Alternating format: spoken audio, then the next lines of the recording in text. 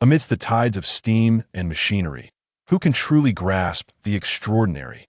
In the annals of history and the shrouds of darkness, who is it that whispers? I awaken from the enigmatic, my eyes open to this world. Firearms, cannons, colossal ships, airships, and differential engines. Potions, divination, curses, the hangman seals. Chapter 1. Crimson. Pain. Oh, the agony. My head aches terribly. The bizarre, whisper-laden dreamscape rapidly disintegrates as the slumbering Zhou Mingrui feels an excruciating throb in his skull, akin to being struck forcefully with a club, or perhaps more like a sharp object piercing his temple, accompanied by a tumultuous sensation. In a haze of confusion, Zhou Mingrui yearns to turn, to clutch his head, to rise, yet finds himself utterly immobilized, as though his body has succumbed to a loss of control. It appears I am not yet truly awake, still ensnared in a dream, perhaps destined to experience that deceptive awakening, a scenario not unfamiliar to Zhou Mingrui, who strives to concentrate his will to completely sever the shackles of darkness and illusion. Alas, in this liminal state of half-sleep and half-wakefulness, the will often drifts like smoke, elusive and difficult to harness. No matter how diligently he tries, his thoughts scatter and distractions emerge.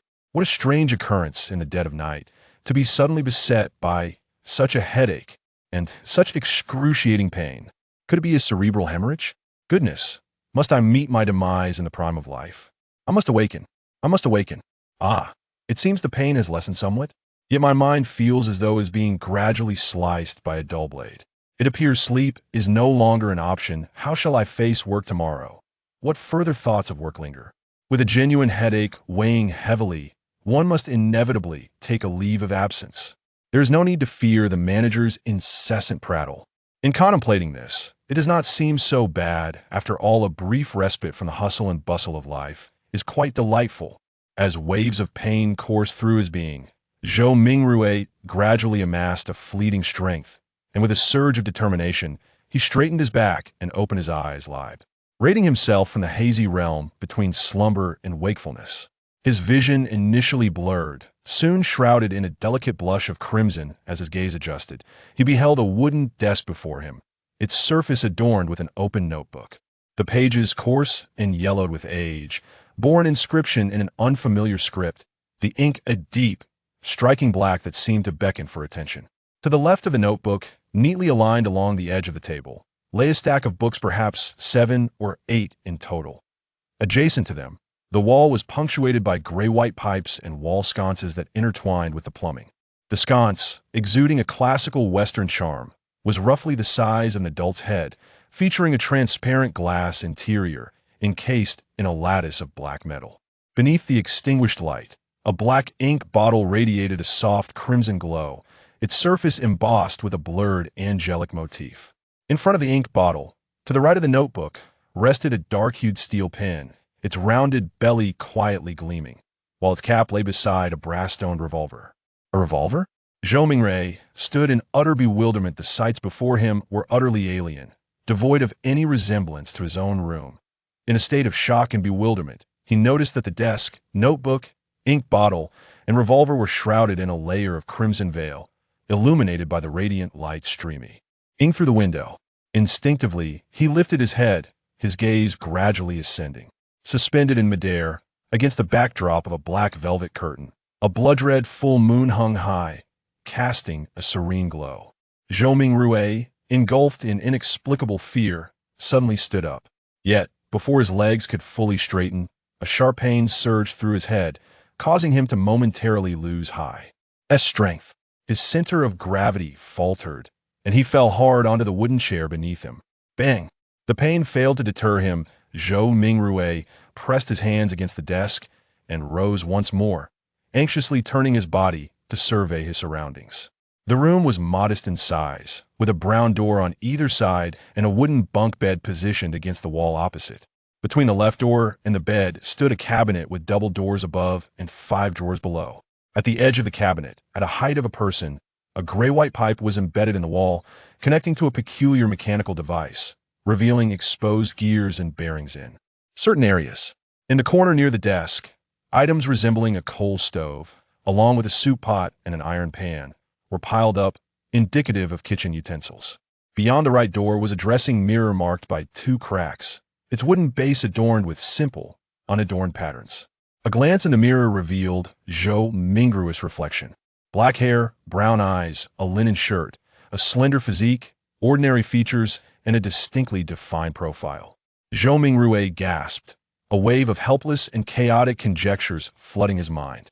The revolver, the classic European and American decor, and the crimson moon that starkly contrasts with Earth all signify an extraordinary event. Could it be that I have traversed dimensions? Zhou Mingrui's mouth slowly gaped open. Having grown up reading web literature, he often fantasized about such scenarios. Yet when faced with the reality, he found it difficult to accept. Is this what they call a love for dragons without understanding them? After a few seconds, Zhou Mingrui bitterly mocked himself. Were it not for the persistent pain in his head, which sharpened his thoughts and kept them taut, he would undoubtedly suspect he was merely dreaming. Calm. Taking several deep breaths, Zhou Mingrui endeavored to quell his rising panic. Klein Moretti, a resident of Tianjin in the Ahova County of the Kingdom of Rune on the northern continent, had recently graduated from the history department of Hoi University. His father, a sergeant in the Royal Army, sacrificed his life during the colonial conflicts on the southern continent, and the compensation he received afforded Klein the opportunity. Why to attend a private grammar school, laying the foundation for his acceptance into university. His mother, a devout follower of the goddess of night, passed away the year Klein passed the entrance examination for Hoi University. He has an elder brother and a younger sister, and they reside together in a modest 2-bedroom apartment. The family is not affluent, one might even say they are in dire straits, currently relying solely on the income of his brother, who works as a clerk in an import-export company. As a graduate of the history department, Klein has mastered the ancient Fuzak language, renowned as the root of the written languages of the northern continent, as well as the Hermetic script frequently found in ancient tombs, associated with rituals and prayers. Hermetic script? A sudden realization struck Zhou Mingrui as he pressed his hand against the throbbing pain in his temple and cast his gaze upon the open notebook sprawled across each desk. He felt the yellowed pages transform from peculiar to foreign, from foreign to familiar, and finally, from familiar to decipherable. These words are inscribed in Hermetic script. The deep, inky strokes conveyed a chilling message. Everyone will die, including me. A gasp escaped Zhou Mingrui. A wave of inexplicable terror washing over him, his body instinctively recoiled, striving to distance himself from the notebook and its haunting inscript. Tyan. Shaking his head, he dismissed it as mere illusion and steadied himself, drawing in deep breaths to calm his racing heart. At that moment, his gaze fell upon the gleaming brass revolver resting nearby, and a question surged forth in his mind. Given Klein's background, how could he possibly afford a firearm? Zhou Mingrui furrowed his brow in contemplation. As he pondered, he suddenly noticed a half-formed red handprint on the edge of the desk, its hue deeper than moonlight and thicker than a gossamer veil. It was a bloody handprint.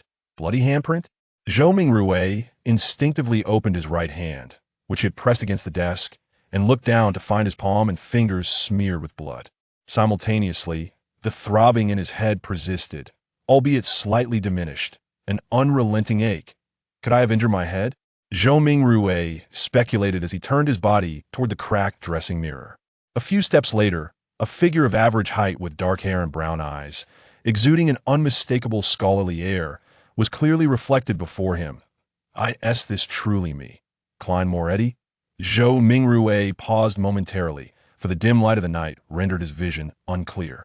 He pressed onward until he was but a step away from colliding with the mirror. Bathed in the ethereal, crimson glow of the moonlight, he turned his head to examine the condition of his temple. The mirror reflected a stark and vivid image, revealing a grotesque wound nestled at his temple, its edges marred by singe marks, surrounded by a macabre array of dried blood, while within, grayish-white brain matter writhed slowly. Chapter 2. The situation with a sudden jolt, Zhou Mingrui recoiled in shock at the sight before him. Taking several steps back as if the reflection in the dressing mirror were not his own, but rather that of a lifeless corpse. How could someone with such grievous wounds possibly still be alive? He found it hard to believe and turned his head to examine the other side. Even though the distance was stretched and the light dimmed, The piercing wound and the deep crimson stain of blood remained unmistakable. Taking a deep breath, Zhou Mingrui endeavored to steady himself. He pressed his hand against his left chest, feeling the vigorous and rapid beating of his heart. As he touched his exposed skin, he discerned that beneath the slight chill lay a warmth that coursed through him. Lowering himself to verify that his knees could still bend, he stood once more, his initial panic subsiding. After taking a couple of steps forward, he suddenly halted, for the blood moon's feeble glow outside was insufficient to facilitate a thorough examination of the situation. A fragment of memory surged forth, prompting Zhou Mingrui to glance at the wall adjacent to his desk, where a gray-white pipe and a metal grid encased a wall lamp. This was the current mainstream gas lamp, its flame steady and illuminating splendidly. Given Klein Moretti's family circumstances, one would not expect even a kerosene lamp, let alone a gas lamp. The use of candles would have been more befitting of their social standing. Yet, for years prior, during his late-night studies in preparation for the Hoy University entrance examination, his brother Benson deemed it essential for the family's future, going so far as to incur debt to provide him with favorable conditions. The sound of striking flint resonated repeatedly. However, the light did not descend as Zhou Mingrui had anticipated. He twisted a few more times, yet the gaslight remained dim. After a few seconds, he turned his body and walked towards the door, arriving before a mechanical apparatus similarly embedded in the wall, connected by gray-white pipes. This was the gas meter. Casting a glance at the exposed gears and bearings, Zhou Mingrui retrieved a coin from his trouser pocket. It was a dark yellow hue, gleaming with a copper sheen. The obverse adorned with the visage of a crowned man, while the reverse was encircled by wheat stalks, featuring the numeral 1. Zhou Mingrui recognized this as the most fundamental currency of the Kingdom of Ruin, known as the copper penny. 1 penny possessed purchasing power roughly equivalent to 3 or 4 of the currency from his previous existence. This coinage also included denominations of 5 pennies, half a penny, and a quarter penny, though these were still rather coarse, necessitating occasional rounding up for purchases in daily life. After allowing the coin, minted during the reign of King George III, to roll between his fingers a few times, Zhou Mingrui pinched it and inserted it into the slender, vertical opening of the gas meter. Clink, clink. As the penny tumbled within the meter, the sound of whirring gears followed, producing a brief yet enchanting mechanical melody. Tap, tap, tap, crack. A cluster of flames ignited, rapidly expanding, with bright light first enveloping the interior of the sconce, then filtering through the transparent glass, casting a warm hue throughout the room. Darkness abruptly receded, the crimson glow retreating from the window. Zhou Mingrui felt an inexplicable sense of reassurance and hastened towards the dressing mirror. After careful consideration, he discovered that apart from the initial bloodstains, the grotesque wounds no longer oozed any fluid, as if they had received the finest treatment and bandaging. The slowly writhing, pallid brain and the visibly expanding flesh of the wound signaled the advent of healing, perhaps in 30 or 40 minutes, or maybe 2 or 3 hours. Only faint traces would remain. Was this the result of the healing effects brought about by the traversal? Zhou Mingrui curled the corner of his mouth in a silent whisper. He then exhaled deeply, reminding himself that, regardless of the circumstances, he was still very much alive. Steadying his nerves, he opened the drawer, retrieved a small bar of soap, and took one of the worn towels hanging beside the cupboard. He then opened the door and made his way to the shared washroom on the 2nd floor. Yes, he needed to tend to the blood on his head, lest he perpetually resemble a crime scene, which would not only frighten himself, but might also disturb his sister Melissa, who needed to wake early the next day. That would be an undesirable outcome. The corridor outside was shrouded in darkness, with only the crimson moonlight filtering through the window at the end, faintly outlining the protruding shapes and rendering them akin to pairs of monstrous eyes silently observing the living in the depths of night. Zhou Mingrui tread lightly, feeling a sense of trepidation as he approached the washroom. Once inside, the moonlight intensified, illuminating everything clearly. Zhou Mingrui stood before the sink and turned on the tap. The sound of rushing water filled the air, and he suddenly thought of Mr. Frankie, the landlord. Since the water bill was included in the rent, this diminutive, slender gentleman, adorned with a top hat, waistcoat, and formal black attire, always eagerly inspected the washrooms, eavesdropping on the sound of flowing water within. If the clamor grew excessively loud, Mr. Frankie would disregard all notions of gentlemanly decorum, fiercely brandishing his cane to strike the lavatory door while vociferously exclaiming, "Damn thief! Wastefulness is a disgrace." I have noted your presence. Should I encounter you again, take your filthy baggage and leave. Believe me, this is the most advantageous apartment in Tingen City. You will not find a more generous landlord than I. After peering into the dilapidated mirror of the lavatory and confirming the ghastly wound in his pallid visage, Zhou Mingrui felt a wave of relief wash over him. He then removed his linen shirt, using soap to scrub away the bloodstains. At that moment, a frown creased his brow as he recalled there might be further complications, the exaggerated wound and the profusion of blood, beyond his own. There must be traces elsewhere in the room. Upon investigation, he immediately discerned numerous splatters of blood on the floor and beneath the desk, while by the left wall lay a glistening yellow bullet casing. Had a revolver been pressed to his temple and fired? The clues swiftly coalesced, leading Zhou Mingrui to surmise the cause of Klein's demise. There were 5 bullets in total, 1 casing, all gleaming with a brass luster. His gaze shifted to the open notebook, where the words, "Everyone will die, including me," were inscribed, and a surge of additional questions flooded his mind. Where did the gun come from? Was it suicide, or a ruse to disguise a suicide? What sort of trouble could a history major from a humble background have encountered? How could such a method of suicide result in only this scant trace of blood? Was it because I traversed time just in time, endowed with healing benefits? After a moment of contemplation, Zhou Mingrui donned another linen shirt and settled into a chair, pondering more significant matters. Fortune had dealt him a dismal hand, for he had performed a ritual for auspicious change before dinner that very evening. A flash of inspiration illuminated Zhou Mingrui's mind, dispelling the fog that had shrouded his memories.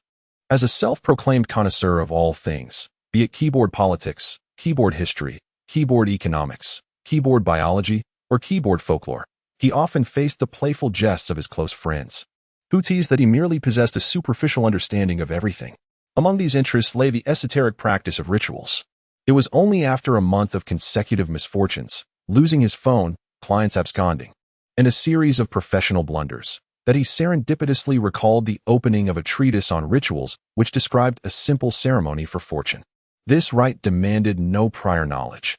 One merely needed to prepare 4 portions of the staple food of their region, placing them in the corners of the room, be it on a table or a cabinet. Then, standing in the center of the room, one would trace a square in a counterclockwise direction with 4 steps. The first step involved sincerely reciting the name of the Xianhuang celestial master. The second, the name of the Xianhuang heavenly sovereign. The third, the name of the Xianhuang deity. And the fourth, the name of the Xianhuang celestial honor. Upon completing the steps, one would close their eyes and wait in silence for 5 minutes, thus concluding the ritual, with a mindset that nothing could be lost. He retrieved the book and diligently followed the instructions before dinner. However, nothing seemed to transpire at that moment. Yet, to his astonishment, by midnight, he found himself transported to another realm. Transcended. Regardless of the circumstances, he resolved to give it a try. Even a dead horse could be treated as a living one in the pursuit of hope. Chapter 3. Melissa with a plan firmly established. Zhou Mingrui felt a sense of reassurance wash over him, dispelling his previous panic, indecision, and insecurity that had curled up in a corner of his mind. Only at this moment did he find the composure to closely examine the fragmented memories of Klein that lingered within him. Perhaps influenced by the bullet's passage, Klein's recollections resembled shattered glass, devoid of coherence and conspicuously lacking in content in many areas. Questions loomed. From whence had the exquisitely crafted revolver come? Was it a suicide or a homicide? What did the note's ominous declaration that everyone will die, including me, truly signify? Had he been involved in any peculiar occurrences 2 days prior to the incident? In 2 days, he was to attend an interview at the history department of Tingen University. The tradition in the Kingdom of Rune dictated that graduates who did not remain at the university would receive recommendations from their mentors. And Zhou Mingrui had been provided with letters of recommendation for both Tingen University and Klein University, as he silently observed the world outside. The crimson moon dipped toward the west, gradually sinking until the eastern horizon was kissed by the faintest light, turning golden. At that moment, sounds emanated from the inner room, and soon, footsteps approached the isolation door. Melissa had awakened, punctual as ever. Zhou Mingrui smiled faintly. Influenced by Klein's memories, he felt an inexplicable kinship toward Melissa, akin to that of a beloved younger sister. Yet, he quickly quipped to himself that he did not possess a sister. Unlike Klein, Melissa's formative education had not been completed in the Sunday school of the Church of the Night Goddess. By the time she reached school age, The Kingdom of Rune had enacted the Elementary Education Act, establishing a committee for middle and lower education, specifically providing funding to enhance educational opportunities. In just 3 years, numerous public primary schools were established under the premise of incorporating several church schools, strictly adhering to the principle of religious neutrality, and refraining from involving the conflicts of the Lord of Storms, the Goddess of Night, and the Church of Steam and Machinery. Compared to the Sunday school that charged merely a copper penny each week, the public primary schools, with a weekly fee of 3 pennies, appeared rather expensive. However, the former offered lessons only 1 day a week, while the latter provided education for a full 6 days, rendering it almost free when considered in totality. Melissa, unlike most girls, had an early fascination with gears, springs, bearings, and other related objects, aspiring to become a steam mechanic. Her elder brother, Benson, who had experienced the shortcomings of education and understood its significance, supported his sister's dream, just as he had backed Klein's pursuit of higher education. After all, the Tianjin Technical School could only be considered a secondary education, eliminating the need for further accumulation at a grammar or public school. In July of last year, 15-year-old Melissa successfully passed the entrance examination and fulfilled her aspiration of joining the Steam and Machinery Department at Tianjin Technical School, with her weekly tuition rising to 9 pennies. Meanwhile, Benson's employment at the import-export company was severely impacted by the situation in the southern continent, resulting in a significant decrease in both profits and business volume, forcing the company to lay off over a third of its workforce. To secure his job and sustain his livelihood, Benson had no choice but to accept more demanding tasks, often requiring overtime or travel to harsh environments, much like the circumstances he faced these past few days. It was not that Klein had never contemplated assisting his brother financially. However, as a commoner who had gained entry to university through ordinary grammar school, he acutely felt his inadequacies upon entering higher education. For instance, Old Futhark, the foundational language of all nations in the northern continent, was a subject that aristocratic science and the children of the affluent had been studying since childhood. While he only encountered it for the first time in university, there were numerous similar areas where Klein exerted every ounce of his strength, often burning the midnight oil and rising before dawn, merely to keep pace with his peers and graduate with a middling record. Memories of his elder brother and younger sister flickered through Zhou Mingrui's mind until he turned the handle and the door to the room creaked open. Only then did he abruptly awaken, realizing he was holding a revolver in his hand. This was a semi-restricted item. It would frighten children. And then there was the wound on his head. Seeing Melissa about to emerge, Zhou Mingrui pressed his temple and hastily pulled open the desk drawer, tossing the revolver inside with a loud thud. "What happened?" Melissa asked, peering in with a puzzled expression upon hearing the noise. Catching sight of his sister's inquisitive brown eyes, Zhou Mingrui feigned composure, picked up an object near his hand, and calmly closed the drawer, concealing the revolver. The sensation of his other hand on his temple confirmed that the wound had healed. The item he had retrieved from the drawer was a silver-white pocket watch adorned with a vine and foliage pattern. With a gentle press on the crown, the cover sprang open. He is the father of 3 siblings, a legacy from the Royal Army sergeant, the most valuable possession he left behind. Yet, being a second-hand item, it has inevitably encountered issues in recent years. Despite having sought the expertise of a watchmaker for repairs, it remains unresponsive, causing Benson, who relishes the status it confers, to face embarrassment repeatedly, ultimately abandoning it at home. It must be said that perhaps Melissa possesses an innate talent for mechanics. After mastering the theoretical knowledge, she began to tinker with the pocket watch using the tools available at her technical school, recently boasting that she had successfully repaired it. Zhou Mingrui watched as the case of the watch sprang open, revealing the second hand frozen in place. Instinctively, he turned the crown, intending to wind the watch. However, after several rotations, the anticipated sound of the mainspring tightening remained elusive, and the second hand remained motionless. It seemed to be broken once more. He glanced aimlessly at his sister. Melissa shot him a blank stare before striding over and snatching the pocket watch from his hands.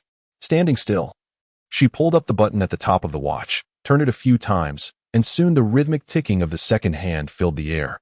Normally, pulling it up should adjust the time. Zhou Mingrui's expression became one of bewilderment. At that moment, the distant chimes of the cathedral echoed, resonating 6 times, ethereal and haunting. After listening intently, Melissa elevated the button further and continued to twist it, setting the time accurately. She cast a lingering glance at her brother before turning towards the cabinet, retrieving her toothbrush, towel, and other items, and then stepped out through the door towards the communal washroom. Her earlier expression bore an air of both disdain and resignation. Was that a look of affection for her intellectually challenged brother? Zhou Mingrui shook his head with a soft chuckle, snapping the cover of his pocket watch shut with a distinct click, only to reopen it with another soft pop. Engaging in this repetitive motion, his mind began to wander, pondering a perplexing question.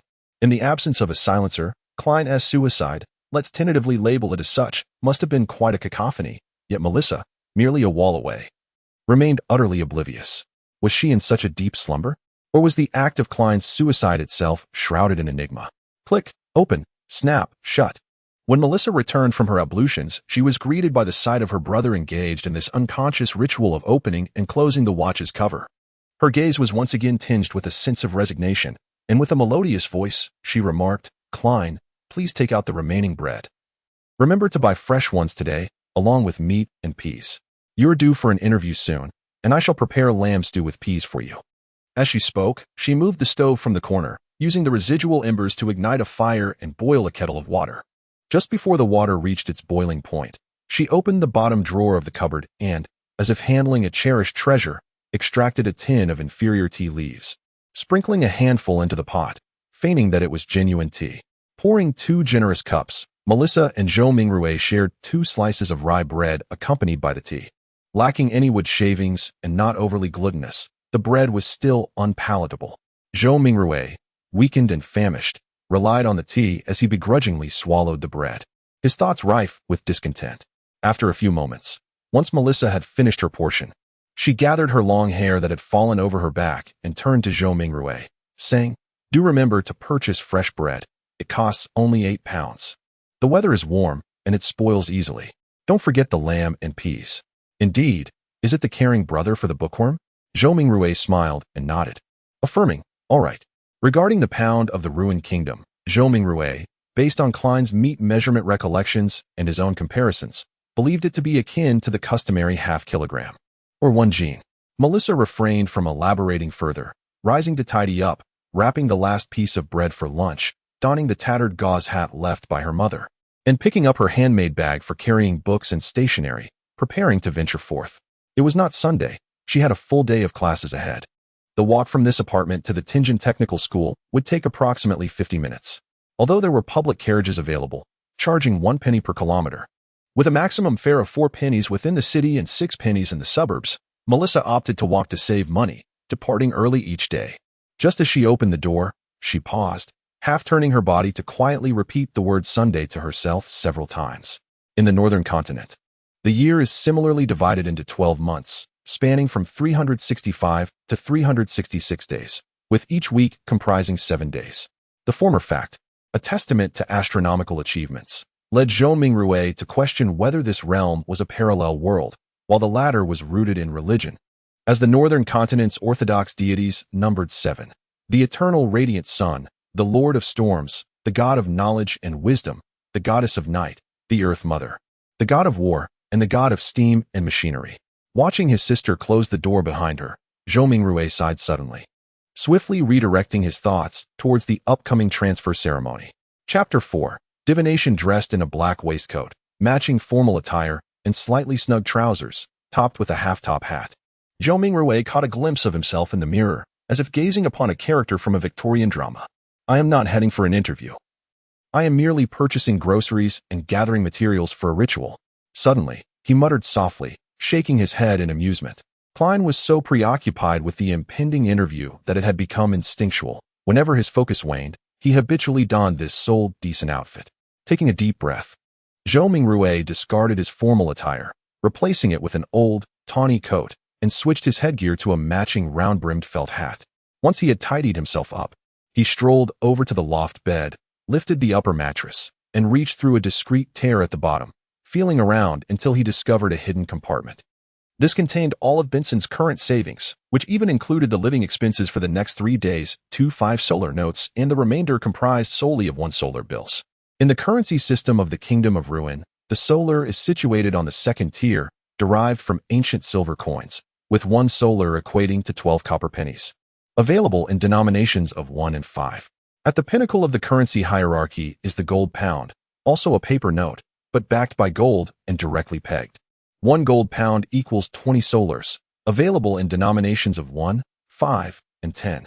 Zhou Mingrui unfolded the banknotes, inhaling a faint and delicate scent of special ink. This is the aroma of money, perhaps influenced by shards of Klein's memories, or perhaps due to his own unaltered yearning for wealth in that moment. Zhou Mingrui felt a burgeoning affection for these little treasures. Behold, the intricate patterns are so exquisite that even the stern and austere King George III, with his prominent mustache, appears charming. Observe how the watermark, illuminated by the sunlight, captivates the eye. The meticulously designed anti-counterfeiting label distinguishes it starkly from the gaudy imitations. Smoothly adjusting the fabric near the torn area, Zhou Mingrui neatly folded the 2 banknotes and placed them in the left pocket of his brownish-yellow coat, separate from the few pennies in his trouser pocket. Having accomplished this, he tucked the keys into his right pocket, took hold of the large, dark brown paper bag, and briskly made his way to the door. The sound of footsteps transitioned from hurried to leisurely, eventually coming to a halt. Standing by the door, Zhou Mingrui found his brow furrowed, though he could not recall when it had come to be. The circumstances surrounding Klein's suicide were shrouded in mystery. Would venturing out lead to unforeseen peril? This was the only self-defense weapon he could conceive, and it was indeed formidable. Although he had never practiced shooting, merely drawing the handgun must suffice to intimidate anyone. After caressing the cold metallic cylinder, Zhou Mingrui stowed the pistol into the same pocket as the banknotes, clutching the currency tightly while pressing his fingers firmly against the grip, achieving a flawless concealment. A sense of security washed over him, yet a sudden worry emerged. Could there be an accidental discharge? Thoughts flooded his mind, but he quickly devised a plan. He drew the handgun, swung the cylinder to the left, positioning the empty chamber from the suicide to the firing position, and then snapped it shut. Thus, even in the event of an accidental discharge, it would merely be a blank. After securing the handgun once more, Zhou Mingrui left his left hand nestled in his pocket. Refraining from drawing it out again, he adjusted his hat with his right hand, pulled open the heavy door, and stepped outside with a clang. The corridor remained dimly lit during the day, and the sunlight filtering through the window at the end was quite limited. Zhou Mingrui descended the stairs briskly, leaving the apartment. And only then did he truly experience the brilliance and warmth of the day. Although it was nearing July, heralding the height of summer, Tianjin, located in the northern reaches of the Kingdom of Ruin, possessed unique climatic characteristics. The highest temperature throughout the year barely reached 30 degrees Celsius. The early morning air was refreshingly cool, and in some parts of the street, dirty water flowed freely, with debris carelessly strewn about. In Klein's recollection, such scenes were not uncommon in areas inhabited by the lower-income class, even where sewers existed, due to the density of population and the realities of life. Come. Delightful pan-fried fish, hot and fresh oyster soup. A bowl in the morning will invigorate you all day long. Fresh fish delivered from the port, only 5 pence each. Pancakes, eel soup with ginger beer. Conch. Freshly harvested vegetables from the farms outside the city, both cheap and fresh. The street vendors, selling vegetables, fruits, and prepared foods, shouted loudly, beckoning to the hurried passers-by. Some would pause to compare prices meticulously, while others waved impatiently, for they had yet to secure their day's work. Zhou Mingrui inhaled the contrasting sense of filth and flavor in the air, gripping the gun handle firmly in his left hand, clutching banknotes tightly. While his right hand pressed down on the brim of his felt hat, he slightly bent forward, lowering his head to navigate through the bustling street. Where there were crowds, there were thieves, especially in this neighborhood rife with the semi-unemployed and starving children driven by desperation. As he continued onward, once the density of the surrounding crowd returned to normal, Zhou Mingrui straightened his posture, lifted his head, and gazed upon the street. There, a wandering accordionist played, his melodies oscillating between melodious and fervent. Beside him gathered a number of raggedly dressed children, their faces pale and sallow from malnutrition. A woman, her expression vacant, passed by. Her skirt was soiled, and her skin lacked luster. Only when her gaze fell upon the group of children did a flicker of light cross her dull eyes, as if she glimpsed a reflection of herself from 30 years ago.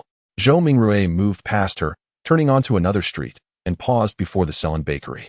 The proprietor, an elderly lady named Wendy Selen, was in her 70s. Her hair had turned entirely gray, yet her face was perpetually adorned with a gentle smile. Since Zhou Mingrui's earliest memories of Klein, she had been selling bread and pastries there. Indeed, her homemade rye bread and lemon cake were delectable. Zhou Mingrui swallowed hard and smiled, saying, "Mrs. Sellin, one loaf of your rye bread, please." As she wrapped the bread, Wendy remarked, "What a diligent young man he is. Surely, he will find a good wife." With a playful smile curving her lips, she continued, "Now that you've graduated from our history department at Hoi University, you will soon be earning money. You shouldn't be living in such an apartment. At the very least, you ought to have your own washroom." If Klein successfully passes the interview and becomes a lecturer at Tianjin University, the entire family will indeed be on the path to prosperity. In the fragments of his memory, he even fantasized about renting a detached house in the outskirts, featuring 5 or 6 rooms upstairs, 2 washrooms, and a spacious balcony, while downstairs there were 2 additional rooms. A dining room, a living room, a kitchen, another washroom, and a subterranean storage space. This was not merely a whimsical desire. Even a lecturer in the internship phase at the University of Tübingen could earn a weekly salary of 2 gold pounds, which would rise to 3 gold pounds and 10 shillings upon confirmation of their position.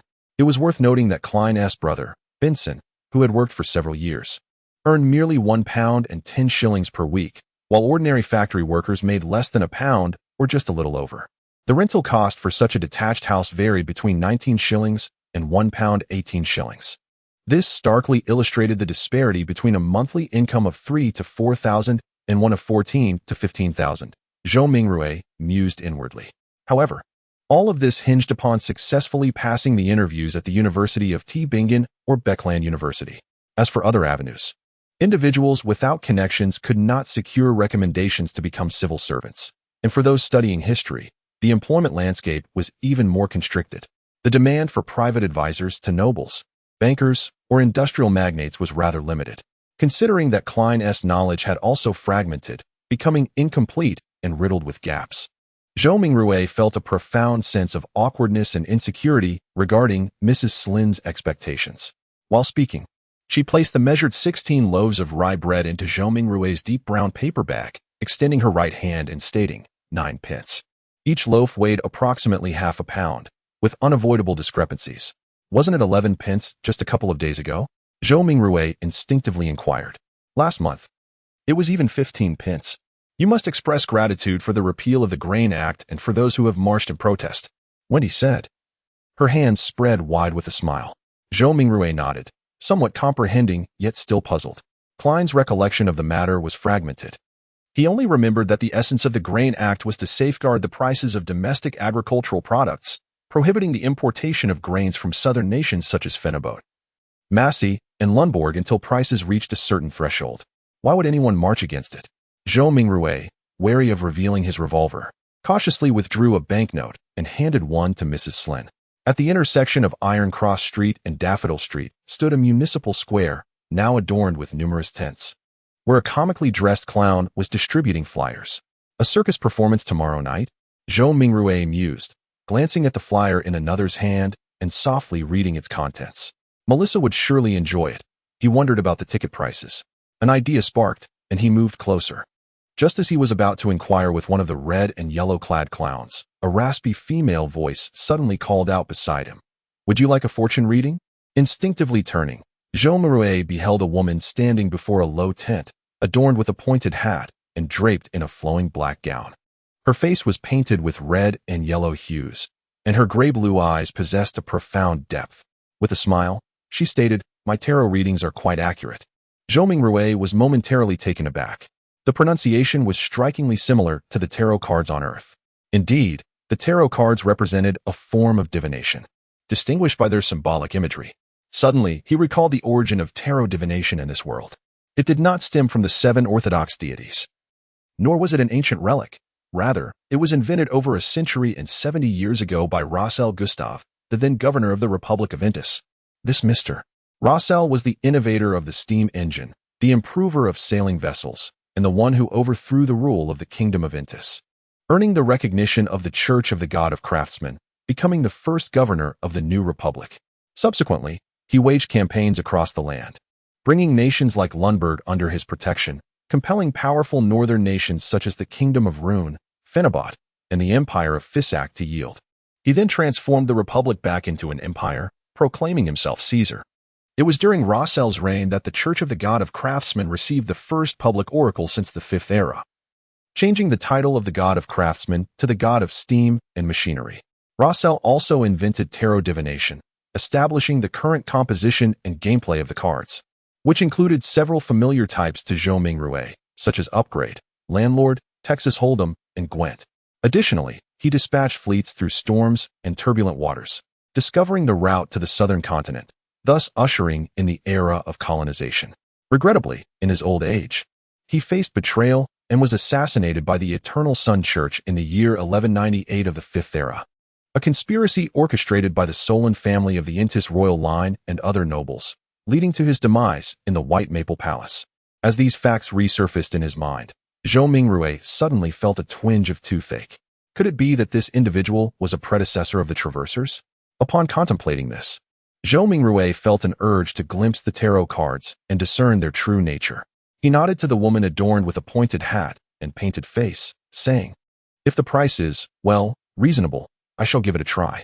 The woman instantly replied with a smile, "Sir, you are the first to seek a reading today. It is complimentary." Chapter 5, The Ritual Complimentary? The most expensive things are often free. Zhou Mingrui silently mused, resolving to firmly decline any additional services that might be offered. Let us see if you can divine that I am a traveler from another realm. With this thought, Zhou Mingrui followed the vividly painted woman as she gracefully entered the low tent. The interior was shrouded in darkness, with only a faint light filtering through, vaguely illuminating a table strewn with cards. The woman, undeterred by the gloom, glided in her flowing black gown around the table, taking her seat opposite him and lighting a candle. The flickering, warm glow cast an atmosphere of both clarity and obscurity, imbuing the space with an air of mystique. Could Comrade Roselle truly be a predecessor, perhaps a fellow compatriot from my gluttonous empire? Zhou Mingrui's lips twitched as he drifted into reverie. Before he could fully examine the cards laid before him, the woman, claiming to possess remarkable divination skills, swiftly gathered the tarot cards into a stack and pushed them towards him. "You shall shuffle and cut the deck," the circus fortune teller intoned in a husky voice. "Me? Shuffle?" Zhou Mingrui instinctively questioned. The fortune teller's face, painted in hues of red and yellow, shifted slightly, revealing a faint smile as she replied, "Indeed. Each individual's destiny can only be unveiled by themselves. I am merely an interpreter." Zhou Mingrui immediately responded with caution, asking, "There are no additional fees for interpretation, are there? As an amateur folklorist, I have encountered such tricks many times." The fortune teller appeared momentarily taken aback, and after a pause, mumbled, "It's free." Zhou Mingrui felt a sense of relief, tucked his revolver a little deeper into his pocket, and then calmly extended his hands, skillfully shuffling and cutting the cards. All set. He placed the freshly shuffled tarot cards in the center of the table.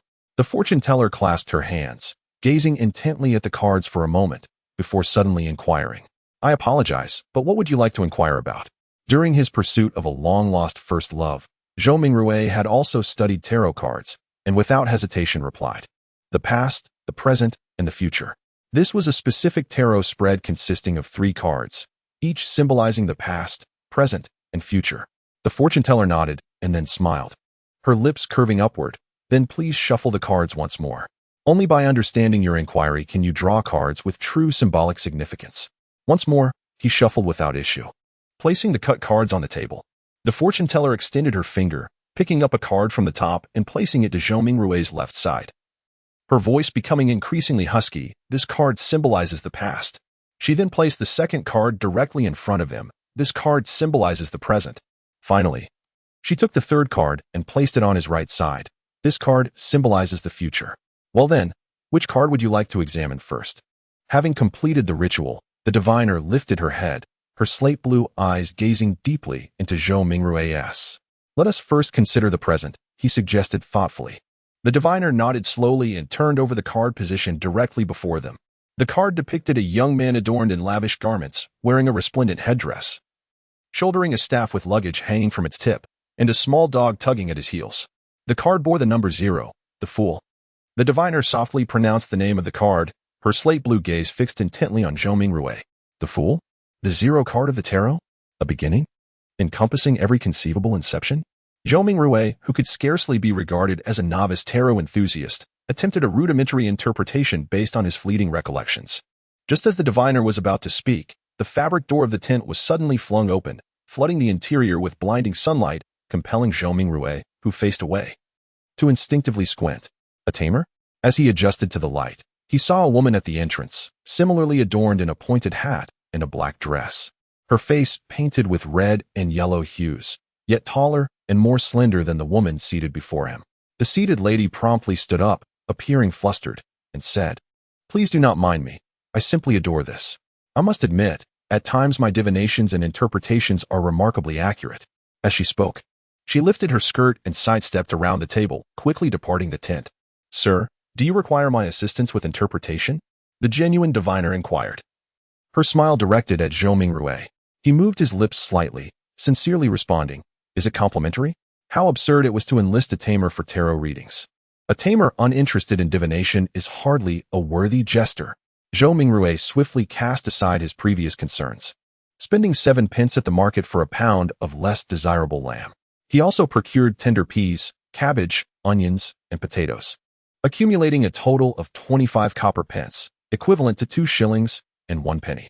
Alas, his funds were dwindling. Poor Benson Zhou Mingrui had not only lost the 2 paper notes he had taken with him, but also spent a penny that had been in his pocket. With staple foods in hand, he could now conduct the transit ritual. As the tenants on the second floor gradually departed, Zhou Mingrui did not hasten to perform the ritual. Instead, he first translated the phrases Fuxing Xianyuan Xianzuan and others into ancient Farsak and Rune languages, contemplating that if the original incantation proved ineffective, he would attempt it again the following day in the local tongue. After all, one must consider the different customs of 2 realms. However, he found himself unable to translate the sacred phrases into the ancient Hermetic script due to a limited vocabulary. Having completed these preparations, he withdrew 4 loaves of rye bread from his paper bag. He placed one in the corner where the coal stove used to stand, another at the base of the dressing mirror, a third atop the cupboard where 2 walls converged, and the last beside the clutter on his desk. Taking a deep breath, Zhou Mingrui positioned himself in the center of the room, calming his mind for a few moments before stepping forward with gravity, moving counterclockwise around the square. With his first step, he whispered, "Fuxing Xianyuan Xianzuan." In his second step, he sincerely murmured, "Fuxing Xianyuan Tianjun." For the third step, Zhou Mingrui held his breath and softly intoned, "Fuxing Xianyuan Shangdi." In the fourth step, he exhaled a breath of murky air and silently recited, "Blessings from the celestial sovereign." After completing his ritual, Zhou Mingrui closed his eyes, awaiting the outcome with a mixture of anticipation and trepidation, hope and unease. Would it prove effective? Would unforeseen circumstances arise? The darkness before him was tinged with the deep crimson of the light. Thoughts surged within his mind, tumultuous and restless.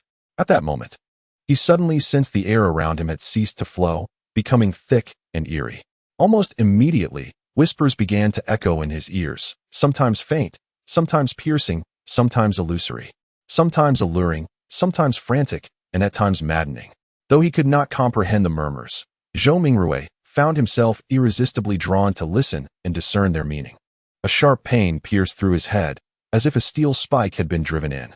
He felt as though his mind might shatter, thoughts swirling in a hallucinatory haze. Realizing something was amiss, he struggled to open his eyes, yet he could not accomplish this seemingly simple task. His entire being grew increasingly taut, as if on the verge of snapping. An ironic thought flickered through his mind. One does not perish by mere folly. Just as he could no longer bear it, and the tension in his mind threatened to rupture, the cacophony of overlapping whispers receded, leaving the surroundings profoundly still, the atmosphere rather ethereal. Not only the ambience, but Zhou Mingrui also sensed his body becoming similarly insubstantial. He attempted to open his eyes again, and this time he found it remarkably effortless. A swirling gray mist met his gaze, hazy and indistinct, stretching infinitely. What was this situation? Zhou Mingrui gazed around in astonishment, then lowered his head to discover himself hovering at the edge of an infinite expanse of gray mist. The mist flowed like water, adorned with deep crimson stars, some large, others diminutive, some hidden in the depths while others floated on the surface. As he beheld this holographic scene, Zhou Mingrui, half bewildered and half curious, extended his right hand, attempting to touch a deep crimson star that floated nearby, seeking a means of escape. The moment his fingertip grazed the surface of the star, Ripples surged forth from his being, igniting the crimson in a fantastical explosion akin to a dreamlike firework. Consequently, the star radiated an even brighter luminescence. Zhou Mingrui felt his mind emptying, his spirit dissipating. In the capital of the Rune Kingdom, Beakland, within a lavish villa in the Queen's district, Audrey Hall sat before her vanity, caressing the ancient, cracked copper mirror that lay upon the table. Mirror, mirror, awaken swiftly. I command you to awaken in the name of the Hall family. She attempted various incantations, yet the mirror remained unresponsive. After several minutes of futile effort, she finally chose to relent, pouting in disappointment and murmuring softly, "Father has indeed deceived me. He always tells me this mirror is a treasure of the ancient Solomon Empire, an extraordinary relic." No sooner had she spoken than the copper mirror on the table suddenly erupted in deep crimson light, enveloping her entirely. Meanwhile, on the Suanya Sea, an antiquated three-masted sailing ship traversed the stormy waters. Alger Wilson stood upon the deck, his body swaying with the tumultuous waves, effortlessly maintaining his balance. Draped in a long robe embroidered with patterns of lightning, he cradled an oddly shaped glass vial in his hands, within which bubbles occasionally surged and frost occasionally coalesced into snow, while at times a breeze traced ephemeral patterns. "We still lack the blood of the ghost shark," Alge murmured. Suddenly, a deep crimson burst erupted between the vial and his palm, engulfing the surroundings in an instant. Amidst a shroud of grayish-white mist, Audrey Hall regained her vision, glancing around in both terror and confusion, only to find a similarly blurred figure across from her, a man whose outline was indistinct. In near unison, they discerned the presence of a mysterious individual cloaked in the same grayish fog, standing not far away. The enigmatic Zhou Mingrui stood there, equally astonished. "Your Excellency, where are we? What do you intend to do?" Audrey and Alge initially froze, ensnared in silence, before speaking in unison. Chapter 6, The Extraordinary Ones. The same Ruin language, imbued with a gravity that felt taut. "Where are we? What do I wish to do? I, too, seek answers." Zhou Mingrui calmly echoed their inquiries in silence. What struck him most profoundly was not the sentences formed by words, nor the meanings they conveyed, but rather the panic, vigilance, fear, and reverence exhibited by the man and woman before him. To be inexplicably drawn into this realm of gray mist, even as the instigator, he felt an extraordinary sense of bewilderment and shock, how much more so for them, the unwilling participants. To them, such occurrences and experiences likely transcended the realm of imagination. In this moment, Zhou Mingrui contemplated two choices. The first was to feign being a victim, concealing his true identity to gain a measure of trust, observing the unfolding events with a watchful eye, and navigating through the murky waters. The second was to maintain the enigmatic persona perceived by the man and woman, actively steering the development of events to extract valuable information. With little time for extensive contemplation, Zhou Mingrui seized the fleeting thought that flickered through his mind and swiftly resolved to attempt the latter approach, leveraging the current psychological state of his counterparts to exploit his greatest advantage. An experiment, indeed. Audrey Hall gazed at the mysterious man shrouded in a haze of gray-white mist, finding the situation absurd, amusing, chilling, and bizarre. Just moments ago, she was in her bedroom, before her vanity, and now she found herself in this fog-laden realm. What a bewildering transformation. Alge Wilson harbored similar intentions to probe, yet his wealth of experience rendered him more composed. He restrained his impulse and chose to silently observe. Zhou Mingrui turned his gaze toward the questioner, faintly discerning a figure through the haze, an elegant girl with flowing golden hair and a tall stature, though her features remained indistinct. At that moment, Zhou Mingrui experienced a sudden epiphany. When he became stronger or gained a deeper understanding of this foggy world, he might truly pierce through the haze and clearly perceive the appearances of the girl and the man. In this incident, they were the guests, while he was the host. The sweet-voiced girl and the composed, reserved man appeared almost ethereal, tinged with a subtle blush, resembling two deep crimson stars casting their reflections upon the mist. This projection is founded upon the intangible yet profoundly felt connection between oneself and the deep crimson.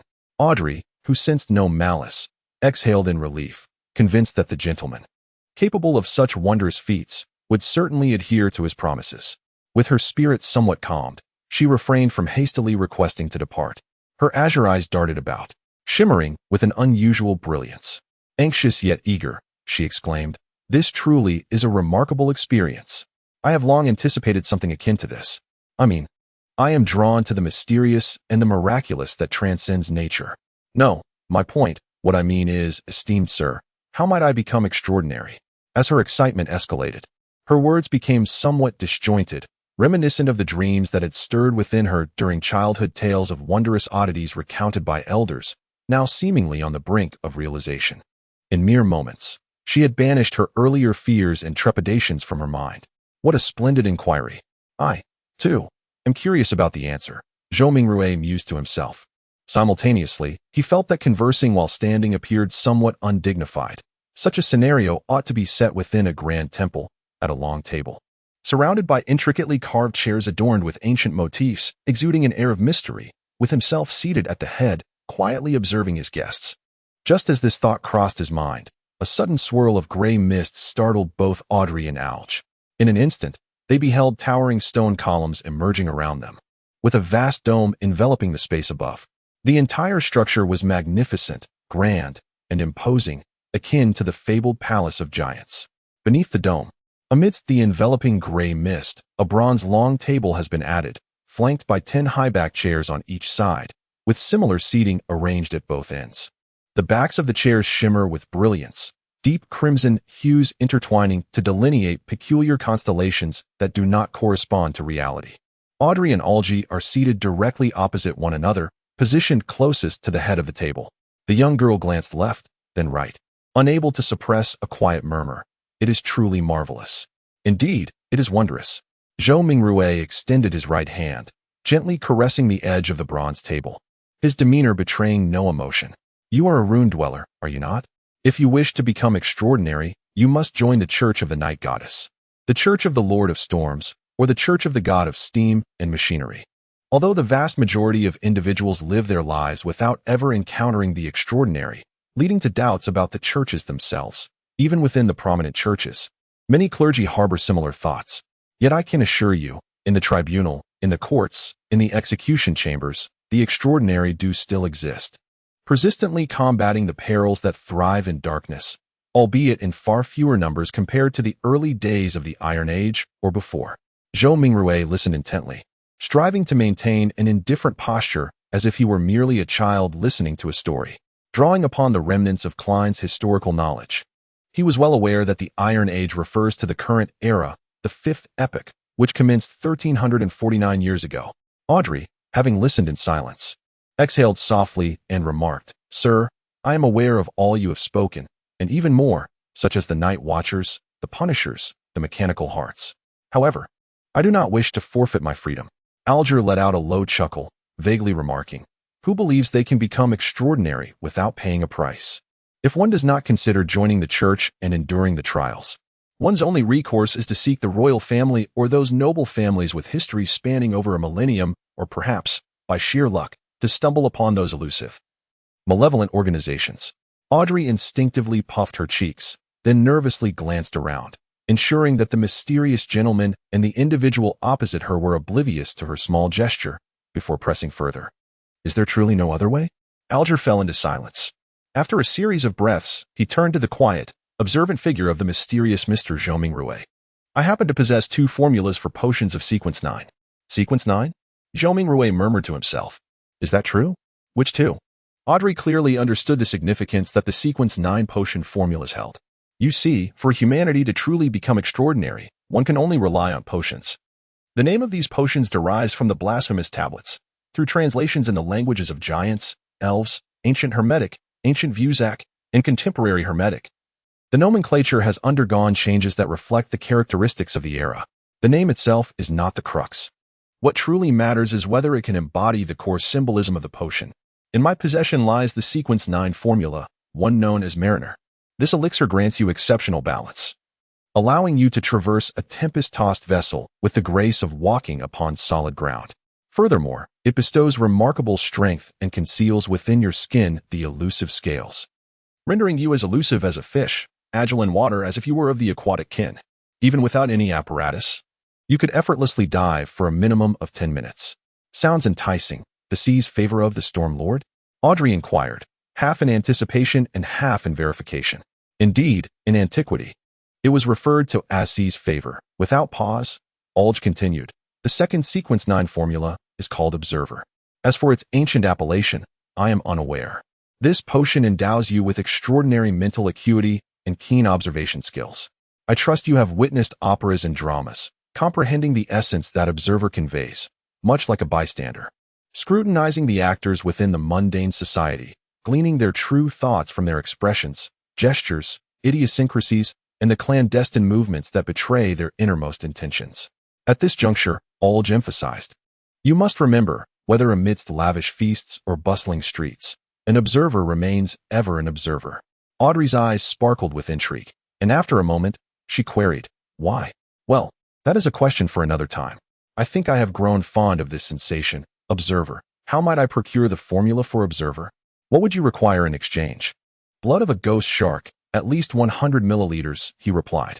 Audrey initially nodded with excitement, then inquired with concern, if I manage to obtain it, that is, if. How shall I provide it to you? Moreover, how can I ensure that after you acquire the blood of the ghost shark, you will grant me the potion's formula, as well as its authenticity?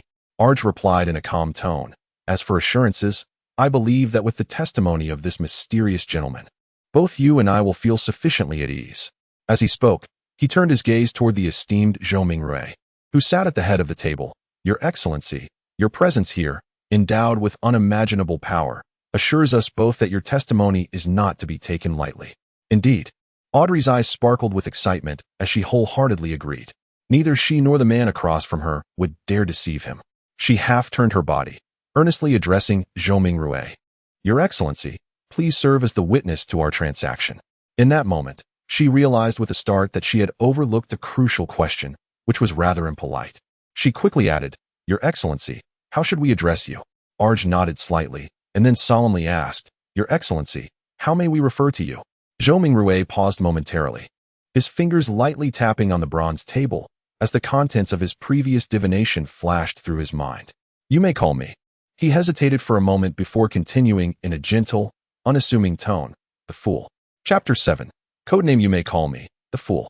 Unexpected yet entirely fitting. The appellation perfectly encapsulates the essence of mystery, strength, and enigma. After a brief moment of silence, Audrey rose, delicately lifting her skirt, bending her knee, and performed a courteous bow to Zhou Mingrui.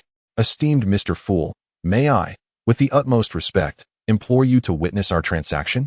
It would be our honor, Mr. Fool. Alge followed suit, placing his right hand over his heart and bowing respectfully. Zhou Mingrui raised his right hand in a gesture of encouragement, smiling as he replied, Please, continue. Alge nodded and resumed his seat, turning to Audrey and stating, Should you procure the blood of the ghost shark, please ensure it is delivered to the Warriors and the Sea Tavern on Pelican Street in the White Rose district of Price Harbor. Inform the proprietor, Williams, that it is a request from the captain. Once I confirm, will you send me the address for the potion's formula, or shall I convey it to you directly here? After a moment of contemplation, Audrey beamed and replied, I shall opt for the more discreet method, right here, though it will indeed challenge my memory. With Mr. Fool agreeing to witness the transaction, it implied that there would be similar gatherings in the future. Contemplating this, she suddenly turned her head, her eyes sparkling with curiosity as she proposed, Mr. Fool, would you mind having more of these delightful experiments in the future? Alge, having listened attentively, felt a surge of excitement and quickly chimed in, Mr. Fool, do you not find these gatherings to be quite fascinating? Although your strength surpasses our imagination, there will always exist realms that elude your understanding and expertise. The lady before us, evidently of noble lineage, possesses her own unique experiences, insights, channels, and resources. Perhaps in the future, we could assist you with those seemingly trivial matters that you find inconvenient to address personally. In his perspective, being drawn here without defense or resistance signifies that the initiative lies with the enigmatic Mr. Fool. It is not as simple as wishing to withdraw from this gathering. Success in such a desire is not guaranteed. Therefore, it would be more prudent to delve deeper into the benefits of this encounter, allowing the gains to compensate for our passive and unfavorable position. The trio at the long table hails from diverse backgrounds, each with distinct resources, channels of information, and knowledge of various mysterious domains. If we could engage in mutual exchange and limited collaboration, the resultant effects would be immeasurable and extraordinary. For instance, Regarding the resource exchange we just established, should one desire to eliminate a foe, assistance could be sought from members of this gathering who appear to have no connection, effectively diverting the situation in an entirely different direction. Mr. Fool, I believe this is a splendid proposition. As long as this gathering becomes a regular occurrence, certain matters, should you find it inconvenient to address personally, can be delegated to us, provided they remain within our capabilities. However, an increase in gatherings also heightens the risk of exposing one's true nature. Indeed, in any world, there are no endeavors devoid of drawbacks. Zhou Mingrui extended his right hand once more, tapping his fingers lightly against the edge of the long table. Considering that both the initiation and dissolution of the gathering lie within one's own control, any issues that may arise remain manageable, and the advantages evidently outweigh the disadvantages. Zhou Mingrui made a swift decision. His gentle tapping ceased as he turned to meet the four expectant, yet apprehensive gazes. Smiling as he spoke, I am a proponent of equitable exchange. I shall not impose upon you for assistance without reciprocation. Every Monday at 3 in the afternoon, I will endeavor to be alone.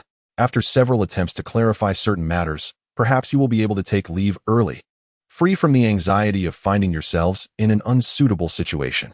This was tantamount to agreeing to the proposals put forth by Alge and Audrey. Shall we not also bestow upon ourselves a title? After all, we cannot communicate using our true names. Without waiting for Alge to respond, her eyes sparkled with enthusiasm as she continued. Although my true circumstances may not entirely elude Mr. Fool, that individual across from us poses a certain danger. I cannot allow him to discover my true identity. Audrey immediately engaged her mind, contemplating as she spoke. You are Mr. Fool, derived from the tarot cards. Thus, as a periodic, long-term, and secretive gathering, our titles should be consistent. Let me also select from the tarot. Her tone gradually brightened. I have decided. My title shall be Justice. This is one of the 22 major arcana cards. And you, sir? Audrey inquired with a cheerful smile directed at her companion across the table. Alge furrowed his brow momentarily before relaxing into a smile. The Hanged Man. This, too, is another major arcana card. Very well, then. We shall consider ourselves the founding members of the Tarot Society. Audrey first expressed her delight, then timidly glanced at Zhou Mingrui, who was shrouded in a grayish mist. Is everything all right, Mr. Fool? Zhou Mingrui chuckled softly and shook his head. Such trivial matters. You may decide for yourselves. Thank you. Audrey clearly appeared elated. She then turned to Alge. Mr. Hangman, could you please reiterate the address we just discussed? I fear my memory may not be sufficiently sharp. Certainly. Alge, quite pleased with Audrey's earnestness, repeated the address once more. After mentally repeating it thrice, Audrey enthusiastically remarked, I have heard that tarot cards were merely a game invented by Emperor Roselle and do not possess any divinatory capabilities? No. Quite the contrary. Often, divination arises from within. Each individual possesses a spiritual essence, capable of connecting with the spirit realm and accessing information about their higher self. It is merely that ordinary people are often oblivious to this, let alone interpret the hints they receive. When they utilize divination tools, such information manifests through these instruments. A simple example would be dreams and their interpretations. Alge glanced at Zhou Mingrui, and seeing no objection, he refuted Audrey's assertion, stating that tarot cards indeed belong to such tools, employing richer symbolism and more rational elements to facilitate a more accurate interpretation of the hints. Zhou Mingrui appeared nonchalant, yet he was listening intently. However, the phenomenon of his mental detachment had begun to intensify, causing sharp pains in his head. I understand. Audrey nodded in acknowledgement, then emphasized, that is not my point. I harbor no doubts about the tarot cards. Rather, I have heard that Emperor Roselle actually created another deck, one that is clandestine, symbolizing certain unknown forces. It comprises 22 cards, and upon its completion, he derived the 22 major arcana of the tarot as a tool for divination. Is this assertion accurate? She gazed at Zhou Mingrui, seemingly seeking an answer from the enigmatic figure of the fool. Zhou Mingrui merely smiled, choosing silence as he cast his gaze upon the Hanged Man, adopting an evaluative demeanor. Alger instinctively straightened his back and replied in a low voice, Indeed, it is said that Emperor Roselle beheld the blasphemous tablets, which concealed the mysteries of those 22 paths of the divine. The 22 paths of the divine. Audrey echoed with a tone brimming with yearning. At that moment, Zhou Mingrui felt an intensifying headache. sensing that his intangible connection with the crimson stars and the gray mist began to waver. "Very well, let us conclude today's gathering," he decisively proclaimed, his voice subdued. "As you wish," Alger bowed in compliance. "As you wish," Audrey mimicked the hangman. She was filled with numerous questions and thoughts, reluctant to bring the encounter to a close. As Zhou Mingrui severed the connection, he smiled and added, "Let us look forward to our next assembly." In less than a second, the projection shattered, and silence returned above the gray mist. Zhou Mingrui felt himself grow increasingly heavy, the surroundings fading away. Darkness enveloped him momentarily before he was greeted by radiant sunlight. He remained in the apartment, standing in the very center. What, after all, was this dreamlike world of gray mist, and who or what force had conjured the recent transformations? Zhou Mingrui murmured softly, filled with bewilderment, as his legs felt as though they were laden with lead, leading him toward the writing desk. He picked up the pocket watch he had left outside, seeking to ascertain how much time had elapsed. The passage of time appeared to flow at a 1-to-1 ratio, he surmised. Setting the watch down, his head pounding with excruciating pain, he could no longer sustain himself and sank into the chair, bowing his head. With his left thumb and middle finger, he began to massage his temples on either side.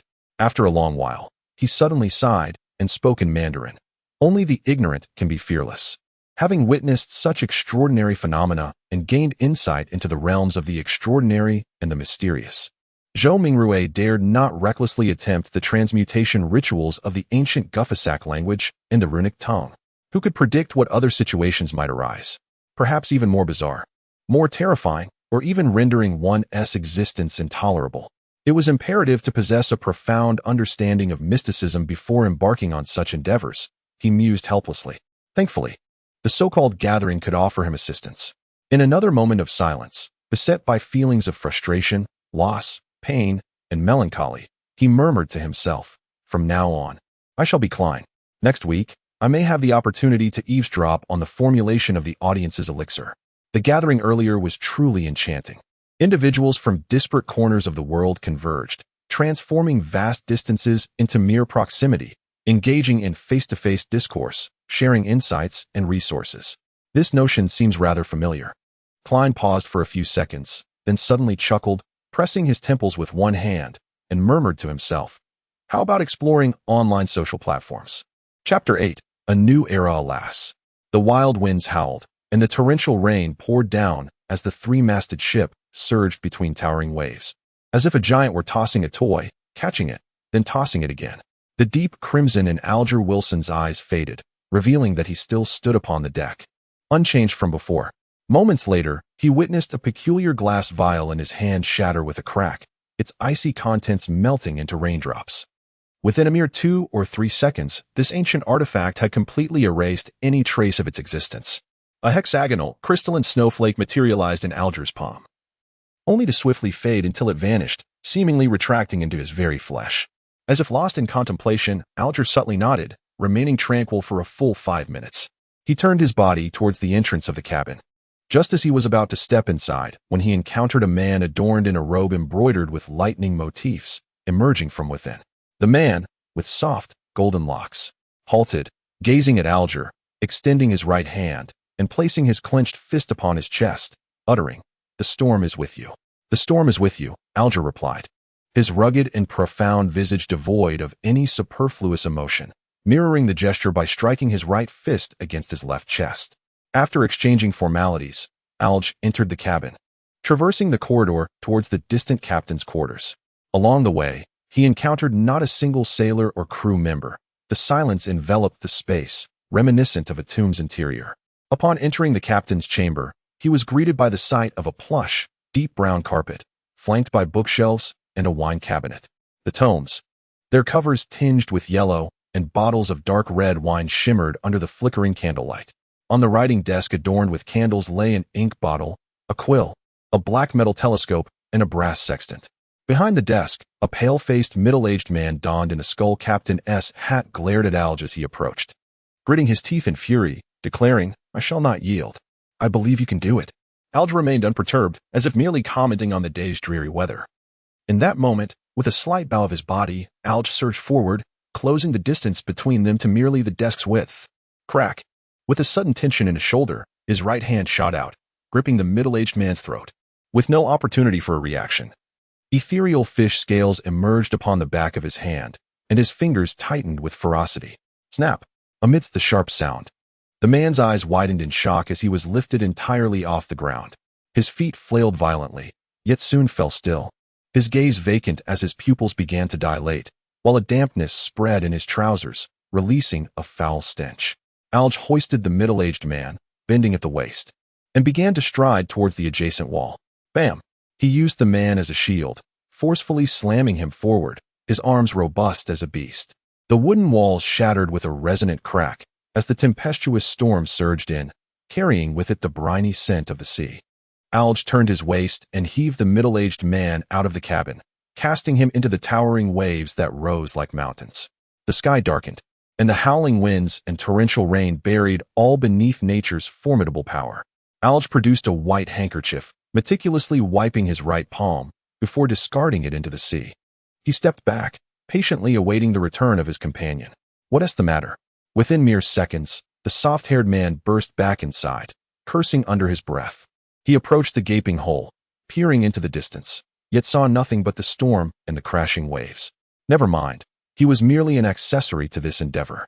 The man waved his arm dismissively, finding this ghost ship from the Tudor era would only enhance their glory.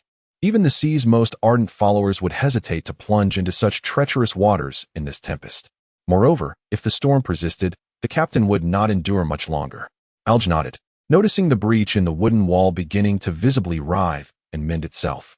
He cast a deep glance, instinctively turning to observe the helm and sails. Despite the layers of wooden barriers, he could discern the situation there with clarity. No first mate, no second mate, no crew, no sailors, not a single living soul. The place was utterly vacant, with the helm and sails adjusting eerily on their own.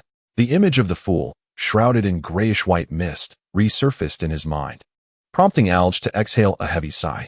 He turned his gaze toward the tempestuous winds and surging waves outside, whispering in a tone laced with both anticipation and trepidation, "A new era has begun." In the capital of the Kingdom of Rune, Beckland, in the Queen's District, Audrey Hall pinched her own cheek, unable to believe the events that had just transpired.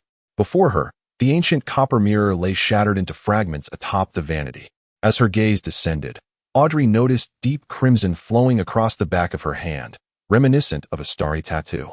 The vibrant red gradually dulled, ultimately fading into her skin, disappearing entirely. It was only at that moment that Audrey was convinced she was not dreaming. Her eyes sparkled, and the corners of her mouth lifted ever so slightly as she could not help but rise to her feet, bending to gather her skirts. With a graceful gesture toward the air, she curtsied, her steps light and her body twirling as she began to dance the most fashionable ancient elven dance of the court. Her figure floated gracefully, her face aglow with a radiant smile. Suddenly, a series of knocks echoed at the bedroom door. "Who is it?" Audrey froze, arranging herself into an elegant pose. "Miss, may I come in?" "It is time for you to prepare," inquired her maidservant from outside the door. Audrey turned her gaze toward the mirror, quickly suppressing her smile to a mere hint.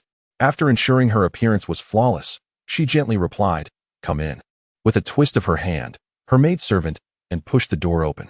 "Oh, it's shattered," and immediately remarked upon seeing the fate of the ancient copper mirror. Audrey blinked slowly, responding in a measured tone. Yes. Well, Susie came in earlier. You know how she loves to cause chaos." Susie is a golden retriever of rather mixed lineage, a gift received by her father, Count Hall, when he purchased a hunting hound, yet she is greatly adored by Audrey. "You must discipline her properly," and remarked, expertly gathering the shattered pieces of the copper mirror, wary of injuring the young lady. Once she had finished, she turned to Audrey with a smile, inquiring, "Which dress would you like to wear?" After a moment's contemplation, Audrey replied, "I have a fondness for the gown designed by Mrs. Ginnia for my 17th birthday. I truly cherish it," she emphasized gently. "You may wear it at home or for less formal occasions," and stated firmly, leaving no room for debate. "Then I shall choose the one Mr. said sent over the day before yesterday, the one with the ruffled cuffs," Audrey added, discreetly inhaling, maintaining her elegant and sweet smile. "Your taste is always exquisite," she complimented, and, smiling, stepped back and called out, "The 6th dressing room." "Never mind, I shall fetch it myself." The maids busied themselves, one attending to the long dress, another with jewelry, one with shoes, another with the veil, while one prepared Audrey's makeup, and yet another considered her hairstyle. As the preparations neared completion, Count Hall, clad in a deep brown waistcoat, appeared at the doorway. He wore a hat of matching hue, sported two charming little mustaches, and his azure eyes sparkled with mirth. However, the relaxed muscles, protruding belly, and the nascent laugh lines cruelly marred the handsomeness of his youth. The most dazzling gemstone of Bakerland. We must be on our way, Count Hall announced, lightly tapping the open door twice. Father, please do not address me in such a manner. Audrey, with the assistance of her maid, rose, deliberately exhibiting a trace of distress. Then, my beautiful little princess, it is time for us to depart. Count Hall bent his left arm, inviting Audrey to take his arm. Audrey smiled gently and shook her head. That is the position of Lady Hall, my beloved mother. Then this side, Count Hall replied with a smile, bending his right arm, is the pride of a father. At Pritz Harbor, Oak Island, and the Royal Navy Base, as Audrey linked arms with her father and descended from the carriage, she was suddenly awestruck by the colossal sight before her. In the nearby naval port lay a magnificent battleship, gleaming with metallic luster. Gone were its sails, replaced instead by a lookout tower and two towering smokestacks, accompanied by two open-gun turrets positioned fore and aft. It was so grand, so immense, that the nearby sailing battleships appeared as mere newborn dwarfs clustered around a giant. Oh, my lord! An ironclad! A chorus of astonished whispers intertwined, and Audrey felt the same sense of wonder. It was a marvel created by humankind, an unprecedented oceanic wonder. After an indeterminate time, the nobles, ministers, and members of the lower house gradually regained their composure. At that moment, a dark speck in the sky grew larger, progressively occupying a third of the heavens, capturing the attention of all and rendering the atmosphere suddenly solemn. The airship carrying the royal family had arrived, exuding an air of supremacy as it surveyed all below. Audrey had yet to reach the age of 18 and had not yet participated in the introduction ceremony that would formally usher her into the social sphere of Beckland under the guidance of the Queen, thereby signifying her coming of age. Instead, she could only quietly observe from a distance, unable to approach. However, this did not trouble her greatly. In fact, she felt a sense of relief at not having to face the princes.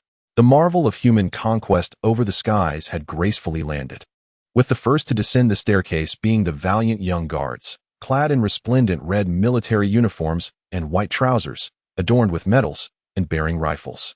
They formed two orderly lines, awaiting the arrival of King George III, the Queen, princes, and princesses. Though Audrey had encountered dignitaries before, she found herself disinterested, her gaze drifting instead towards the two armored knights standing like statues beside the king. In this age of steel, steam, and gunfire, it was remarkable to see individuals clad in full armor. The cold gleam of the metal and the somber black helmets exuded an aura of weightiness and authority, a palpable demand for obedience. Could they be the higher echelon of punishment knights? A fleeting thought crossed Audrey's mind, recalling snippets of her elders' conversations. She longed to gain insight, yet felt hesitant to approach. As the royal family made their entrance, the ceremony at last commenced. The current Prime Minister, Lord Augustin Negan, stepped forward to address the gathering, a member of the Conservative Party. He was one of the only two individuals to ascend to the position of Prime Minister without noble lineage, having been granted the title of Lord due to his exceptional contributions. Audrey was well aware of more. Augustin's brother, Pallas Negan, was a principal supporter of the Conservative Party and the current Duke of Negan. Aguishide, in his 50s, was tall and slender, with sparse hair and keen eyes. After surveying the surroundings, he addressed the audience. Ladies and gentlemen, as you can see, this is an ironclad warship, a vessel capable of revolutionizing our era. It measures 101 meters in length, 21 meters in width, and features a high freeboard design. The main armor belt is 457 millimeters thick, with a displacement of 10,060 tons. It boasts four 305 millimeter main guns, in addition to 6 rapid-fire cannons, 12 6-pounders, 18 6-barrel machine guns, and 4 torpedo launchers, achieving a cruising speed of 16 knots. It shall be a true sovereign of the seas, destined to conquer the oceans. A stir arose among the nobles, ministers, and members of parliament. The Prime Minister's description alone was enough to evoke the terrifying image of this ironclad, especially with the tangible vessel before them. Aguishide revealed a slight smile, continued his speech for a few moments, and then bowed to King George III, saying, "Your Majesty, I beseech you to bestow a name upon her. Let her be called the Prize." King George III appeared quite pleased. "The Prize, the Prize," echoed from the First Lord of the Admiralty to the Commander-in-Chief of the Royal Navy, and the name gradually spread until it reached the ironclad, where officers and sailors united in a chorus of cheers. The Prize. Amidst the jubilant atmosphere, salutes thundered, and King George III issued the command for the trial voyage to commence. A whistle sounded, and billows of smoke erupted from the chimneys. With the hum of machinery faintly audible, the colossal vessel set sail, and as it emerged from the harbor, it unleashed its two main guns upon an uninhabited island ahead, leaving all in astonishment. Boom, boom. With a resounding boom, the earth seemed to tremble, dust soaring into the air as the tempest ravaged outward, stirring the sea into tumultuous waves. Prime Minister Aguhide turned with satisfaction to the nobles, ministers, and members of Parliament, proclaiming, from this moment forth, those 7 self-proclaimed generals of piracy and the 4 usurping kings among them shall tremble in fear, awaiting their doom. Their era has concluded. Regardless of any extraordinary powers they may possess, be it ghostly apparitions or cursed vessels, only ironclad ships shall dominate the seas. At this juncture, Aguhide's chief secretary provocatively inquired, "But can they not construct ironclad ships themselves?" Several nobles and parliamentarians subtly nodded, contemplating the possibility. Aguhide, however, revealed a smile, shaking his head slowly as he declared, "Impossible, eternally impossible. The construction of such ironclads necessitates 3 major coal and steel conglomerates, 20 large-scale steel mills, the expertise of 60 scientists from the Beckland Cannon Research Institute and the Plitz Shipbuilding Institute, 2 royal shipyards along with nearly 100 affiliated parts manufacturers, a ministry of the Navy, a shipbuilding committee, a cabinet, a king of exceptional vision, and a great nation capable of producing 12 million tons of steel annually. The pirates shall never accomplish this."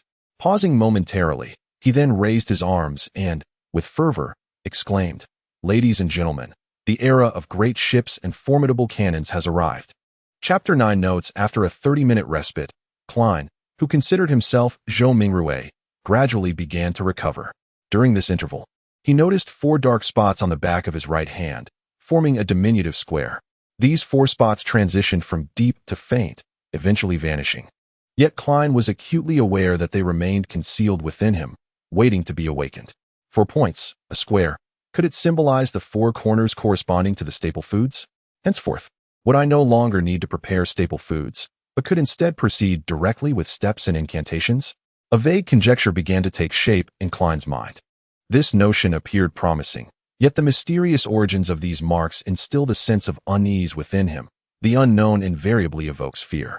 Reflecting on the inexplicable geometric arts on Earth that seemed to yield effects here, along with the peculiar transgressions of his dreams, the enigmatic, surreal, and unfathomable gray mist world, and the whispers that encircled him during the ritual. Each of these thoughts sent a shiver down Klein's spine, even amidst the sweltering heat of late June. He recalled a saying, "The oldest and most potent human emotion is fear, and the most ancient and intense fear is that of the unknown."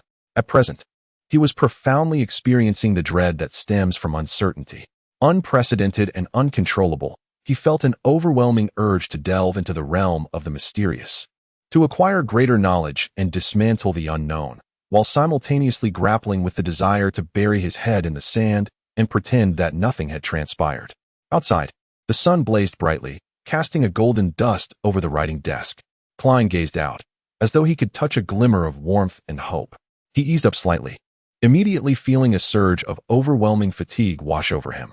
The sleeplessness of the previous night, coupled with the recent exertion, made his eyelids feel heavy as lead, drooping uncontrollably. Shaking his head, Klein reached out to support himself on the edge of the table, disregarding the rye bread placed at the 4 corners, and staggered to the bunk bed. As soon as he lay down, his head hit the pillow, and he fell into a deep slumber. Grumble, grumble. Hunger roused Klein, and he opened his eyes, feeling refreshed. Except for a slight headache, he rubbed his temples, turned over, and sat up, feeling as though he could devour an entire ox. Snap! The lid sprang open, and the second hand ticked away. 12:30. He had slept for over 3 hours.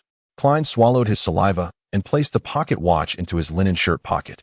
In the northern continent, a day was also divided into 24 hours, each hour into 60 minutes, and each minute into 60 seconds. As for whether the length of each second was the same as on Earth, Klein had no idea. For him, at this moment, even words like mysticism, ritual, and gray fog world could not enter his mind. The most important thing was food. Only by eating his fill could he think of solutions and do things. Of course, this was also subtly influenced by the original owner's memories and habits. That rye bread would be difficult to swallow dry. Thinking of that pound of lamb. The way he gazed at the cupboard seemed to betray a hint of greed. No, he had to wait for Melissa to eat together. Klein shook his head abruptly, dismissing the idea of cutting off half and cooking it now.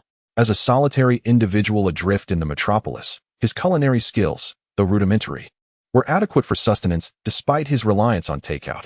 Turning away, Klein intended to ignore the situation, when he suddenly recalled purchasing tender peas and potatoes that morning in addition to the meat. He commenced by meticulously cleansing the potatoes in the communal washroom before immersing them in a pot of water to boil. After a considerable interval, he retrieved a spice container from the cupboard, sprinkling a modicum of coarse, yellowish salt into the water.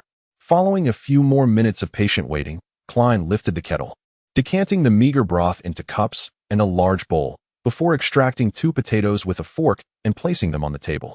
Exhaling, he peeled a small portion, blowing on his hand as the aroma of the cooked potatoes gradually permeated the air, stimulating his appetite.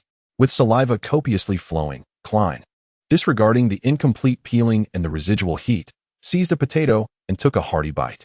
Only then did he reach for the large bowl, savoring a mouthful of the subtly salted broth, which alleviated the dryness in his mouth. Immersed in nostalgic reverie, Klein broke off chunks of rye bread, softening them in the broth as he ate. Perhaps due to the significant depletion caused by the earlier ritual, he consumed 2 entire loaves, a full pound. After drinking the soup and tidying up, Klein felt utterly revitalized, experiencing the simple joys of existence and basking in the splendor of the sunlight. He realized that he could not evade his destiny. He had to find a way to delve into the mystical realm and become one of the extraordinary beings the justice and hanged man spoke of, to conquer the dread born of the unknown. The sole recourse lies in awaiting the next convocation, in hopes of gleaning the formula for the spectator potion or other arcane lore. With 4 days remaining until Monday, it is imperative to confront the issues that plague the original host, to fathom the reasons behind his self-inflicted demise and the tribulations he endured. Evidently, the original host possessed a penchant for note-taking, indulging in the practice of using notebooks as diaries. Klein was acutely aware that the cabinet serving as the desk's right leg was replete with completed notebooks. The current volume commenced on May 10th. Its initial entries predominantly concerning the school, mentors, and academic knowledge. May 12th. Mr. Isaac alluded to the fact that the common tongue of the Biam Empire in the southern continent also derives from ancient Fasak, a branch of giant language. Why might this be so? Could it be that all sentient beings once employed a singular language? Nay, this must be erroneous. Even within the annals of the Revelation of the Night and the Book of Storms, in eras predating even the ancient ones, giants were not the sole sovereigns of the continent. There existed also elves, aberrant species, and dragons. However, these are merely legends, mythological narratives. May 16th, Senior Associate Professor Cohen and Mr. Isaac deliberated on the inevitability of the Steam Age. Mr. Isaac posited that it was contingent, arguing that without the sudden emergence of Emperor Roselle, the northern continent might still be in the age of cold weapons, much like the southern continent. The professor believed he overemphasized the role of the individual, asserting that with the progression of time, if not Emperor Roselle, there would have been Emperor Robert. In essence, the Steam Age might have been delayed, but its arrival was assured. I found their debate rather inconsequential. My preference lies in uncovering new discoveries and restoring history veiled in mist. Perhaps I should have pursued archaeology instead of history. May 29th, Welch approached me, claiming to have acquired a notebook from the Fourth Epoch. Heavens, a Fourth Epoch notebook. He preferred not to seek assistance from archaeology students and requested that Naya and I help decipher its contents. How could I possibly refuse such a proposition? Naturally, it would have to be arranged after the graduation defense. I cannot afford distractions at this juncture. Upon reading this, Klein's spirits were lifted. Compared to the preceding historical notes and ideological disputes, the newly surfaced Fourth Epoch notebook seemed more likely to have precipitated the original owner's suicide. The Fourth Epoch precedes the current Iron Age, and its history is shrouded in mystery and riddled with gaps. Even unearthed mausoleums, ancient cities, and documents are scarce. Historians and archaeologists can only piece together a semblance of its original form with the aid of the 7 major churches' vague, faith-based theological texts. Acknowledging the existence of the Solomon Empire, the Tudor dynasty, and the Trunsoist Empire. Eager to pierce through the fog and restore history, Klein, with little interest in the more mythological and legendary first 3 epochs, was solely concerned with the 4th epoch, also known as the Age of the Gods. His excitement was thus quite palpable. Upon reflection, Klein couldn't help but muse that the original owner's emphasis on interviews and apprehension about future employment were, in fact, unnecessary. At present, universities are still quite scarce, with the vast majority of students being scions of nobility and children of wealthy families. As long as a commoner gains entry, even if they are subjected to discrimination due to their background and not included in other social circles, they can still acquire valuable networking resources through group discussions and collective activities, provided they are not extremists. For instance, Welch McGavin is the son of a banker from Constant, a city in the Sea District of the Kingdom of Ruin. Known for his generosity and lavish spending, he habitually asks Klein and Naya for assistance due to their long-term collaboration in the same group for assignments and reports. Without further digression, Klein continued to peruse the notes. June 18th, graduation. Farewell, my whole university. June 19th, I came across that notebook. Through comparison of structure, etymology, and other aspects, I discovered it to be a variant of Old Futhark, or more precisely, Old Futhark has been undergoing subtle evolution throughout its 1,000-year history. June 20th, we deciphered the contents of the first page. The author is a member of a family called Antigonus. On June 21st, he mentioned the Black Emperor, which stands in stark contradiction to the era suggested by previous content. Could it be that the mentor's perspective is erroneous? Is the Black Emperor merely a collective title for every sovereign of the Solomon Empire? On June 22nd, a family known as Antigonus seemingly held a prominent position within the Solomon Empire. The owner of the notes indicated involvement in a clandestine transaction with an individual named Tudors. Tudors? The Tudor dynasty? On June 23rd, I endeavored to suppress thoughts of that notebook and refrain from visiting Welch, as I needed to prepare for an important interview. On June 24th, Naya informed me of new developments, and I felt it was imperative to investigate further. On June 25th, upon re-evaluating the content, it appeared the owner of the notes had undertaken a mission to ascend the peak of the Hinachus Mountains to visit the kingdom of Night situated at its summit. My goddess, the peak of the Hinachus Mountains exceeds 6,000 meters. How could a nation possibly exist there? What sustenance could they rely upon? On June 26th, I questioned the authenticity of these bizarre elements. The notes concluded here, with Zhou Mingrui having traversed through on the early morning of June 28th. This implies that the notes from June 27th indeed exist, encapsulated in the phrase, "Everyone will die, including me." Klein flipped back to the initial page he had encountered, a chill creeping over him as he made his assessment. He surmised that unraveling the enigma of the original owner's suicide necessitated a visit to Welch and a perusal of the ancient notes. However, drawing upon his extensive experience with novels, films, and television dramas, he apprehended that such a journey might expose him to unforeseen perils, should the matter indeed be connected. Those who knowingly ventured into haunted castles served as cautionary tales. Yet, inaction was not an option, as evasion would only exacerbate the situation, culminating in an overwhelming deluge. Should he alert the authorities? He could hardly claim to have committed suicide. Knock, knock. A series of rapid, forceful knocks echoed from the door. Klein abruptly sat upright, straining his ears to listen. Knock, knock. Chapter 10. Normality, who is it?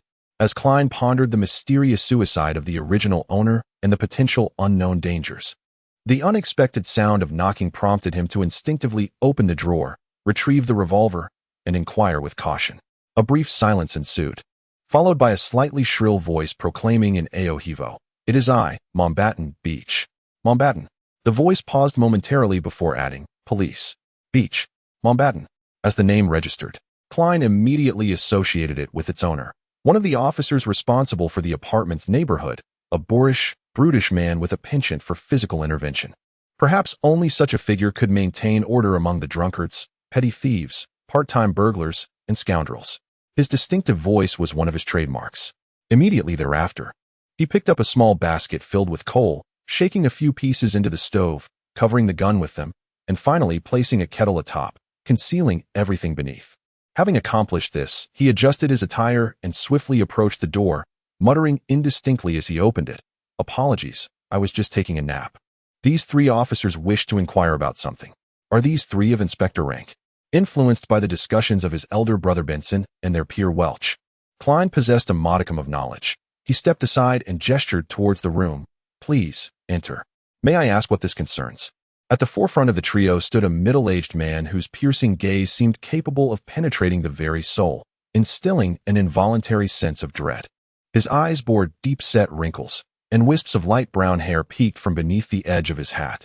While he scrutinized the room, he inquired in a grave tone, "Do you know Welch McGowan? What has happened to him?" A tremor coursed through Klein's heart, prompting an instinctive retort. "What do you mean?" "It is I who is inquiring." The imposing officer replied, his eyes cold and commanding. "Do not be alarmed. We are merely conducting a routine inquiry." The officer, appearing to be in his 30s, possessed a regal nose and gray eyes that conveyed an indescribable depth, reminiscent of a secluded lake within an ancient forest. Klein took a discreet breath, organizing his thoughts before responding. "If you are referring to Welch McGowan, a graduate of Hoy University from Constant, then I can affirm that I know him. We were classmates, both under the tutelage of Senior Associate Professor Quentin Cohen. In the Kingdom of Rune, the title of professor encompasses not only a designation but also a position, akin to the amalgamation of a professor and a department head on Earth. This implies that a single university may house only one professor per department. An associate professor aspiring to ascend to this esteemed role must await the retirement of their superior or strive to outmaneuver them through merit. In light of the necessity to retain talent, the Kingdom's Higher Education Committee, after years of deliberation, has introduced a senior associate professor tier within the triadic structure of lecturer, associate professor, and professor. This provision caters to individuals of commendable academic caliber or extensive experience who, for various reasons, cannot attain the rank of professor. At this juncture, Klein glanced into the eyes of the middle-aged officer and, after a brief moment of contemplation, spoke. "I regret to inform you that Mr. Welch has passed away." "How could that be?" Despite a lingering premonition, Klein could not contain his astonishment. Had Welch succumbed as the original body had? The notion was unsettling. "And what of Ms. Naya?"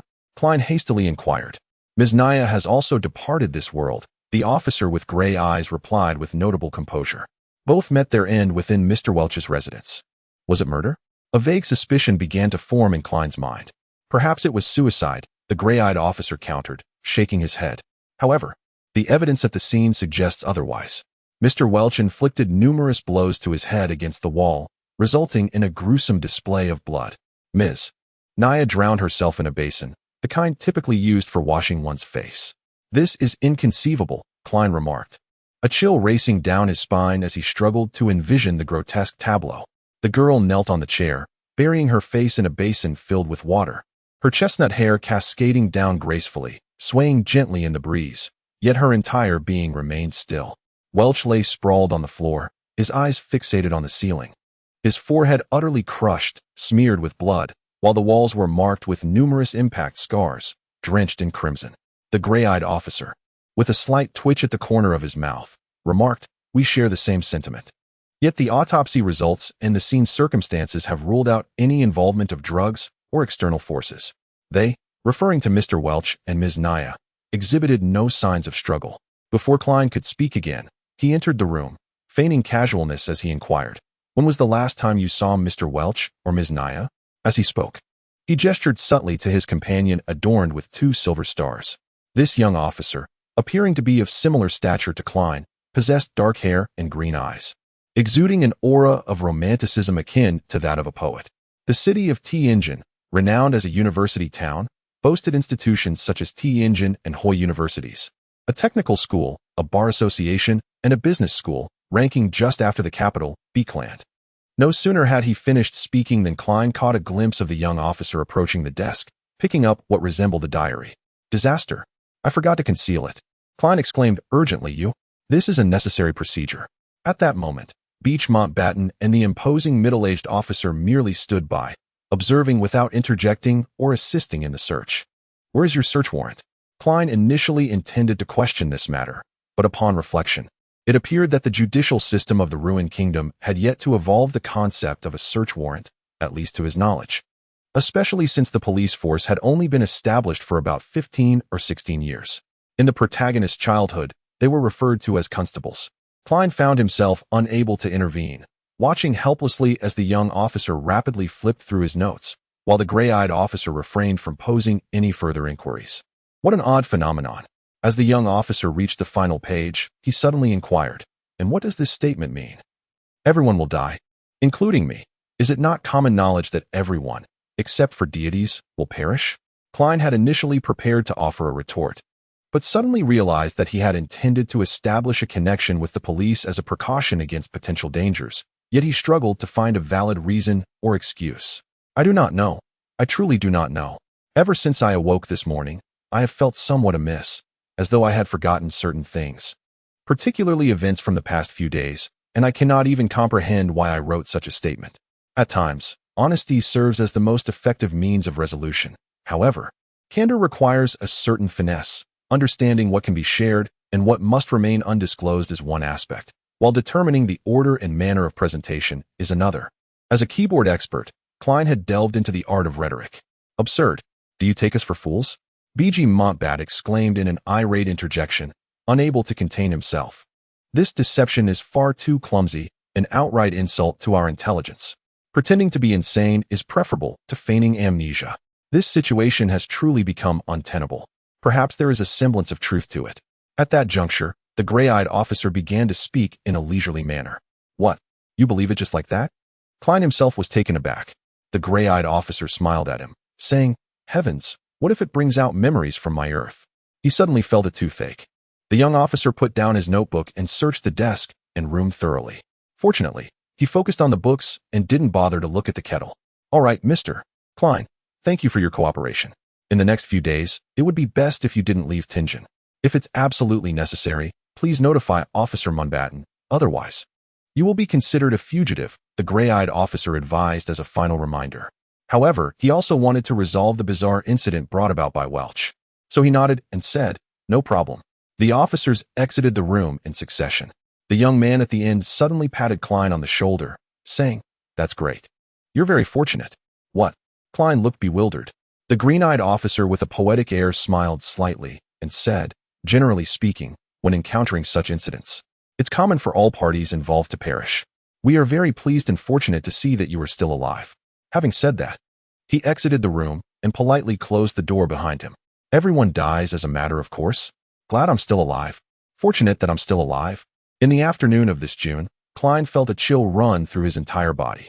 "Everyone dies as a matter of course. Glad I'm still alive. Fortunate that I'm still alive." Klein shuddered violently and quickly took 2 steps towards the door, attempting to catch up with the officers and seek protection. But just as he touched the handle, his movement suddenly came to a halt. The officer's dire words left Klein perplexed. Why would they not safeguard an important witness or critical lead? Such negligence seemed utterly unfathomable. Was it a test or merely bait? A myriad of thoughts clashed within Klein's mind, sowing seeds of doubt about whether the police were covertly observing him, gauging his reactions. With this notion, a semblance of calm washed over him, dispelling his earlier panic.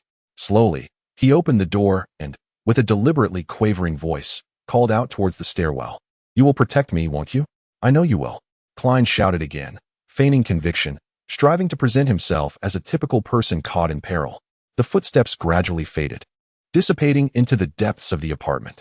Klein let out a low grunt, mocking inwardly, such a contrived reaction. The acting is subpar.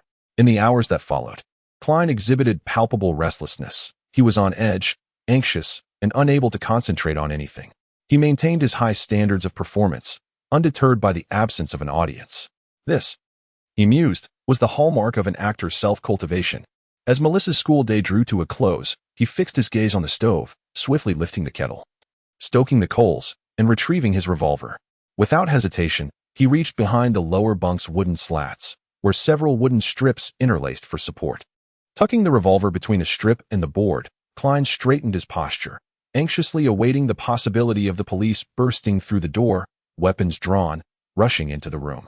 In a world governed by the laws of steam, he was confident that no one would witness his recent actions. However, This realm was imbued with extraordinary powers, powers he had personally verified. After a few minutes of silence at the door, he could only hear the distant voices of two tenants conversing as they made their way to the Wild Heart Tavern on Iron Cross Street, their words fading in and out. At the mere thought of it, the enticing aroma of succulent meat seemed to waft from his mouth, reminding him of how Melissa prepared her tender lamb stew with peas. She would first boil the meat briefly, then add onions, salt, a pinch of pepper, and water to simmer. After a certain period, she would incorporate peas and potatoes, allowing it to stew for an additional 40 to 50 minutes. Such a simple and rudimentary method indeed, relying solely on the inherent deliciousness of the meat. Klein could not help but shake his head. While he would not consider himself a skilled chef, his reliance on takeout was balanced by cooking 3 to 4 times a week, gradually honing his culinary skills to a respectable level, especially given the quality of the lamb he had procured. As for how to explain his sudden proficiency in cooking, he resolved to attribute it to the late Welch McGowan, a classmate who not only hired a chef skilled in coastal cuisine, but also frequently experimented with culinary creations, inviting people to sample his dishes. Yes, the deceased would not contradict me. Yet, in this world of the extraordinary, who could say that the dead would not speak? With this thought, Klein felt an unexpected twinge of anxiety. He cast aside his chaotic thoughts and placed the chunks of meat into the soup bowl. Next, he retrieved the spice box, shaking in a spoonful and a half of yellowing coarse salt. Additionally, he carefully extracted some black peppercorns from a small, dedicated bottle, combining them with the lamb and salt for a brief marination. Setting the stew pot upon the stove, he searched for the leftover carrots from the previous day and a freshly purchased onion, slicing them into numerous pieces. Once his preparations were complete, he took out a small jar from the cupboard, revealing a scant amount of lard within. He scooped out a spoonful and let it melt in the pot, then added the carrot and onion pieces, stirring them for a while. The aroma began to waft through the air, prompting Klein to pour in all the lamb and sear it attentively for a time. Ideally, he would have added a splash of cooking wine, or at the very least, some red wine as a substitute. However, the Moretti household lacked such luxuries, with Benson indulging in merely a single beer each week. Klein had no choice but to make do, adding some boiling water instead, stirring it casually. After about 20 minutes of simmering, he lifted the lid to introduce tender peas and diced potatoes, along with a cup of hot water and 2 spoonfuls of salt. As time passed, the fragrant concoction intensified within the room, an enticing blend of meat, the rich essence of potatoes, and the refreshing notes of onion.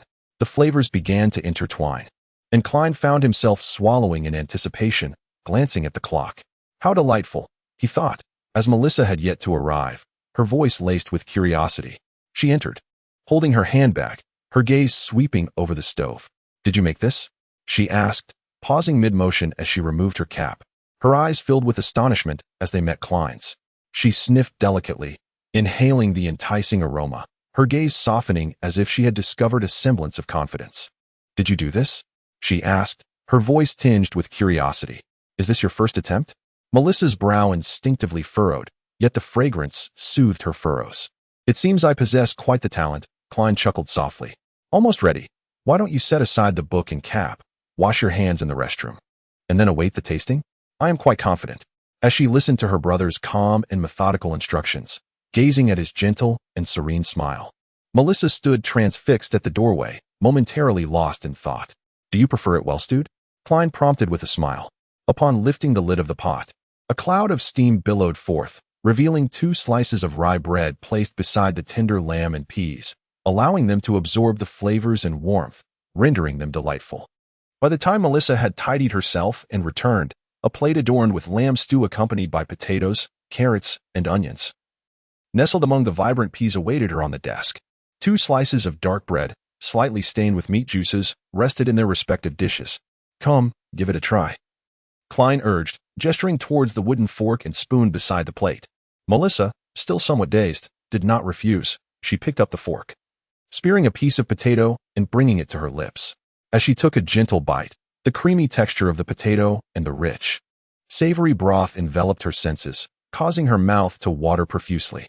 In just a few moments, she had devoured the morsel. "Now, taste the meat," Klein encouraged, nodding towards the plate. He had already sampled the dish and deemed it merely satisfactory, but for the young girl, who rarely encountered such delicacies, it was more than sufficient. In Melissa's eyes, a glimmer of anticipation sparkled as she delicately speared a piece of lamb. It had been stewed to perfection, melting almost instantly upon her tongue, unleashing a true explosion of meaty aroma, with exquisite juices flooding her mouth. This was an unprecedented delight that rendered Melissa utterly unable to stop. Aye, Klein.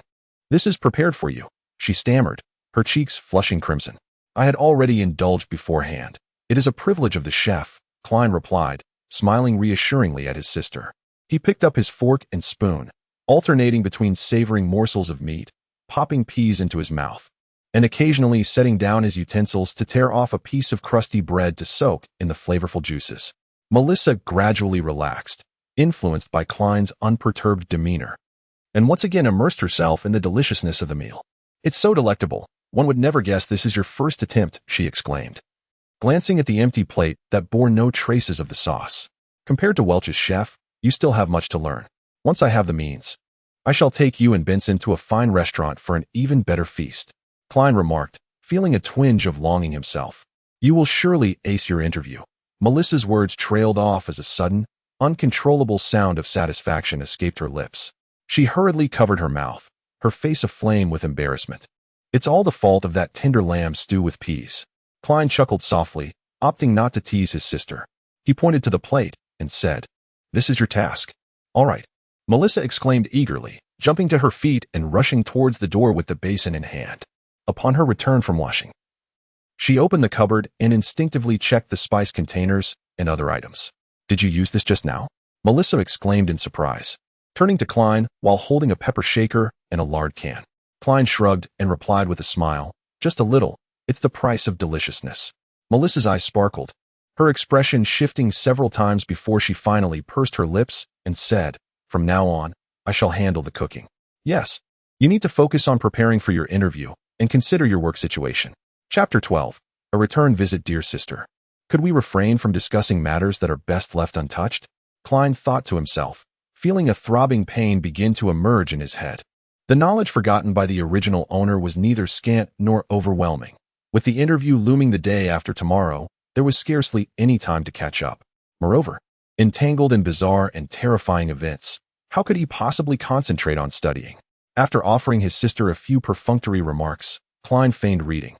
Melissa moved a chair beside him, utilizing the glow of the gaslight to work on her assignments. The atmosphere was tranquil and pleasant, and as the clock approached 11, the siblings exchanged good-night wishes and retired to their respective beds. Knock, knock. A series of knocks echoed through the room, pulling Klein from his slumber. He glanced out at the morning light, slightly dazed, and sat up, wondering, who could it be at this hour? Why didn't Melissa wake me? Dunn Smith? I don't recognize that name. Klein shook his head, got out of bed, and approached the door. Upon opening it, he was met by the police officer with gray eyes from the previous day. Is something the matter? Klein inquired cautiously. We have located a coachman who confirmed that you visited Mr. Welch's residence on the 27th, the very day that Mr. Welch and Ms. Naya met their untimely demise, and that it was indeed Mr. Welch who paid for your fare. Klein paused momentarily, displaying no signs of fear or guilt at having his lies exposed. This was because he was not lying at all. Rather, he felt that the evidence provided by Officer Dunn Smith was entirely predictable. On June 27th, the original owner had indeed gone to Mr. Welch's residence, and on the very night of his return, he took his own life, mirroring the fates of Welch and Naya. Klein opened his mouth, a wry smile appearing as he said, "This is not sufficiently compelling evidence. It does not directly link me to the deaths of Welch and Naya. To be honest, I too am eager to understand the sequence of events and unravel the tragic fates of my unfortunate friends. However, I truly cannot recall. I have nearly completely forgotten what transpired on the 27th. You may find it hard to believe, but I could only surmise from my notes that I might have visited Mr. Welch's residence that day." Demonstrating commendable composure, Officer Dunn Smith neither exhibited anger nor a smile, merely nodding in acknowledgement. "You should be able to discern my sincerity," Klein asserted, locking eyes with his interlocutor. "What I have stated is the truth, albeit only a fragment of it. Mr. Welch has lost a revolver, and I believe I should be able to locate it here, correct, Mr. Klein?" Indeed.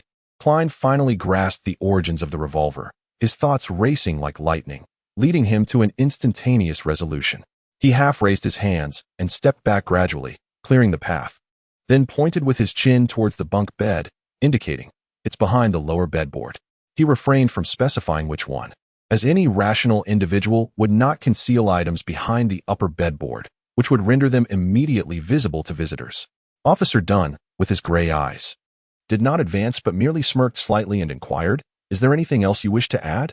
"Indeed. The other night, I awoke to find myself sprawled on my desk. A revolver beside me, and bullets at the foot of the wall. It appeared as though I had undergone a suicide attempt. Yet perhaps due to inexperience with firearms or a sudden surge of fear at the last moment, the bullet failed to achieve its intended effect. My head remains intact, and I am still here. Since that moment, I have forgotten certain memories, including what transpired on the 27th at the Welch residence. What I witnessed, I am not lying. I genuinely do not recall." In an effort to exonerate himself and resolve the peculiar events entangling him, Klein divulged nearly all the details, save for the time travel and the gathering. Additionally, he carefully chose his words, ensuring each statement could withstand scrutiny. For instance, he did not say the bullet failed to strike his head, but rather that it did not achieve the anticipated outcome, emphasizing that his head remained unharmed afterward. To the ears of others, these two expressions might convey nearly identical meanings, yet they are fundamentally distinct. Officer Dunn listened quietly, then spoke slowly. "This aligns well with the trajectory of my deductions and corresponds with the underlying logic of previous similar incidents. Of course, I cannot ascertain how you managed to survive. Believe me, I, too, am at a loss as to how I survived." Klein experienced a slight abatement of his anxiety. However, Dunn introduced a pivotal caveat. "I am compelled to assert that you are currently under considerable suspicion. It is imperative that you undergo scrutiny by a specialist to ascertain whether you have genuinely experienced amnesia regarding the incident, or whether you were, in fact, directly responsible for the demise of Mr. Welch and Ms. Naya." He emitted a cough, his countenance assuming a grave demeanor. "Has the specialist arrived?" Klein responded with a blank query. "Was it not stipulated to occur in a couple of days?" "She has arrived sooner than we anticipated." Dunn inclined his body, gesturing for Klein to exit. "May I leave a note?" Klein requested. "Benson is presently away on a business excursion, and Melissa is attending her scholastic pursuits. I am compelled to communicate to them that I am implicated in a matter concerning Welch, so as to allay their apprehensions." Dunn nodded with a measure of indifference. "You may." In all candor, he harbored a profound aversion to encountering the aforementioned specialist, given the existence of a far more substantial secret concealed within himself. In a locale replete with the 7 major churches, and in light of the presumptive assassination of the esteemed Emperor Roselle, the phenomenon of transmigration would, in all likelihood, necessitate an appearance before the Inquisition and the Court of Arbitration. However, devoid of weaponry, martial prowess, and transcendent abilities, he was scarcely a match for professional law enforcement officers, particularly given the presence of several of Dunn's subordinates stationed in the dimness beyond the door. A simultaneous volley of gunfire would assuredly spell his doom. Alas, I shall proceed one step at a time. Klein deposited the note, seized his keys, and followed Dunn out of the room. In the tenebrous corridor, 4 officers clad in black attire with white checks stood in formation on either side, exhibiting extreme vigilance. Tap, tap, tap. Klein, in Dunn's wake, trod upon the wooden staircase, descending one step at a time, the occasional creak and groan audible. Outside the apartment door, a 4-wheeled horse-drawn carriage was stationed, its side adorned with the emblem of the police system, 2 swords crossed, encircled by a crown. The surroundings were as lively and bustling as every morning before. "Go ahead." Dunn gestured for Klein to proceed. Just as Klein was about to step forward, a vendor selling oysters suddenly seized a customer, accusing him of theft. A scuffle ensued, startling the horses and plunging the area into chaos. Seizing the opportunity, Klein, without a moment's hesitation, bent low and dashed into the crowd. Amidst shoving and dodging, he fled frantically toward the other end of the street. Given the circumstances, to avoid encountering the expert, he resolved to head to the docks outside the city, to board a boat down the Tarsak River and escape to the capital, Beckland, a populous place conducive to hiding. Of course, he could also hijack a steam train heading east to the nearest Amat port, travel by sea to Priaz, and then finally make his way to Beckland. Soon, Klein reached the street corner and turned onto Iron Cross Street, where several hireable carriages awaited. To the docks outside the city, Klein commanded, vaulting into one of them. "Very well," replied the driver, who pulled on the reins. The carriage rattled away from Iron Cross Street. Just as Klein prepared to leap from the vehicle, He suddenly realized the carriage was veering onto another road, not the one leading out of the city. "Where are you going?" Klein blurted out in bewilderment. "What?" In his astonishment, the driver turned, revealing deep, indifferent gray eyes, none other than Dunn himself. "Officer Smith, you," Klein gasped in terror, feeling the world spin around him as he abruptly sat up. Sat up? Klein looked around, puzzled, and noticed the crimson moon shining brightly outside, while the room was draped in delicate gauze. He reached up to touch his forehead, which felt damp and icy, drenched in cold sweat, a sensation mirrored along his back. Having endured a nightmare, Klein released a slow breath of relief, grateful that he had retained some clarity in his dream, allowing him to think calmly, which he found rather peculiar. Once he had somewhat composed himself, Klein glanced at his pocket watch, discovering it was only a little past 2 in the morning. He quietly slipped out of bed, intending to wash his face in the communal restroom, while also attending to the discomfort in his abdomen. As he turned the doorknob, he stepped into the dimly lit corridor, moving cautiously towards the restroom, guided by the faint, indistinct moonlight. Suddenly, he perceived a shadow standing by the window at the end of the hallway. The figure wore a garment that was shorter than a robe, yet longer than formal attire. A black coat that seemed to meld into the darkness, illuminated only by the chilling, scarlet moonlight. The silhouette gradually turned, revealing deep, muted, and indifferent eyes. Dunn Smith. Chapter 13. The night watchman startled, Klein instinctively took a step back, momentarily uncertain whether he was awake or still trapped in a dream. The figure removed a black top hat and offered a slight bow, a low, enigmatic smile gracing his lips as he said, "Let us reintroduce ourselves. Night Watchman, Dunn Smith." Night Watchman? The code name for the extraordinary individuals within the Church of the Night Goddess, mentioned by Justice and the Hangman? Klein felt a wave of realization wash over him, and he blurted out, "You control dreams? You made me have that dream just now." The nocturnal sentinel, Dunn Smith, adjusted his black top hat, concealing his slightly receding hairline. His deep gray eyes sparkled with a hint of amusement as he spoke. "No, I merely entered your dreams to provide the necessary guidance. Within the realm of dreams, while the suppressed emotions and various dark psychologies are magnified, rendering the experience chaotic, absurd, and maddening, the essence of reality still persists, hidden beneath the surface. For someone of my experience, everything is apparent and easily discernible. I place greater faith in the dream version of you than in your waking self. After all, who among ordinary people can truly control their dreams? If I were to dream of something from Earth, wouldn't that expose me to Dunn Smith?" Klein shuddered at the thought, filled with trepidation regarding his dream experiences. Yet, he quickly sensed an oddity. He recalled his remarkable lucidity and rationality within the dream, aware of what to say and what to withhold. In simpler terms, it felt entirely unlike a dream. Thus, did Mr. Dunn Smith only perceive what I wished him to see? Klein's thoughts raced, and he began to grasp a fragment of understanding. Was this a benefit bestowed by the crossing, perhaps stemming from the uniqueness of my essence or the influence of the fortuitous ritual? "So, Mr. Smith, are you certain that I have truly lost my memory?" Klein articulated, restructuring his inquiry. "You remain unfazed by such matters?" The individuals I encountered previously, even right after dreaming, could hardly believe in extraordinary powers, preferring to think they had yet to awaken fully. Klein mused, "Perhaps it is because I have been yearning, hoping for such a force to assist me." An intriguing line of reasoning. Perhaps your survival was not merely a matter of chance. Dunn nodded, his expression devoid of mirth. "I can now ascertain that you have indeed suffered a partial memory loss due to this incident, particularly concerning the event itself." Dunn, with one hand in his pocket, approached at a leisurely pace, the surrounding darkness becoming tranquil and gentle. "No, you still need to consult with the expert." The corners of his lips quirked upward in a perfunctory smile. "Why?" Klein blurted out, then hastily added, "Do you doubt your own ability to guide dreams?" What a joke. If that expert is good at hypnosis, mind reading, etc., then wouldn't my biggest secret be exposed? The consequences are unimaginable. Before Klein could elaborate, Dunn's voice deepened.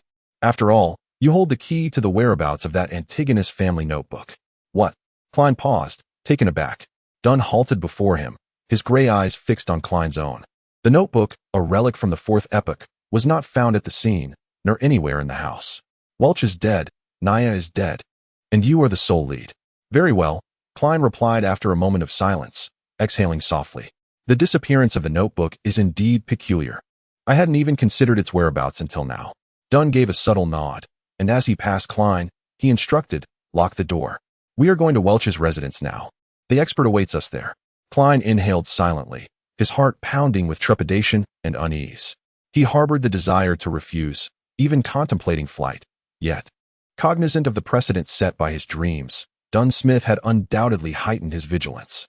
Given the stark disparity in strength between ordinary individuals and the extraordinary, any attempt to confront him directly would likely yield little success. He was certainly armed, and it was evident that he had practiced shooting extensively. A myriad of thoughts clashed violently in Klein's mind, yet he ultimately chose to confront reality. Very well. Alas, I shall take things one step at a time. Perhaps the peculiarities from my dreams may manifest once again. Let us proceed. Dunn's tone betrayed no hint of emotion. Klein turned and took a couple of steps before abruptly halting. "Mr. Smith, I wish to visit the restroom first. I had intended to do so upon my exit." Dunn did not impede him. Instead, he regarded Klein intently and remarked, "No problem, Klein. Trust me, in the darkness, I am far more formidable than you can imagine." In silence, Klein repeated those words in his mind.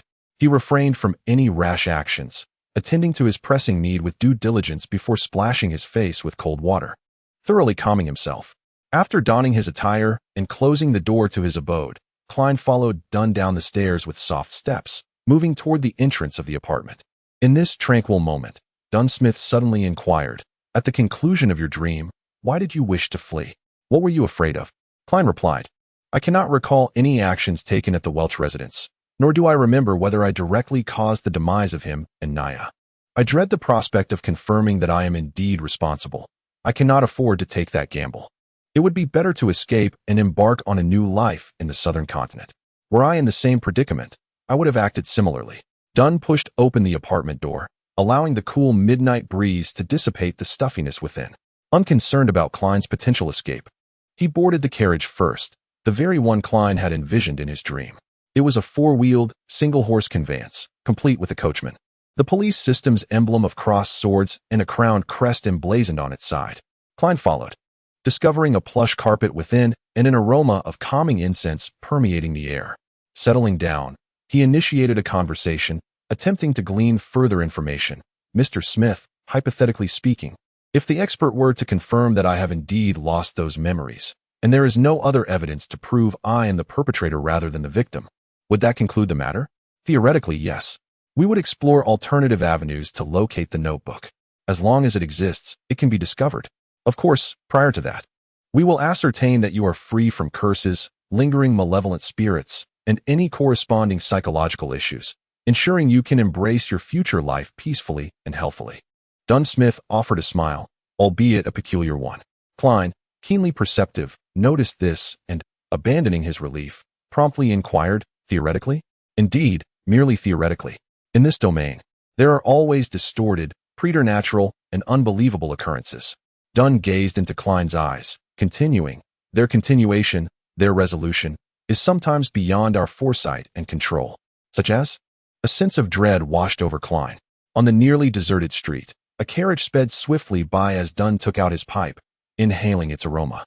Just when we believe that matters have come to a close and everything has returned to normal, they resurface in a manner that instills dread and horror.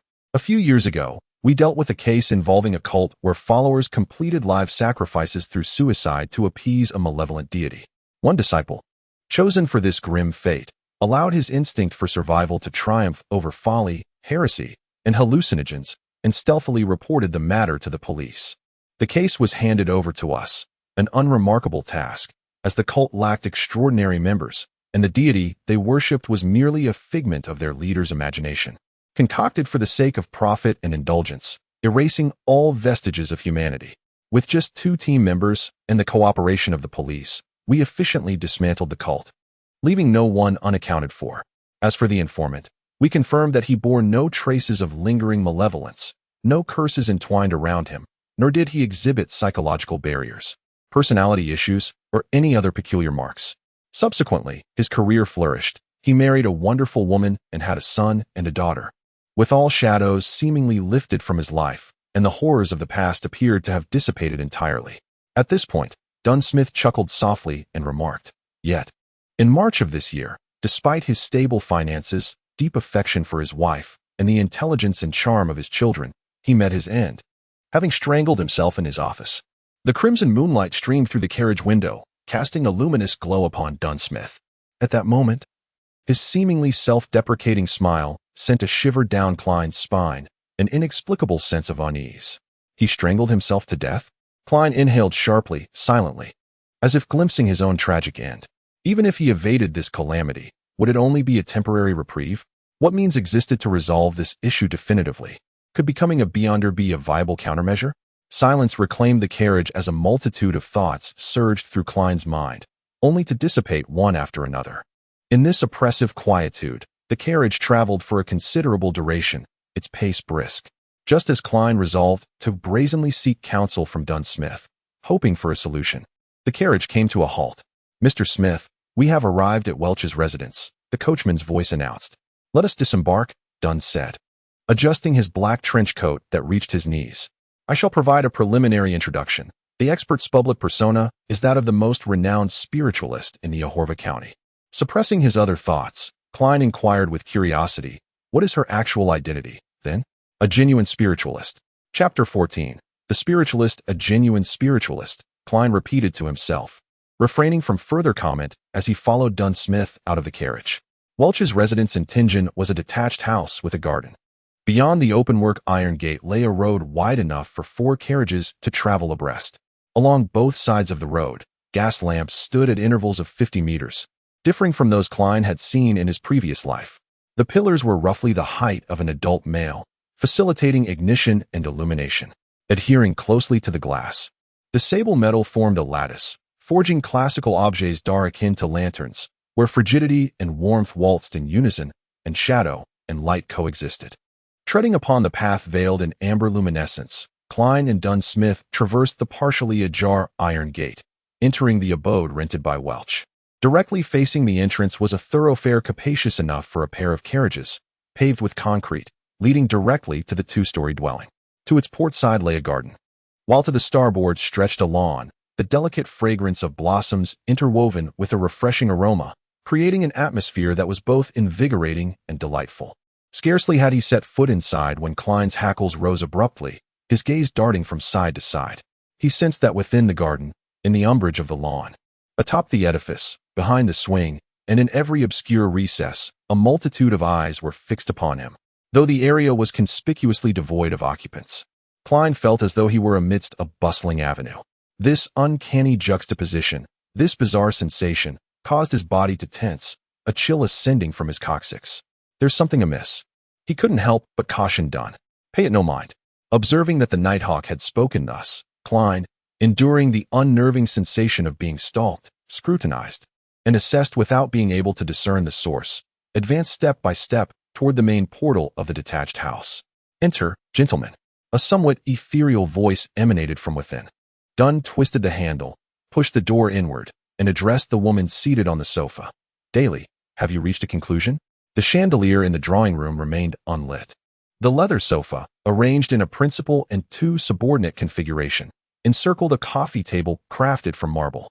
Upon the coffee table, a solitary candle flickers, casting an eerie azure glow that envelopes the semi-open layout of the living room, dining area, and kitchen in a dance of bizarre hues. In the center of the expansive sofa sits a lady clad in a hooded black robe, her face adorned with blue eyeshadow and blush, while her exposed wrist is entwined with a silver chain bearing a white crystal pendant. The moment Klein lays eyes upon her, an inexplicable sensation washes over him. She is adorned like a true medium, but is she merely playing a role? The enchanting medium, Dolly, with her shimmering emerald gaze sweeping over Klein before settling on Dunn Smith, remarks, "The original spirits have vanished, including Welch and Nia S. The little ones here know nothing." Spirits? Were those unseen observers the spirits she just mentioned? How could there be so many spirits? Klein removes his hat, cradling it against his chest, and bows slightly, saying, "Good evening, madam." Dunn Smith sighs, expressing, "This is indeed a predicament. Dolly, this is Klein Moretti. Perhaps you might uncover something from him." Immediately, the medium's gaze shifts to Klein, and she gestures towards the adjacent armchair, saying, "Please, have a seat." "Thank you," Klein replies with a nod. Stepping forward to sit down, his heart inexplicably racing. Whether life or death, Whether he will navigate this ordeal smoothly or have his secrets laid bare, all hinges on what unfolds next. What renders him most powerless is his inherent lack of resources to rely upon, leaving him to place his hopes on the extraordinary. This is truly a disheartening feeling, Klein muses bitterly. As Dunn settled onto the sofa opposite him, the medium, Dolly, retrieved 2 thumb-sized glass vials from a concealed pouch at her waist. With a smile in her emerald eyes, she addressed Klein. I require a touch of assistance. After all, you are not an adversary and should not be treated with undue directness or brutality. Such an approach could cause you discomfort, pain, and even leave lasting repercussions. I shall provide you with a fragrance, a measure of gentleness and lubrication, allowing you to gradually let go and truly immerse yourself in the experience. Klein was taken aback, his astonishment evident. Dunn, seated across from him, chuckled. Do not be surprised. Unlike the followers of the Storm Lord, here we permit ladies to engage in verbal banter with gentlemen. You should be able to comprehend this, considering your mother is a devout follower of the goddess, and you and your brother have attended the church's Sunday school. I understand, but I did not anticipate it would be so. So, Klein gestured, struggling to find an appropriate descriptor, nearly blurting out an inappropriate term. Dunn's lips curled into a smirk. Rest assured, Dolly rarely behaves in such a manner. She merely seeks to calm and relax you through this approach. She prefers corpses to men. You make me sound like a pervert, Dolly interjected with a smile. She then opened one of the small vials and sprinkled a few drops into the vibrant blue flame. Night-blooming jasmine, deep sleep flower, and chamomile, blended and distilled into a pure essence. I call it Amanda, meaning tranquility in Hermetic language. It has a delightful aroma. As he spoke, the candle flame flickered a few times, and several drops of pure dew evaporated swiftly, permeating the room. A delicate and enchanting fragrance wafted into Klein's nostrils. His tension dissipated, and his spirit swiftly reached a state of tranquility, as if gazing down into the darkness during the stillness of night. This vial, named Eye of the Spirit, was crafted from the bark and leaves of the dragon-patterned tree and the poplar, sun-dried for 7 days, then boiled 3 times and steeped in launchy wine. Naturally, a few incantations accompanied the amber-hued liquid, which dripped onto the vibrant blue candle flame, accompanied by the descriptions of the medium, Dolly. Klein inhaled the ethereal and elusive aroma of the wine, witnessing the candle flames sway vigorously, observing the eerie sheen of Dolly's blue eyeshadow and blush, even perceiving double images. It served as a helpful ally in divination, as well as a captivating floral essence. As Dolly recounted her tale, Klein felt her voice emanating from all directions. Bewildered, he glanced around and discovered that everything was swaying, becoming indistinct, as if veiled in layer upon layer of dense fog, with his own body following suit, swaying, blurring, floating, and losing its weight. The reds appeared more vivid, the blues deeper, and the blacks darker. Colors mingled like an impressionist painting, elusive and dreamlike, while the surrounding fragmented whispers surged in waves, as if countless invisible beings were engaged in hushed discussions. This sensation bore a resemblance to the feeling he experienced during the transmutation ritual before, yet devoid of that maddening, explosive essence. Klein pondered as he observed it all with curiosity. At that moment, his gaze was captivated by a pair of eyes as luminous as emeralds. Dressed in a black robe, Dolly sat on a blurred sofa, her gaze curiously fixated upon the crown of Klein's head, her voice tenderly resonating. Allow me to formally introduce myself. I am the medium, Dolly. In this instance, he could still maintain a calm and rational demeanor, much like during the transmutation ceremony in the gathering. With a fleeting thought, Klein deliberately feigned a state of confusion. Hello. The expanse of human thought is vast, harboring myriad secrets. Observe that ocean. The only portion we can comprehend comprises the islands that rise above the surface. Yet, beneath the waves lies a greater part of these islands, and beyond them, the infinite sea and the boundless sky that symbolizes the spirit realm. You are the spirit of the body.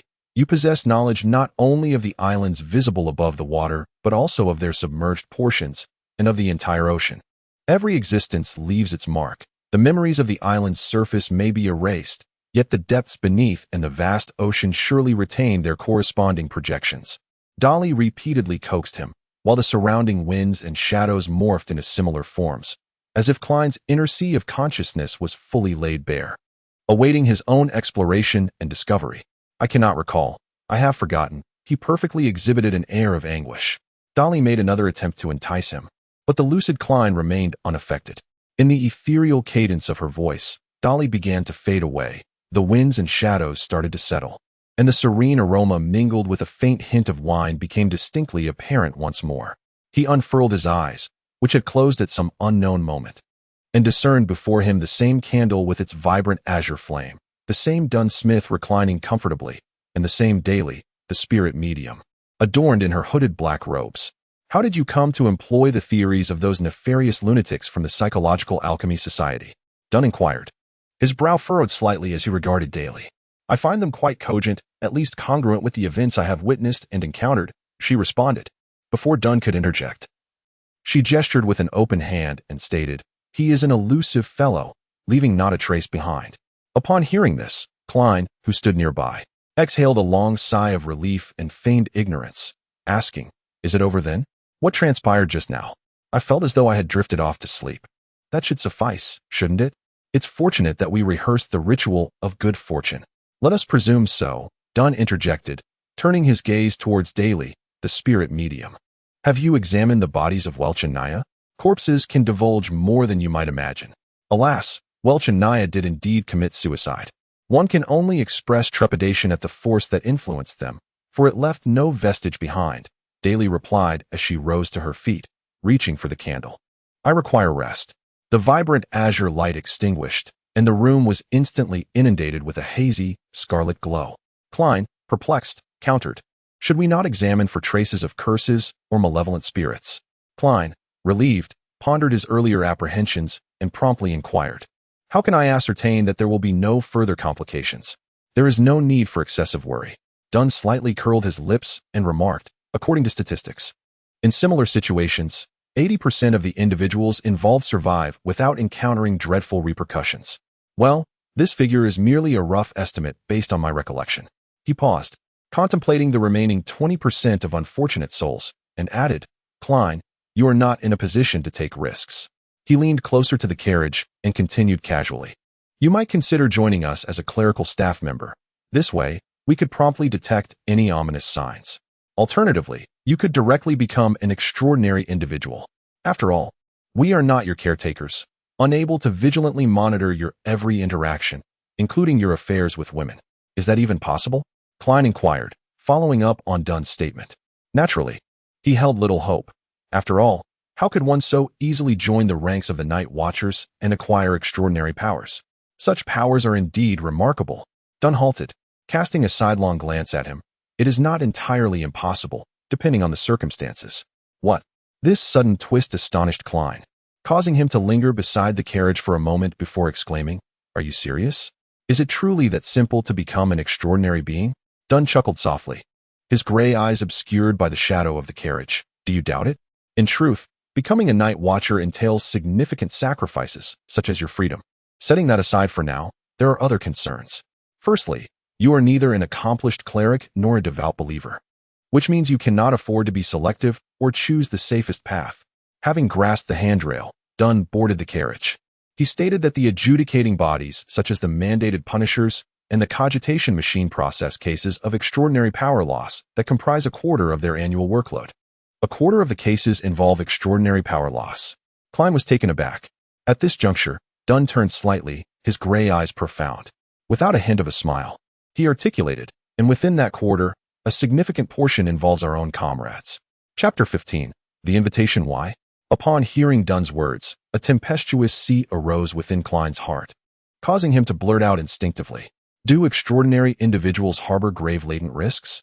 So much so that even the extraordinary individuals within the church, who handle mystical incidents, are prone to encountering predicaments? Dunn Smith entered the carriage and resumed his seat, his demeanor and tone remaining composed. This is neither within the purview of your current understanding, nor is it something you are capable of comprehending unless you become one of us. Klein was momentarily speechless. He followed suit, sitting down, and inquired with a mixture of amusement and bewilderment, how can one make a decision to join without understanding this? Yet, without joining, one cannot understand. This creates a vicious cycle. Dunn Smith once again produced his pipe, inhaling its aroma without lighting it. You misunderstand. One of us includes those in clerical positions. In other words, as long as one becomes a clerical member, One can understand the relevant secrets, comprehend the potential hazards and dangers encountered by extraordinary individuals, and then consider whether to become an extraordinary individual oneself. As Klein refined his thoughts, he rephrased the other party's meaning in his own words. Dunn smiled and said, "That's correct, with one exception. Merely contemplating becoming a beyonder does not guarantee success. In this regard, all the major churches maintain the same stringent standards."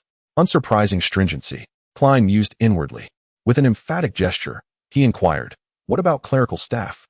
Surely the requirements are similarly exacting? In your case, it shouldn't pose much of a problem." Dunn's eyes were half closed as he inhaled the aroma of his pipe with a slightly relaxed expression, though he refrained from lighting the tobacco. Why? Klein was once again perplexed. Simultaneously, he jested to himself. Could it be that my specialness, my transmigrator's aura, shines as brightly as a firefly in the night, so distinct and outstanding? Dunn opened his half-closed eyes, his gray irises as profound as before. Firstly, surviving such an incident without our assistance indicates that you possess qualities that set you apart from others. For instance, luck. And fortunate individuals are always highly sought after. Noticing Klein's somewhat dazed expression, he smiled faintly. Very well, consider it a jest, if you will. Secondly, you are a graduate of the history department at Hull University, which is precisely what we require. Although Luruomi, that devotee of the Lord of Storms, holds abhorrent views on women, his insights into society, humanities, economics, and politics remain astute. He once stated that talent is the key to maintaining a competitive edge and fostering sound development, a sentiment I wholeheartedly endorse. Detecting a slight furrow in Klein's brow, he elucidated. You can appreciate that we routinely engage with documents and artifacts from the Fourth Epoch and even earlier. Numerous malevolent cults and various heretical factions endeavor to glean power from these sources, which can, in themselves, precipitate uncanny and dreadful occurrences. Beyond those exceptional individuals in specialized domains, the majority of us are not particularly adept at scholarly pursuits, or rather, we have advanced beyond the age of facile learning. Here, Dunsmith gestured towards his temple, a self-deprecating quirk at the corner of his lips, and remarked, "Those tedious and monotonous eruditions invariably induce somnolence, a state that even the insomniacs among us find irresistible. In the past, we would collaborate with historians and archaeologists. However, this entailed the risk of compromising confidentiality and potentially subjecting the esteemed professors and associate professors to untoward experiences. Therefore, the inclusion of a seasoned professional as a member of our ranks is an opportunity of undeniable merit." Klein offered a gentle nod, acquiescing to Dunn's rationale, and, with a divergence of thought, inquired, "Then why did you not directly, cultivate one previously?" Dunn proceeded, unprompted. "This constitutes the third, and ultimately most crucial, point. Given your exposure to analogous incidents, extending an invitation to you does not contravene any confidentiality protocols. Conversely, should the cultivation of another individual prove unsuccessful, I would bear the onus of any compromised secrecy. The preponderance of our operatives, our clerical staff, originate from within the ecclesiastical fold." After listening attentively, Klein inquired with curiosity, "Why do you maintain such stringent secrecy, revealing many matters and disseminating information, allowing a greater number of people to be aware? Is it not a means to prevent the recurrence of similar errors? The greatest fear stems from the unknown. Yet we possess the capability to transform the unknown into the known." Klein nodded in understanding and remarked, "The sole lesson humanity has gleaned from history is that it learns nothing from history, perpetually repeating the same tragedies. This famous adage from Emperor Roselle is indeed steeped in wisdom." Dunn expressed his agreement. The words of the great Roselle? The predecessors of the Traversers leave no opportunity for the successors to flaunt their superiority. For a moment, Klein was at a loss for words. Dunn turned his gaze towards the outside of the carriage, where the dim yellow glow of the street lamps intertwined to create a radiant tapestry of civilization. Within the judgment chambers of various churches, a similar phrase is uttered, perhaps the very reason for the strict confidentiality that forbids the common populace from knowing. What is it? Klein's spirit was invigorated, experiencing a thrill akin to peering into a hidden secret. Faith and fear breed troubles. An excess of faith and fear engenders even greater troubles, until all is obliterated.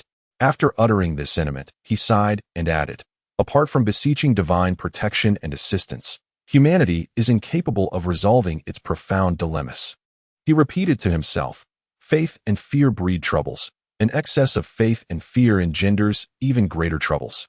Klein contemplated this phrase, struggling to comprehend it fully, and as a result of his confusion regarding the unknown, he felt a sense of dread, as if within the shadows cast by the street lamps outside. In the darkness devoid of light, malicious eyes and gaping mouths were concealed. The hooves clattered with agility, and the wheels rolled steadily as Iron Cross Street came into view. Breaking the sudden silence, Dunn formally inquired, "Would you like to join us as a civilian staff member?" Klein found himself engulfed in a torrent of thoughts, momentarily unable to decide. After a brief pause, he replied, "May I take some time to consider?" The matter was significant. One could not afford to act hastily or recklessly. "That is perfectly acceptable. Just provide me with your answer by Sunday," Dunn acknowledged with a nod. "Of course, remember to maintain confidentiality. Do not disclose any information related to Welch's affairs to anyone, including your brother and sister. Reaching this could not only bring them trouble but might also lead you to a special tribunal." The carriage fell into silence once more. As they neared Iron Cross Street and were almost home, Klein suddenly recalled a question. After hesitating for a few seconds, he ventured to ask, "Mr. Smith, what are the salaries and benefits for your civilian staff?" This was a serious inquiry. Dunn paused for a moment before responding with a smile. "You need not worry about this matter. Our funding is jointly secured by the church and the police department. Newly recruited civilian staff members receive a weekly salary of £2.10, along with an additional 10 shillings for confidentiality and risk, totaling £3, comparable to that of a university lecturer. Subsequently, as your qualifications and corresponding merits increase, your salary will gradually rise. For clerical staff, our standard contract is for a duration of 5 years. Upon its expiration, should you elect to discontinue your service, you are at liberty to resign without impediment. However, it is incumbent upon you to execute a perpetual confidentiality agreement. Furthermore, departure from Tingen necessitates prior authorization, and relocation to an alternate urban locale mandates immediate registration with the local night watch. Regrettably, the conventional observance of Sundays is not accommodated. Instead, a rotational leave system is implemented to ensure the continuous presence of a minimum of 3 clerical personnel on duty. Should you harbor aspirations of venturing southward to the Bay of Desi for a respite, such an undertaking would necessitate coordination with your colleagues. Scarcely had Dunn concluded his discourse when the carriage drew to a halt, affording a lateral vista of the apartment complex wherein the Moretti family resided. "I comprehend," asserted Klein, as he alighted from the carriage and paused momentarily. "Pray, Mr. Smith, should I resolve to accept your proposition, where might I locate you?" Dunn responded with a subdued chuckle.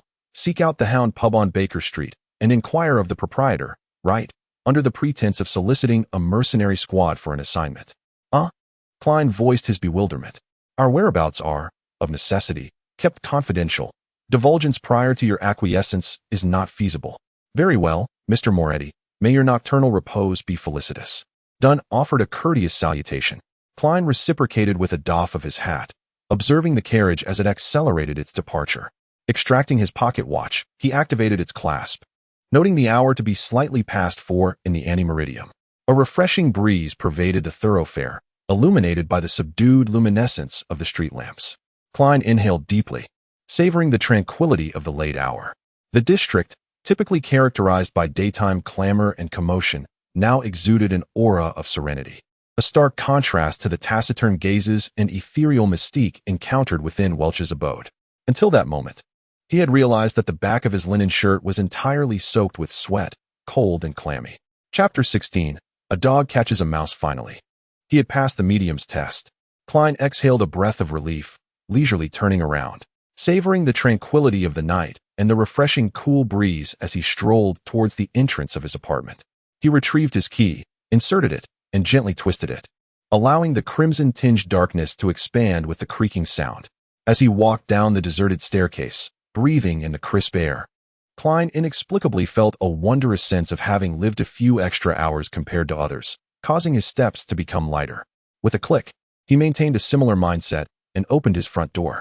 However, before he could step inside, he noticed a figure quietly seated in the darkness before his desk.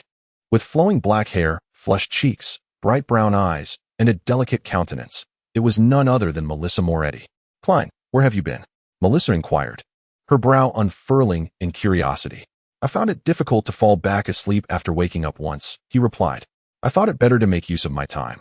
So I went for a few laps. Look, I'm drenched in sweat. He removed his jacket and half-turned his body, pointing to his back. Melissa stood up, glancing at him with mild indifference. After a moment of contemplation, she said, Klein, you really need not feel overly pressured.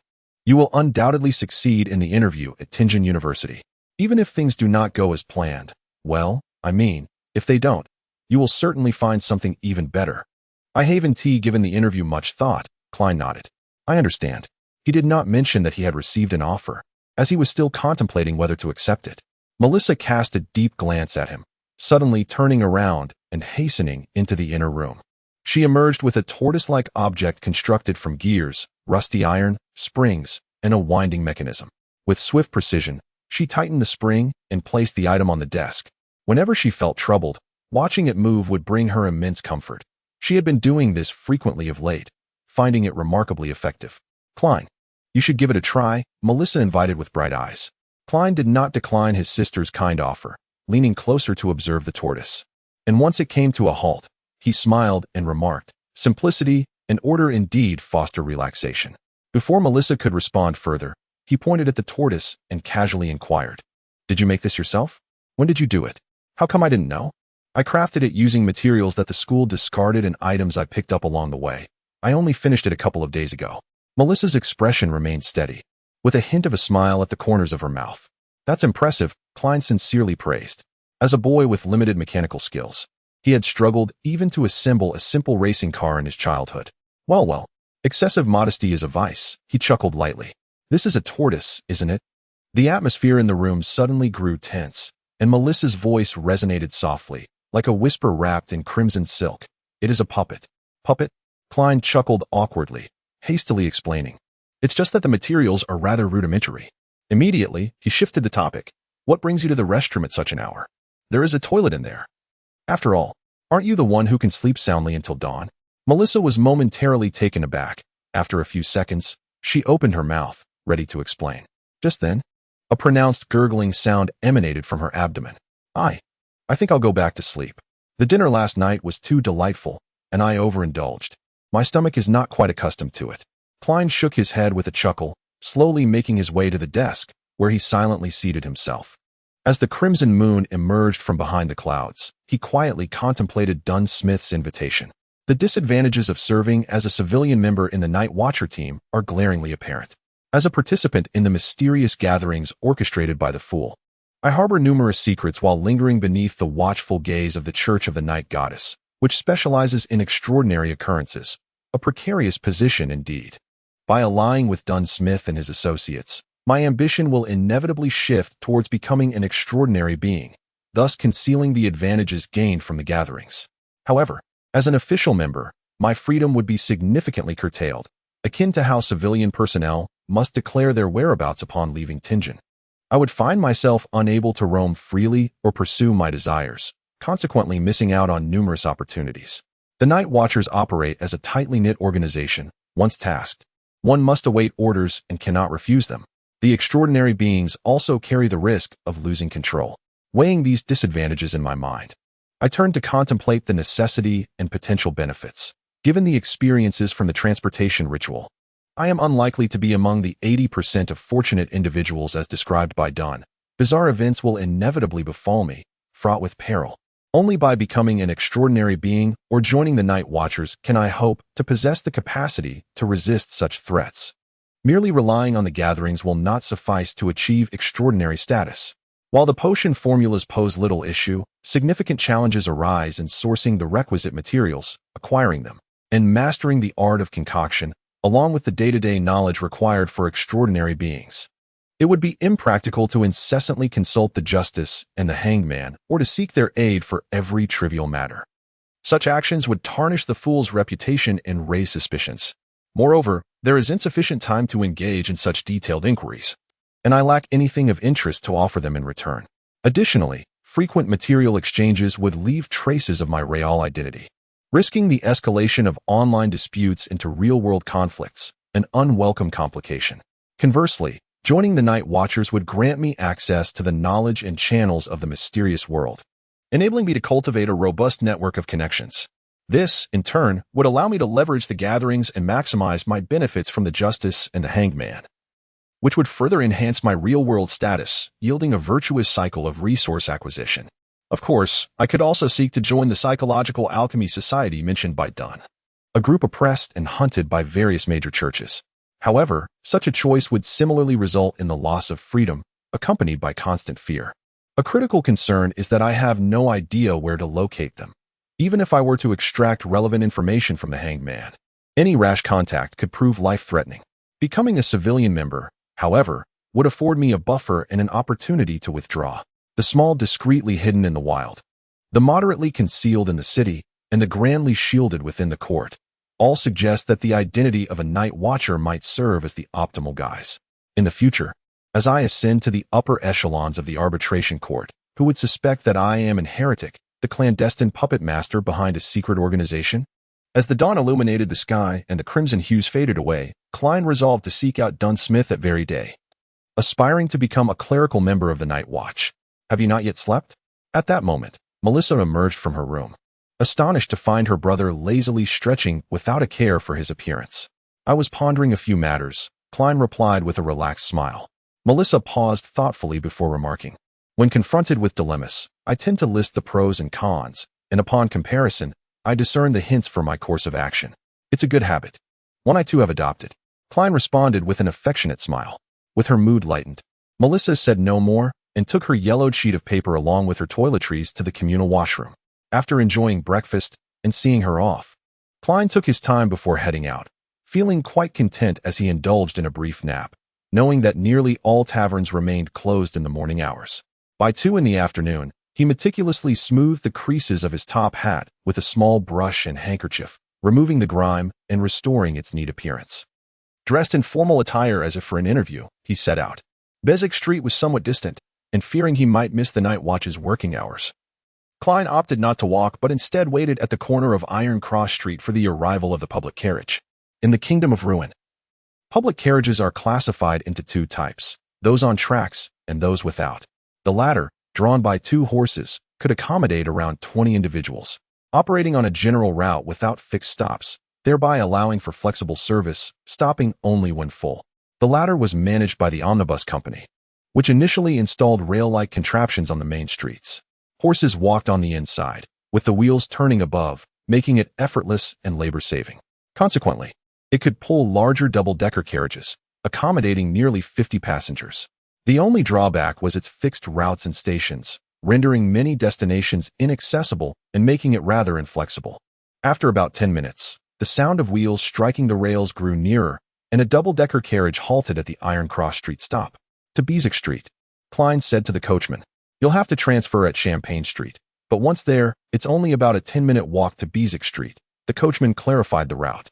Then to Champagne Street, Klein agreed with a nod.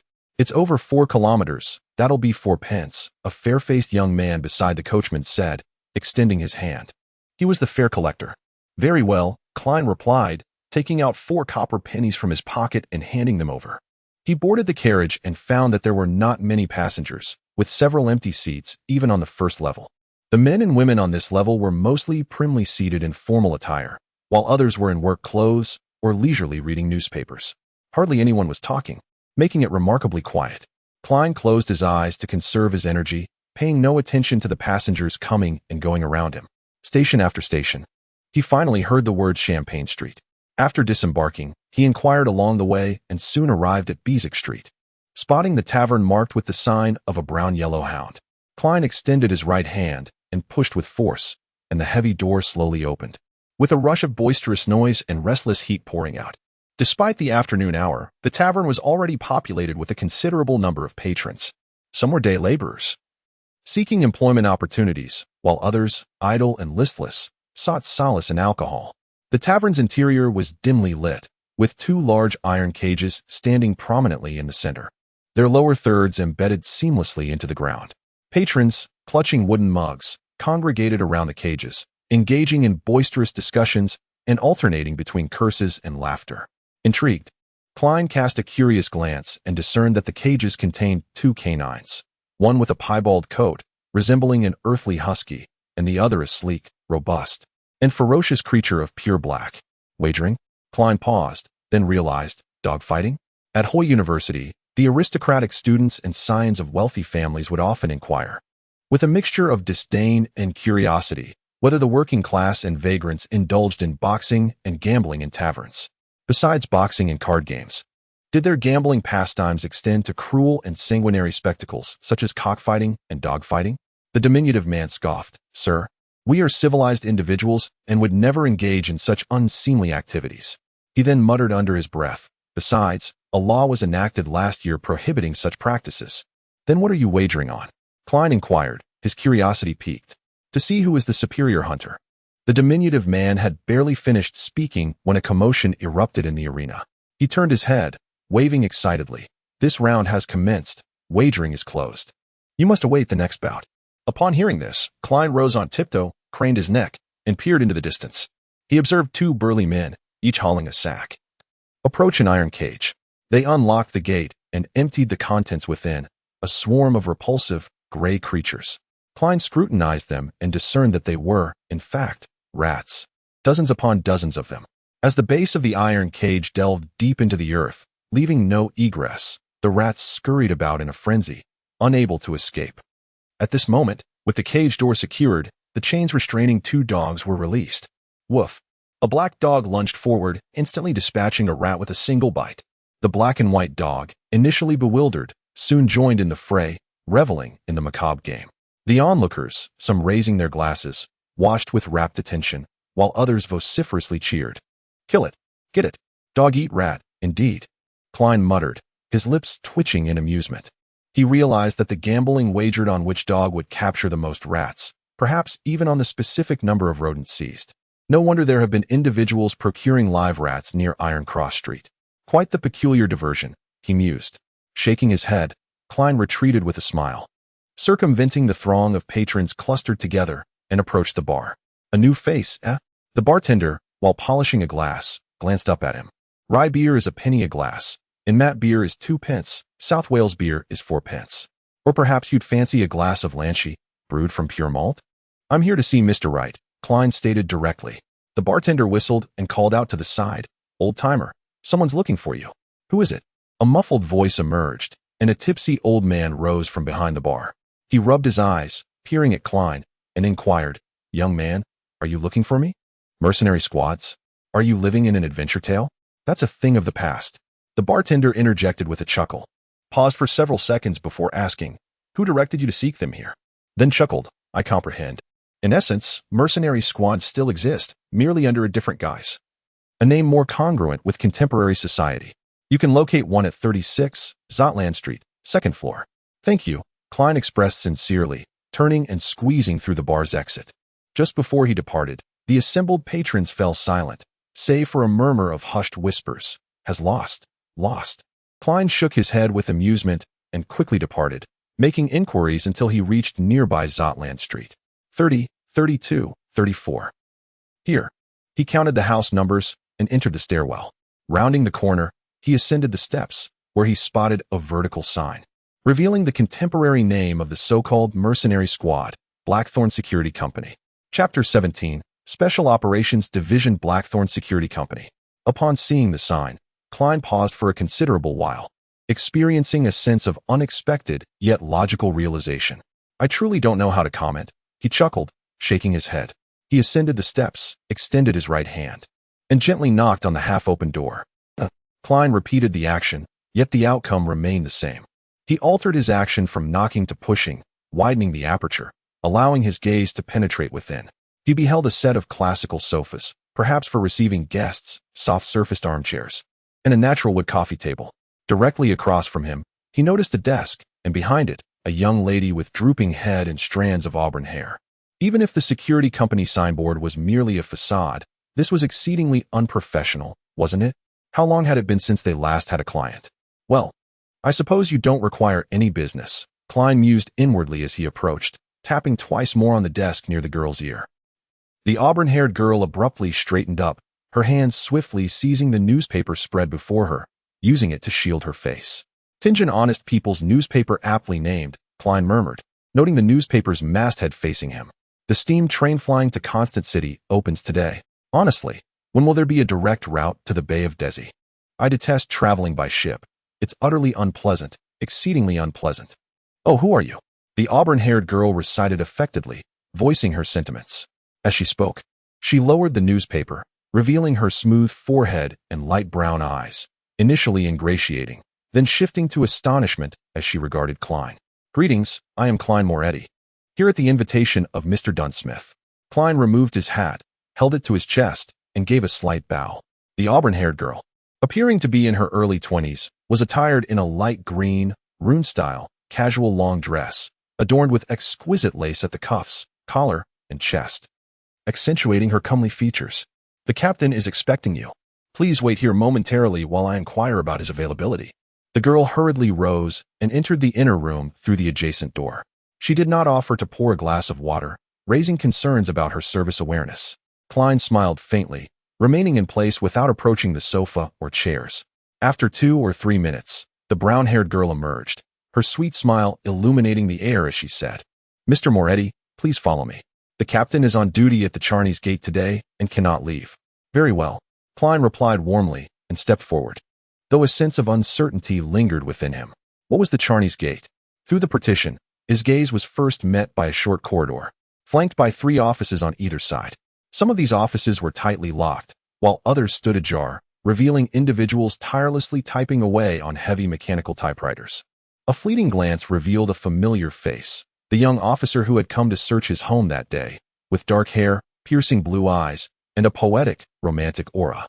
He was not in formal attire. His white shirt was untucked, presenting an air of carefree nonchalance. The brown-haired girl turned the handle of the left-side office at the end of the corridor, pushed the door open, and cheerfully indicated, "We must descend a few more flights of stairs." This office was devoid of any furnishings, with only a gray-white stone staircase extending downward. Gas lamps, elegantly designed, adorned the walls on either side of the staircase, their steady glow dispelling the darkness and ushering in a sense of tranquility. The brown-haired girl walked ahead, her gaze fixed on her feet, treading cautiously. Despite her frequent visits to this place, fear still gripped her, as she constantly worried about stumbling and rolling down the slope. You cannot imagine, Leonard once did something quite foolish. On his very first day as an insomniac, when he hadn't fully mastered his own powers, he attempted to sprint down. And then he transformed into a wheel. How amusing it is to recall. Ah, he is the very fellow who greeted you moments ago. This occurred 3 years ago. Speaking of which, I have been a night watcher for 5 years now. I was merely 17 at that time. While keeping her eyes on the path, the girl spoke with an air of familiarity, and suddenly, she discreetly tapped her forehead, exclaiming, "I forgot to introduce myself. My name is Roshan. My father was a formal member of the Night Watch, and he perished in an accident 5 years ago. Henceforth, we shall be colleagues." Well, perhaps the term colleagues is more appropriate since we are not yet teammates, as we are not extraordinary individuals. I hope to earn that honor, but ultimately, it depends on Mr. Smith's decision. Klein surveyed the enclosed surroundings, sensing the two of them descending into the depths where the cold, damp stone walls dispelled the summer heat. Rest assured, the fact that you can be brought here directly indicates the captain's approval.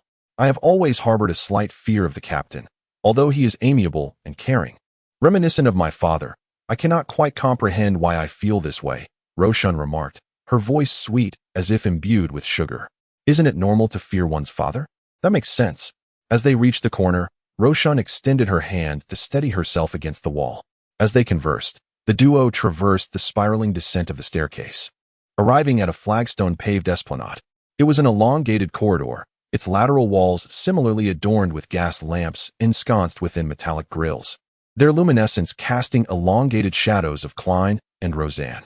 These sacred emblems appeared unremarkable, yet as Klein ambled amidst them, his mental state gradually found serenity, and Roseanne, too, ceased her idle chatter.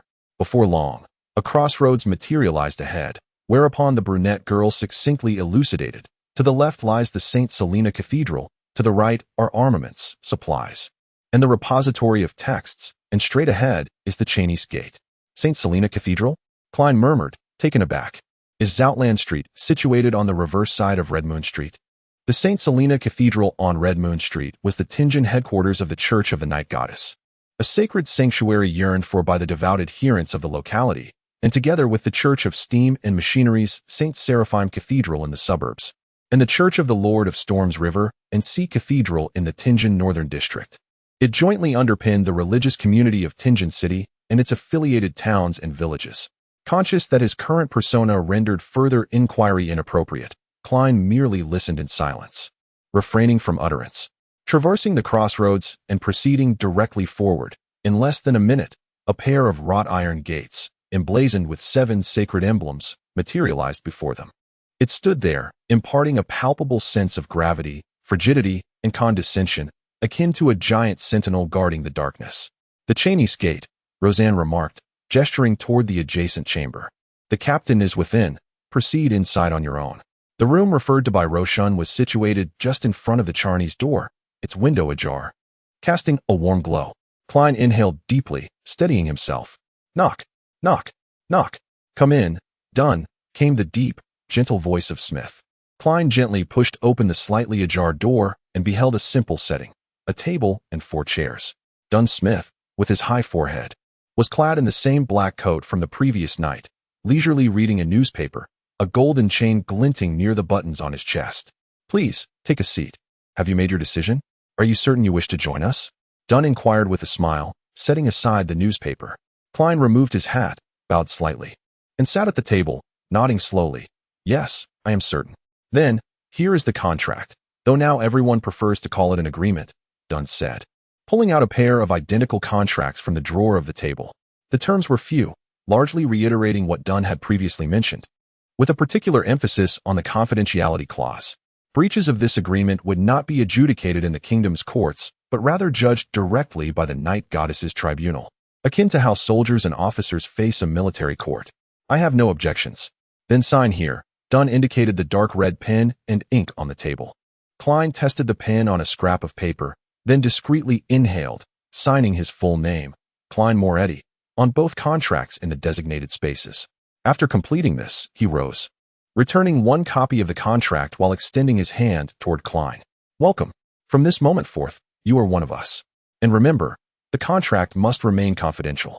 As Klein rose to his feet, he accepted the contract and clasped the other's hand, inquiring with a smile, "So, should I address you as captain now?" "Indeed," Dunn replied, his gray eyes appearing exceptionally profound in the dim surroundings. "I must confess, I hadn't anticipated that you would employ Blackthorn Security Company as a facade." He chuckled casually. "Actually, we possess another guise," Dunn revealed, extracting a piece of paper from the drawer. "The 7th Squad of the Special Operations Division of the Alwa County Police Department of the Kingdom of Lone. The initial 4 squads comprise conventional police officers tasked with security, such as the protection of dignitaries and vital locations. However, beginning with the 5th Squad, the focus shifts to supernatural occurrences within the county's various cities. Our 7th Squad is responsible for matters pertaining to the goddess's adherents in Tianjin. Should adherents of different faiths be involved, jurisdiction is determined geographically. We primarily oversee the northern, western, and Golden Banyan districts, among others. Dunn provided a concise overview, noting that the 6th Squad, affiliated with the Storm Lord Church's Punishers, oversees the Docklands, eastern, and southern districts, while the University District and the outskirts fall under the purview of the 5th Squad, or the Machinery Hive's Tianjin team. Klein responded, finding no immediate questions on the matter. He then turned to Dunn and jested, "What if someone genuinely seeks to commission a task from Blackthorn Security Company? And how many individuals constitute our Night Watcher Squad in total?" Klein inquired, pursuing this line of conversation. In assent, Klein finally broached the subject of paramount concern, Chapter 18, Genesis and Causation.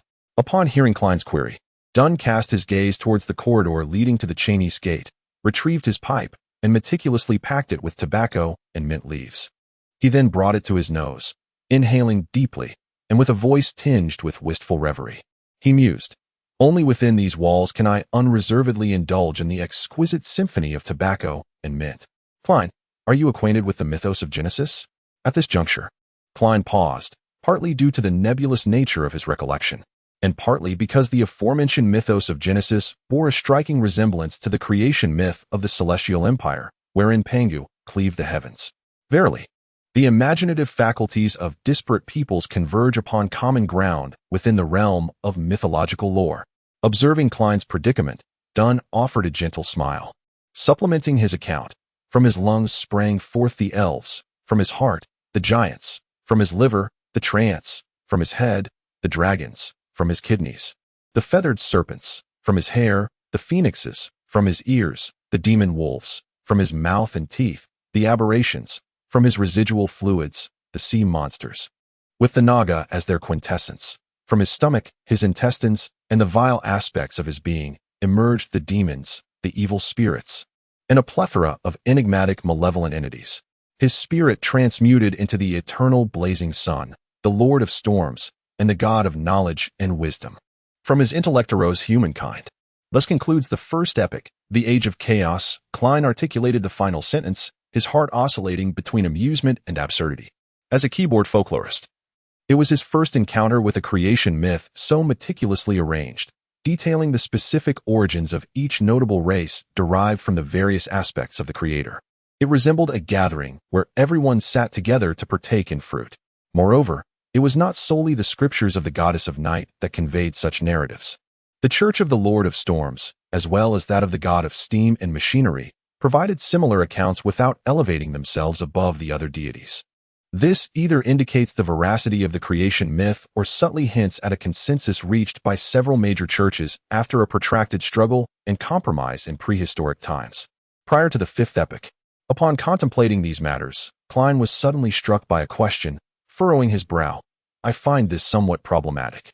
Why do the eternal sun, the Lord of storms, and the God of knowledge and wisdom emerge directly from the essence of the creator, while the goddess does not?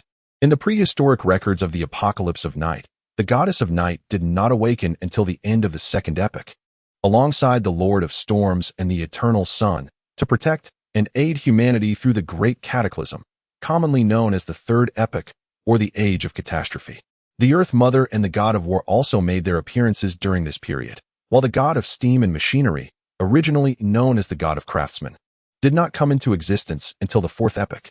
Thus, the hierarchy among the gods seemed unequivocally apparent. Who was older and who was more orthodox became strikingly clear. This caused a certain level of confusion among the followers of the goddess of night. Dunn Smith, holding his pipe with one hand, responded with a question of his own. Could you recite the complete title of the goddess? She is the night goddess, more sublime than the starry firmament and more enduring than eternity itself, also known as the Scarlet Sovereign, the Veiled Mother, the Empress of Calamity and Dread, and the Liege of Repose and Silence. Fortunately, Klein's mother was a devout follower of the night goddess. During her lifetime, she would recite prayers every evening and before meals, ensuring that even as the original owner's memories fragmented, they were not entirely lost. What does the Scarlet Sovereign symbolize? Dunn inquired, adopting a guiding tone. The crimson moon. Klein responded, as understanding dawned upon him. And from which part of the creator did that crimson moon originate? Dunn probed further with a smile. A solitary eye, Klein exclaimed, sharing an understanding smile with his interlocutor. This is by no means inferior in grandeur to the Lord of Storms and other deities formed from the creator's spirit being divided into three. As for the Church of the Earth Mother and the God of War, they should also possess similar narratives. Only the birth of the god of steam and machinery occurred too late to find a justification for their church's persistent weakness for over a millennium until the invention of the steam engine, which allowed them to seize the initiative and truly stand alongside the others. Dunn stroked his pipe and stated, humankind was born from the wisdom of the creator, thus possessing intelligent, rather than extraordinary, minds. However, from the myths of creation, we can derive a simple and clear conclusion, that all things originate from the same source. Originate from the same source, Klein echoed the final words. Based upon this deduction, humans, safeguarded by divine grace in their battles against giants, demons, and aberrant entities, gradually discerned methods to acquire extraordinary powers. This involved concocting mystical elixirs by utilizing the corresponding components of malevolent spirits, dragons, monsters, wondrous trees, blossoms, or crystals, in conjunction with supplementary ingredients. Upon ingestion and assimilation, these potions enabled the mastery of diverse abilities, a common tenet across all esoteric disciplines. Dunn refrained from extensive elaboration, providing only a succinct overview. He noted that, through agonizing lessons, our forebears discovered the perilous consequences of directly consuming high-grade, unconventional elixirs, which invariably led to tragic outcomes, manifesting in three potential forms. Which three? Klein inquired with curiosity. I harbor a predilection for the Highland coffee of Fanapotter. Though I have only sampled it a handful of times at the Welch residence, Klein politely demurred. What is the third? Mental derangement, immediate frenzy. Becoming more demonic than demons themselves. This is what it means to lose control. Dunn emphasized the phrase lose control. Before Klein could interject, Dunn set down his coffee cup and continued. Through protracted experimentation and exploration, coupled with the advent of the blasphemy slate, humanity finally refined the elixir system. This led to the formation of sequential chains that offered gradual and stable advancement. The lower the sequence number, the higher the grade of the elixir. Presently, each of the 7 major churches commands at least one complete sequence, in addition to the less complete paths amassed over centuries and millennia. The blasphemy slate? Klein keenly seized upon the term. During the gathering, the hanged man had also alluded to it. According to the words of the hanged man, the blasphemous slate is the most crucial factor in the formation and integrity of the potion system. This stands in contrast to what Dunn just mentioned. It is an artifact conjured by some malevolent deities. The specific era of its emergence, the details recorded, and its peculiarities remain somewhat obscure to me. Should you uncover any clues, it is imperative that you report to me immediately, as it possesses the highest level of responsiveness. Dunn vaguely elucidated. Having previously mentioned one instance of loss of control, now, I shall expound upon the remaining 4. Klein cast aside thoughts of the blasphemous slate and focused intently on the discourse. Although humanity is endowed with nothing but an astute intellect and lacks any extraordinary abilities, this is not a universal truth. There are always a few fortunate, or perhaps unfortunate, individuals who are innately gifted with heightened inspiration, or rather, the capacity to perceive the ethereal. They can hear sounds inaudible to others, see sights hidden from the common eye, and possess certain extraordinary traits. As Dunn spoke, he surveyed the surrounding emptiness, sending a chill down Klein's spine. In essence, these individuals are akin to half-sequence 9 extraordinary beings, endowed with fixed characteristics. Sequence 9 represents the lowest tier within the chain.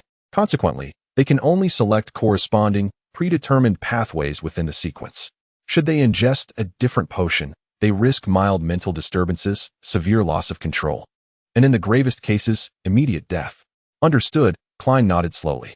The third form of loss of control bears resemblance to the second. Once you have chosen a sequence, you are compelled to traverse this path without the possibility of retreat. Should you consume any other path potions that align with the sequence, while it is highly probable that you will acquire a blend of peculiar and distorted abilities, it is almost certain that you will find yourself in a state of semi-madness, either sensitive and irritable, cruel and bloodthirsty, or silently melancholic.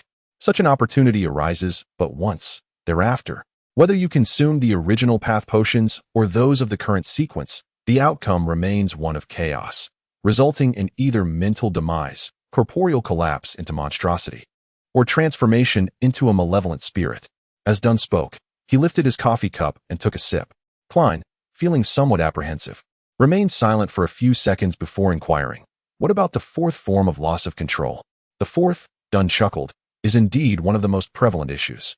When we consume potions to gain abilities that originally belong to extraordinary beings, which are unnatural mutations, we inevitably bear the residual effects on our psyche. These may not manifest outwardly, remaining undetectable to outsiders, yet they surely fester within. If one recklessly consumes a potion of a higher sequence before fully mastering the extraordinary powers granted by the previous potion and eliminating those subtle traces, madness and loss of control will accumulate. Dunn fell silent abruptly. After a brief pause, he sighed. Within our Night Watcher organization, it is mandated that even if a member achieves significant merit, they must first consume the last potion for 3 years and undergo corresponding evaluations before being considered for promotion. Yet, despite this, each year, numerous individuals succumb to loss of control. Dreadful, Klein murmured, inhaling sharply. And the final cause?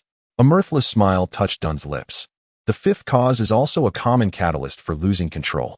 For Beyonders, inspiration is invariably heightened, with the amplification intensifying as the sequence number diminishes. Consequently, they become privy to sounds inaudible to others, perceive sights unseen by most, and encounter events beyond the common experience. They are perpetually subjected to the allure of the arcane and the seduction of illusions. Should any additional stimulus arise, or should avaricious desires take root, they will inexorably descend into madness. As he spoke, Dunn turned to face Klein directly, his gray eyes reflecting Klein's own image. His tone grew somber. Channies, the archbishop who founded the modern Night Watchers system, once said, "We are guardians, but also a band of wretches constantly battling peril and insanity." Chapter 19. Sealed Artifacts. We are guardians, but also a band of wretches constantly battling peril and insanity. The corridor outside the window was enclosed, the stone walls frigid. Inside, the lamplight cast a bright, yellowish glow. Dunn Smith's words echoed in this setting, reverberating in Klein's mind, rendering him momentarily speechless.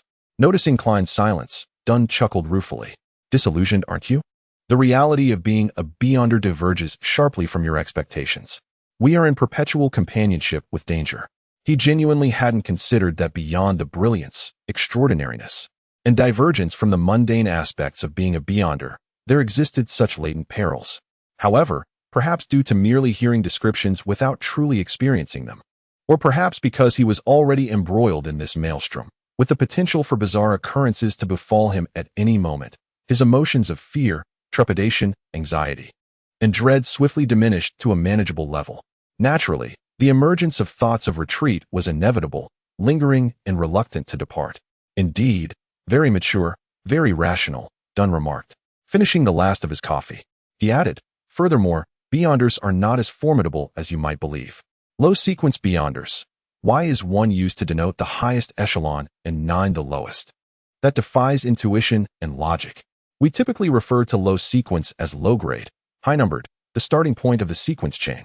Right, where was I? Yes. Beyonders are not as mighty as you imagine.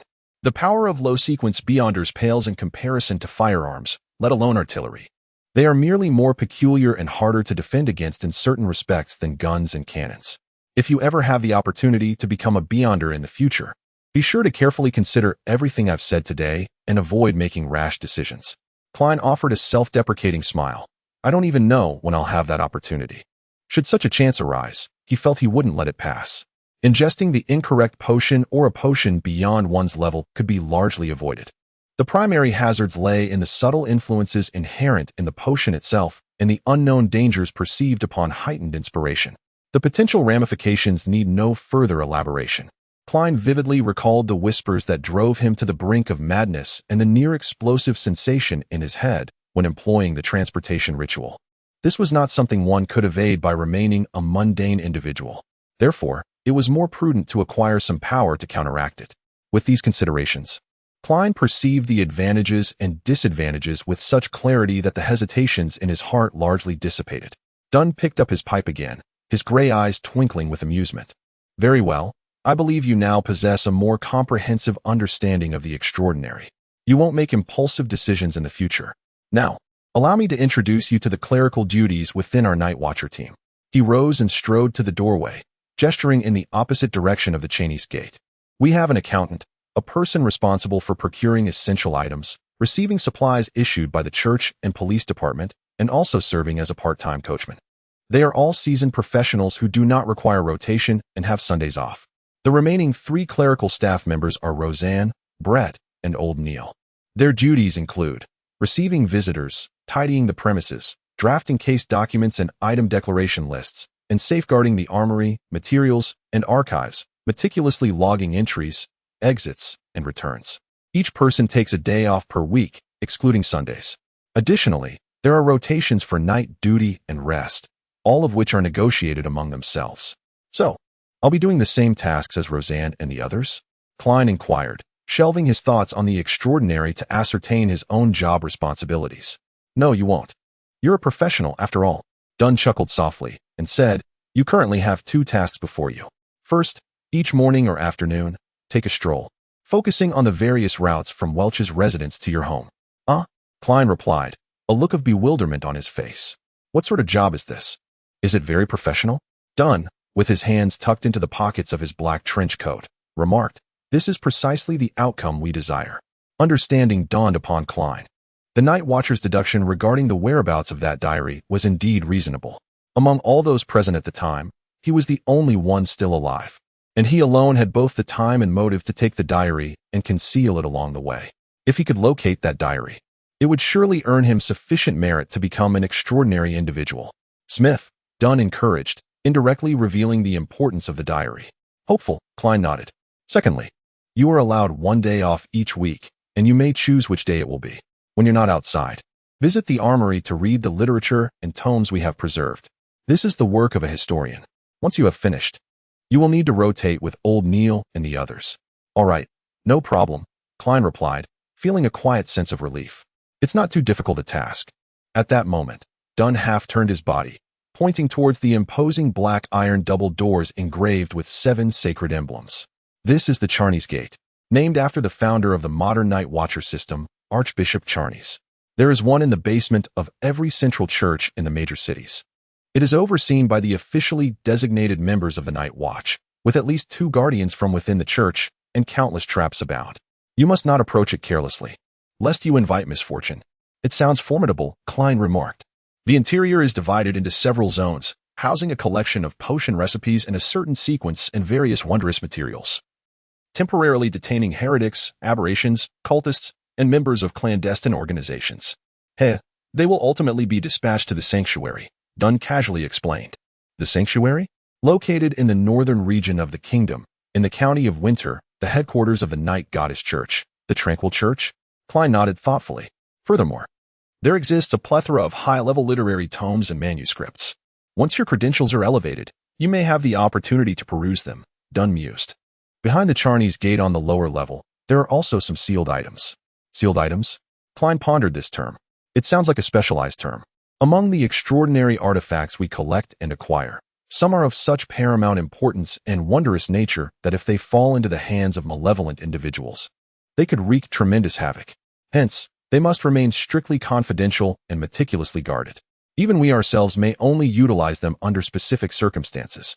At this point, Dunn paused before continuing, and some of these entities possess a rather unique nature, exhibiting a certain living quality that can lure the guardians, influence their surroundings, and even escape autonomously, resulting in catastrophic consequences that necessitate stringent control.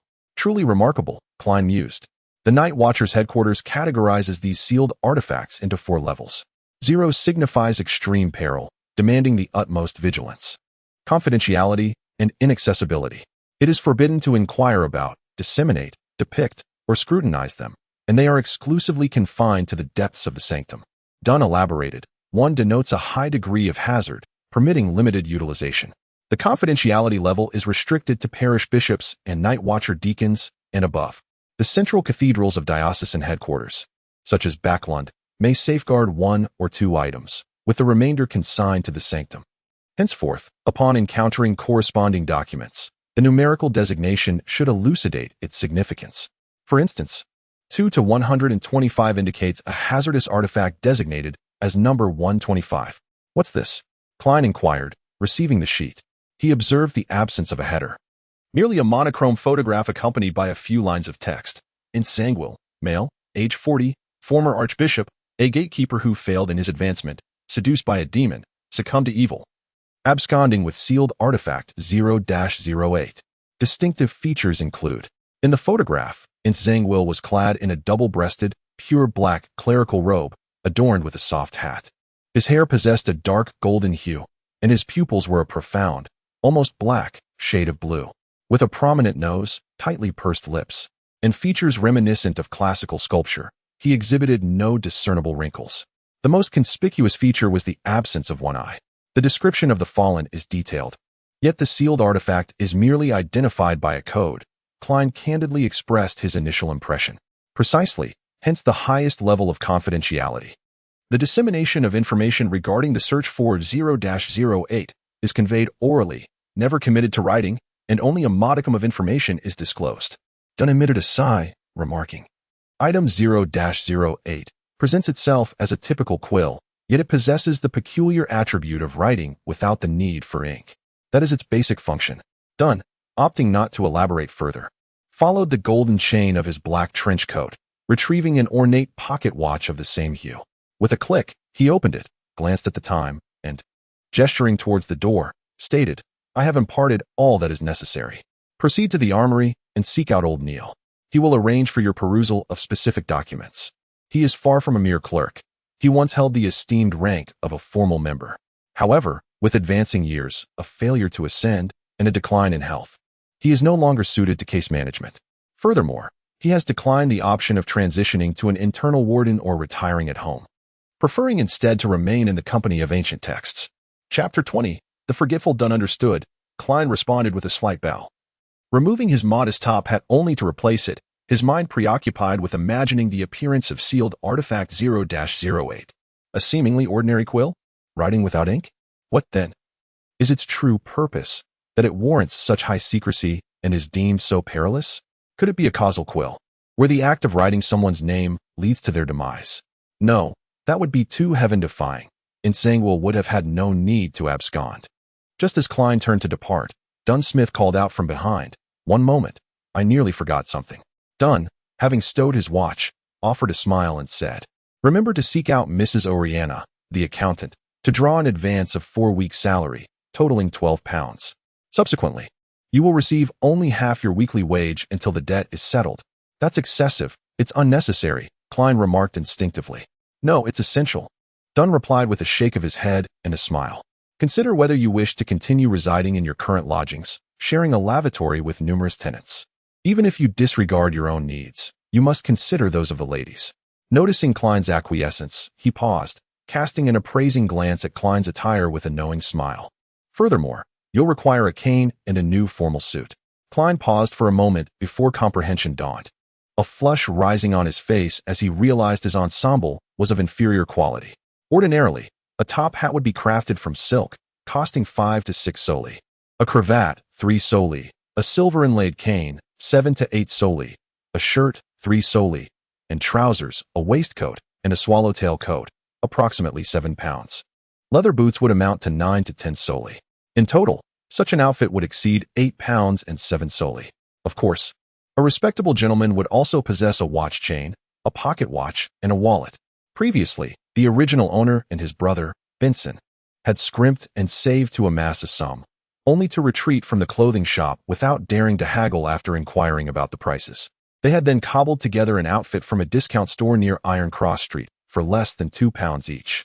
This experience had indelibly etched the cost of clothing into the original owner's memory. Like him, Klein possessed a sense of dignity. Dunn retrieved his pocket watch, opened it, and glanced at the time. "Very well," Klein responded, acutely aware of his financial straits, offering no objection. "I'll have Roseanne escort you." With the ropes in motion and gears turning, Roseanne in the Blackthorn Security Company's reception area heard the gentle chime of the hanging bell and promptly rose, cautiously descending the stairs. Before long, she appeared before Klein. Dunn Smith jested with amiable humor. "I trust we're not disturbing your rest. Please escort Moretti to Mrs. Oriana." "Very well, Captain." "Is that all?" Klein blurted out in surprise. "To draw an advance on salary from finance, doesn't the captain need to issue a slip or write something?" "Hence," Dunn queried, puzzled. "I mean, to get an advance on salary from Mrs. Oriana, doesn't it require your signature?" Klein articulated as plainly as possible. "Captain, the financial management here is practically non-existent." Klein resisted the urge to complain and turned to leave the room, following Roseanne. Just then, he heard Dunn call out once more, "Hold on a moment, there's one more matter." "Yes?" Dunn massaged his temples and said, "When you go to Old Neil's, remember to collect 10 Demon Hunter bullets." "Me? Demon Hunter bullets?" Klein asked in astonishment. "Isn't Welch's revolver with you?" "No need to turn it in," Dunn said with one hand in his pocket. "Paired with Demon Hunter bullets. If you encounter any bizarre dangers, you can protect yourself. Well, it can at least give you courage." "Understood, I'll remember." "Thank you, Captain," Klein accepted sincerely. He slowly stepped back and turned again. "Wait," Dunn called out yet again. "Anything else?" "Good marksmen are forged through the crucible of experience. You must not underestimate that," Dunn said, handing the revised note back to Klein. "I understand." Klein, apprehensive of the lurking dangers, was eager to commence immediately. He took a few steps towards the exit but then paused, turning back with deliberation. "Captain, is there anything further?" "That is all," Dunn affirmed with a nod. Klein exhaled in relief and proceeded towards the door, resisting the urge to turn back once more and inquire if there was truly nothing else. He suppressed the impulse and finally exited the duty room. "The captain is perpetually like this, often forgetting things," Roseanne whispered, walking beside him. "My grandmother possesses a superior memory, though he only forgets trivial matters." "Klein, may I call you Klein?" "Mrs. Oriana is an affable person, quite easy to get along with." Her father is a clockmaker of considerable skill, a dark-haired woman in a flounced dress, appearing to be in her mid-30s, with fashionable curls and a pair of clear, smiling emerald eyes, exuding grace and refinement. After Roseanne relayed Dunn Smith's instructions, Oriana produced a slip of paper and wrote a prepayment form. Very well. Klein completed the formalities with practiced ease. Oriana retrieved a bronze key, unlocked the room's safe, and, while counting out the gold sovereigns, remarked with a smile, "You are fortunate. There is sufficient cash on hand today. By the way, Klein, were you invited by the captain due to your involvement in supernatural occurrences and your inherent talents?" "Indeed, madam. Your intuition is remarkably accurate." Klein was generous with his praise. Oriana retrieved 4 banknotes with a light gray background and deep black patterns, securely locked the safe once more, and turning around, remarked with a smile, "Because I am just like that." "Is that so?" Klein expressed his surprise appropriately. "Do you recall the serial killer who caused quite a stir in the entire city of Tingen 16 years ago?" Oriana handed the 4 banknotes to Klein. "I remember. The one who brutally murdered 5 young women, some of whom had their hearts taken, while others had their stomachs removed. The butcher of blood." Klein mused, recalling how his mother often used this tale to frighten his sister during their childhood. He took the banknotes, noticing they comprised 2 5-pound notes and 2 1-pound notes, all featuring a gray background adorned with black patterns, each corner embellished with intricate designs and unique watermarks. The former was slightly larger, showcasing the 5th king of the ruined kingdom, Henry Augustus I, a direct ancestor of King George III, depicted with a white wig, a round face, and narrow eyes, exuding a remarkably serious demeanor that, to Klein, felt oddly familiar. This was a 5-pound note, equivalent to nearly 4 weeks' wages for Benson. The center of the 1-pound note featured George III father, the former King William Augustus VI, a formidable ruler with a thick beard and resolute gaze. During his reign, the ruined kingdom broke free from antiquated constraints and once again ascended to prominence among nations. Klein faintly caught the invigorating scent of the banknote ink. Indeed, had it not been for the timely arrival of the night watch, I would have been the 6th victim. A tinge of lingering trepidation laced Mrs. Oriana's tone. Even after the passage of more than a decade, it seems that serial slayer, nay, that butcher, possessed extraordinary abilities. Carefully folding the banknotes, Klein ensconced them within the inner sanctum of his suit, his fingers repeatedly verifying their presence. Indeed, Mrs. Oriana affirmed with a solemn nod. He had claimed numerous lives prior. His apprehension was precipitated by preparations for a demonic rite. Oriana chuckled softly. "Fear holds no dominion over me any longer. In those days, I was immersed in accounting at business school. Subsequently, I found my place here. Now, I mustn't detain you. Old Neil awaits your arrival." "Farewell, madam," Klein expressed, doffing his hat in a gesture of respect. He retreated from the office, his hand instinctively gravitating to the inner pocket as he descended the stairs, reassuring himself of the 12 pounds' continued presence.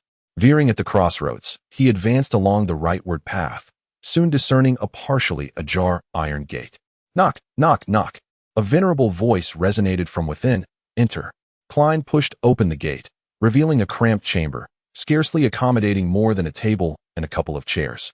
Beyond the table, an iron door stood firmly locked. Behind the desk, an elderly gentleman, his hair streaked with gray, attired in a classic black robe, perused time-worn pages by the illumination of a gas lamp. Raising his gaze, he addressed the doorway. "You must be Klein Moretti?" Little Roseanne conveyed your courteous demeanor. "Miss Roseanne is indeed a benevolent soul."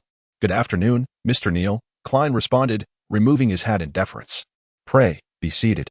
Neil gestured towards the intricately designed silver-lined tin on the table, inquiring if Klein would like a cup of hand-ground coffee.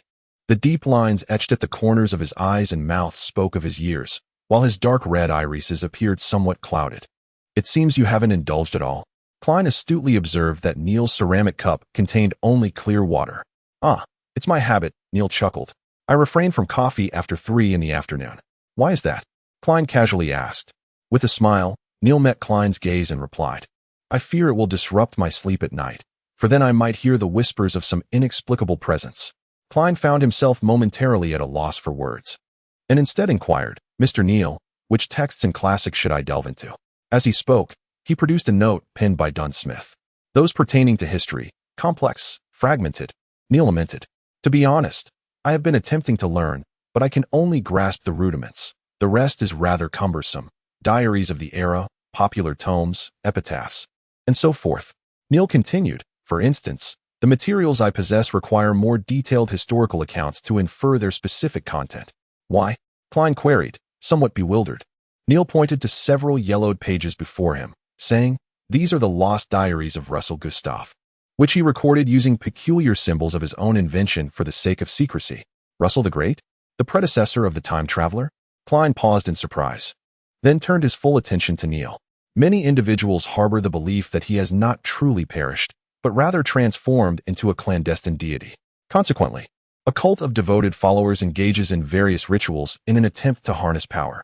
Occasionally, we encounter such occurrences and obtain a few original or copied notes. Neil shook his head and remarked that, to this day, no one has been able to decipher the true significance of those peculiar symbols. Therefore, the Sanctum has permitted us to retain copies for study, hoping for unexpected revelations. At this juncture, Neil revealed a satisfied smile. I have managed to interpret several of the symbols, confirming that they represent numbers. Look what I have discovered. It is, in fact, a diary. I intend to compare the historical events of different dates, particularly those surrounding the emperor, with the entries from the diary corresponding to those days, in hopes of deciphering more symbols. A brilliant idea, wouldn't you agree? The elderly gentleman, with his white hair and deeply etched wrinkles, gazed at Klein with bright eyes. Klein nodded in agreement. Indeed. Haha, you can take a look as well. You must begin assisting me with this work tomorrow. Mr. Neil pushed the yellowed pages towards Klein. As Klein straightened them and cast a glance, he found himself momentarily frozen in astonishment. Chapter 21. An unexpected reunion in a foreign land. Was the great Emperor Russell truly a compatriot from another world? Did he record secrets in simplified Chinese, a script that does not exist in this realm? With an indescribable sense of nostalgia for a familiar soul encountered in an unfamiliar land, Klein swiftly perused the 3 pages of manuscript in his hands. November 18th. A truly miraculous occurrence. A whimsical experiment coupled with an inadvertent blunder led me to discover a wretched being ensnared in a tempest, lost in the depths of darkness. He can only draw near to the realm of reality during the full moon each month, yet he remains unable to convey his cries. He is fortunate, for he has encountered me, the protagonist of this era. On January 1st, 184, a grand New Year's soiree, Mrs. Flannery is indeed a vision of beauty. On January 2nd, I lament that my esteemed gentlemen of the diplomatic committee are nothing but foolish brutes. On January 4th, I ponder why my children are so lacking in wit. I have reiterated countless times not to be deceived by those charlatans. No, perhaps those charlatans are themselves deceived. The essence of potions lies not in mere mastery, but in digestion. It is not about excavation, but performance. Moreover, the names of potions serve not only as core symbols, but as concrete images, functioning as the keys to digestion. On September 22nd, an alliance opposing me is taking shape, uniting my adversaries from the north, the city of Fusac, the east, the town of Rune, and the south, the locale of Fenebat. Yet, I do not tremble in fear. I shall demonstrate to them through facts that the disparity in arms and knowledge cannot be compensated by mere numbers or low-ranking individuals. Besides, I am not without capable subordinates. And as for the elite, have they forgotten who I am? September 23rd. Communication was severed with the vessel searching for the forsaken land. I should contemplate inventing a wireless telegraph, hoping it remains unaffected by storms. September 24th. Miss Ithaca possesses a charm that surpasses that of Madame Fronal. Perhaps I am merely yearning for my youth. As it is a meticulously replicated copy, the sheer complexity of the Chinese characters necessitated an enlargement of each character's dimensions. Consequently, the content on each page is rather sparse. Indeed, the reverse sides are deliberately left blank for preservation and scholarly purposes. Even so, Klein's heart surged with emotion as he perused the text, especially Emperor Rosel's crucial descriptions of potions, which instilled in him a euphoric sense of having discovered a solution to a complex problem, of having gained possession of invaluable secrets. Perhaps this will serve as my guiding star on the path to becoming an extraordinary being. Indeed, the 3 manuscript pages consist of diary entries from different periods. It appears Emperor Rosel had a predilection for writing only at the beginning of each year. As for the entries from November and September, it remains temporarily impossible to ascertain their respective years. Who is this pitiable fellow he discovered? What do digestion and acting specifically entail? Where is this forsaken land? A series of questions, along with elation, bubbled in Klein's mind, making him wish he could immediately collect all of Emperor Rosel's diaries and read them from beginning to end. Klein? Just then, old Neil, sitting opposite him, inquired with a puzzled expression. Klein snapped awake, hastily concealing his thoughts with a smile. I fancied myself the most exceptional one, eager to attempt deciphering and interpreting. Such is the nature of youth. Old Neil chuckled, nodding in agreement. I once believed I was the most unique of all. Is this all we possess? I yearn to see more of the diaries of the great Rosel. Did you expect there to be a plethora? Old Neil mused while stroking the manuscript, his furrowed brow curling into a sardonic smile. Each year, the extraordinary and enigmatic occurrences are few and far between. Alas, those remarkable species are gradually vanishing from our northern continent. Without them, the potions have dwindled, and thus, the extraordinary beings have become increasingly scarce. Over the past few centuries, dragons, giants, and elves have transformed into mere entries in tomes, and even the denizens of the sea have ceased to grace our coastal waters. Upon hearing this, Klein suddenly recalled a jest and exclaimed with laughter, I believe it is time to establish the Dragon and Giant Protection Society. Old Neil looked puzzled for a moment, taking a while to grasp the meaning. Once he comprehended the jest, he lightly tapped the table, laughing heartily, though rather unrefined. Ha ha, Klein. You are indeed a humorous fellow. It is a tradition in our kingdom of ruin. A touch of humor in the youth never goes amiss. We must not be so narrow-minded. Why limit ourselves to only dragons and giants? It should be called the Society for the Protection of Magical Creatures. No, no. We cannot overlook those unfortunate plants. Klein shook his head. At this point, he and old Neil exchanged glances and simultaneously echoed, the Magical Beings Protection Society. As their words lingered in the air, they shared a knowing smile, the earlier awkwardness dissipating considerably. Young individuals as amusing as you are becoming increasingly rare. Now, where was I? Old Neil smiled, his face adorned with wrinkles, and remarked, It occurs to me that each year, there are but a few extraordinary and mysterious events. And the devotees of Emperor Rosel are indeed a minority among minorities. To acquire 3 manuscripts is quite commendable. He whispered a few words, then glanced at the note that Klein had long placed on the table, observing, Are these bullets from a handgun, a rifle, or perhaps from a steam-powered gun? Very well, I shall retrieve them. Ahem, do you possess a shoulder holster? As a gentleman, one cannot appear overly bulging in public below the waist. Old Neil jested with a witticism understood among men. Ah, no. Should I fetch the captain to document it? Klein replied with a chuckle, rising to his feet. Old Neil stated, No need. As long as it is recorded properly, it falls under accessories. Repeat after me. Accessories. Klein, amused, inquired, Were you once a teacher? I spent some time in the Sunday school and the free school run by the church, Old Neil replied, lifting the note and retrieving the keys from the drawer to unlock the iron door leading to the inner chamber. Extraordinary individuals and ordinary ones do not seem vastly different.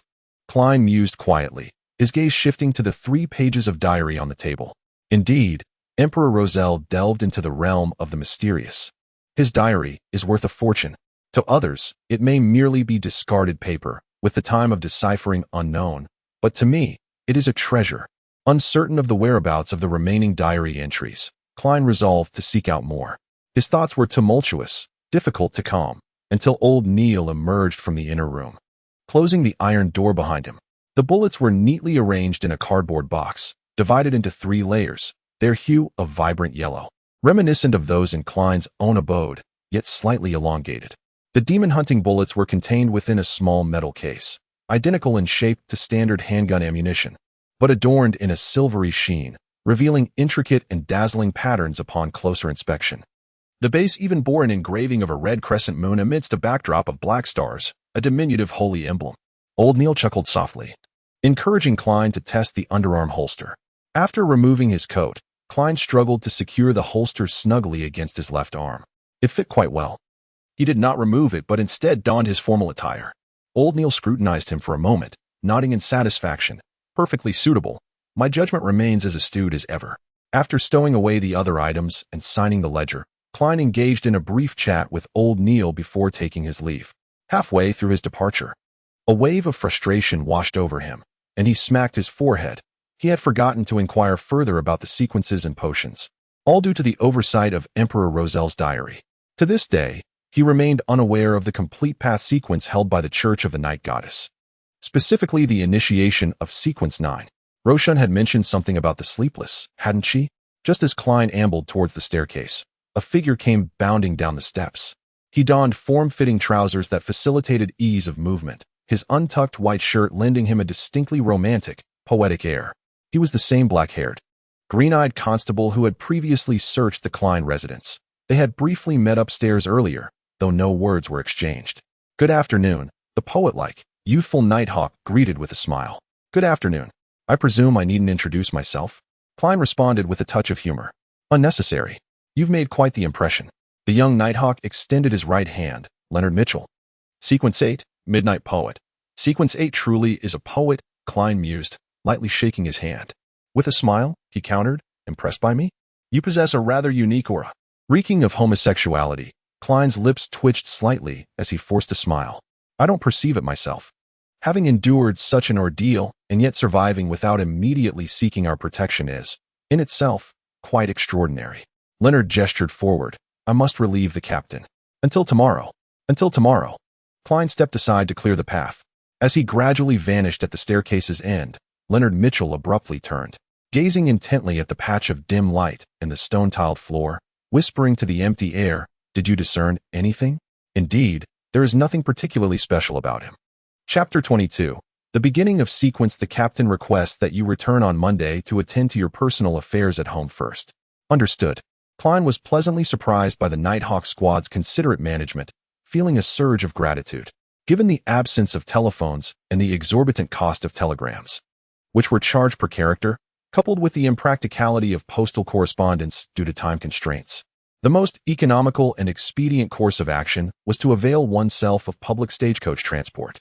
Now, with the captain's express authorization, Klein was relieved of the necessity to exert himself unduly, affording him the luxury of a protracted slumber and a leisurely journey. As Klein was on the cusp of doffing his hat in valediction, a thought occurred to him, and after casting a circumspect glance about, he lowered his voice to inquire, "Roseanne, are you privy to the genesis of the complete sequence as maintained by the Church?" This was a query he had inadvertently neglected to pose to old Neil. Roseanne's eyes widened in astonishment as she regarded Klein, exclaiming, "You aspire to become a Beyonder? Now that you're aware of the existence of extraordinary, arcane forces, it's understandable to harbor some longing. Good heavens, are you cognizant of the perils inherent in such an endeavor? Did the captain not apprise you? The adversaries of Beyonders extend beyond mere cultists and dark sorcerers. They encompass the very self. Scarcely a year transpires without instances of individuals succumbing to loss of control or perishing. Have you given no consideration to the sentiments of your kin?" Roseanne amplified her discourse with emphatic gestures, her reaction bordering on vehemence. "Klein, I posit that a clerical vocation is the more prudent choice, entailing minimal risk, and affording annual increments in remuneration. In a few years' time, with accumulated savings, you could procure a detached residence in the northern district or the suburban periphery, and establish a felicitous household with a captivating young lady, blessed with endearing, mischievous progeny." Roseanne halt. "Pray desist." Klein, observing the brunette girl's digression into ever more remote subjects, interjected with beads of perspiration forming on his brow. "I am merely desirous of, yes, acquiring fundamental knowledge." "Ah, Roseanne," he acquiesced after a few moments of silence. Her gaze lowered. With a hint of embarrassment, she confessed, "Due to my father's circumstances, I tend to become, well, you understand, somewhat impassioned when it comes to similar matters." She continued, "However, in all candor, I hold the utmost admiration for every gentleman and lady who willingly embraces the mantle of a night watcher." I comprehend. Klein promptly echoed in agreement. Roseanne blinked her light brown eyes and added, "My father once said, do not presume that by becoming more formidable, by ascending to higher sequences as a Beyonder, that you will resolve all latent troubles and contend with all dangers. In point of fact, quite the contrary. You will encounter increasingly dreadful occurrences. When confronted with certain unknown, horrific entities, madness and death are the only two possible outcomes." Alas, he perished the second week after uttering those words. "Klein, do not regard me with sympathetic eyes. I am faring quite well now, truly quite well. You ought to feel trepidation regarding these matters. Captain has elucidated these matters with greater clarity and perspicacity than you. And even if I were not to become a beyonder, I have already encountered extraordinary events. Very well, Roseanne mused, as if deep in thought. I have heard from both Captain and Old Neil that due to the diminution and extinction of supernatural entities, high-sequence powerhouses are virtually non-existent in this era. To become a beyonder is already exceedingly remarkable. Within the municipality and adjacent areas of Tianjin, encompassing a population that likely exceeds several 100,000, there are merely 30-odd individuals who have transcended into the realm of the extraordinary. This figure, I surmise, excludes the clandestine cultists and dark sorcerers lurking in the shadows. Before Klein could interject, she seemed to regain her vivacity, clenching a fist to her chest as she exclaimed, and among these 30-some-odd individuals, Sequence 9 constitutes the majority. She paused, then added, I seem to have digressed. No matter, these are all facets of common knowledge that I aspire to comprehend. Klein hoped that Roche would, in her characteristic manner, ramble and divulge more details. In any case, to become an extraordinary is already quite remarkable, truly remarkable, Roche reiterated. The initial sequence of the complete pathway belonging to our church is sleepless, Sequence 9 sleepless. Indeed, Klein gave a barely perceptible nod, as Miss Roche continued to describe. Unable to contain her loquacity, you should be able to infer from the name that sleepless individuals are those who do not require nocturnal slumber, and even during the day. They only necessitate 3 to 4 hours of repose. How enviable. No, I am not envious at all. Sleep is a boon from the goddess, the epitome of bliss. Where was I? Yes, sleepless individuals can perceive through darkness even without light, and the deeper the night, the more potent they become. I refer to their strength, their inspiration, their intellect. However, while they can discern unknown perils lurking in the darkness, they must still rely on items such as demon-hunting bullets when confronted with monsters that cannot be vanquished through conventional means. My father was once a sleepless individual. Without Klein's prompting, Roseanne continued, next is Sequence 8, Midnight Poet, followed by Sequence 7, Nightmare. Nightmare? Klein instantly recalled Dunn Smith guiding him through his dreams and inquired with confirmation. The captain? You know? Miss Roseanne's mouth nearly formed a "na" shape. The captain has entered my dreams before, Klein remarked, glancing left and right before lowering his voice again. She lifted her coffee cup beside her, took a sip, and then reflected, there are only 2 individuals in Sequence 7 within our Tianjin city. The captain is undoubtedly one of them. Even if he were to go to a grand parish like Beckland, he would still be a formidable figure. Some deacons may not even compare to him. So the captain is truly remarkable, Klein smiled in agreement. To be honest, Dunn Smith's appearance late last night had left a profound impression on him. He instinctively believed that he was an extraordinary individual. Indeed, Roseanne replied proudly, straightening her back. Then, with a sudden shift in thought, her expression turned troubled as she added, beyond Sequence 7, I have no knowledge of what lies ahead. Perhaps only the captain knows about it within the entire Night Watch team. What about the other incomplete sequences? Klein contentedly redirected the conversation. Roshan pondered for a moment, then sighed. I must admit, I possess little interest in this matter. I only know that there are more than in other churches, after all. The goddess is known as the mother of secrets. Perhaps there are 2 or 3 types, as some members exude a chilling aura that instills fear, and their scents are rather peculiar. Then there are others, Old Neil. He is quite knowledgeable and is familiar with numerous intriguing magical rituals. Let me think. He once mentioned his Sequence 9 title, which is essentially the name of a potion formula. Yes, it's called the Seeker of Secrets. Numerous fascinating magical rituals? Seeker of Secrets? That sounds remarkably close to what I desire. Klein felt a flicker of joy within. What is it? Klein inquired with an unusual curiosity. In a realm where high-sequence powers are scarce, or perhaps non-existent, a Sequence 7 individual could indeed be considered the backbone of the church, right? A spirit medium. Lady Dolly? Klein instinctively responded. After the initial surprise, he found this revelation less astonishing. Only a Sequence 7 powerhouse could manifest the same spirit medium abilities as Lady Dolly. Roshan's eyes widened once more, her disbelief evident as she exclaimed, You. How did you come to know this? I have encountered Lady Dolly, Klein admitted without reservation. Very well, Roshan replied with a tone of yearning. If I could directly become a spirit medium, akin to Lady Dolly, then I would gladly embrace being extraordinary. No, I would earnestly contemplate it for 10 minutes. Yes, Lady Dolly has fulfilled all my imaginings of what it means to be extraordinary, Klein replied, somewhat exaggeratedly. Having achieved his intended purpose, he engaged in a brief conversation with Rosen for a few more minutes. Noticing the absence of further information, he removed his hat and bid farewell as he exited. Descending the staircase, Klein paused after a few steps, reaching into the inner pocket of his coat to feel the cash within. He then extracted the 12 golden pound notes, clutching them tightly in the palm of his left hand before stowing his hand in his trouser pocket, unwilling to release or withdraw them again. A faint smile involuntarily graced his face. According to the customs of the gluttonous nation, having received money necessitated a sumptuous feast. Tonight, he would treat his sister to a delightful meal. Chapter 23. Secondary weapon. As Klein strolled along Zoderland Street, the warm, humid breeze caressing his face, he suddenly recalled a pressing thought. No, that won't do. He quickly dismissed his prior notion. The remainder of his journey would take quite some time on foot, and carrying 12 pounds of wealth rendered him far too vulnerable. Moreover, having previously worried that a night watchman might confiscate his revolver, he had intentionally left it behind today.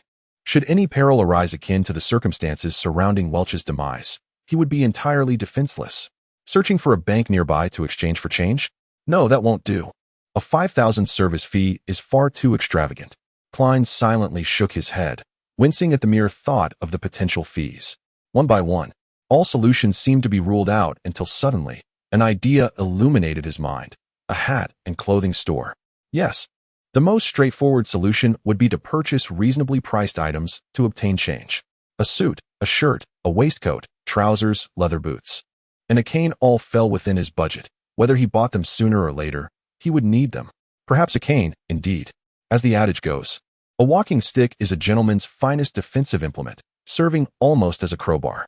To wield a firearm in one hand and a cane in the other is the civilized man's method of combat. With a flurry of thoughts, Klein resolved to act. Pivoting slightly to enter the Weichel hat and clothing shop. The establishment's layout bore a striking resemblance to the apparel stores from his previous life. To the left, a row of formal attire lined the wall, while the center displayed shirts, trousers, vests, ties, and other such articles. To the right, pairs of leather shoes and boots were exhibited within glass cases. Sir, what may I assist you with? A male shop assistant, adorned in a white shirt and red waistcoat, approached and inquired politely. In the kingdom of Loan, gentlemen of status, power, and wealth favored white shirts, black waistcoats, black trousers, and black formal attire, a rather monotonous palette. Consequently, male servants, shop assistants, and service staff were required to wear vibrant or multicolored garments to distinguish their status from that of their masters or superiors. Conversely, ladies and young women sported dresses of various hues and elaborate embellishments, while female servants were restricted to black and white combinations. Responding to the shop assistant's query, Klein pondered for a moment and then stated, a walking stick, something weighty and sturdy, capable of cracking a person's skull. The red waistcoat clerk surreptitiously appraised Klein before guiding him into the store, gesturing toward a row of canes in the corner.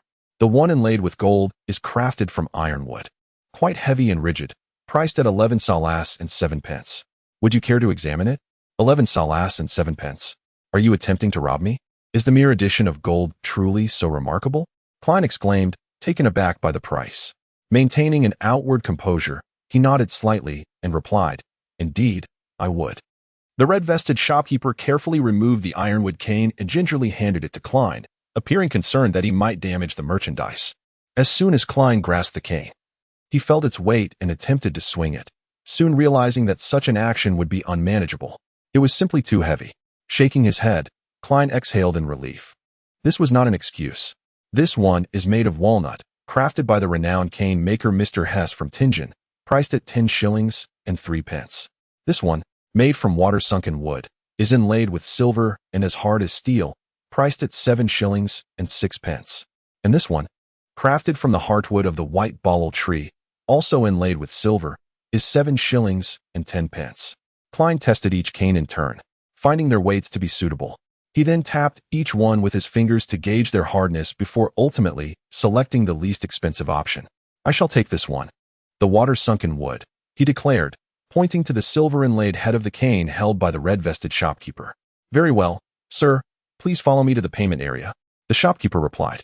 In the future, should this cane suffer any wear or stains, you may entrust it to us for complimentary maintenance. As the red-vested shopkeeper led Klein toward the counter, he seized the opportunity to unfurl the 4 gold pounds he held in his palm, extracting one of the smaller notes. "Good day, 7 shillings and 6 pence, he stated. The shopkeeper behind the counter smiled and nodded. Klein, wishing to maintain an air of gentlemanly decorum, extended his left hand holding the 1-pound note, but could not refrain from asking, "Could it be a tad cheaper?" The shopkeeper behind the counter responded in kind, "Sir, I apologize." "Very well," Klein conceded. Klein proffered the banknotes, receiving in exchange a black cane with a silver pommel from the red waistcoat clerk. While awaiting his change, he retreated a few paces, creating distance, and subtly tested the implement's handling as a secondary weapon. Whoosh, whoosh, whoosh. The sound of the wind was weighty.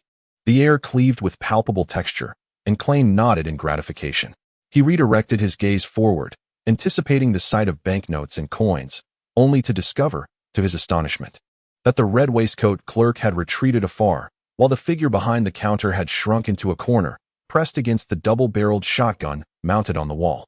The Kingdom of Loan enforces a semi-regulated policy on firearms.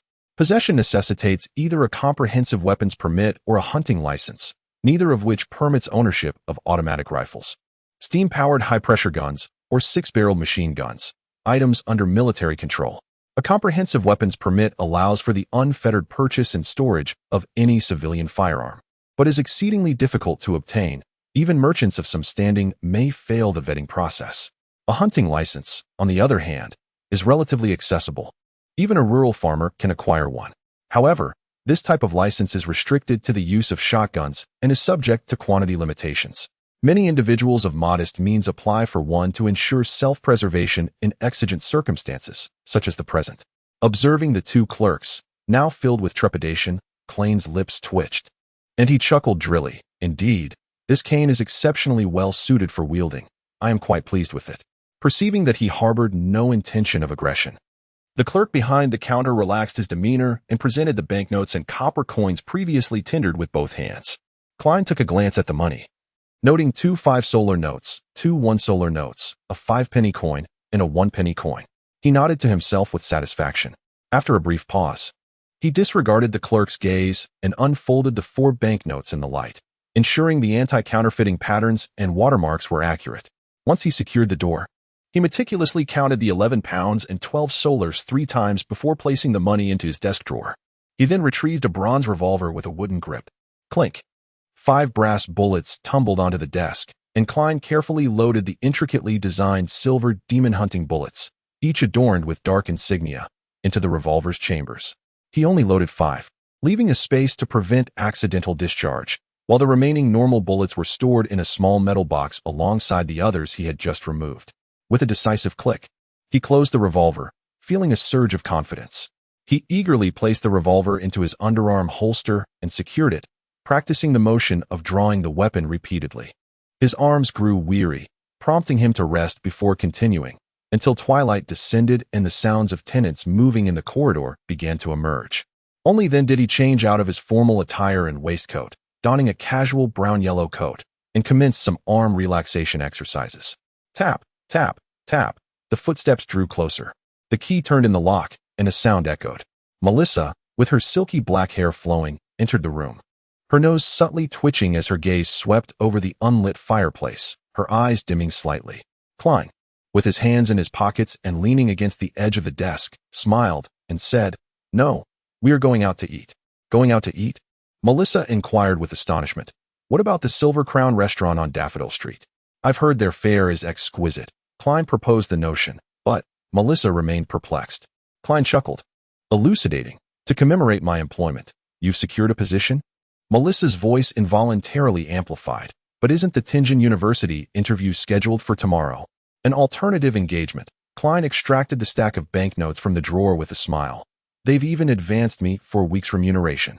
Melissa's eyes widened as she gazed upon the pounds and soldi, exclaiming, "Good heavens! What manner of occupation have you obtained?" Klein paused, carefully selecting his words. "A security firm dedicated to the quest, procurement, and safeguarding of antiquities. They require a seasoned consultant. A 5-year contract at £3 per week.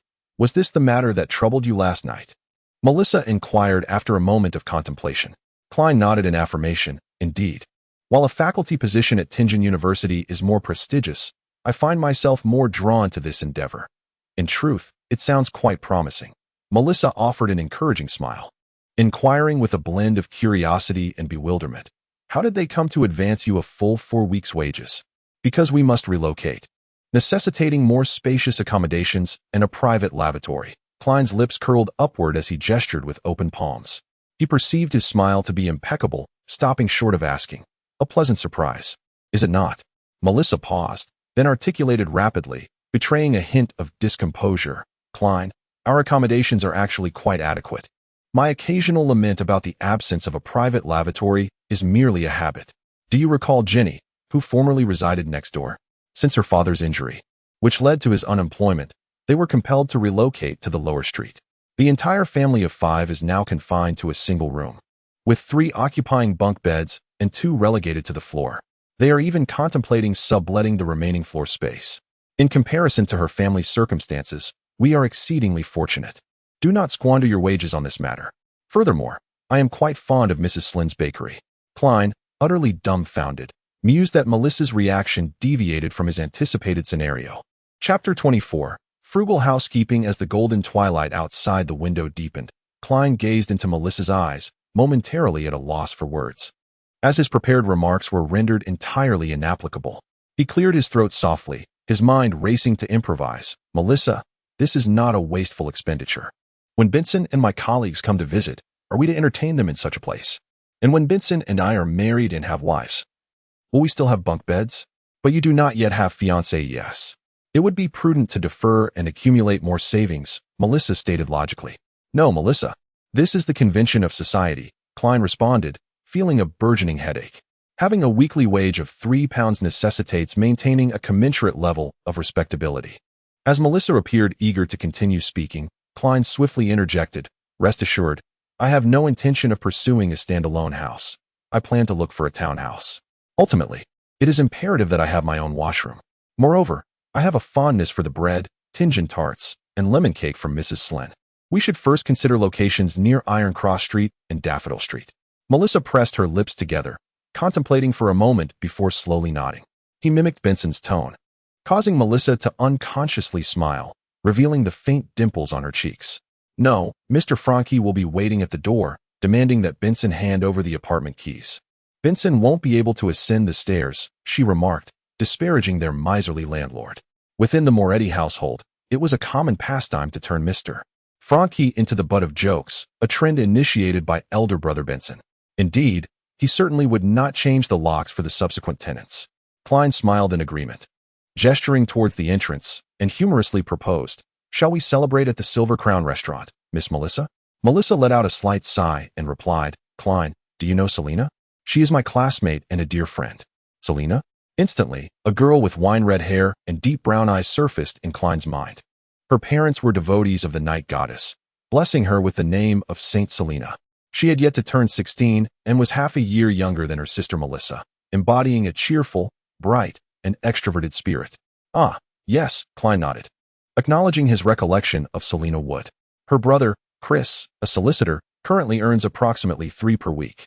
His fiancée, he works part-time as a typist. Melissa initially outlined the situation before stating that they had been engaged for over 4 years, to ensure a stable and comfortable life after marriage. They are still saving money and have yet to walk down the aisle, planning to wait at least another year. According to Selina, most people like her brother are the same, generally not marrying until after they are 28. You need to prepare in advance, save diligently, and avoid extravagance. Is such a lengthy lecture necessary for merely dining out? Klein mused, caught between amusement and exasperation. After a few moments, he responded, "Melissa, I currently earn 3 per week, and that will increase annually. You need not fret. However, it is imperative that we save to safeguard against unforeseen circumstances, such as the sudden insolvency of that security firm. A classmate of mine had to abandon his studies and seek temporary work at the docks because his father's company went bankrupt, leading to a rapid deterioration of his family's circumstances." Melissa earnestly advised her brother. Klein covered his face briefly.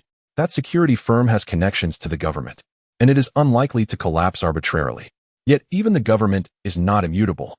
After each election, if there is a change in parties, The vast majority of positions will be replaced, resulting in chaos, Melissa countered with unwavering persistence. Dear sister, you possess quite an extensive knowledge, Klein remarked, shaking his head in a blend of exasperation and amusement. Very well, I shall prepare a stew with the leftover ingredients from yesterday. You are to venture into the marketplace and procure a piece of pan-seared fish, a cut of beef coated in black pepper sauce, a small tin of cream, and a cup of ginger ale. In essence, let us celebrate, albeit modestly. These items were commonly peddled by the vendors of Iron Cross Street. A piece of pan-seared fish costing between 6 to 8 pence. A moderately sized cut of beef with black pepper sauce at 5 pence. A cup of ginger ale for a mere penny. And a small tin of cream weighing approximately a quarter-pound priced at 4 pence. While purchasing a full pound of cream would only require 1 shilling and 3 pence. During holidays, the original owner often took charge of procuring household supplies and was no stranger to pricing. After a brief mental calculation, Klein deduced that approximately 1 shilling and 6 pence would suffice, promptly retrieving 2 1-shilling notes. With that, Melissa ceased her objections, setting down her satchel and accepting the banknotes. Observing her sister as she took out a small tin for the cream and a bowl for the other ingredients, Klein pondered momentarily before calling out to her, Melissa, use the remaining money to buy some fruit. Having uttered these words, Klein swiftly approached, extracting the leftover copper pennies from his pocket and placing them into his sister's palm. Melissa's brown eyes reflected confusion and uncertainty as she looked towards her brother. Klein stepped back a couple of paces, offering a gentle smile. Do remember to visit Mrs. Sling and treat yourself to a small slice of lemon cake. Melissa's mouth opened slightly, her eyes blinked in surprise, and finally, she managed to utter a single word, all right. She swiftly turned and rushed out the door, her footsteps echoing as she ascended the staircase.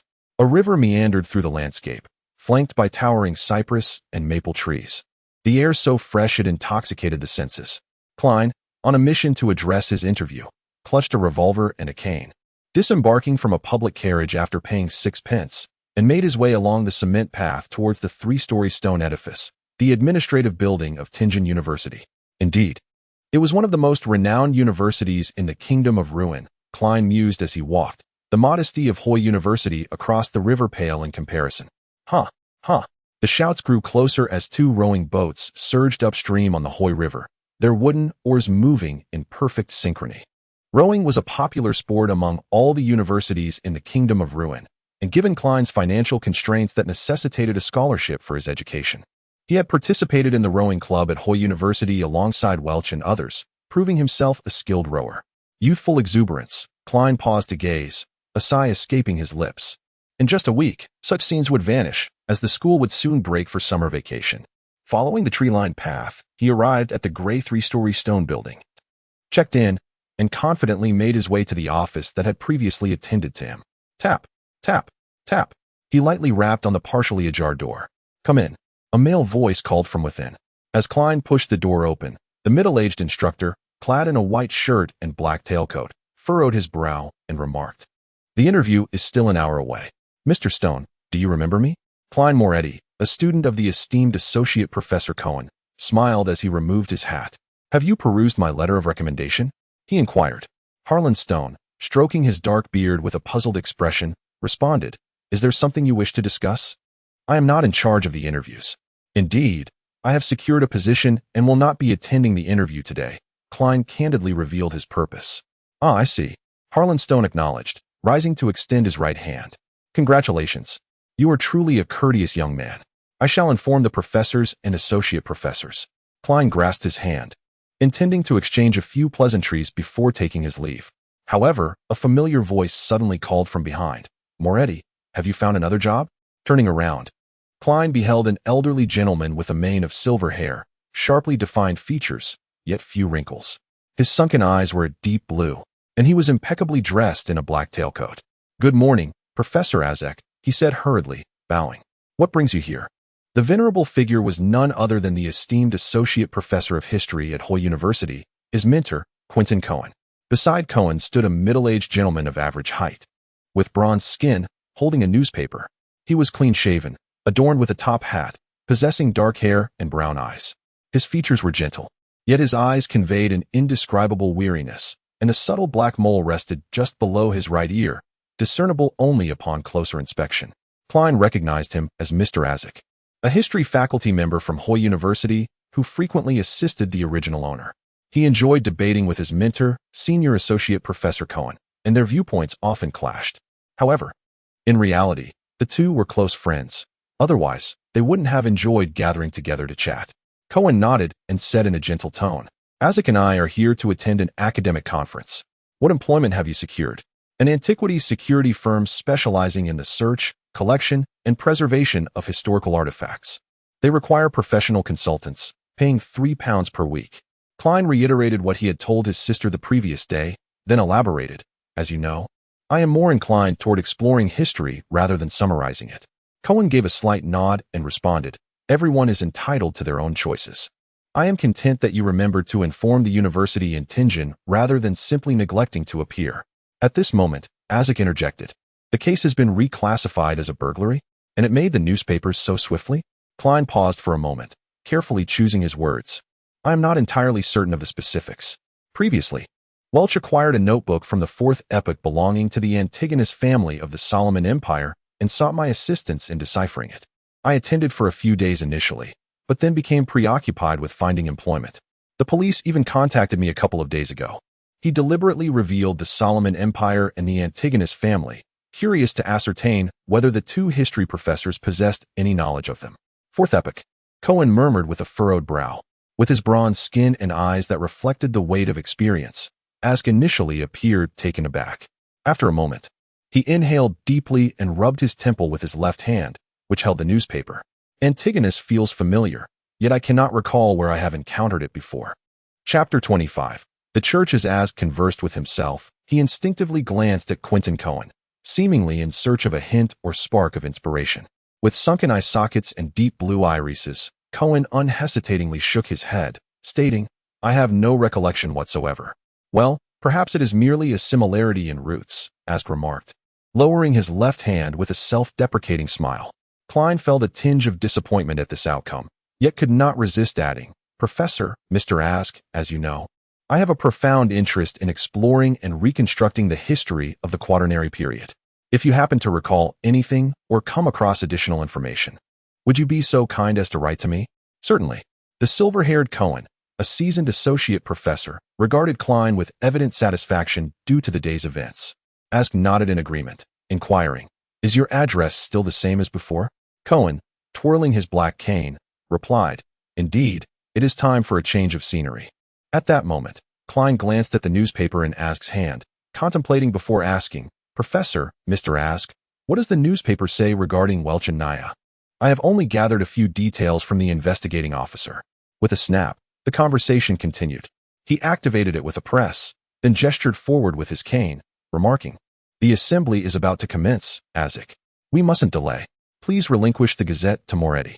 "Indeed," Isaac responded, handing the perused periodical to Klein. "We must ascend.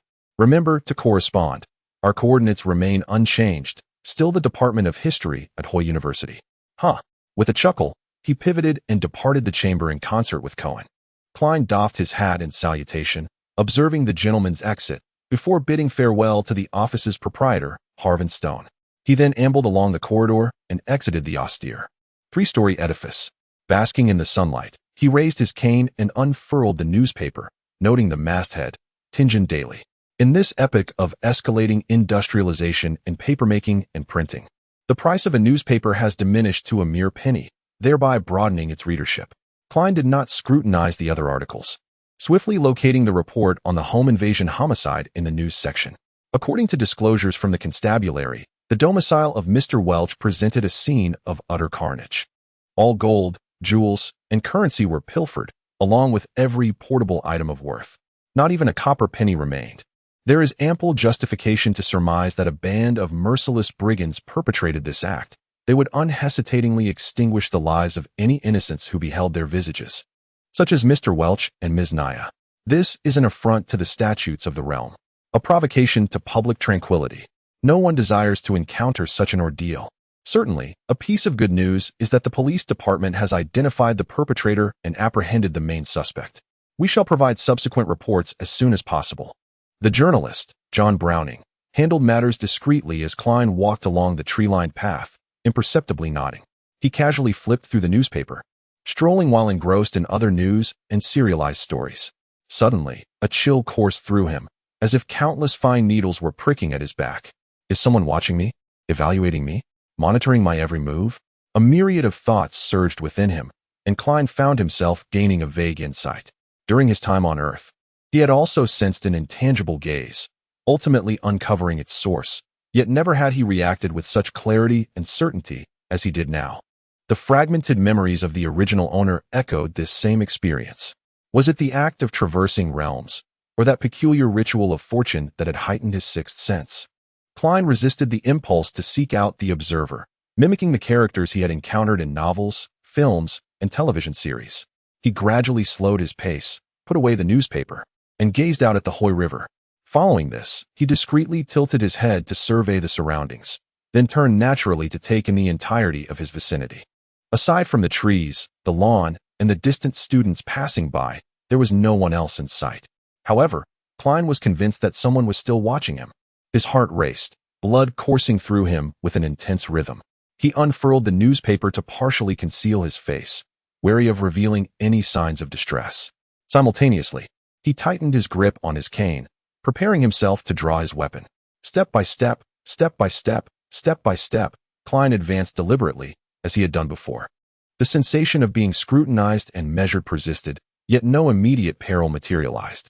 With a touch of rigidity, he traversed the tree-lined path, arriving at the public carriage stop, where, fortuitously, a vehicle was just pulling in. Tietso Street. No, Champagne Street, Klein muttered, rescinding his initial thought.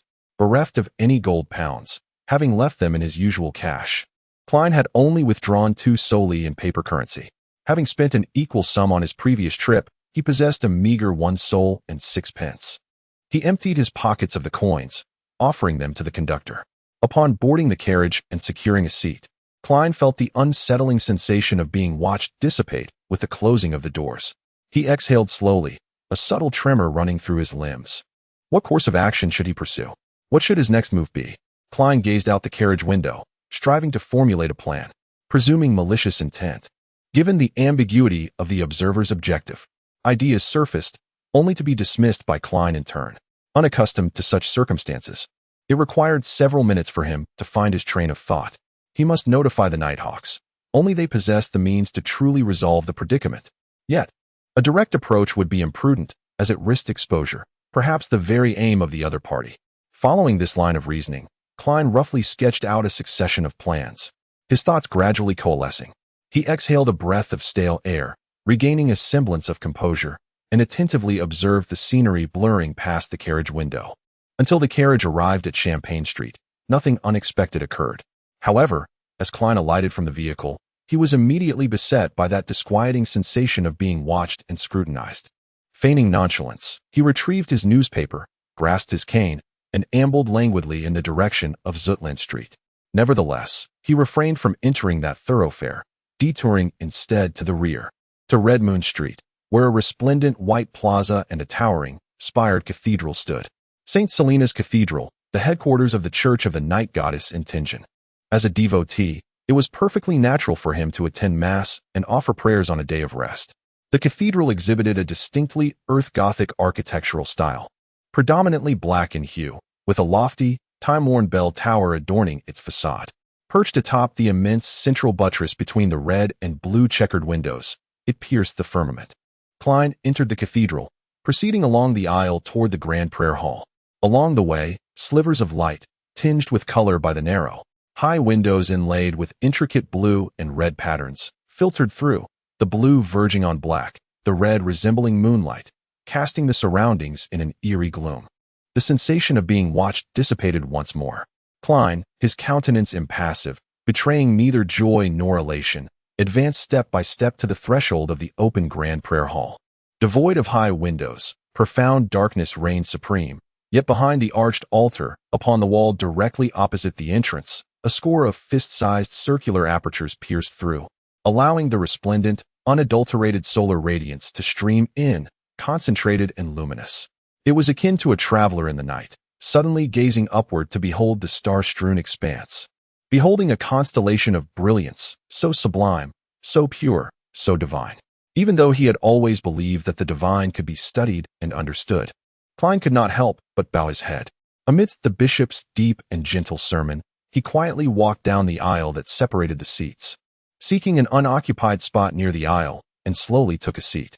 Leaning his cane against the back of the chair before him, Klein removed his top hat and placed it along with his newspaper on his lap, then clasped his hands together, resting them against his lowered forehead.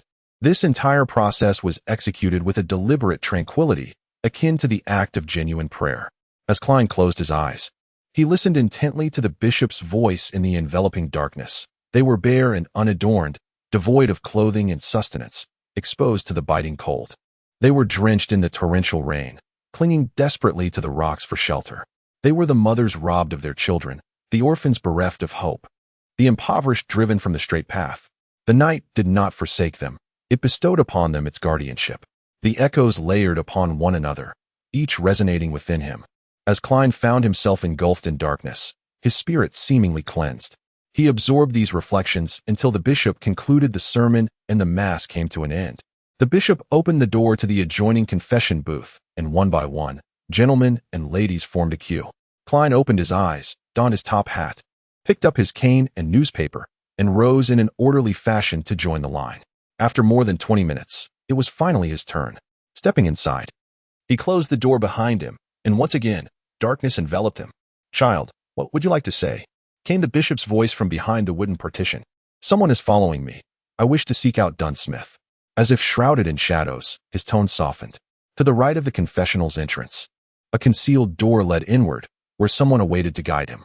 In the midst of conversation, he tugged on a cord within the room, summoning the sound of a bell that alerted a nearby priest.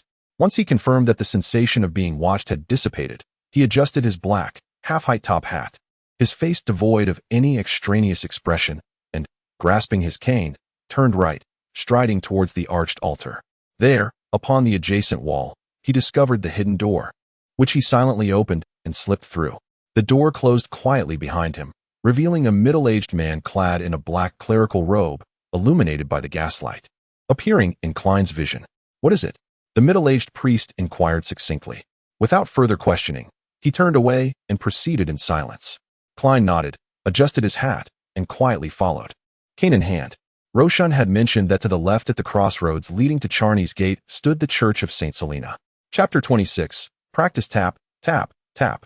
Klein stood tall, following the middle-aged priest at a measured pace, neither inquiring nor engaging in idle chatter, his demeanor as tranquil as a windless lake. Passing through a heavily guarded passage, the priest unlocked a secret door with a key and gestured towards the stone staircase descending below. To the left at the crossroads is Charney's Gate. "May the goddess bless you." Klein traced the shape of the crimson moon over his chest in a silent gesture. He spoke no further, descending the stone staircase, aided by the elegant gaslights embedded in the walls, step by step into the encroaching darkness. He didn't divert towards the Tingen direction, as Dunn Smith, having just completed his shift, would certainly not be there. Following the familiar path on the right, Klein reascended another flight of stairs, emerging within the Blackthorn Security Company.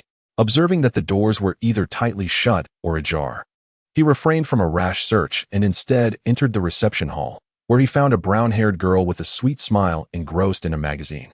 "Greetings, Roseanne." Klein approached from the side, deliberately tapping the desk lightly. With a clatter, Roseanne abruptly stood up, knocking over her chair in the process, and flusteredly exclaimed, "Greetings. The weather is rather pleasant today." You. Klein, what brings you here?" She placed a hand over her chest, catching her breath, like a young girl fearful of being caught slacking off by her father. "You startled me. I thought the captain had emerged." Roseanne glared at Klein. "You ought to have the courtesy to knock. You should count yourself fortunate that I am a magnanimous and benevolent lady. Though, I do prefer the term young lady. What business do you have with the captain?" "He is in the room opposite Mrs. Oriana." Even with his nerves on edge, Klein couldn't help but smile at Roseanne's antics. Pausing momentarily before replying, "It's a secret." Roseanne's eyes widened in disbelief. Klein gave a slight bow, quickly taking his leave. He passed once more through the partition door of the reception room and knocked on the door of the first office on the right. "Enter," Dunn Smith's deep, gentle voice responded. Klein pushed open the door, closed it behind him, removed his hat, and greeted, "Good morning, Captain." "Good morning. What can I do for you?" Dunn's black trench coat and hat hung on the nearby coat rack, leaving his torso clad only in a white shirt and black waistcoat. Despite his high hairline and deep gray eyes, he appeared quite refreshing. Leaning back, Dunn intertwined his fingers and gazed silently into Klein's eyes with his profound gray gaze. He refrained from continuing the topic of surveillance and instead inquired, "Did you come from the church?" It seemed that Welch's father doubted the cause of death we reported and had hired a private investigator from Wind City to conduct an inquiry. Constant City, also known as Wind City, is an area where the coal and steel industries thrive, ranking among the top 3 cities in the Kingdom of Ruin. Before Klein could voice his opinion, Dunn continued, "It could also stem from the source of that notebook."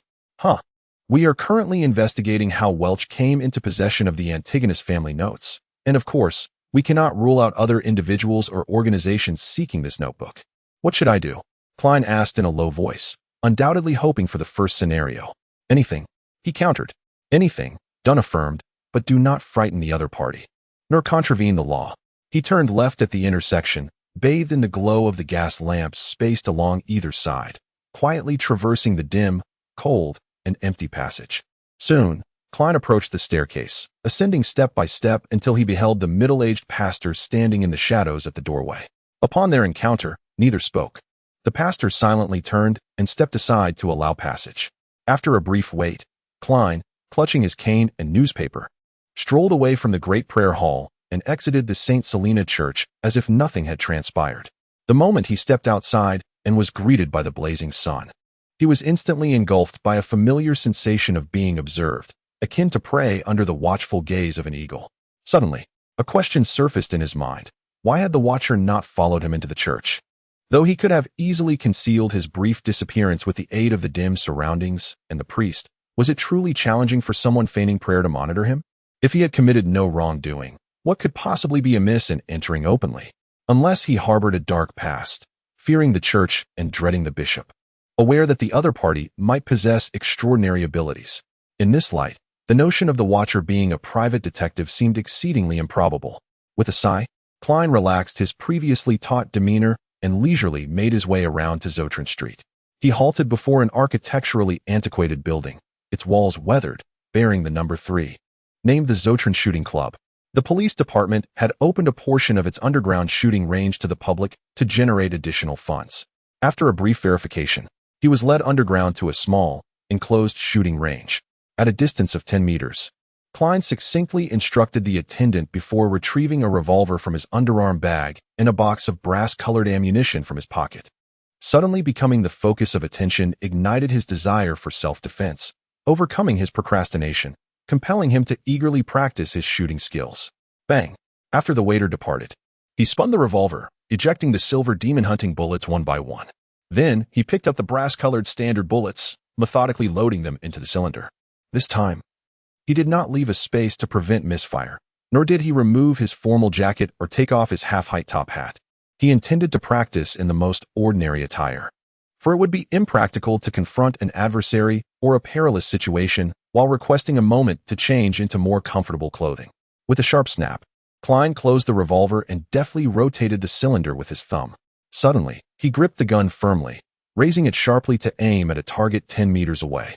The sound of fabric rustling filled the air as Klein diligently practiced his aim and grip, his focus unwavering, akin to a student preparing for an important examination. After several repetitions, he retreated to a wall, sitting on a soft bench to massage his arms, allowing himself a period of rest. Bang! His arm twitched slightly, causing his body to lean back, and the bullet veered off course. Bang! Bang! Bang!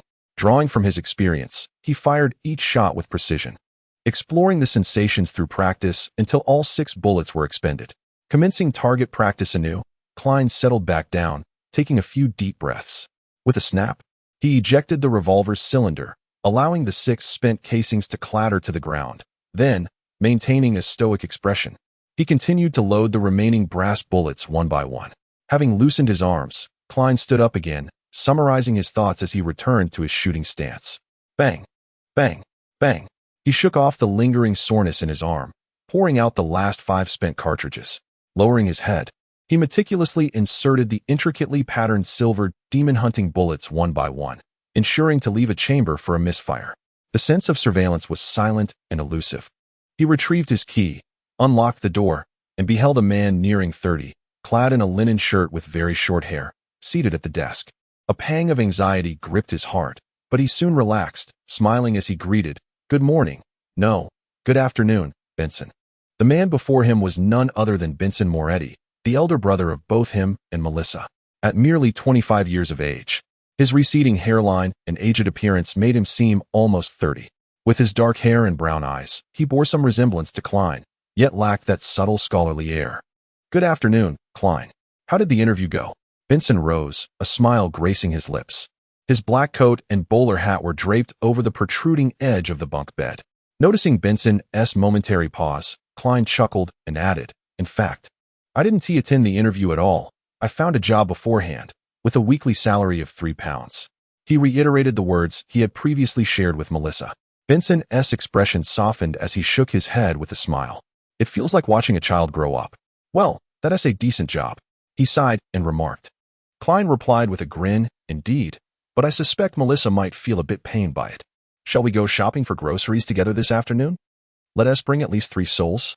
Honestly, a monetary system of 20 sols to a pound, 12 pence to a sol, and then halfpennies and farthings besides, is so counterintuitive and cumbersome as to be one of the most asinine ever conceived." Upon uttering this, he noticed Benson's countenance shift to a grave mien, and he felt a pang of unease, wondering if he had spoken out of turn. Could it be that in the missing fragments of the original owner's memories, Benson was an ardent, unwavering royalist, intolerant of even the slightest disparagement? Benson paced a few steps, then countered with a solemn expression, "Nay, not one of." "Nay, one of." Klein paused, taken aback, before realizing it was Benson's characteristic sardonic humor, and he exchanged an amused glance with his brother. Benson's lips curled upward as he added with mock gravity, "You must appreciate that devising a rational and straightforward monetary system requires a prerequisite, numeracy and a grasp of the decimal system. Alas, among those dignitaries, such talent is exceedingly rare." Klein chuckled, and drawing upon his vast experience from a previous life, he added with a touch of dark humor, "Indeed, there exists no evidence to suggest the presence of cerebrums among those dignitaries." "Bravo. Excellent." Benson guffawed, giving a thumbs up. "Klein, you've become far more amusing than before."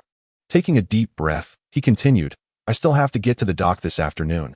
Tomorrow I can finally rest. At that time, we can visit the Tianjin City Housing Improvement Company to see if they have any affordable and decent townhouses for rent. Additionally, we must first pay a visit to Mr. Frankie." "Mr. Frankie, the landlord?" Klein replied with a hint of confusion. "Does the current landlord really have any well-located townhouses available?" Benson shot a glance at his younger brother, chuckling softly as he remarked, "Surely, you haven't forgotten that we have a year-long lease? It has only been 6 months." Klein gasped, realizing that he had indeed overlooked this crucial detail. Although the rent was paid weekly, the lease extended for a full year. Moving now would constitute a breach of contract, and if taken to court, it could result in a hefty financial penalty. "You still lack sufficient social experience," Benson observed, running a hand through his receding dark hair. "This was a term I fought hard to secure. Otherwise, Mr. Frankie would only agree to a 3-month lease. For the affluent, landlords typically prefer longer commitments of 1, 2, or even 3 years for stability. However, for us, and for our previous neighbors, landlords are always wary of unforeseen circumstances that might prevent tenants from paying rent, thus favoring short-term contracts. This way, they can adjust the rent as circumstances change." Klein added, piecing together fragments of the original tenant's memories alongside his own rental experiences. Benson sighed and remarked, "This is the stark reality and cruelty of contemporary society. But fret not, the matter of the contract is easily resolved. To be candid, as long as we delay a week's rent, Mr. Frankie will promptly evict us and seize our valuable possessions. After all, his intellect is scarcely superior to that of a baboon, incapable of discerning complexities." Upon hearing this, Klein suddenly recalled a jest about a certain Sir Humphrey and shook his head earnestly, saying, "No, Benson, you are mistaken." "Why?" Benson inquired, his expression one of bewilderment. "Huh." Benson momentarily lost his composure. "Of course, as gentlemen, we would never resort to such unscrupulous tactics. Tomorrow, we shall approach Mr. Frankie directly. Trust me, he is quite amenable to persuasion, exceedingly so." Klein held no doubt about this. The very existence of the gas pipeline served as the most compelling evidence. The two brothers engaged in light conversation, incorporating the remnants of last night's pan-seared fish into a hodgepodge of vegetables, while the steam softened the rye bread during the cooking process. Once Benson departed, Klein gathered 3 solar banknotes and a handful of copper pennies. Making his way to the market for lettuce and meat, he spent 6 pennies on a pound of beef and 7 pennies on a substantial, tender, and low-bone Tasoc fish. In addition to purchasing potatoes, peas, white radishes, rhubarb, lettuce, turnips, and various herbs such as rosemary, basil, and cumin alongside oils. Throughout this endeavor, he remained acutely aware of a gaze upon him, yet no tangible interaction ensued. He initially intended to practice military boxing for fitness, yet now he has even forgotten the movements of the calisthenics, let alone this newly encountered military training. Reluctantly, he decided to simplify his approach. Klein refrained from exhausting himself, understanding that such fatigue could heighten the risk of injury. He paused at intervals to peruse the original materials and notes, hoping to revisit the knowledge pertaining to the Quaternary period. As dusk settled, Benson and Melissa sat at the desk, gazing at the neatly arranged food, resembling diligent upper-grade students. A medley of enticing aromas composed a rich culinary overture, the soul-stirring scent of simmered beef, the pronounced and enduring allure of mashed potatoes, the sweet entanglement of pea soup, the subtle yet balanced harmony of stewed rhubarb, and the creamy sweetness enveloping the rye bread. Gurgle! His stomach audibly protested. Klein rolled up his shirt sleeves, lifted the plate of fried fish, and placed it at the center of the tidy desk. He then turned back to retrieve 2 large mugs of ginger beer from the cabinet, setting them in their respective places before Benson and himself. He smiled at Melissa and, with a flourish, produced a lemon pudding. "We have beer, and you have this." "Thank you," Melissa murmured softly as she accepted the lemon pudding. Observing this, Benson raised his mug with a smile and declared, "Let us toast to Klein for finding a splendid job." Klein lifted his glass, clinking it with Benson's and then with Melissa's lemon pudding, to the goddess of praise. Ginger beer, fully known as ginger ale, intriguingly contains no alcoholic components. It combines the spiciness of ginger with the tartness of lemon to create a flavor reminiscent of beer, rendering it a beverage suitable for women and children alike. Though Melissa finds the taste somewhat unappealing, praising the goddess, Benson took a sip, while Melissa delicately nibbled on a piece of lemon pudding, savoring it slowly and reluctant to swallow. "Give it a try," Klein suggested, setting down his cup and picking up a fork, gesturing toward the abundance of food on the table. Among the dishes, he felt least confident about the pea soup, as such peculiar fare was rarely encountered on Earth. He could only recreate it based on fragmented memories of the original owner. As the elder brother, Benson did not hold back and scooped a generous spoonful of mashed potatoes into his mouth. The potatoes, cooked to perfection and thoroughly mashed, offered a delightful blend of subtle pork fat flavor and just the right amount of salt, igniting his appetite and causing his salivary glands to overflow. "Quite good indeed," Benson mumbled appreciatively, "far superior to what I had at the company last time, which was laden with cream. This could be considered my specialty." Klein graciously accepted the compliment, crediting the culinary guidance of the Welch family as chef. Meanwhile, Melissa's gaze was drawn to the beef soup, where green basil leaves, vibrant lettuce hearts, and white radish chunks floated in a clear broth, concealing tender pieces of beef. The colors were refreshing, and the aroma was enticing. She speared a piece of beef, placed it in her mouth, and discovered a delightful tenderness that still retained a hint of chewiness, complemented by a touch of saltiness, the subtle sweetness of the radish, and the piquant fragrance of basil, all harmonizing to enhance the inherent deliciousness of the beef. It seemed as if she were extolling something exquisite. Yet she could not cease her praises. Klein savored the dish, finding it delectable yet tinged with regret, as it fell short of his optimal standard. After all, certain spices were missing, necessitating substitutions that rendered the flavors somewhat peculiar.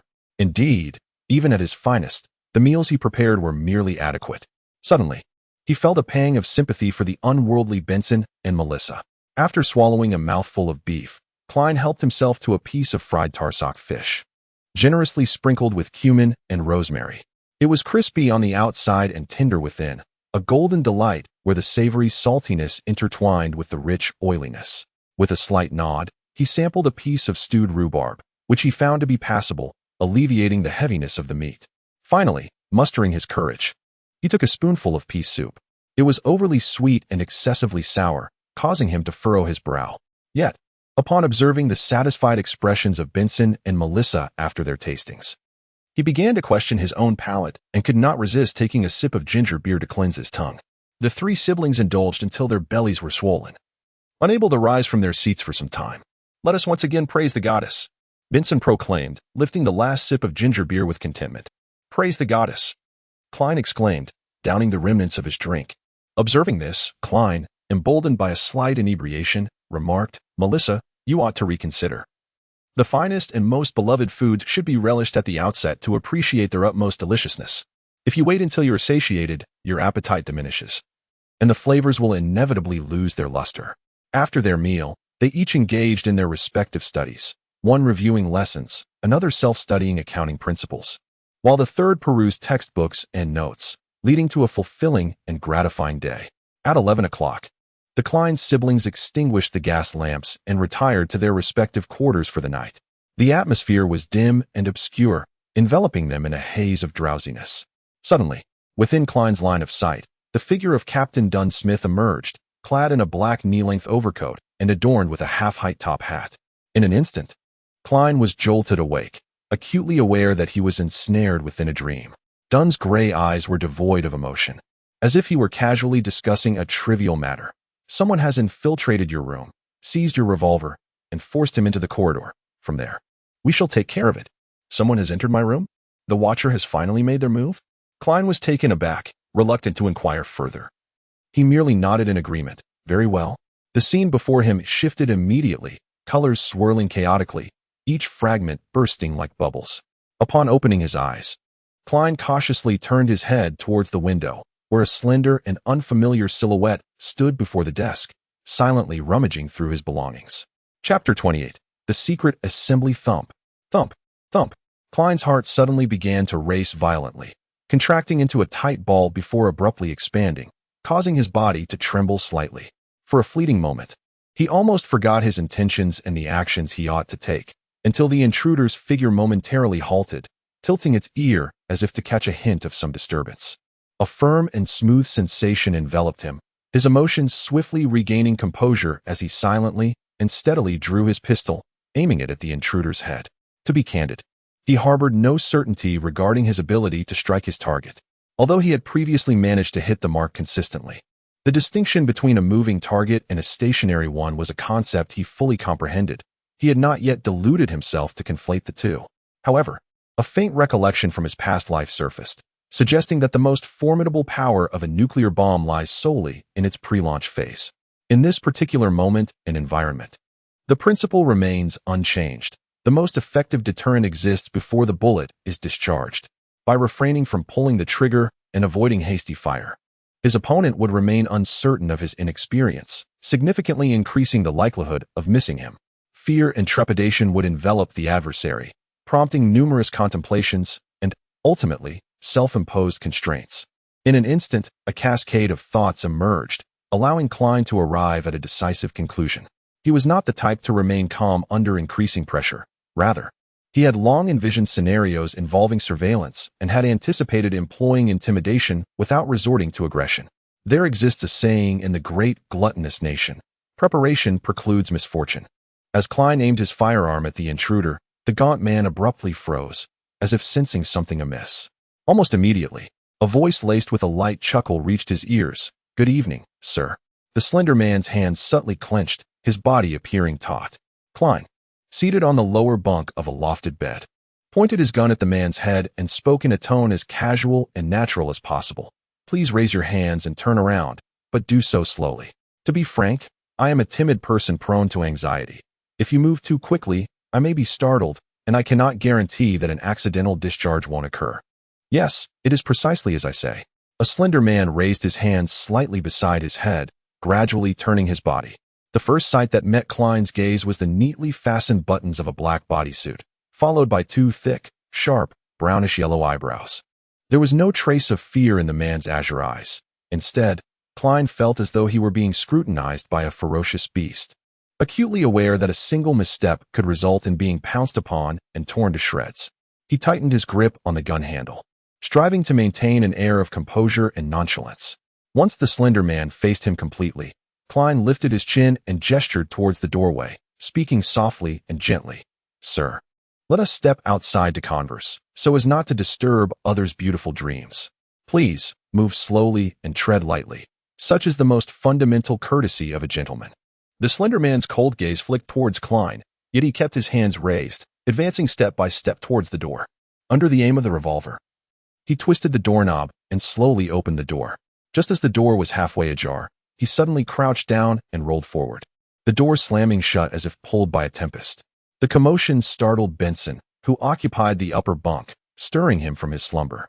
At that moment, a melodious and tranquil tune wafted in from outside, accompanied by a deep, soothing voice singing.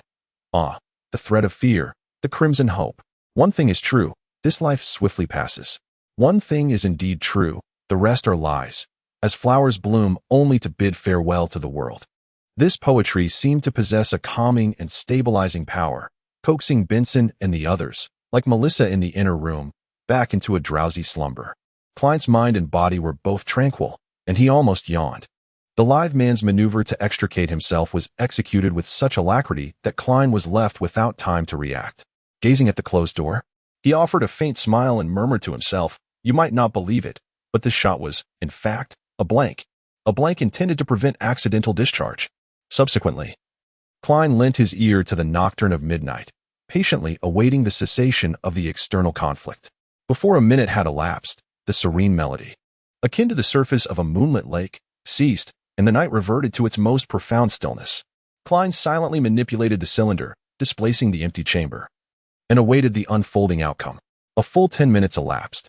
Just as he was growing apprehensive, teetering on the edge of venturing out to investigate, the composed and gentle voice of Dunn Smith finally echoed from the doorway. "It's resolved." With a sigh of relief, Klein retrieved his revolver, grasped the key, and barefoot, cautiously approached the door. He silently opened it and beheld Dunn Smith standing opposite him, clad in a black frock coat that reached his knees, his top hat perched securely, and his gray eyes possessing an unfathomable depth. After closing the door behind him, he followed Dunn to the end of the corridor, where they stood bathed in the faint crimson moonlight. "It took some time to delve into his dream," Dunn stated placidly, his gaze fixed on the red moon beyond the window. "Do you know his origins?" Klein inquired, visibly more relaxed. Dunn gave a slight nod. "There's an ancient organization known as the Hermetic Order, established in the Fourth Epoch. They have ties to the Solomon Empire and certain corrupt nobles of that era. Indeed, the Antigonus family's notes originated from them. Due to a member's negligence, the notes entered the antiquities market and were acquired by Welch, compelling them to dispatch individuals in pursuit." Before Klein could interject, he paused and added, "We will leverage these clues to apprehend some of their members. However, the outcome may not be favorable, as these individuals are adept at concealing themselves like rats in the sewers. Nonetheless, they will realize that we have likely obtained the Antigonus family's notes, or, at the very least, possess crucial leads. Consequently, they will abandon the operation unless the item in question is of utmost importance. This is their survival philosophy." "And if the notes are of paramount significance?" Klein inquired anxiously. "Our knowledge of the Hermetic Order is limited. Our success is primarily attributed to your resourcefulness. Therefore, considering the potential latent dangers and the assistance your heightened intuition provided in locating the notes, you have an opportunity to choose." "An opportunity to choose?" Klein's breath grew heavy as he vaguely anticipated what was to come. Dunn's smile faded, his expression becoming solemn and grave. "Do you wish to become a Beyonder? You may only select an initial Beyonder pathway from an incomplete sequence. Certainly, you may also choose to forego this opportunity, opting instead to accumulate merits until they suffice to elevate you to the status of the Sleepless One, the initial guardian of the night, bestowed by the goddess herself, marking the commencement of the complete sequence mastered by the Church." Indeed, Klein's heart swelled with joy, momentarily devoid of hesitation, as he proactively inquired, "Which sequence 9 options may I select from?" One must possess detailed intelligence to ascertain whether to relinquish or embrace this chance, as well as to determine the specific choice. Dunn turned his body, draped in cascading crimson veils, gazing into Klein's eyes as he slowly articulated, "Aside from the Sleepless One, the Church possesses 3 variants of sequence 9 potion formulas. One is termed the Seeker of Secrets, which encompasses the abilities mastered by the Venerable Neil. Ah, Roshan must have mentioned this to you. She can hardly contain her tongue. Our Seeker of Secrets potion formula, along with its disconnected subsequent components, was acquired from the Morse Ascetic Society. at that time. They were said to have not yet fallen, still adhering to moral codes and disciplines, pursuing knowledge diligently while maintaining strict secrecy. Every member, upon becoming a seeker of secrets, is required to observe 5 years of silence, learning to be still in order to cultivate and enhance their focus. The adage "act as you please, but harm not" originates from their teachings. The seekers of secrets possess a comprehensive yet rudimentary understanding of mystical knowledge, including magic, witchcraft, and astrology. They are familiar with numerous ritual magics, but are acutely aware of the hidden presences behind phenomena, necessitating a careful approach and a profound reverence for extraordinary powers. We are lacking most of this sequence, to the point that the scattered fragments fail to form a coherent chain. For instance, it's sequence 8, which perhaps Sanctuary possesses. This nearly meets all my requirements. Klein nodded slightly, feeling a selective impulse. Fortunately, he recalled other matters. What about the other 2 types? The second type is known as the gravedigger. Many of the cultists worshipping the god of death in the southern continent have chosen this.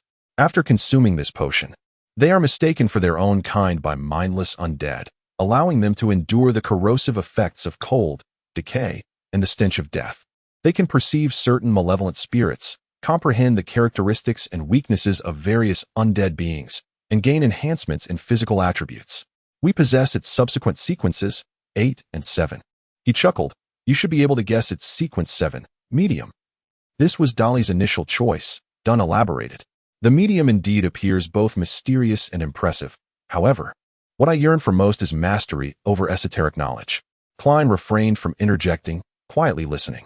Dunn Smith glanced at the crimson moonlight and continued. The third type only has sequence 9. As for whether Sanctuary harbors anything else, I am uncertain. It is called the Diviner. The Diviner? Klein's pupils constricted as he recalled the regret left by Emperor Roselle in his diary.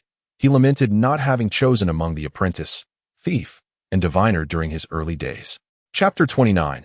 Professions and housing are grave matters striving to maintain a facade of normalcy. Klein inquired with genuine curiosity, what capabilities does a seer possess? Your question lacks precision. It should be, what abilities does one acquire upon ingesting the seer potion? Dunn Smith responded with a shake of his head, his gray eyes and countenance veiled from the crimson moon, concealed within the shadows. Astrology, tarot divination, pendulums, clairvoyance, and a multitude of similar practices. However, it's not to say that upon consuming the potion, you immediately comprehend and master them. The potion merely endows you with the aptitude and capacity to learn these arts. Observing Klein's demeanor, Dunn Smith chuckled and said, There's no need to rush your decision. Inform me of your answer on Monday morning. Regardless of your choice, whether you opt for one of them or decide to relinquish the opportunity altogether, there will be no undue judgment within the Night Watchers. Compose yourself and consult your inner self. With that, he removed his hat, offered a slight bow, and leisurely strode past Klein towards the stairwell. Klein remained silent, withholding an immediate response, and wordlessly returned the gesture, silently seeing him off. Although he had fervently yearned to become an extraordinary being, the advent of the opportunity filled him with trepidation. The scarcity of subsequent sequences, the manifold instances of extraordinary beings losing control, the credibility of Emperor Roselle's diary, and the illusory whispers that drove one mad and led to depravity, all coalesced into a mire obstructing his progress. He inhaled deeply and exhaled slowly. He lay there, eyes wide open, gazing at the underside of the bunk above, tinged with a faint crimson hue. A drunken man staggered past outside, while a distant horse-drawn carriage sped down the deserted street. These cacophonous sounds did not disrupt the tranquility of the night. Rather, they enhanced its ethereal depth. Klein's emotions settled, evoking memories of his earthly past, recollections of his boisterous father, who relished physical activity, his mother, burdened by chronic illness yet tirelessly engaged in various endeavors, and his childhood companions, with whom he transitioned from playing soccer and basketball to indulging in video games and mahjong. He also recalled a long-forgotten love interest, whose face had faded from memory. These memories flowed like a serene river, creating few ripples and evoking little sorrow, yet silently submerged his spirit. Perhaps it is only in loss that one learns to cherish. As the crimson hues faded and the horizon blazed in gold, Klein had already made his choice. He rose to wash his face in the communal restroom, refreshing his demeanor, then took a single paper note to Mrs. Wendy, purchasing 8 pounds of rye bread for 9 pennies to replenish his staple from the previous evening. With the price of bread beginning to stabilize after breakfast, Benson, while changing his clothes, offered his commentary. It was Sunday, and he and Melissa finally had the opportunity to rest. Here lies an advertisement for a property available for rent. Number 3 Wendell Street, situated in the Northern District, is a standalone residence comprising 2 levels. The upper floor features 6 rooms, 3 washrooms, and 2 expansive balconies. The lower level includes a dining room, a living room, a kitchen, 2 washrooms, and 2 guest rooms, alongside an external underground storage area. The property is graced with a 2-acre private lawn at the front and a modest garden at the back, available for lease for 1, 2, or 3 years at a weekly rent of $1.60. Interested parties may contact Mr. Guksufu at number 16 Champagne Street. This is our aspiration. Benson, donning a sleek black bowler hat, remarked with a smile that the rental prices listed in the newspaper are rather steep. The Thuringia Housing Improvement Company offers more economical options that are hardly inferior.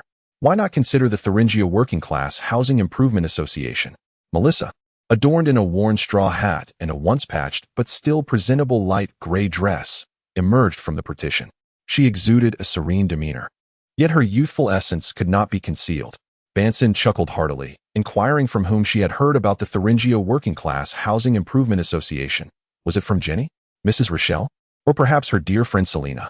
Mrs. Rochelle happened to cross paths with her while washing up last night. She inquired about Klein's interview, to which Melissa shared a few details, prompting Mrs. Rochelle to suggest the Thuringia Working Class Housing Improvement Association. Benson, equally perplexed, smiled and shook his head, saying, "This is aimed at the impoverished, or more accurately, the lower-class housing association. The residences they construct and renovate are primarily of the shared restroom variety, offering merely 3 options: 1-bedroom, 2-bedroom, and 3-bedroom units. Do you wish to continue residing in such establishments? The Thuringia Housing Improvement Company operates with a similar mission, yet provides the lower middle class with more choices. To be candid, we are slightly better off than the lower class, yet still fall short of being truly middle class, not due to salary, but rather the lack of time to accumulate wealth." Klein grasped the situation, folded his newspaper, donned his top hat, and rose, stating, "Then let us depart. I recall that the Thuringia Housing Improvement Company is located on Daffodil Street." As Benson opened the door, he remarked, "They share a similar ethos with the Thuringia Labor Class Housing Improvement Association, known as 5% Charity. Do you know why that is?" "I do not," Klein replied, lifting his cane as he walked alongside Melissa, whose dark hair cascaded smoothly down to her waist.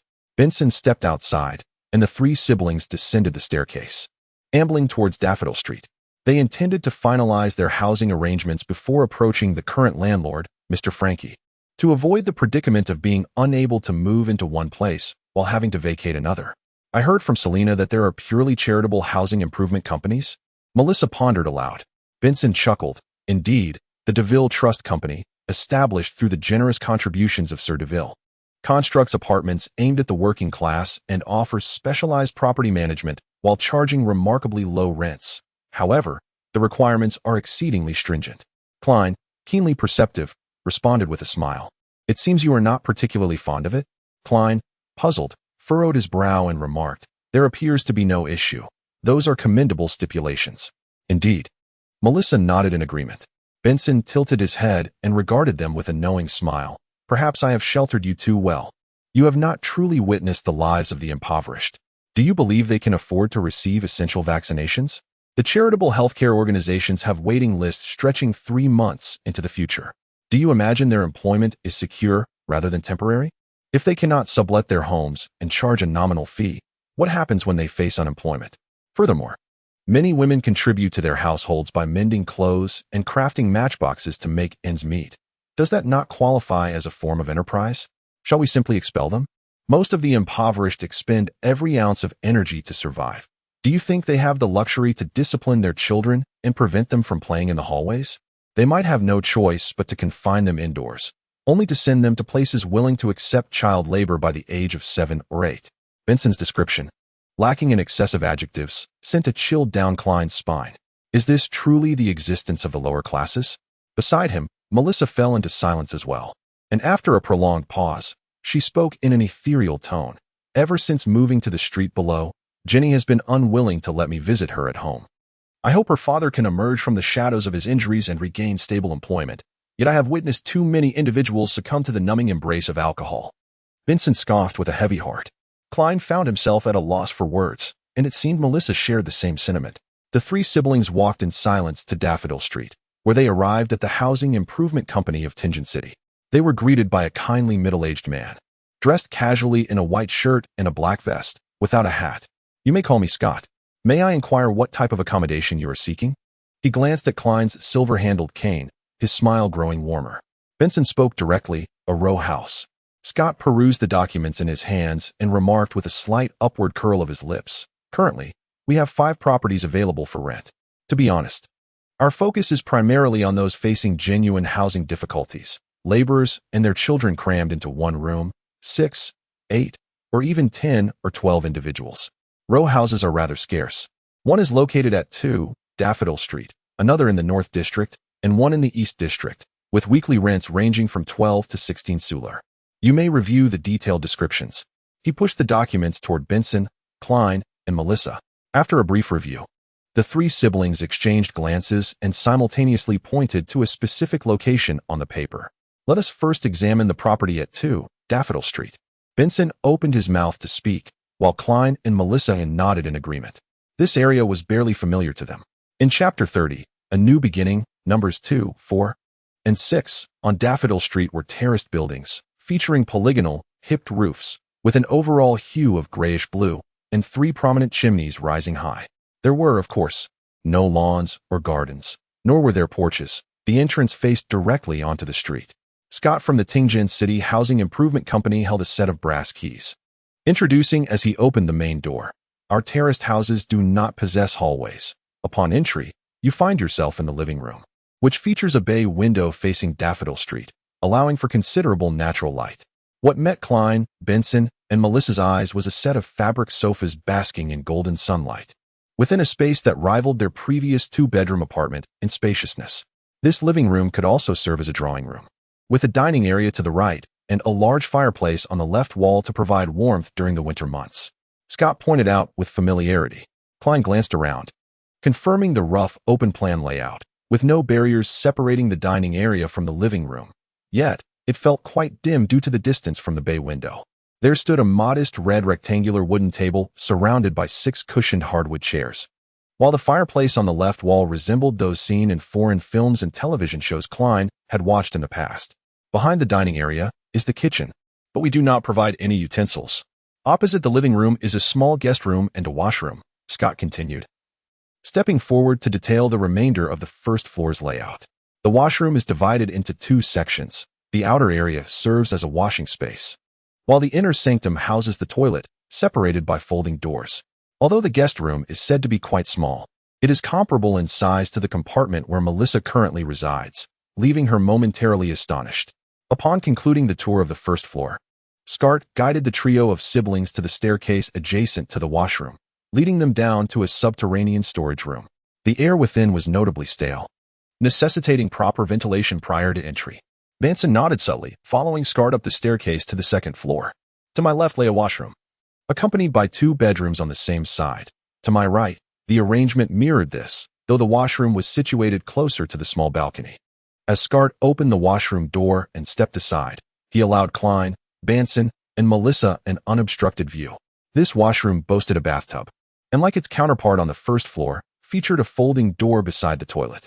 Despite a thin layer of dust, it was devoid of any unsightly filth, exuding neither foul odors nor a sense of crowding. Melissa gazed at her surroundings in a daze until Scott moved toward the adjacent bedroom, prompting her to gather her composure and follow suit. Klein, well-versed in worldly experiences, felt a surge of delight and anticipation, for despite the landlord's diligence in overseeing cleanliness, the communal washroom often fell short of satisfactory hygiene, frequently inducing a sense of nausea, especially during peak times when lines formed. The other washroom mirrored this one. Of the 4 bedrooms, only one was slightly larger, furnished with a bookshelf, while the remaining rooms were nearly equal in size, equipped with a bed, a desk, and a wardrobe. The balcony was modest, limiting the quantity of laundry that could be dried at any given time.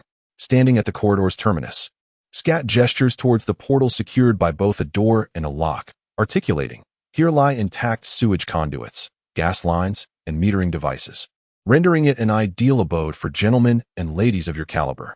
The hebdomadal tariff amounts to merely 13 sols, complemented by a 5 pence imposition for the utilization of furnishings.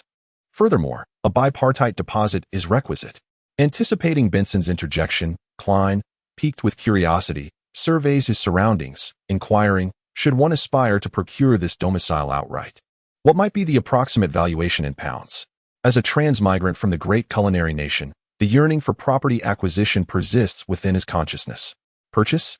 Nay, we do not divest ourselves of real estate. We proffer only leaseholds. I merely seek enlightenment. Do you comprehend? Enlightenment. Klein elucidates, somewhat abashed. Scat hesitates momentarily, then divulges. In the preceding month, the proprietor of number 11, Narcissus Lane, fortuitously divested himself of a comparable dwelling, structured upon a leasehold tenure. £300 for a 15-year term.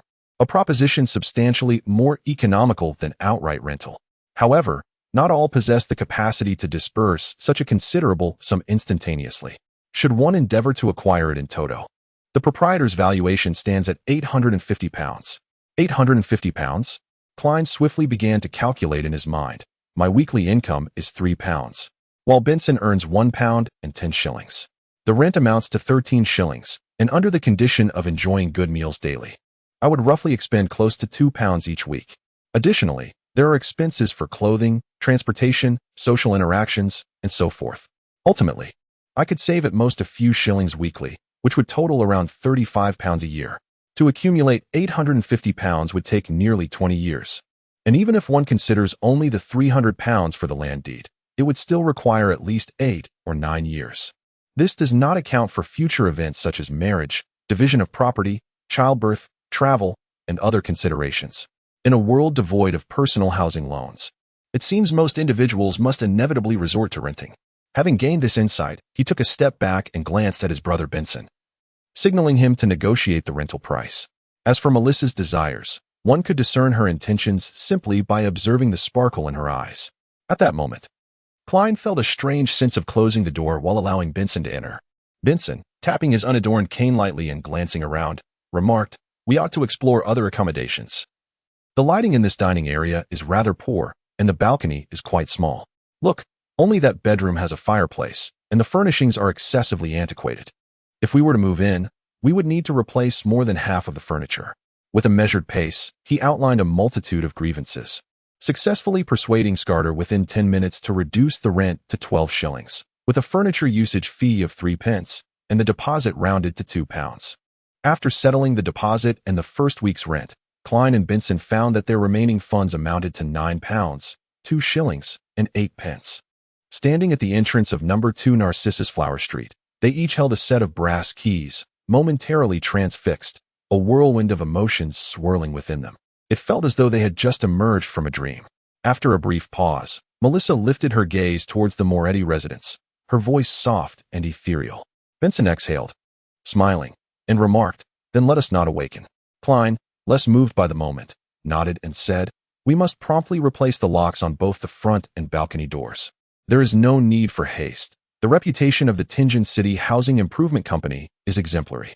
The remaining expense pertains to your formal attire. However, before that, we must visit Mr. Franke." Benson indicated towards the direction of the apartment. After a modest meal of rye bread at home, the three siblings made their way to the row house on Iron Cross Street, where they knocked on the landlord's door. "You should be aware of my principle. There is absolutely no tolerance for overdue rent," declared the diminutive Mr. Franke, seated assertively on the sofa. Leaning forward, Benson smiled and said, "Mr. Franke, we are here to terminate the lease." "So direct? Is such negotiation truly advisable?"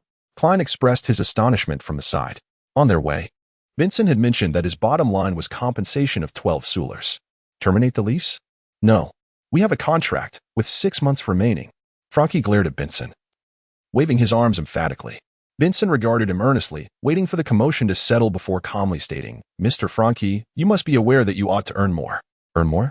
Franke inquired, touching his gaunt face, intrigued by the proposition. Benson sat upright, a smile gracing his lips as he elucidated.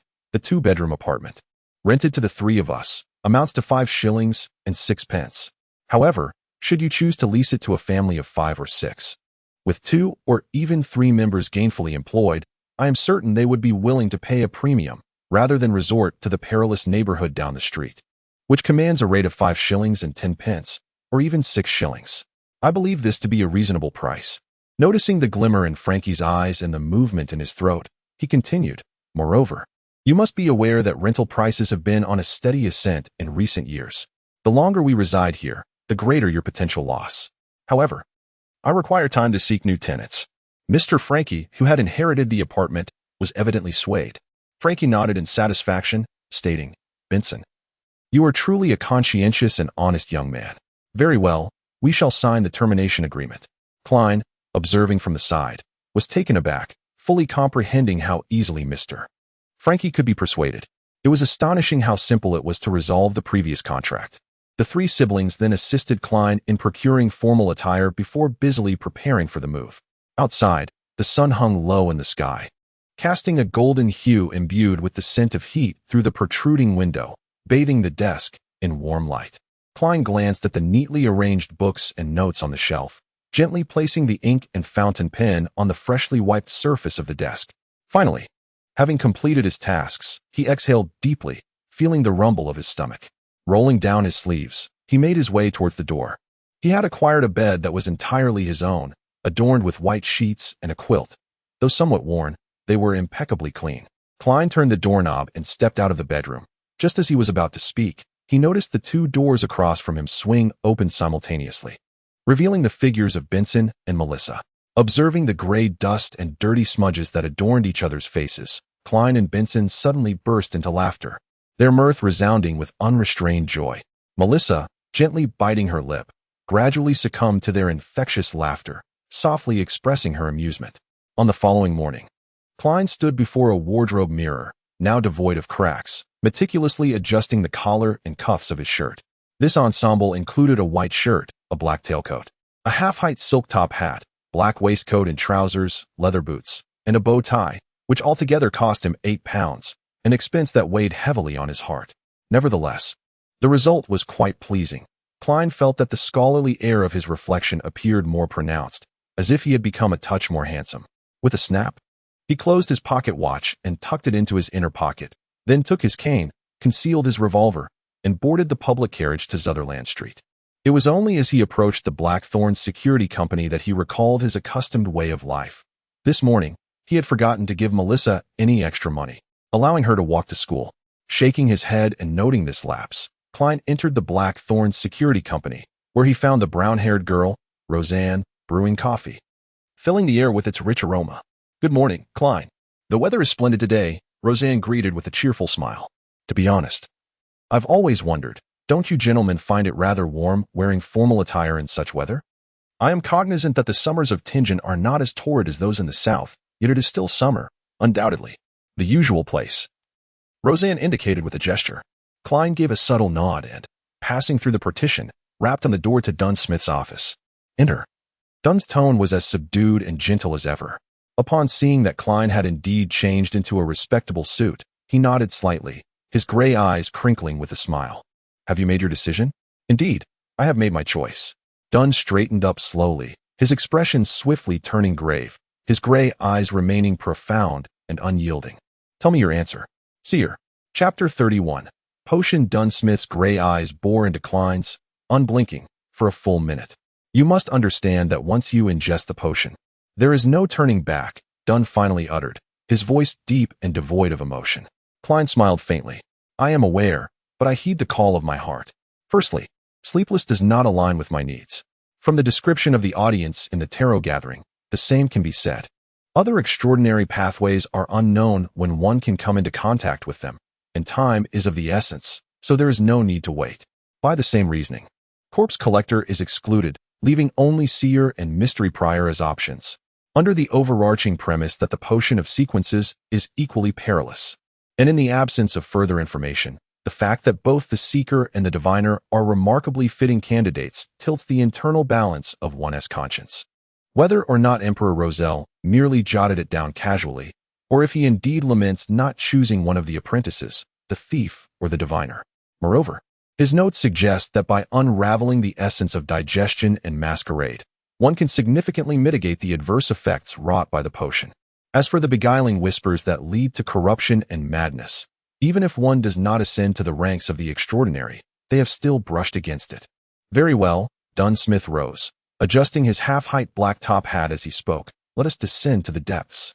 Klein nodded and graciously performed a gentlemanly gesture in appreciation. The sound of their footsteps echoed in the silent, expansive stairwell and corridors as they descended, the rhythmic tapping resonating in the stillness. Klein felt a sudden surge of tension and, in an attempt to break the silence, remarked, "Captain, you mentioned that consuming potions does not directly confer the corresponding esoteric knowledge, but merely grants the qualification to learn and master it. Where does the initial esoteric knowledge originate? Did the ancients, risking their lives, gradually uncover it? Or did it come from elsewhere?" Each visit to the underground imbued him with a sense of freshness in the air, indicating excellent ventilation. Though the occasional gust in such an environment could indeed induce trepidation, Dunn cast a sidelong glance at him. His gray eyes appeared exceptionally profound in the dim light. Firstly, there is the exploration, summarization, and improvement you mentioned. Secondly, the divine grace. And thirdly, those perilous whispers that others cannot hear are not always mere ravings devoid of meaning. Occasionally, they do narrate tales of the mysterious. Yet, to my knowledge, those who truly listen to them for an extended period invariably succumb to madness or transform into monsters.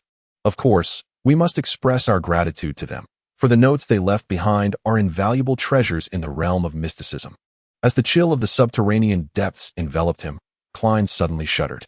Would my ritual of transformation into a friendship spell always be accompanied by those maddening and terrifying whispers? Would it yield the same repercussions? Upon reaching the crossroads, Dunn neither ventured towards the Charney's Gate nor took a turn towards the armory, materials, and literature repository. Instead, he chose to lead Klein towards the left, approaching the Church of St. Selena. Halfway through, he paused, seemingly triggered by something, and opened a concealed door.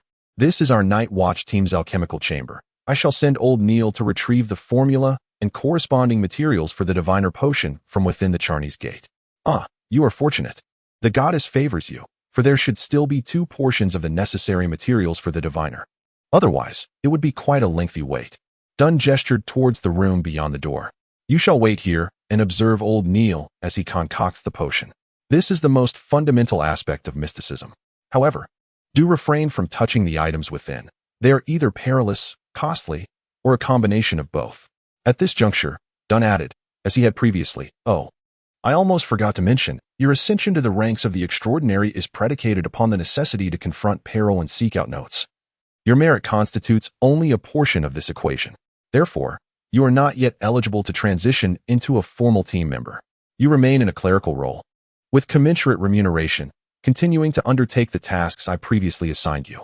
However, you will also need to allocate time to study various esoteric knowledge under the tutelage of old Neil." "Understood," Klein replied.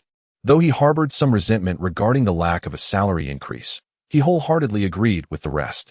According to Dunn, having consumed the potion, along with the learning and mastering process, the notion of directly becoming a full-fledged member and participating in missions concerning supernatural events seemed utterly unfathomable to him. "There is one more matter," Dunn continued, his expression unchanging. "I am aware that Klein has grown accustomed to the captain's somewhat similar demeanor. We have made some progress regarding the actions of the mystical society. For the time being, they should be deterred from provoking us further. However, do not let your guard down, as we cannot yet ascertain the significance of that Antigonid family manuscript to them. Our findings suggest they indeed uphold certain ancient customs, which can be confirmed as being related to the empire of Solomon and the fallen nobility of that era." "I understand. Thank you, Captain," Klein exhaled. Acknowledging this was also one of the reasons he was eager to seize any opportunity to become extraordinary without delay. Before him lay a series of elongated tables adorned with test tubes, droppers, balances, and beakers, reminiscent of a chemistry laboratory from a bygone era, albeit in a more rudimentary and ancient state. In addition, there were large iron cauldrons, dark wooden spoons, crystalline orbs, and an array of peculiar symbols, including the ominous insignia of darkness, all of which conspired to imbue the atmosphere with an enigmatic allure. Klein surveyed the surroundings with keen interest, refraining from any impulsive actions. After a while, footsteps echoed, and old Neil entered, carrying a small silver box intricately designed with complex patterns. Clad in a timeless black robe that seemed out of sync with the present day, he adorned his head with a matching round felt hat. "Ah, my young friend. I did not anticipate you would choose diviner," old Neil remarked, placing the silver box down while casting a glance at Klein with his murky crimson eyes. "Reminiscent of my own spirited youth, nonconformist, indeed. Now, illuminate those gas lamps and close the dark door." "Very well," Klein replied, suppressing a shiver as he ignited the gas lamps one by one, allowing the dim light to reclaim dominion over the space. The preparation of sequence potions was remarkably straightforward, particularly for those below sequence 7. It required no special flames, no elaborate rituals, nor incantations, and did not necessitate the involvement of one's own spirituality. One merely had to adhere to the prescribed order of the ingredients, adding them in precise measurements and stirring gently. Old Neil's smile deepened, his wrinkles appearing to bloom. "Is that truly so?" Klein inquired, his tone laced with astonishment. This bore a striking resemblance to his own ritual of transmutation. A chilling thought, indeed. Perhaps it was a divine bestowal, praise be to the goddess. With an unorthodox gesture, old Neil traced a circle upon his chest. Subsequently, he unlatched a diminutive silver coffer, extracting therefrom a scroll of parchment, redolent of antiquity. The tawny parchment unfurled incrementally, revealing the words inscribed thereupon in a script familiar to Klein, Hermes.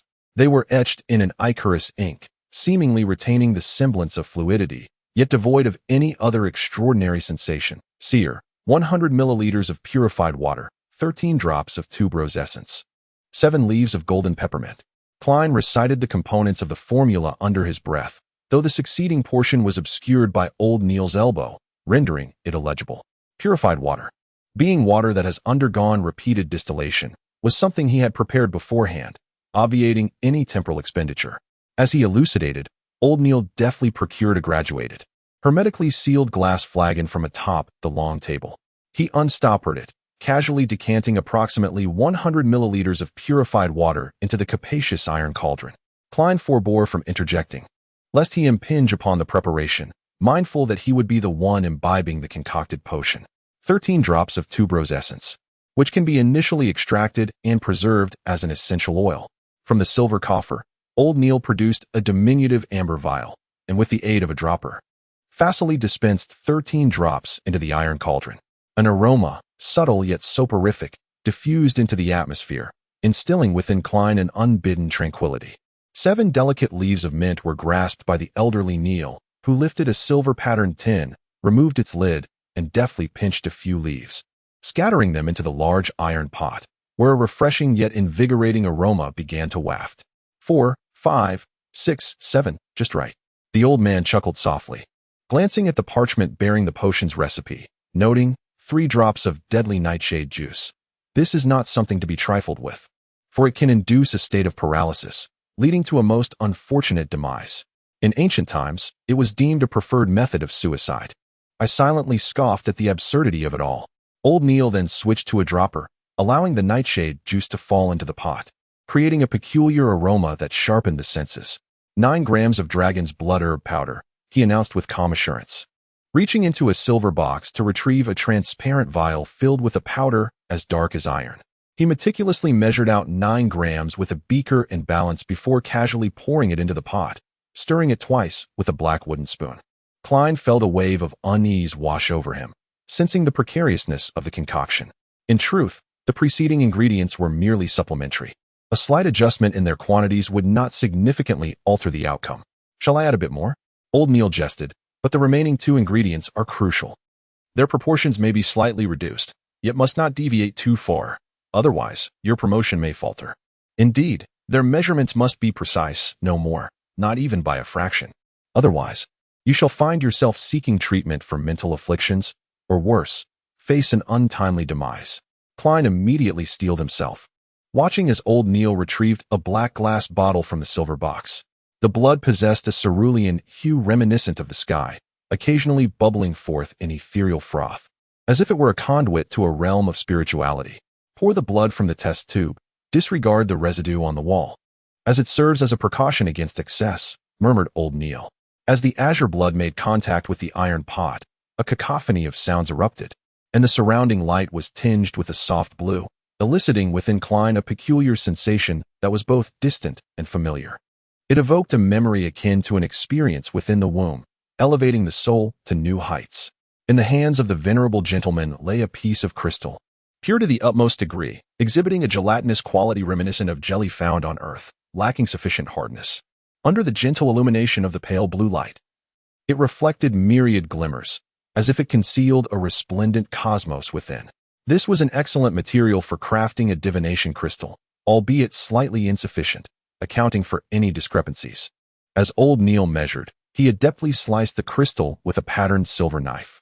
Once prepared, he cast several small fragments of star crystal into the large iron pot. With a sizzle, an illusory mist erupted, enveloping the alchemical chamber in a haze. Within this vapor, Klein perceived the vast expanse of the starry sky and sensed the gaze of some intangible presence. Moments later, as the mist dissipated, old Neil scooped a viscous, deep blue liquid from the pot, using a black wooden spoon. This liquid exhibited an unusual characteristic, interconnected and inseparable, leaving not a trace within the black iron pot. The deep blue liquid was poured into an opaque cup, and old Neil gestured towards it, saying, "There you have it, your diviner potion." Chapter 32. Clairvoyance. Klein gazed at the viscous, deep blue liquid, which was difficult to classify as either a cup or a piece, and swallowed hard, inquiring, "Am I to consume it just like this? Is there no need for additional preparation, such as rituals, incantations, or prayers?" Old Neil, noticing the increasing bewilderment on Klein's face, chuckled softly and offered a succinct summary of his earlier descriptions. "If you feel anxious, you possess quite the sense of humor," Klein remarked, his lips twitching slightly as he resisted the impulse to draw his weapon. Setting aside his cane, he extended his right hand, lifting the opaque cup as if it were a weighty object. The potion's flavor was faint, almost ethereal. "Youth, do not hesitate. The more you hesitate, the more anxious and fearful you become, adversely affecting your absorption," old Neil stated casually, his back turned to Klein. Unbeknownst to him, he had wandered to the nearby sink, turning on the faucet and washing his hands with a soft splash. Klein nodded silently, inhaling deeply, reminiscent of his childhood when he would pinch his nose to swallow medicine. He raised the opaque cup to his lips, tilted his head back, and gulped it down. A cool, slippery sensation rapidly filled his mouth, then slid down his esophagus and into his stomach. The viscous, deep blue liquid seemed to sprout slender, elongated tendrils, the chill and stimulation penetrating every cell within Klein's being. He involuntarily convulsed as his vision swiftly blurred, the colors around him intensifying. Reds became more vivid, blues deeper, blacks darker, the hues converging into a chaotic mosaic akin to a masterpiece splashed upon the canvas by an impressionist artist. In this scene, Klein found himself in a situation reminiscent of a previous encounter with the clairvoyant, Dolly. At this moment, his vision was blurred, and his thoughts drifted yet remained lucid, akin to a castaway adrift at sea. Gradually, he began to discern the surrounding scenery, where colors distinctly overlapped, and a misty, ethereal haze gently enveloped the space. Around him were indescribable forms, some so transparent they seemed to defy existence. Deep within, radiant beams of varying hues shone forth, seemingly imbued with life or harboring boundless knowledge. This bore a resemblance to what he had witnessed during the transport ritual. Instinctively, Klein glanced down, realizing he was still rooted in place, his body twitching sporadically. Suddenly, an epiphany struck him. His consciousness plummeted, merging with his physical form. With a resounding boom, the mist rapidly dissipated, and the colors returned to normalcy, while the pristine luminescence and the seemingly non-existent entities vanished in an instant. The alchemical chamber regained its ordinary appearance, yet Klein felt an intense pressure in his head, as if it might burst. Everything he beheld was accompanied by countless afterimages, and a soft, ethereal whisper echoed in his ears, "Honaki's Freegril, Honaki's Freegril, Honaki's Freegril." A sudden pain pierced his forehead, and an overwhelming urge to express his frustration and to destroy surged within him. Furrowing his brow, he shook his head vigorously. "Is my vision not normal? Am I hearing sounds I couldn't before?" He heard the elderly Neil inquire with a smile. "Indeed, Mr. Neil, what should I do?" Klein restrained his fervent restlessness and posed the question. Old Neil chuckled softly. "This is due to the overflowing power of the potion and your lack of control over it. Now, follow my instructions. Envision a common, simple object in your mind." Klein focused his attention, conjuring the image of his half-height black silk top hat. Contemplating the sensation of its texture and the specifics of its shape, he concentrated all his focus on it, continuously repeating and outlining it. Do you feel somewhat better? Old Neil's voice penetrated the air like a soothing melody. Klein gradually shifted his attention to the imagined silk hat, noticing the whispers in his ears diminishing until they faded away, while the double vision in his eyes slowly merged, no longer obscured. Much better, Klein exhaled, calming the turmoil within. He glanced at his body, finding no signs of abnormality. Moving his hands and feet, he asked with a mix of anticipation and doubt, "Have I succeeded? Am I considered a diviner now?" Old Neil produced a mercury-coated mirror from beside him and held it up to Klein. "Look into your eyes." Klein gazed into the mirror, where he saw himself adorned with the black top hat. His features deepened, and his ordinary visage appeared much the same, except for the beads of sweat adorning his forehead. Following Old Neil's guidance, he focused intently on his eyes and discovered that his once brown irises had darkened significantly, resembling a pitch-black night devoid of light, as if capable of absorbing the very souls of others. Ordinarily, deep brown pupils can easily be mistaken for black, and without careful discernment, even Klein himself finds it difficult to perceive. This is an outward manifestation of the potion's power. Once you learn to meditate and understand the art of restraint, your eyes will return to their normal state. Old Neil smiled and extended his right hand, congratulating you. The new extraordinary being, our soothsayer. Thank you, Klein replied, shaking hands with the other. Mr. Neil, when may I begin learning meditation? You can start now. The preliminary stages of meditation are quite simple, especially for the extraordinary. Old Neil chuckled softly, noting that just moments ago, you were delineating objects in your mind to divert your attention and contain the overflowing power, which is essentially the first step of meditation. Now do it once more. Klein closed his eyes and once again envisioned the half-high black silk top hat in his mind. His focus seemed to converge more easily than before. Soon, a flurry of distracting thoughts arose, only to dissipate, leaving behind the sketched hat. He allowed his mind to feel slightly vacant before replacing the outlined object with something that does not exist in this world, conjured from the depths of his imagination. It is imperative to adhere to this rule. Only then can you enter into meditation, gradually merging with the transcendent self, the infinite self, the cosmic self, gaining insights and revelations into the nature of truth, acquiring knowledge that can only be comprehended by oneself. In the realm of mysticism, this is referred to as the mystical experience. Old Neil spoke in a soothing tone, adding that the subsequent descriptions are merely for your listening. At this moment, the most crucial task is to enter into meditation. In this world, does the existence of something conjured from mere imagination count? Klein attempted to replace his half-height black top hat with the long, thick, olive green intercontinental ballistic missile he had seen on television. However, no matter how he sketched or envisioned it, he only found his focus intensifying. It appeared ineffective. Klein had to unleash his imagination, conjuring a luminous sphere and then many similar entities, drawing them together. The spheres of light overlapped, imbued with a sense of fantasy. As Klein's thoughts gradually drifted into a void, seemingly ethereal, his body and spirit settled into tranquility. The previous haze filled with non-existent objects and radiant brilliance transformed into a lang of colors, quietly suspended in the sky, within reach. His essence extended gradually, unfolding inch by inch, as Klein gazed upon it, feeling it, and gathering it.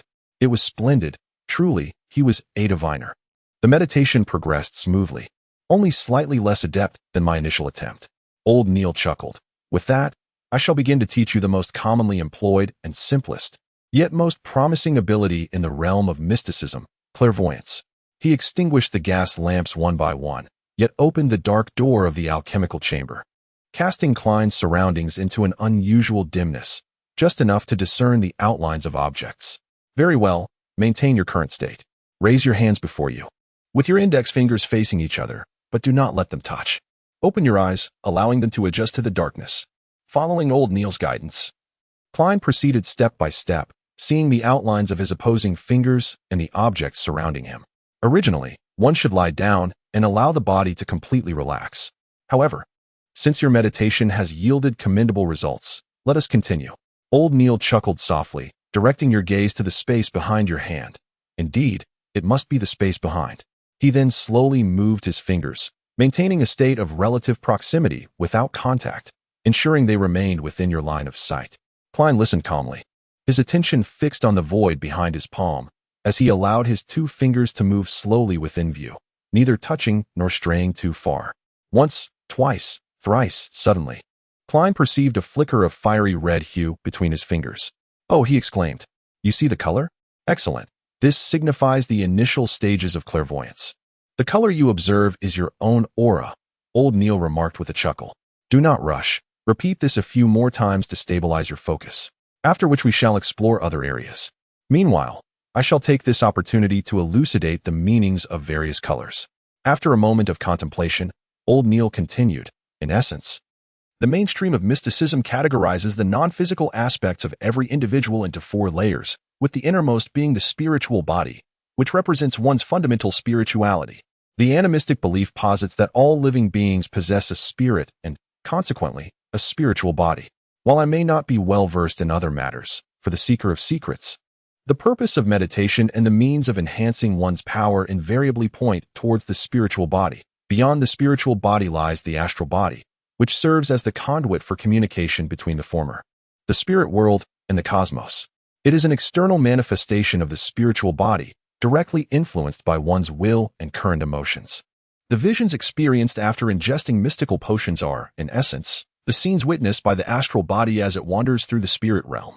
This realm defies the conventional laws of the material world, delving into transcendent aspects of the self, the infinite self, the cosmic self, where the past, present, and future may converge, forming the basis of divination.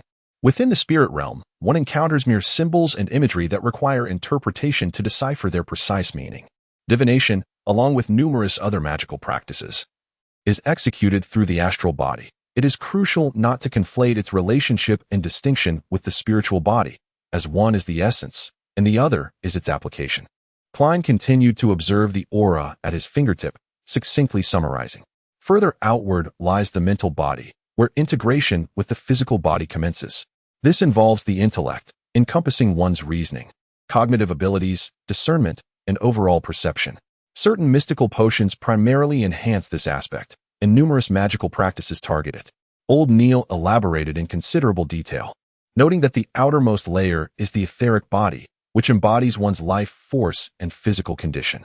The colors of the aura you perceive serve as an outward manifestation of the etheric body. In other words, through spiritual sight, not only can you directly observe various spiritual entities, ghosts, and vengeful spirits, perhaps even certain entities that ought not to be seen, but you can also perceive another's etheric body, or aura. By interpreting its varying thickness, brightness, and colors, one can discern the individual's health and emotional state. Some individuals even assert that in the pinnacle state of spiritual sight, one can perceive anything, anywhere, encompassing both the past and the future. However, I remain skeptical of such claims. It does sound remarkably impressive, and Klein found himself almost yearning for such abilities. Old Neil cleared his throat and continued. Once these auras dim, or their thickness diminishes, or their colors shift, it indicates that the corresponding area is experiencing issues, perhaps due to fatigue or illness. Additionally, the inner starry body corresponds with colors that represent current emotions. Red signifies passion and exuberance. Orange denotes warmth and satisfaction. Yellow reflects joy and extroversion. Green embodies calmness and tranquility. Blue indicates coolness and contemplation. White symbolizes brightness and positivity, while darker hues suggest melancholy, sorrow, and silence. Purple, on the other hand, signifies a predominance of spirituality, characterized by detachment and aloofness. Klein silently absorbed this information, stabilizing his nascent spiritual sight. Very well. You may now observe other entities, old Neil remarked with a nod, concluding his explanation. Klein slowly turned his gaze towards old Neil, and indeed, discerned a spectrum of colors in the aura surrounding him, varying in thickness. The purple at his head shone most brightly, while the red around his hands and feet appeared relatively dim, and the overall white seemed somewhat insubstantial. It seems age has taken its toll, Klein mused quietly to himself. Until this moment, upon witnessing these sights, he truly felt the essence of becoming an extraordinary being. I am an extraordinary. He shifted his gaze, scrutinizing the old Neil, but suddenly, he perceived a pair of eyes behind him, devoid of lashes, indifferent and cold, nearly transparent. These almost ethereal eyes were fixated on the old Neil and on him.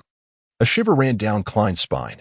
He opened his mouth and exclaimed, "There are eyes behind you." Old Neil paused for a moment, then forced a smile and replied, "Do not pay it any mind." Chapter 33. The switch. As soon as old Neil's words fell, the ethereal eyes lurking in the shadows behind him swiftly vanished, leaving no trace even for Klein, who was in a state of spiritual sight.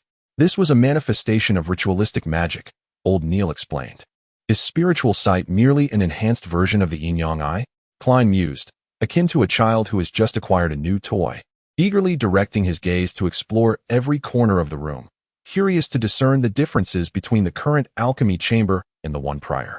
The dimness outlined the contours of objects. The long table, test tubes, scales, cups, cabinets, all remained unchanged, devoid of any luminescence. Inanimate objects lack spirituality? Klein pondered, his eyes sweeping over a silver box on the table. Suddenly, he beheld a radiant display within it, either a deep azure reminiscent of the sky, or a dazzling brilliance akin to stars, or a fiery crimson resembling flames. Materials derived from extraordinary entities, do they retain a certain vitality, even after the demise of their original possessor? Klein inquired, choosing his words carefully. His curiosity piqued as he sought enlightenment from old Neil. To be precise, their spirituality lingers. Neil elucidated candidly. This is pivotal for the successful concoction of potions and, conversely, a primary catalyst for the loss of control among the extraordinary. Dunn ought to have apprised you of this. A reminiscence stirred within him, eliciting a chuckle. I recall the corpse collector recipe calls for desiccated adult black-spotted frogs. It requires considerable fortitude to ingest such a potion. Klein, somewhat repulsed by the mental image, refrained from echoing Neil's mirth. Instead, he diverted his gaze towards the dimly lit surroundings, devoid of adequate illumination. Alas, his expectations were unmet. There were no ethereal entities or specters to behold. Is it not said that the spirit world is ubiquitous? He questioned, perplexed. Neil scoffed. Young man, repeat after me. This is the headquarters of the Nighthawks, the subterranean domain of the Church of the Evernight Goddess, and home to numerous extraordinary individuals. Do you believe we would permit spirits and souls to roam freely here? Furthermore, the spirit world and spirits are distinct concepts. Klein, momentarily discomfited, averted his gaze, feigning interest in the faint gaslight emanating from the entrance to the concealed door. I comprehend. Abruptly, his brow began to twitch involuntarily, as if seized by a spasm. Ah! A sharp throb pulsed through Klein's forehead, momentarily blurring his vision. Yet, upon regaining focus, he found no trace of any incorporeal presence. Mr. Neil, my brow is twitching, and I'm experiencing a sharp pain. Klein, overwhelmed by a sense of delightful curiosity, inquired, how does one exit the state of spiritual vision? He initially contemplated mentioning the formless figure he had glimpsed earlier, but upon hearing that the symptoms included a hint of hallucination, he dismissed the thought. As before, he focused his mind on imagining objects, narrowing his attention, and subsequently transitioned into a meditative state. Closing his eyes, he sought to control his spiritual essence, repeatedly instructing it to cease. Upon reopening his eyes, he discovered that the spiritual vision had indeed concluded. Old Neil leisurely articulated the process, adding at the end, of course, this is the most cumbersome and clumsy method. Through practice, we can repeatedly suggest to ourselves during meditation, subtly influencing our spiritual essence, establishing a simple switch action. For instance, by gently tapping my forehead twice, I can effortlessly activate the spiritual vision. Another 2 taps will allow me to easily deactivate it. The specifics of how to set this up depend on your own habits and preferences. Understanding this, Klein contemplated mimicking old Neil's method, using the gentle double tap on the forehead as the switch for his spiritual vision. He realized that a single tap could easily be confused with an instinctive head knock, while 3 taps in a crisis could squander precious moments. As for snapping fingers or other distinctive actions, they were overly personal and likely to attract attention. Focusing his attention, he envisioned gathering spheres of light and re-entered the meditative state. Under old Neil's guidance, through repeated suggestion and practice, he finally established the switch action. After tapping twice, everything returned to normal, devoid of any peculiarities. At last, I have mastered it, he exclaimed with a sense of joy and wonder. It was only at that moment that he realized he was utterly fatigued, as if he could succumb to slumber at any moment. His head feeling as if it had endured 3 sleepless nights, empty and aching. Old Neil chuckled and said, "All right." Klein wholeheartedly agreed with Old Neil's arrangement. Just then, Dunn Smith approached from behind, a faint smile gracing his lips as he spoke with a profound gaze. "From what I've heard from Old Neil, you are quite adept, whether it be meditation or clairvoyance." He speculated that Dunn had been guarding the armory for Old Neil. Dunn slowed his pace, barely ahead of Klein, and after a few moments of silence, he continued without turning, "You must remember, curiosity can be fatal for a cat, and it can also spell doom for the extraordinary. Do not attempt to delve into whispers you should not hear or sights you should not behold." "Understood," Klein acknowledged, recognizing this as yet another admonition regarding the peril of extraordinary beings losing control. At this hour, it was still morning, with the temperature hovering around 26 or 7 degrees. Klein retrieved a brass key from his belt and unlocked his front door. Inside, many items were yet to be acquired. The living room and dining area were desolate. Benson and Melissa had already left for work and studies, respectively. Klein, disregarding everything else, swiftly closed the door behind him and ascended the stairs to his personal sanctuary, a bedroom adorned with a bookshelf.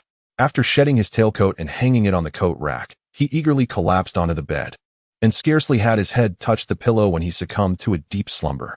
Klein was roused by the brilliant sunlight streaming in. He turned his head and slowly opened his eyes, realizing the sun was blazing outside. "What time is it? Surely, I Haven team missed the afternoon tarot gathering." He struggled to rise from his bed, making his way to the coat rack, for his pocket watch remained tucked within the inner pocket of his tailcoat, yet to be retrieved. Not only had he forgotten this matter, but he also neglected to close the bedroom door and draw the curtains of the bulging window. With a snap, Klein produced the pocket watch, pressing it open to find solace in its ticking. It was merely past 12, leaving ample time before their appointed meeting at 3 in the afternoon. Today was Monday, the day he convened with the Hanged Man and the Just Society. Klein assumed a contemplative stance, tapping his brow twice, and once more, he beheld the restoration of his aura to its vibrant hue. After another 2 taps, he exited his trance, descending to the first floor. He boiled a kettle of water, adding a touch of inferior tea leaves, which he savored with a dash of cream alongside a slice of rye bread. Subsequently, Klein retrieved his history textbooks and the original notes, leisurely engaging in review and consolidation. At 2:57 in the afternoon, he closed the books, capped his fountain pen, and with a swift motion, drew the curtains shut. He then secured the bedroom door, plunging the room into an unusual darkness. Again, he lightly tapped his brow twice, activating his clairvoyance to survey his surroundings. Confirming the absence of any intangible spirits within the room, Klein concluded his vision, extracted the pocket watch, and checked the time. Tick-tock.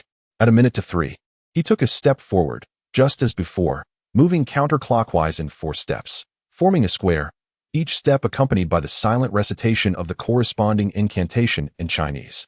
However, this time, he had not prepared a staple food. Klein closed his eyes, sensing a slight itch on the back of his hand, as if the 4 dark dots constituting a smaller square were becoming pronounced, emerging into view. It is not that he remains unaffected, but rather that he exerts great effort to refrain from actively listening. As an extraordinary individual, he possesses an enhanced self-control in such an environment. Soon, his body became lighter, ascending as he beheld the pervasive, grayish-white, boundless, and nebulous mist, along with the deep crimson stars, among which 2 seemed to possess a subtle connection to him. Evoking an uncanny sense of familiarity, Klein glanced at his indistinct form, murmuring in confusion, the astral spirits that old Neil mentioned. He calmed himself for a few seconds, once again conjuring the magnificent temple above the gray mist, the bronze long table situated directly beneath the expansive dome, and the 22 high-backed chairs adorned with symbols of various constellations. Klein quietly approached the head of the table and sat down, allowing his body and face to be enveloped in an even denser gray mist. He then extended his right hand, pointing towards the 2 familiar deep crimson stars, forging a wondrous connection. Chapter 34. The Prepaid Reward in a Windowless Basement. The rugged and profound silhouette of Alger Wilson sat beside a long table adorned with various vessels and parchment scrolls. Before him stood a half-burnt candle, its dim and yellow flame casting flickering shadows upon the surrounding objects and the surface of the table, creating an ethereal ambience. Alger's hair was disheveled like seaweed, a deep blue bordering on black, and he wore a robe embroidered with lightning patterns. His hands were clasped, thumbs aligned, as he leaned forward, intently gazing at a bottle of pitch-black liquid to the left of the candle. Wail, wail, wail, crash, crash, crash. Within the sealed bottle, the sound of howling winds occasionally erupted, interspersed with the tumultuous roar of the ocean. In the unsubmerged areas of the inky liquid, a faint mist swirled and writhed, as if it had sprouted eyes and a mouth. Alge glanced at the clock on the wall and noted that the hour hand pointed to 3 o'clock. He pinched his temple, his gaze suddenly darkening, while various vessels on the table shimmered with a subtle glow. At that moment, he observed a deep crimson light surging forth like a tidal wave, engulfing him entirely. In Beakland, Queens, within the opulent hall residence, Audrey, having dismissed her dance instructor, locked the door behind her and sat upright at her vanity. Outside, the sun shone brilliantly and flowers bloomed vibrantly. A blank notebook, bound in fine light brown parchment, lay open on the table, beside it a fountain pen with a golden tip and a body encrusted with red gemstones. Audrey tested it, assuring herself that as soon as she distanced herself from the gathering, she could swiftly seize the pen to record her formula. How thrilling it was! She inhaled deeply, suppressing her excitement, and pursed her lips as she gazed into the mirror. However, she could not see her reflection. Only the deep crimson and ethereal light erupted from all around her, from within her being, simultaneously. Above the gray mist, within a grand temple reminiscent of a giant's abode, a bronze long table was flanked by deep crimson blooms, cascading like a fountain both upward and downward, sculpting two indistinct figures. Their positions remained unchanged compared to the last encounter. Audrey, with her lustrous blonde hair and statuesque figure, instinctively gazed upwards. There, shrouded in a dense gray mist, sat a figure reclined against the back of a chair, one hand resting on the edge of the table while the other feigned a grasp, gently caressing the chin. "Good afternoon, Mr. Fool," Audrey called out in a buoyant tone. She then turned her head to face the opposite side, addressing with the same cheerful tone, "Good afternoon, Mr. Hangman." This young lady truly seemed carefree, so readily affirming my benevolence without a trace of fear. A noble girl, well guarded, I mused to myself. Klein smiled, maintaining an enigmatic demeanor as he responded, "Good afternoon, Miss Justice." As he spoke, he slightly lowered his head and raised his left hand, tapping lightly on his brow twice. In an instant, his perception shifted. He beheld the radiant aura emanating from Justice and the Hanged Man. The surrounding gray mist and deep crimson stars remained unchanged, devoid of any ephemeral entities or seemingly sentient beams of light. As his gaze shifted, Klein noted that the hue of Justice's aura perfectly aligned with old Neil's descriptions: vivid reds, purples, blues, and whites, all gleaming brightly and exhibiting a substantial richness, unmistakably the essence of a vibrant young woman. Her emotional spectrum displayed shades of red and yellow, signifying happiness, enthusiasm, and exhilaration. Klein then directed his attention toward the Hanged Man similar to Justice. The Hanged Man's aura bore no peculiarities. However, his emotional hue was predominantly blue, interspersed with hints of orange. Calm, contemplative, cautious, and with a touch of satisfaction. In this initial endeavor, Klein lacked the confidence to draw a definitive conclusion. Just as he was about to divert his gaze, he suddenly discovered something peculiar. The innermost layer of the Hanged Man's aura appeared to be entirely unified in both color and sensation. Klein focused his mind and scrutinized further, faintly perceiving that deep within the Hanged Man's etheric form lay a profound blue, reminiscent of the ocean, evoking the sense of tempest and tide. Was this his star spirit? Or perhaps the surface of his star spirit? It seemed evident that he was indeed an extraordinary being, seemingly more powerful than old Neil. Klein's thoughts swirled, filled with uncertainty. Perhaps it was merely due to this unique environment. Perhaps it was only because this was his domain that he could perceive such phenomena, and not because old Neil lacked similar manifestations. He turned again to regard Justice, confirming that this was a rarity possessed solely by the extraordinary. At that moment, Alge completed his greeting. Audrey inhaled lightly, her voice tinged with anticipation as she inquired, "Mr. Hanged Man, have you received the box of ghost shark blood?" Alge glanced at Klein, observing him lightly tapping his brow as if contemplating something else. Audrey smiled modestly, expressing her delight at the outcome. Having harbored a fascination for the mysterious since childhood, she had cultivated friendships within the aristocratic circles with others who shared her interests, exchanging information, books, and rare artifacts. However, until now, None had acquired supernatural abilities or become true extraordinary beings, though several princes had hinted that if she were willing to become a princess, she would receive the gifts she desired. However, the ghoul shark blood she procured this time was directly from her family's vault. The inventory listed a large bottle without specifying the exact volume, nor whether it was full. She was confident that taking a small portion of a small portion would go unnoticed. Even if things went awry and she was found out, her parents would likely not pursue the matter. According to our agreement, I shall now impart the recipe for the audience potion. Allow me a moment to prepare. Very well, let us commence. Audrey inhaled deeply, focusing her complete attention. The concoction of low-sequence potions is exceedingly simple, merely requiring the ingredients to be added in the designated order. However, it is imperative to remember that the quantity of materials should err on the side of less rather than more, as that would precipitate significant complications. You are undoubtedly familiar with the concept of Beyonders losing control. I trust there is no need for me to reiterate it. Algiers delineated the precautions first. Audrey nodded gently, stating, I am fully cognizant. As she spoke, she glanced sideways at Mr. Fool, curious if the enigmatic powerhouse had any supplementary advice. Regrettably, in her view, the Fool sat there serenely, resembling a statue. Algiers paused for contemplation before stating, a slight deviation does not imply excessive divergence.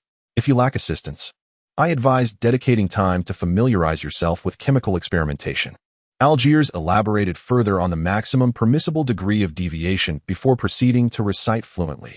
Audience, sequence 9 potion, 80 milliliters of purified water, plus 5 drops of colchicine essence, plus 13 grams of cowtooth peony powder, plus 7 petals of elf flower, plus a pair of adult manhow fish eyes, plus 35 milliliters of ramhorn blackfish blood. The last two elements are the primary materials, both derived from extraordinary marine species, so utmost caution is imperative. Peony powder. Alger offered a word of caution. With his assistance, Audrey gradually memorized the formula in the correct order, yet she remained uneasy, whispering to herself, repeating it over and over. Do you understand meditation? Alger observed Justice nodding and continued, I am unsure of your understanding of meditation, so allow me to describe it. After consuming the potion, one must promptly commence meditation. Mastering one's spirit and power requires daily practice to truly harness the potion's energy and uncover its symbolic significance and deeper mysteries. Only in this manner can you minimize the risk of losing control, and the essence of the potion's symbolism lies in its name, such as the observer. Klein listened quietly to their exchange, initially not intending to interject, merely absorbing and learning. However, upon hearing this, he was suddenly struck by an idea. He and Alger simultaneously turned their gaze towards the fool Klein, who lightly tapped his fingers and spoke in a low, resonant voice. It is not about mastery, but digestion. It is not about excavation, but performance. The name of the potion is not merely symbolic. It is an image, and it serves as the key to digestion. Audrey was left in a state of bewilderment, struggling to grasp the fool's intended message. Instinctively, she glanced at the hanged man's reaction, only to be taken aback as she noticed him tremble, frozen in place, akin to an ordinary person startled by a sudden and thunderous clap of thunder. Digesting. Playing the role of digestion, the key Alge whispered repeatedly, as if grasping some crucial insight, or perhaps ensnared in an odd enchantment. After a while, he lifted his head and hoarsely uttered, Thank you, Mr. Fool. Your suggestion is as precious to me as life itself. It has clarified many matters for me, though I am certain I have yet to fully comprehend and understand everything. Klein maintained an air of enigmatic profundity, smiling as he replied, This is a preemptive reward. In truth, he himself was not entirely certain of the precise meaning of the words he had just spoken, only assured that Emperor Roselle was indeed more formidable than the average extraordinary individual, and superior to the hanged man Mr. Fool. What would you have us do? Alge nodded in agreement and inquired, Do you have a task for us? Klein leaned back slightly, glancing from side to side, his voice low and soothing as he said, Help me gather the secret diary of Roselle Gustave, even if it is but a single page. Chapter 35, Exchange of Information, the Secret Diary of Roselle Gustave? Emperor Roselle? Indeed, only such matters would warrant the attention of a being of Mr. Fool's caliber. Audrey was momentarily taken aback, only to realize that she felt no surprise whatsoever. It was said that Emperor Roselle had once gazed upon the blasphemous tablet, and the secret cards he crafted were said to contain the 22 pathways of the divine. a concern that every high-ranking extraordinary individual would undoubtedly regard with utmost seriousness.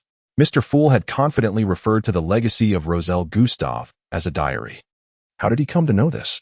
How did he ascertain it? Could it be that he has mastered the art of deciphering the secret script of Roselle?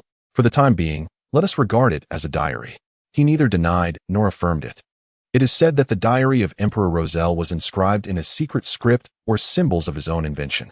Audrey had heard other noble youths mention this matter.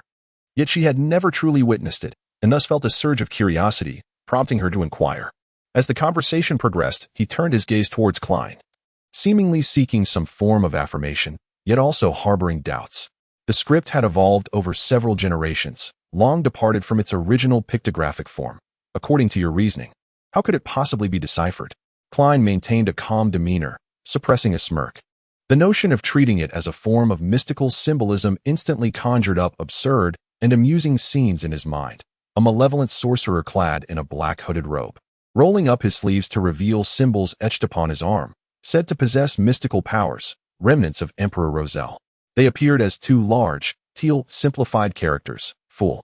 The corners of Klein's mouth slowly curled upward, his mood increasingly buoyant. After hearing the description of the hanged man, Audrey hesitantly remarked, "If we cannot comprehend the symbols or texts, how are we to convey them to you, Mr. Fool? Or perhaps send them to another location?" Soon, he discovered a line of thought.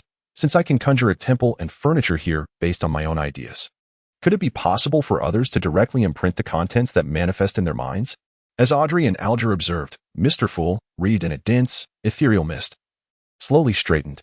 Before Klein had finished speaking, Audrey noticed a piece of parchment of a tawny hue and a crimson-tinged steel pen had materialized before her. With a blend of curiosity and bewilderment, she picked up the pen and, as instructed, conjured in her mind a verse once penned by Emperor Roselle: "If winter comes, can spring be far behind?" Sensing her emotions, Klein channeled them through the pen, providing guidance. As soon as Audrey put the pen down, she saw a line of words appear on the parchment. "If winter comes, can spring be far behind?" Good heavens, this is simply marvelous, Audrey exclaimed, her voice filled with awe. Then, with a hint of trepidation, she turned to Klein. "Mr. Fool, are you capable of discerning my innermost thoughts?" "Nay, I merely serve as a facilitator, streamlining the process by which you transcribe words, transforming it into a method of imprinting. Should you be unwilling or disinclined to express yourself, no trace shall manifest," Klein reassured her in a deep, resonant voice. "Ah, I see. So, if we commit the appearance of these symbols or arcane characters to memory, we can manifest them directly at will?" Audrey inquired, a sense of relief washing over her. "Indeed, a rather ingenious method," Klein affirmed. "Miss Justice, do not underestimate your mnemonic capabilities. Upon becoming a spectator, you shall find yourself greatly enhanced in this regard." Alger, having witnessed the preceding experiment, could only perceive Mr. Fool as even more enigmatic and potent than he had previously imagined. Regarding his recollections, he trusts that subsequent advancements will yield sufficient augmentation. To this, Audrey nodded with delight, exclaiming, "Such an encouraging intimation, Mr. Hanged Man. With regard to the spectator, what further guidance might you impart?" Thereupon, she turned her gaze toward the head of the table, professing, "Mr. Fool, I shall endeavor to fulfill your commission, striving to gather as many of Emperor Roselle's confidential diaries as I can. As I have avowed, I am one who favors equitable exchange. The remuneration prepaid just now is equivalent to merely 2 pages of diary entries per person. Should there be any surplus, I shall bestow additional compensation," Klein stated calmly, in a manner that would not exploit a child. As for the provenance of the additional recompense, it would, of course, stem from new entries in Emperor Roselle's secret diary, thereby establishing a virtuous cycle. "You are indeed a generous gentleman," Alger remarked after a few moments of silence, placing a hand upon his chest and offering a slight bow. Following this gesture, he turned to Justice, reiterating, "Let me emphasize once more. A spectator is forever merely a spectator. I am aware that many spectators are wont to fancy themselves as protagonists or other characters, thereby investing an abundance of emotion, to the extent that they weep, laugh, rage, and grieve in accordance with the drama. However, this is not the conduct befitting you. A spectator, in the face of the dramas unfolding within mundane society, and the individuals consciously or unconsciously playing their respective roles, one must maintain an utterly detached stance. Only then can you dispassionately and objectively scrutinize them, discern their habitual gestures, detect their telltale verbal tics when prevaricating, and perceive the scent of their unease, thereby grasping their genuine thoughts from subtle clues. Trust me, each person, contingent upon their emotional state, will naturally secrete diverse substances and emanate distinct odors, yet only a true spectator can perceive them. Once sentiment is engaged, your observation becomes compromised, and your perception of others' emotions will deviate. Audrey listened intently, her eyes growing increasingly luminous. That sounds very, very, very intriguing. Meanwhile, Klein, at the head of the table, was inwardly stirred. The requirements of the spectator potion, summarized, appear to be those of an absolutely impartial observer. This is tantamount to a certain degree of acting. Acting? Could this be what Emperor Roselle meant by acting? Then I need to act as a seer, thereby gradually digesting the potion. Just as Klein was lost in thought, Alger finished explaining what he knew of the spectator's requirements, and after a moment of contemplation, said, "It seems there's nothing more to discuss. Perhaps we could engage in casual conversation, sharing events that have transpired around us. A piece of news that seems commonplace to oneself might prove to be a crucial clue to another."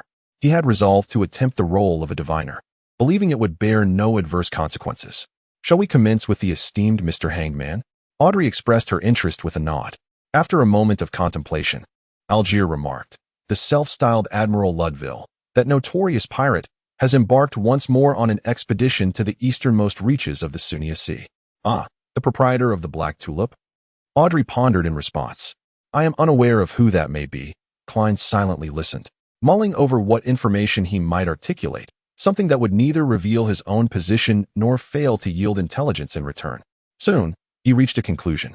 Maintaining the enigmatic persona of the fool, he traced the edge of the bronze table with his fingers and stated, "To my knowledge, the mysterious society has lost a journal belonging to the Antigonus family. This information is not solely possessed by the Night Watchman of Tingen. The mysterious society and their closely knit circle of extraordinary individuals are equally aware." "The Antigonus family journal?" Algier echoed, chuckling softly as he shook his head. "I am genuinely curious about the reaction of the Church of the Night Goddess upon learning this news." "Why only the Church of the Night Goddess?" Klein astutely sensed the underlying issue but hesitated to voice it, fearing it would undermine the fool's mystique. At that moment, Audrey inquired with intrigue, "What piques your curiosity? Will the Church of the Goddess respond in any particular manner?" Algier smiled and replied, "The Antigonus family was precisely vanquished by the Church of the Night Goddess. Whether this occurred at the twilight of the Fourth Era or the dawn of the current epoch, I cannot say with certainty." Klein's eyes narrowed as a sudden chill surged within him. It became evident that the Night Watchers held the Antigonus family manuscript in far greater esteem than I had previously imagined. Their proposal for me to become an extraordinary individual, attributing it to a certain merit in risk prevention, seemed merely a fraction of their true intentions. What they truly desired was for me to enhance my inspiration, which would aid in uncovering the manuscript. The captain had not concealed this fact. He had mentioned it before, though I had paid little heed at the time. After listening to the hanged man's explanation, Audrey, intrigued, spoke up. "I never anticipated such revelations. Well, it seems my turn has come. Let me ponder on what I ought to say." She tilted her head slightly, resting her hand upon her forehead, and chuckled lightly as she continued, "Yesterday, my etiquette instructor was teaching me the art of fainting, how to do so gracefully and with decorum.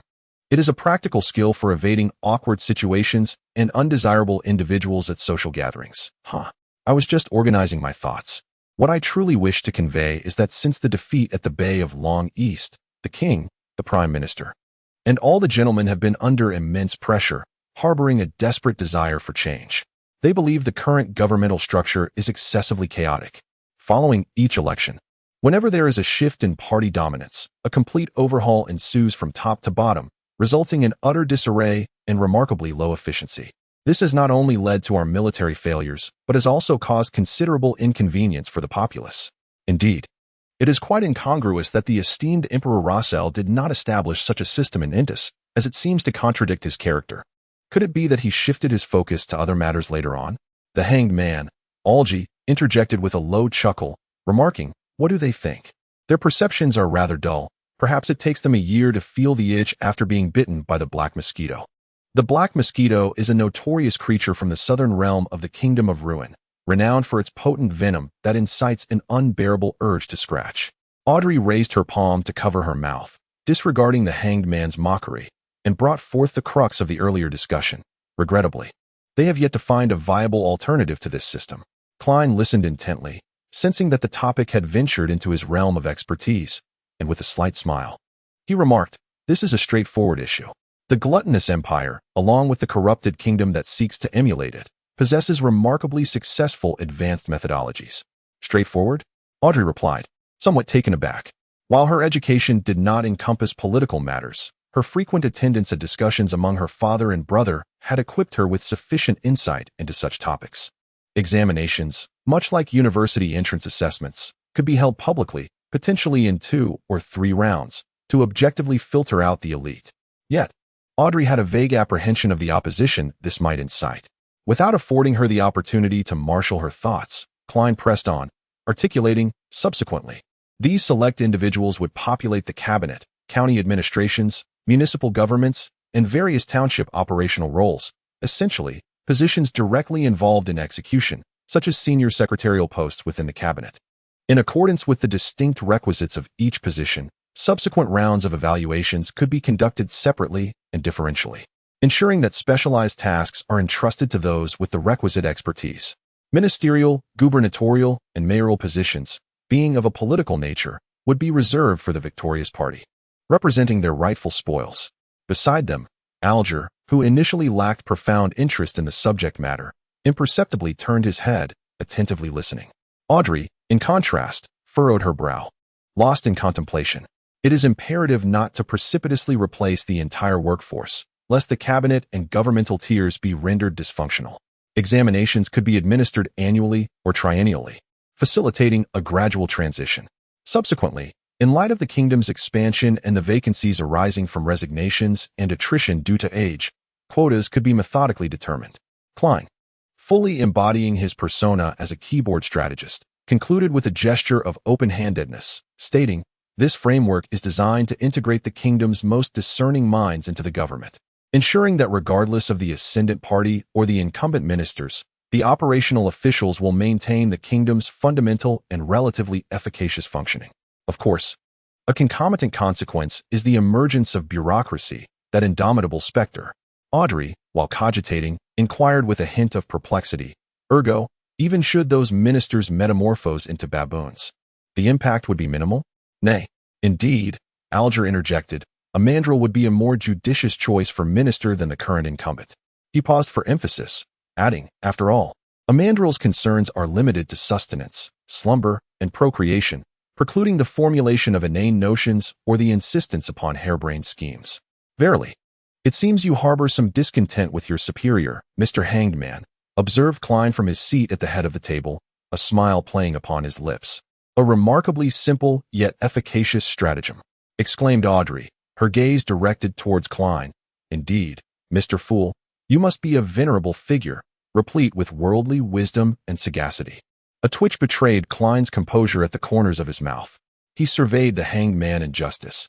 Then, after a pregnant pause, declared, "Let us bring this convocation to a close. Should Miss Justice be able to exert influence upon her kin to propel this matter forward, I shall endeavor to guide Benson, affording him the opportunity to enter the civil service. Upon reflection, Benson does possess the requisite qualities for such a vocation.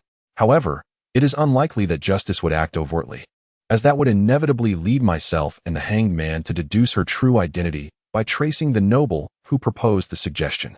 Of course, she could adopt a more circuitous and subtle approach. As you will it," intoned Audrey and Alger in unison, rising to their feet. Leaning back slightly, Klein severed the connection, and the ephemeral visages of Justice and the hanged man swiftly dissipated into nothingness. Above the gray fog, within the hallowed halls of what resembled a deity's abode, only he remained, seated in solitary splendor at the head of the bronze table. Klein did not plunge directly into the gray mist as he had done previously. Having become an extraordinary being, he retained sufficient mental acuity. He chose to conclude the tarot meeting prematurely, having discerned the true sentiments of the night watcher regarding the Antigonus family's notes. He resolved to feign a diligent search later rather than succumb to slumber, which might arouse suspicion from Dunn Smith and others about his activities at home.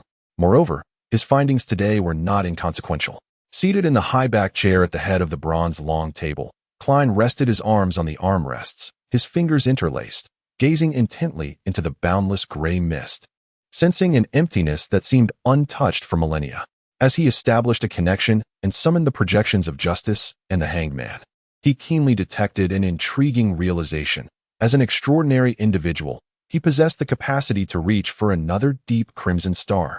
However, he refrained from impulsively attempting this, uncertain of the identity and disposition of the newcomer he intended to summon. After all, not everyone could seamlessly integrate like Justice and the Hanged Man, who, due to their unique natures, seemed willing to conceal their intentions. If the newcomer resembled Dunn Smith, his newly formed mysterious organization would be immediately exposed under the church's scrutiny, jeopardizing his future as the nefarious organization's supreme leader. Klein recognized the exceptional nature of this gray mist, understanding that it was beyond the comprehension of an extraordinary being like Dunn Smith. Yet, the presence of extraordinary power compelled him to contemplate the existence of deities. Currently, Klein is cautiously convinced of the genuine existence of the 7 orthodox deities. However, he is more inclined to believe that these deities are merely more formidable than high-sequence beings and are subject to certain stringent limitations. Since at least the 5th epoch, aside from a few divine pronouncements, there has been no evidence of their actions. With a sigh, Klein stood up, eschewing any forceful recruitment.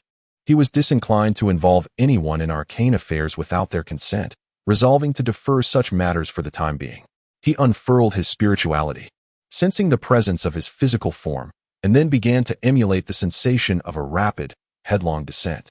Instantly, the light and shadows before him shifted, the gray fog and crimson receding into the distance. Klein felt as if he were piercing through an endless membrane of water, finally beholding the world of reality. The dimness of the room. This time, he was fully conscious, meticulously experiencing the process. He mused that the gray fog and the spirit world were somewhat dissimilar. Klein moved his limbs, feeling the tangible reality of his flesh and blood.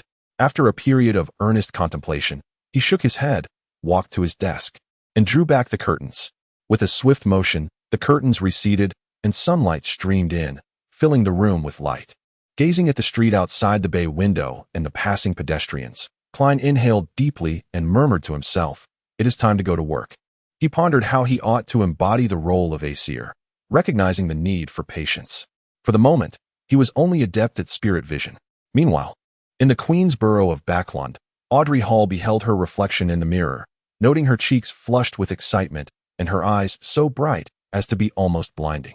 80 milliliters of pure water, 5 drops of colchicine essence, 13 grams of cow's tooth peony powder, 7 petals of fairy flower, the eyes of a pair of adult munher fish, and 35 milliliters of the blood of a horned black fish.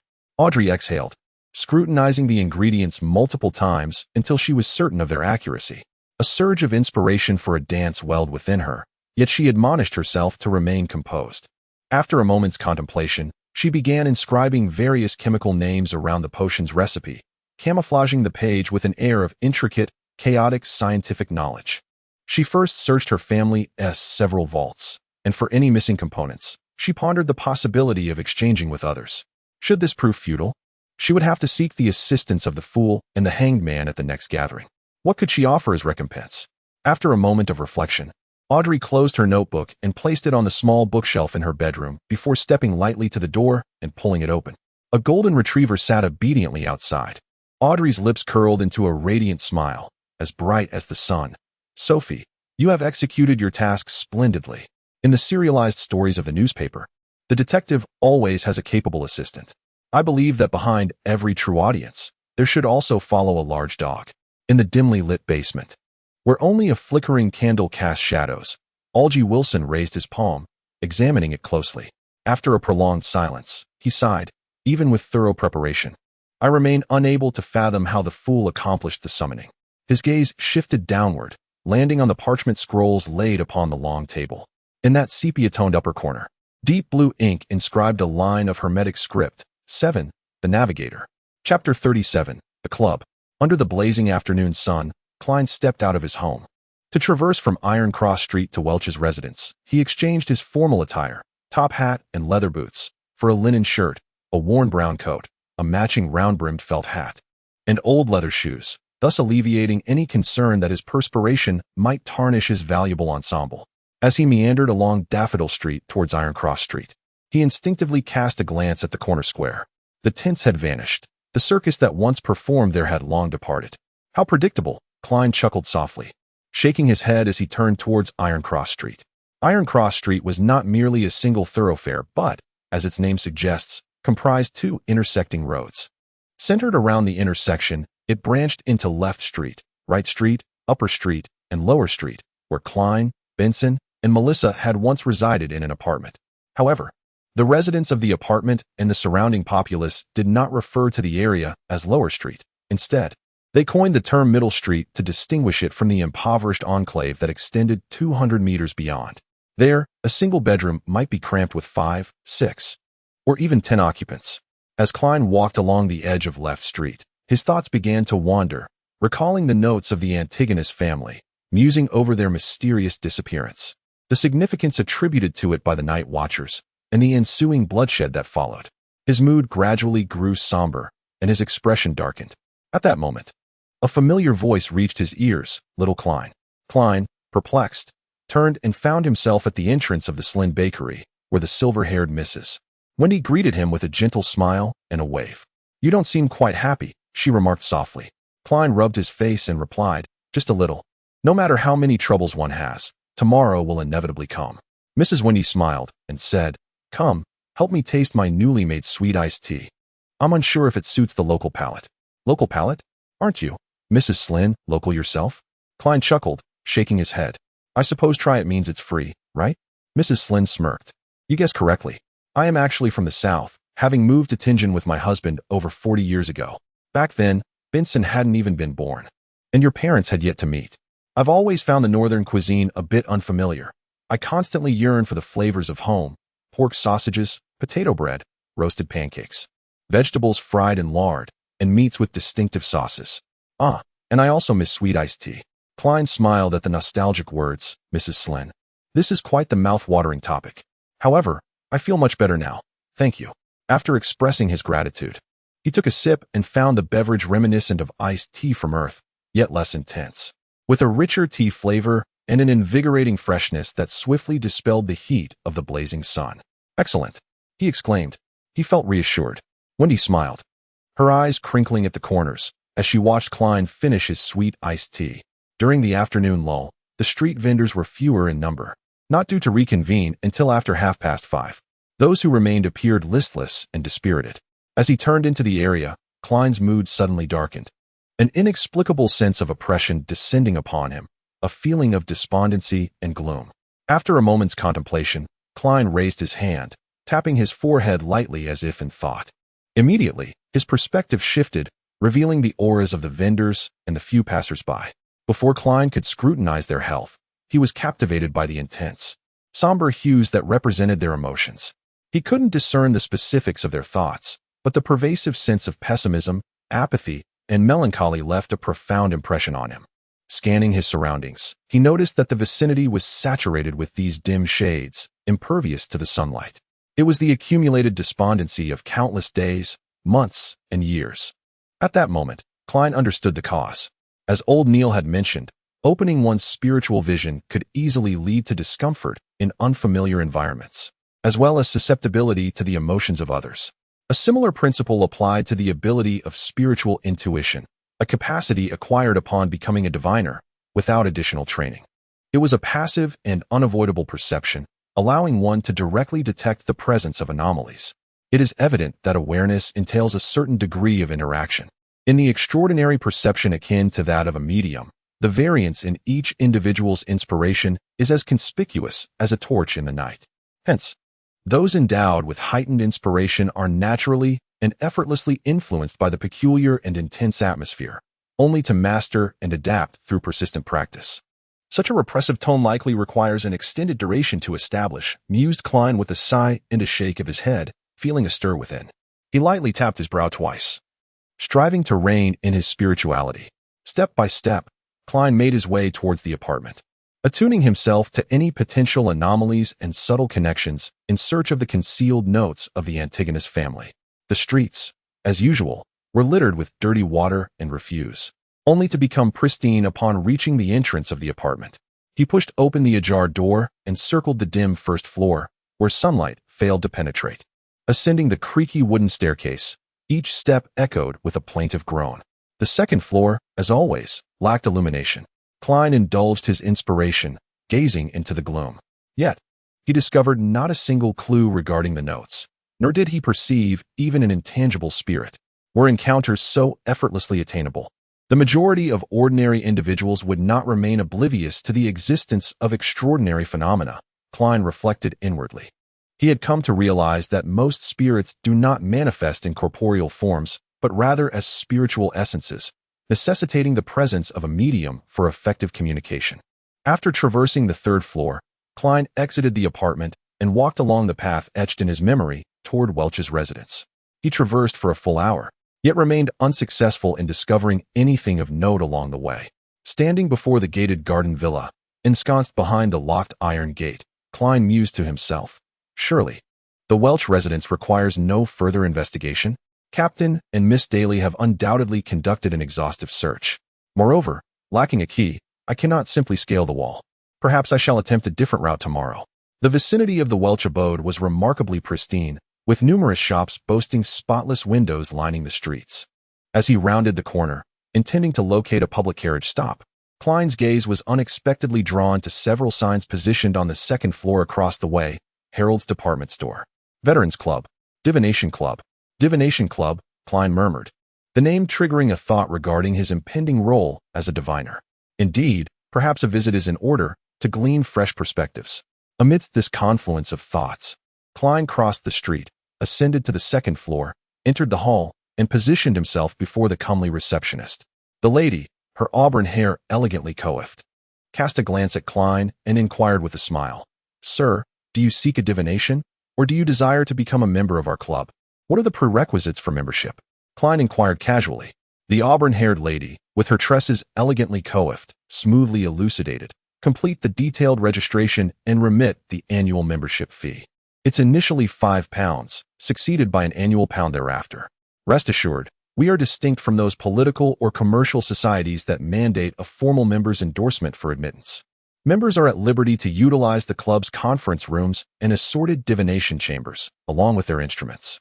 They may also partake of our complimentary coffee and tea, peruse our subscribed periodicals and journals, and procure luncheon, supper, alcoholic beverages, and various divination manuals and materials at cost. Furthermore, we host at least one distinguished diviner each month to lecture and resolve enigmas. Above all, you'll discover a coterie of like-minded companions with whom to exchange insights." "Sounds promising," I mused, before adding with a self-deprecating chuckle, "However, I'm presently without funds." I then inquired, "What if one desires a divination?" Chapter 38. Amateurs. Upon hearing my query, the graceful lady with her auburn hair elegantly arranged betrayed no hint of impatience. She maintained a courteous smile as she responded, "Our members are at liberty to offer divination services within the club, setting their own rates. We merely deduct a nominal percentage. Should you seek a divination, you may consult this compendium, which features profiles and rates of members willing to provide such services. However, it is a Monday afternoon, and the majority of our members are engaged in their professional duties, leaving fewer than 5 individuals present." As she spoke, she gestured for Klein to take a seat on the sofa by the window in the reception area. She then opened the catalog across from him and indicated the current members of the club: Heinaz Vincent, the renowned diviner from Tianjin, who serves as a resident mentor at the club, proficient in various methods of divination, charging 4 thalers per session. The lady with the chestnut hair continued to turn the pages, introducing each member. The last one, Mr. Grachis, who had recently joined the club this year, specializing in tarot readings, charging 2 pence per session. "Sir, whom would you like to choose?" she inquired. "Mr. Grachis." The beautiful receptionist paused for 2 seconds, and then added, "Sir, I must advise you in advance that Mr. Grachis is merely a novice." "Understood. I shall take responsibility for my choice," Klein replied with a smile and a nod. "Then please follow me." The elegant lady rose and led Klein through the large door adjacent to the reception area.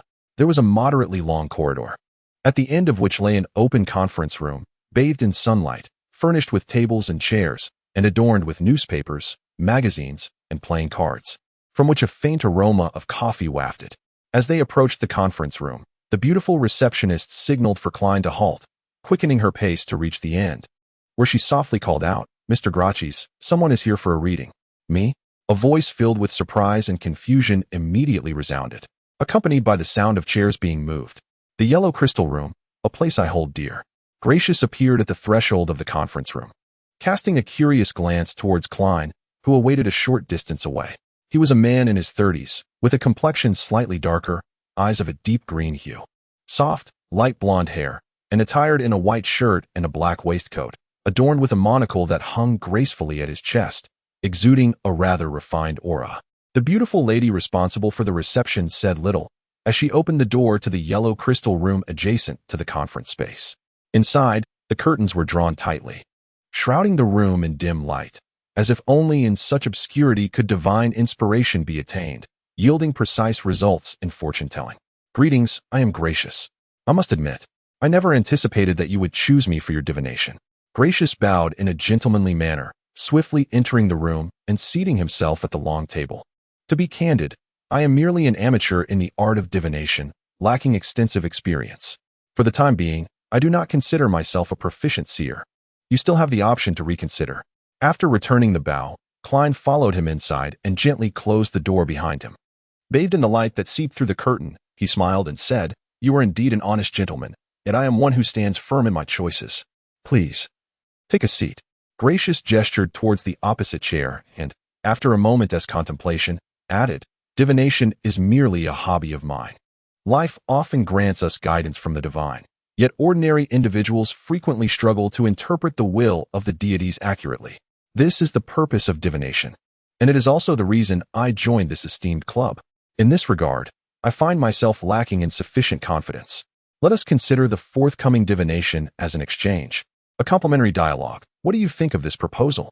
I shall personally cover the fees for the club, a mere quarter of a penny." Klein neither affirmed nor declined, but instead smiled, remarking, "It is evident that you possess a commendable and respectable occupation." As he spoke, he leaned slightly forward, his right fist pressed against his forehead, tapping it lightly twice. "Gradually, I hoped that the divination would reveal the whereabouts of a certain object." Klein had already devised his response, reclining slowly. In his perception, Graches' aura was distinctly manifest. The orange-red hue of his lungs appeared dim and sparse, casting a pall over the surrounding brightness. This did not signify exhaustion. Klein subtly nodded. "Searching for a lost item?" Graches contemplated for a few moments and then stated, "Let us first conduct a simple assessment." He pushed a neatly arranged stack of tarot cards across the black tabletop towards Klein. "Very well." In truth, Klein could hardly recall the appearance of that ancient notebook and was left to formulate the question in his mind. Is it still possible to locate the notes of the Antigonus family? Through repetition, he skillfully shuffled and cut the cards. Graches plucked the top card and horizontally slid it before Klein, following the cue. Klein turned the card from its horizontal position to vertical. He grasped the edge of the tarot card and flipped it over. It was an inverted card, its pattern obscured. Regrettably, Graches sighed. The card upturned revealed an image of a resplendent fool, adorned in opulent garments and a dazzling headdress. Another fool? Could it be mere coincidence? According to the Hanged Man and Old Neil, divination serves as a conduit for spiritual communion with the ethereal realm, a means of engaging with one's higher self. Tarot cards are simply instruments for deciphering symbolic revelations, rendering the choice of divination tools inconsequential, theoretically having no bearing on the outcome. A furrow etched itself upon Klein's brow as he deliberated. Might I divine whether the object in question has already been acquired by another? Assuredly. Graces assented with fervent enthusiasm. Employ the same method as before, repeating the process anew. Klein reshuffled the deck, executed a cut, and contemplated the query with focused intent. Drawing a card, he positioned it horizontally before rotating it clockwise to a vertical orientation, completing his preparations with solemnity. Inhaling deeply, Klein extended his hand and revealed the tarot card. "Please, let it not be the fool again," he implored inwardly. Relief washed over him as the card displayed the star, inverted. Evidently, the object remains unclaimed. Graces interpreted with a genial smile. Klein nodded, raising his right hand to tap his brow in contemplation. He then retrieved 2 pennies of a subdued brass hue from his trouser pocket, presenting them to Graces. "Did I not offer my services gratis?" Graces queried, a crease forming on his brow. Klein offered a smile as he rose to his feet. This is merely a gesture of reverence for the art of divination. Very well. I appreciate your generosity, Gracies responded, rising to extend a hand. After a brief handshake, Klein retreated a few steps, turned, and approached the doorway, where he twisted the handle. Mr. Gracies, I urge you to consult a physician at your earliest convenience, particularly regarding your pulmonary health. Why? Gracies responded, astonished. Is this a curse stemming from an unsatisfactory divination? Klein pondered for a moment before replying. The symptoms are evident from your complexion. Your brow appears unusually dark. This description of a dark brow was a novel experience for Gracies. Klein offered no further explanation, merely smiled and exited the room, closing the wooden door behind him. Was he an unlicensed doctor or merely a country herbalist? Gracies chuckled to himself, shaking his head as he casually picked up the silver mirror used for divination. Upon closer inspection, he indeed noted the darkness at the center of his brow. Yet, this was merely a consequence of his surroundings. Beneath the dim light filtering through the curtains, it was not just his brow that appeared dark, but his entire visage. What an unamusing jest, Gracies muttered softly. Uneasy, he conducted a health divination for himself and confirmed that all was well.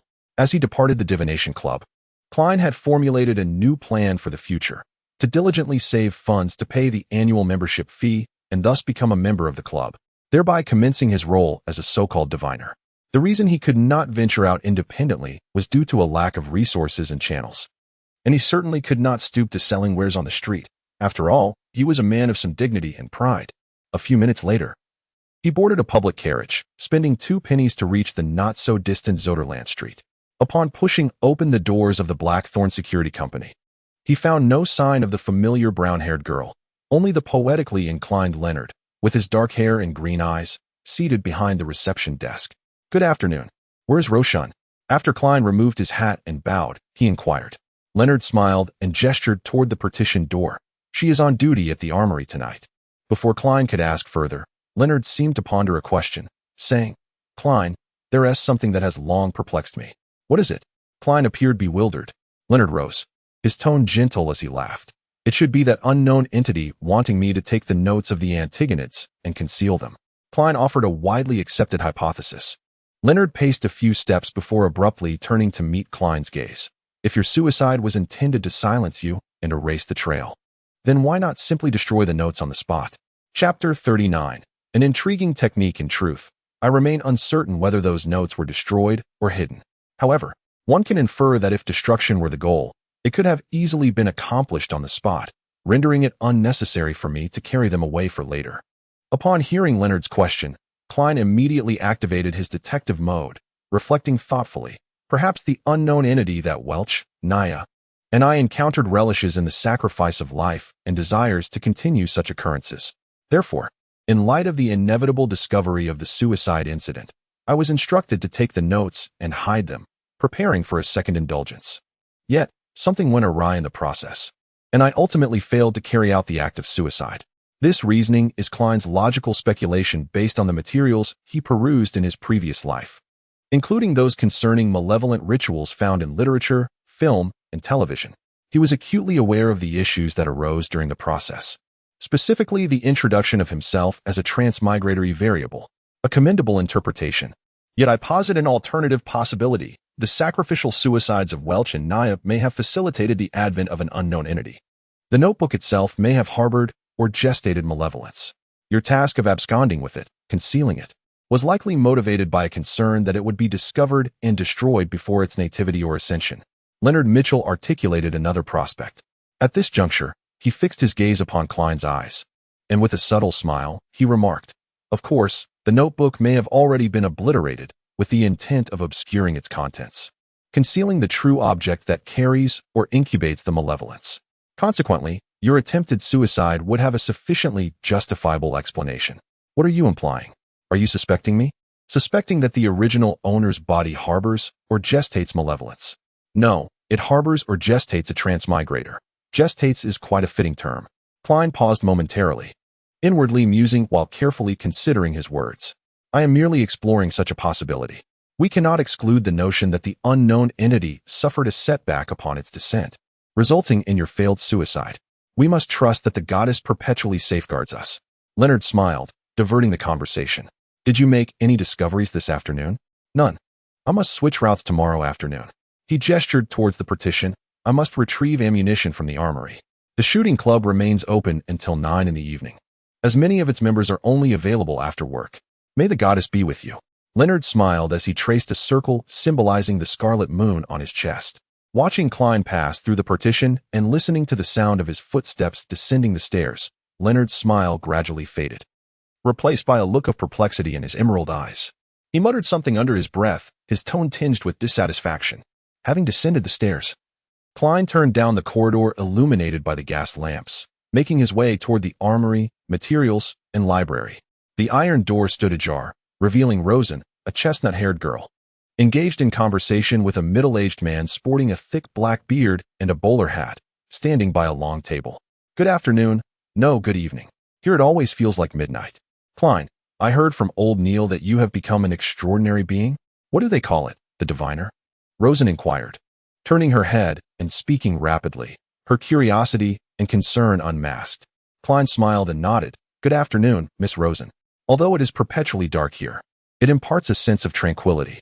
Your earlier description was somewhat inaccurate. It should be stated that the name of the sequence potion I consume is the diviner. You have indeed chosen to become extraordinary. Rosen sighed, momentarily falling into silence. Klein glanced at the middle-aged man beside her and politely asked, and who might this be? Another member of the night watch, or one of the 2 clerks I have yet to meet. Rosen pressed her lips together and replied, Blythe, our colleague. He wishes to swap his shift with me, freeing up the night after tomorrow as he plans to take his wife to the North District Theater to see The Arrogant, in celebration of their 15th wedding anniversary. What a romantic gentleman he is. With Miss Roseanne present, Brett said with a smile, extending his hand. Nothing needs reiteration. Greetings, Klein. I hadn't anticipated your swift ascent to becoming a beyonder. As for myself, alas, I may never possess the courage. Perhaps it is the audacity born of ignorance. Klein offered a self-deprecating remark as he shook the offered hand. It's not necessarily a detriment, Brett countered with a shake of his head and a smile. A beyonder on the verge of demise once imparted to me, never delve into the peculiar and perilous. The less one knows, the longer one lives. At this juncture, Roseanne interjected, Klein, don't fret too much. Old Neil informed me that your seer pathway leans towards support, relatively safer, provided you abstain from attempting to commune with unknown entities. She paused, scrutinizing his attire. Why are you attired in such a manner? It lacks all semblance of gentility. What brings you here? He trusted the young lady would swiftly forget this matter. Very well, Roseanne responded, gesturing towards the table. Brett, I entrust it all to you. You are undoubtedly aware of the location of the keys and ammunition. Alas, old Neil is truly parsimonious. He neglected to leave any hand-ground coffee behind. He pledged to sate my desires today. Amidst her incessant chatter, Klein received the bullets. Bang, bang, bang, grasping the firearm, raising his arm, firing, ejecting the cylinder, discarding the casings, inserting fresh bullets. Klein reiterated this sequence repeatedly, acquainting himself with and memorizing the sensation of firing. Naturally, he interspersed his practice with moments of respite for recapitulation and rectification. Upon concluding his practice, Klein availed himself of the premises, engaging in a multitude of exercises akin to push-ups, diligently fortifying his physique and augmenting his constitution. Furthermore, she was carrying quite a few vegetables. Having received your remuneration, why did you not avail yourself of the public carriage to journey to the academy? Klein, thus prompted, recalled the morning's events. Melissa, her brow furrowed slightly, interjected, Pray, cease your ostentatious display of mathematical prowess. Klein chuckled, gesturing with a placating hand. Melissa paused, then added, I find pedestrian travel to the academy quite agreeable. Our instructor espouses the virtues of regular exercise for all, and moreover, I often chance upon discarded components along the way. Klein responded with a gentle laugh. Once I have recouped the advance on my wages in 2 months' time, I shall endeavor to save sufficiently to procure new raiment for Benson and yourself. Yet, we must consider unforeseen contingencies, Melissa insisted, unwavering in her stance. Klein regarded her with an amiable smile, retorting, Then we shall simply curtail our consumption of meat. Do you not concur that expending 50, nay, 100 minutes upon the thoroughfare each day is an egregious waste of time? One could far more profitably employ that interval in perusing books, contemplating matters of import, and augmenting one's academic performance. In so doing, Melissa, you would be poised to graduate with distinction, securing a position of considerable remuneration. Wherefore, then, should you harbor any apprehension? Drawing upon his erstwhile experiences in forum debates, he ultimately swayed Melissa, securing her assent to utilize the public carriage for her commute to the academy. Phew, he mused, at last, I have successfully persuaded her. Nay, how can one term it persuasion? It is, rather, reasoned discourse. Klein, thus reflecting, accepted the provisions Melissa had procured, sighing, tomorrow, remember to purchase beef or mutton. A surfeit of fowl must be consumed to ensure a hale constitution and a keen intellect, so as to surmount the rigors of academic pursuit. Merely speaking of it was enough to make Melissa's mouth water. She pressed her lips together, paused for a few seconds, and then said, all right. The following morning, as Melissa boarded the public carriage under supervision, Klein and Benson parted ways at the street corner, each heading to their respective offices. Upon entering the building, Klein noticed old Neil and Roshan engaged in light conversation at the reception desk. Old Neil, clad in his customary classical black robe, seemed utterly indifferent to the gazes of others, while Roshan had donned a fresh, light yellow dress. Good morning, Mr. Neil, Miss Roshan, Klein greeted, doffing his hat. Old Neil cast a sly glance at him and replied, good morning. I trust you did not hear anything last night that you ought not to have. Not at all. I slept quite well, Klein responded, somewhat perplexed. He could only attribute it to his lack of inspiration. Ha, don't worry about it. It's actually not so easy to overhear. Old Neil remarked, gesturing towards the partition. Now, off to the armory. We shall continue our mysticism course this morning. Klein nodded and followed old Neil down the staircase into the basement. Arriving at the armory, where he relieved Brett, who had been on night duty. What shall we be learning today? Klein inquired with curiosity. Old Neil responded with a long hum, saying, complex foundational knowledge. But before that, let me teach you an intriguing technique. He pointed to the silver chain wrapped around his wrist, from which dangled a pristine white crystal. Chapter 40. The Mysticism Course and Intriguing Technique? Klein asked, his curiosity piqued. Old Neil chuckled softly. I shall take a stroll through the armory, materials, and library. Meanwhile, you may prepare 2 cups of coffee using the cups on the table. In 1 cup, introduce something undesirable. What that is, I leave to your imagination. The only stipulation is that you must not waste too much coffee grounds, as those are crafted from exquisite Highland coffee beans that I personally ground. Understood. Although Klein was not entirely certain of old Neil's intentions, he readily acquiesced.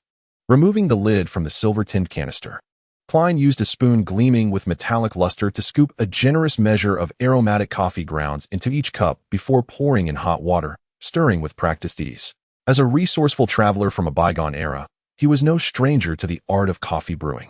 Having completed this task, Klein pondered for a moment, then settled into a chair, crossed his right leg, and pinched some dirt from the soles of his leather boots, placing it into the cup on his left. He stirred meticulously once more until the 2 cups of coffee appeared nearly indistinguishable in both color and aroma. A few minutes later, old Neil jingled his keys as he exited the armory, slamming the iron door shut with a resounding clang. All set. His murky, dark red eyes shifted to Klein seated across the table. Old Neil chuckled lightly as he unfastened the silver chain coiled around his wrist and took a seat. His expression soon turned solemn as he extended his left hand, allowing the chain to dangle vertically above the coffee cup on his right. The pristine white crystal hovering just shy of touching the liquid. In a wave of soothing tranquility, the white crystal stirred slightly, prompting the silver chain to rotate counterclockwise in small arcs. This cup has contained malevolent entities, old Neil affirmed with conviction. Before Klein could respond, he pocketed the silver chain, picked up the adjacent coffee, and took a sip. Do you favor bitter coffee? I am accustomed to a spoonful of sugar and a splash of milk. Your divination is remarkably accurate. Is it reliant on the white crystal? It is the white crystal, isn't it? Klein pondered. So one should refrain from phrasing queries? Klein nodded slightly. Counterclockwise signifies no. Clockwise signifies yes. Of course, this form of divination is rudimentary, yielding only 2 or 3 possible answers. It is incapable of in-depth exploration and interpretation. For instance, certain things, while detrimental in their natural state, can become quite beneficial after processing. Similarly, some ingredients may pose a slight risk to the human body but are inconsequential in dire circumstances. These nuances cannot be discerned through pendulum divination. I must expedite my efforts to amass funds for the acquisition of crystals or sterling silver to craft a pendulum, Klein lamented. Old Neil cast a surprised glance at him. You can submit a request directly. This is standard-issue equipment for Beyonders, particularly for those of us in support roles. The armory possesses both a citron and a sterling silver pendulum. But I am not yet a formal member of the team. Klein demurred, his heart stirred, yet hesitant. Old Neil chuckled lightly, remarking, for those extraordinary individuals, whether or not they are formal members, the absence of a salary increase necessitates the provision of certain conveniences in other respects. The term benefits may be more appropriate. I shall request this from the captain shortly. Klein clenched his fist inwardly, resolute in his decision. How could one ascertain the captain's agreement without making an attempt? Very well, old Neil responded with a smile. Let us commence our formal mystical studies. One of its foundational elements is known as symbolism. Are you aware of what symbolism entails? Both the spiritual realm and the ethereal cosmos, along with those unknown domains, exist beyond our sensory world. The information obtained through our ears, noses, and eyes cannot accurately depict them. What we receive are only ineffable intuitive insights and experiences, which manifest as abstract symbols and graphical representations, each symbol denoting varied significances of different entities. Quite astute, indeed. You deserve the title of diviner, old Neil said, nodding seriously. Only by mastering the ability to interpret symbols can one truly enter the realm of mysticism. The designs upon the tarot cards, every element within those designs, serves as a symbol, a convention established by humanity to aid us in comprehending and interpreting the primal revelations. He produced a sheet of paper, took up a nearby pen, and drew a modest arc. Following this, he swiftly added several vertical lines beneath the arc, then looked up at Klein and inquired, "Do you know what this symbol represents?" Klein gazed at it intently, and after a prolonged moment of hesitation, he replied, "Eyelashes?" Old Neil exhaled and remarked, "This symbolizes the harvest constellation. This represents the thunder constellation, and this denotes the frost constellation." He casually sketched several more symbolic representations. Klein, while absorbing the information, could not help but interject, "The names of these constellations are truly remarkably rustic." Yes, rustic. They evoke a sense of pastoral simplicity and primal essence. Old Neil smiled and replied, "Indeed, that was the sentiment of Emperor Roselle as well. He once contemplated renaming the constellations to names such as Virgo, Cancer, and Scorpio. Unfortunately, he could not withstand the weight of tradition. At least the ancient names of these constellations and the dates they represent guide agriculture and harvests. One cannot deny that Emperor Roselle was a man of vision." Klein found himself at a loss for words. Well, Emperor Roselle must have been quite a dignified individual in his lifetime.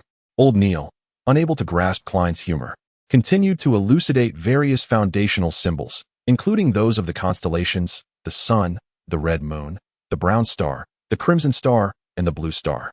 While doing so, he also incorporated lessons on the art of crafting divination charts and the pertinent considerations, the creation and materials of crystal balls, and the selection of incantations. Klein felt almost overwhelmed by the abundance of knowledge. Had he not discovered that the potions of diviners could slightly enhance his memory, he would have urged old Neil to pause, allowing him to better assimilate the wealth of information. Today's course on mysticism concludes here. Reflect upon it. And should you have any questions, feel free to seek me out. Mr. Neil retrieved a gold pocket watch, audibly snapped it open, and glanced at the time. Do not neglect to peruse the historical documents I have prepared for you. Frankly, they inspire a sense of trepidation within me. Very well. Klein accepted the drafts inscribed with symbols from Mr. Neil. He promptly reviewed the arcane knowledge he had acquired that day to prevent any conspicuous lapses in memory. Mr. Neil sipped his freshly brewed coffee and remarked, "Mere rote memorization is insufficient. One must employ the knowledge frequently to transform it into an innate ability. Furthermore, daily meditation is imperative. Only through diligent practice and application can one truly master the power of the potion, unearth its latent mysteries, and mitigate any adverse effects." Upon this subject being raised, Klein recalled the concept of acting in the divination club. Tentatively, he inquired, "My potion's abilities are linked to divination. Solitary practice is inadequate. I must interact with a multitude of individuals and perform divinations for them to expedite my mastery. I intend to join the divination club on House Street in the North Borough, once I have the surplus funds, to become a genuine diviner." He reasoned that this matter would inevitably come to the attention of the Nighthawks, and it was prudent to lay the groundwork in advance. "Your notion is akin to that of Daly. She has consistently expressed her ambition to become a true seer, Mr. Neil responded with a smile. However, why defer until you possess additional funds? You could submit a request to Dunn for the approval of expenses. Organizations such as the Divination Club may indeed harbor members of cults and malevolent groups. As a civilian member of the Night Watch team, a standard extraordinary individual, your involvement with them serves the practical necessity of surveillance.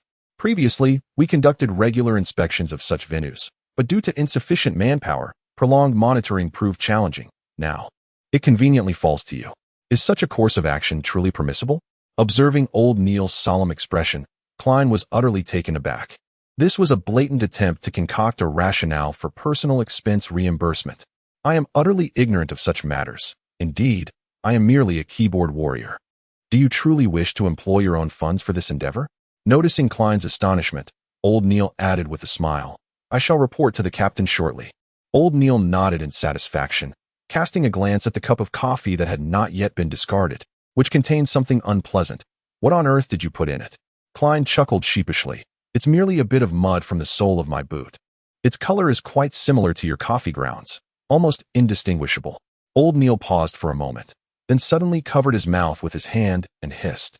Why haven't you disposed of it yet? Chapter 41. Audrey and her Susie. Klein ascended the spiraling staircase, pushed open the door, took a moment to orient himself, and then made his way directly to the second office across the hall. After 2 days of acclimatization, he had generally discerned the layout of the Blackthorn Security Company. Upon entering, one is greeted by a spacious reception hall, furnished with a set of sofas and tables. Through a partition lies the inner area. To the left of the corridor are 3 rooms, from nearest to farthest, designated for Mrs. Oriana's accounting office. A lounge equipped with several sofa beds, and a staircase leading to the basement. On the right side, the 3 rooms, also from near to far, comprise Captain Dunn Smith's office, an administrative office furnished with typewriters, and the recreation room for the official members of the Night Watch team. Klein had previously observed Leonard Mitchell engaged in a card game in the recreation room with 2 other team members. He surmised they were playing a variant of Do Di Ju, albeit rebranded by the illustrious Russell as Dueling Evil, with the gameplay remaining unchanged from what Klein was familiar with. After their night shifts, the members were entitled to a day's restorative sleep, while Roshan remained at the reception desk, tasked with procurement and the role of part-time coachman for Cesar. Francis was, as usual, out on duty. When Klein pushed open the door to the administrative office, he found all 3 desks unoccupied, the mechanical typewriters quietly stationed. Having encountered similar devices, specifically the Axon Company's Model 1346 typewriter, in the Minter's office and at Welch's residence, Klein whispered to himself, feeling that the subtly visible intricate control system embodied a certain mechanical elegance. He approached the desk with the typewriter and took a seat, contemplating for a moment before attempting to engage in virtual typing. Initially, he instinctively processed the characters as pinyin. Only upon familiarization did he assimilate the corresponding fragments of the original owner's memories, ceasing to make errors. Tap, tap, tap. However, he did not rush to find Dunn Smith. Instead, he composed himself and diligently perused the historical materials provided by old Neil, both as a review and a learning opportunity. It was only at this moment that he took the application form and approached the adjoining office, gently knocking on the door. Dunn was awaiting the arrival of lunch, and upon seeing the documents handed over by Klein, a subtle smile graced his lips as he remarked, "Did old Neil teach you this?" "Yes." Klein readily divulged old Neil's influence without hesitation. Dunn picked up the dark red pen and swiftly signed his name, saying, "I need to apply for funding for July, August, and September from the church and the county police department. I will include your request in the application, and once it is approved, I will ask Mrs. Oliana to disperse the funds. The pendulum can be collected this afternoon." His tone and gaze radiated a palpable joy. Before bidding farewell, he casually inquired, "Shouldn't the funding for July, August, and September have been applied for in June? It is rather unusual to apply for July's funding in July." Dunn fell silent for a few seconds, took a sip of his coffee, and replied, 3 cases arose consecutively in June, and amidst the busyness, certain matters were overlooked. Klein, aware that he had ventured into inappropriate territory, offered a nervous chuckle and swiftly exited. Thus, he embarked on a simple yet structured life, dedicating half an hour each morning to meditation, 2 hours to mysticism courses, an hour and a half to mastering historical materials, and after lunch, taking a short nap in the lounge to restore his energy within a well-equipped private chemistry laboratory. The statuesque, Flaxen-haired Audrey gazed intently at the goblet in her grasp, observing the myriad bubbles that effervesced within, lending an air of tranquility to the scene. Ultimately, the liquid within settled into a viscous, silvery white substance. Oh, it seems I possess a natural aptitude for the arcane arts. Success on the very first attempt, the maiden exclaimed with delight. She carefully stowed away the sundry components procured from her family's vault and bartered from other sources, inhaled deeply, and braced herself to imbibe the potion of the spectator. At that precise moment, a series of canine barks echoed from beyond the laboratory, causing Audrey to furrow her brow in displeasure. She placed the goblet of shimmering, silvery liquid in a shadowed recess, pivoted, and approached the portal. "Susie, who is it?" Audrey inquired as she turned the handle, addressing the golden retriever seated regally at the threshold. The golden retriever, Susie, wagged her tail effusively, displaying an expression of obsequious affection, while the personal chambermaid, Annie, materialized in the adjacent corridor. Audrey emerged from the laboratory, drew the door shut behind her, and turned her attention to Annie, stating, "Have I not made it clear? I am not to be disturbed whilst I am engaged in my alchemical pursuits. However, there is an invitation from the Duchess," Annie responded, "from Lady Dallaire." "The Duchess of Negan?" Audrey queried, advancing a few paces toward Annie. "Indeed, she has secured the services of the esteemed court pâtissière, Madame Vivian, and extends an invitation to both the Countess and yourself to partake in afternoon tea," Annie elucidated, relaying the contents of the missive. Audrey imperceptibly puffed out her cheeks and replied, "Inform my mother that I am experiencing a bout of dizziness, perhaps induced by excessive exposure to the sun, resulting in a touch of dehydration.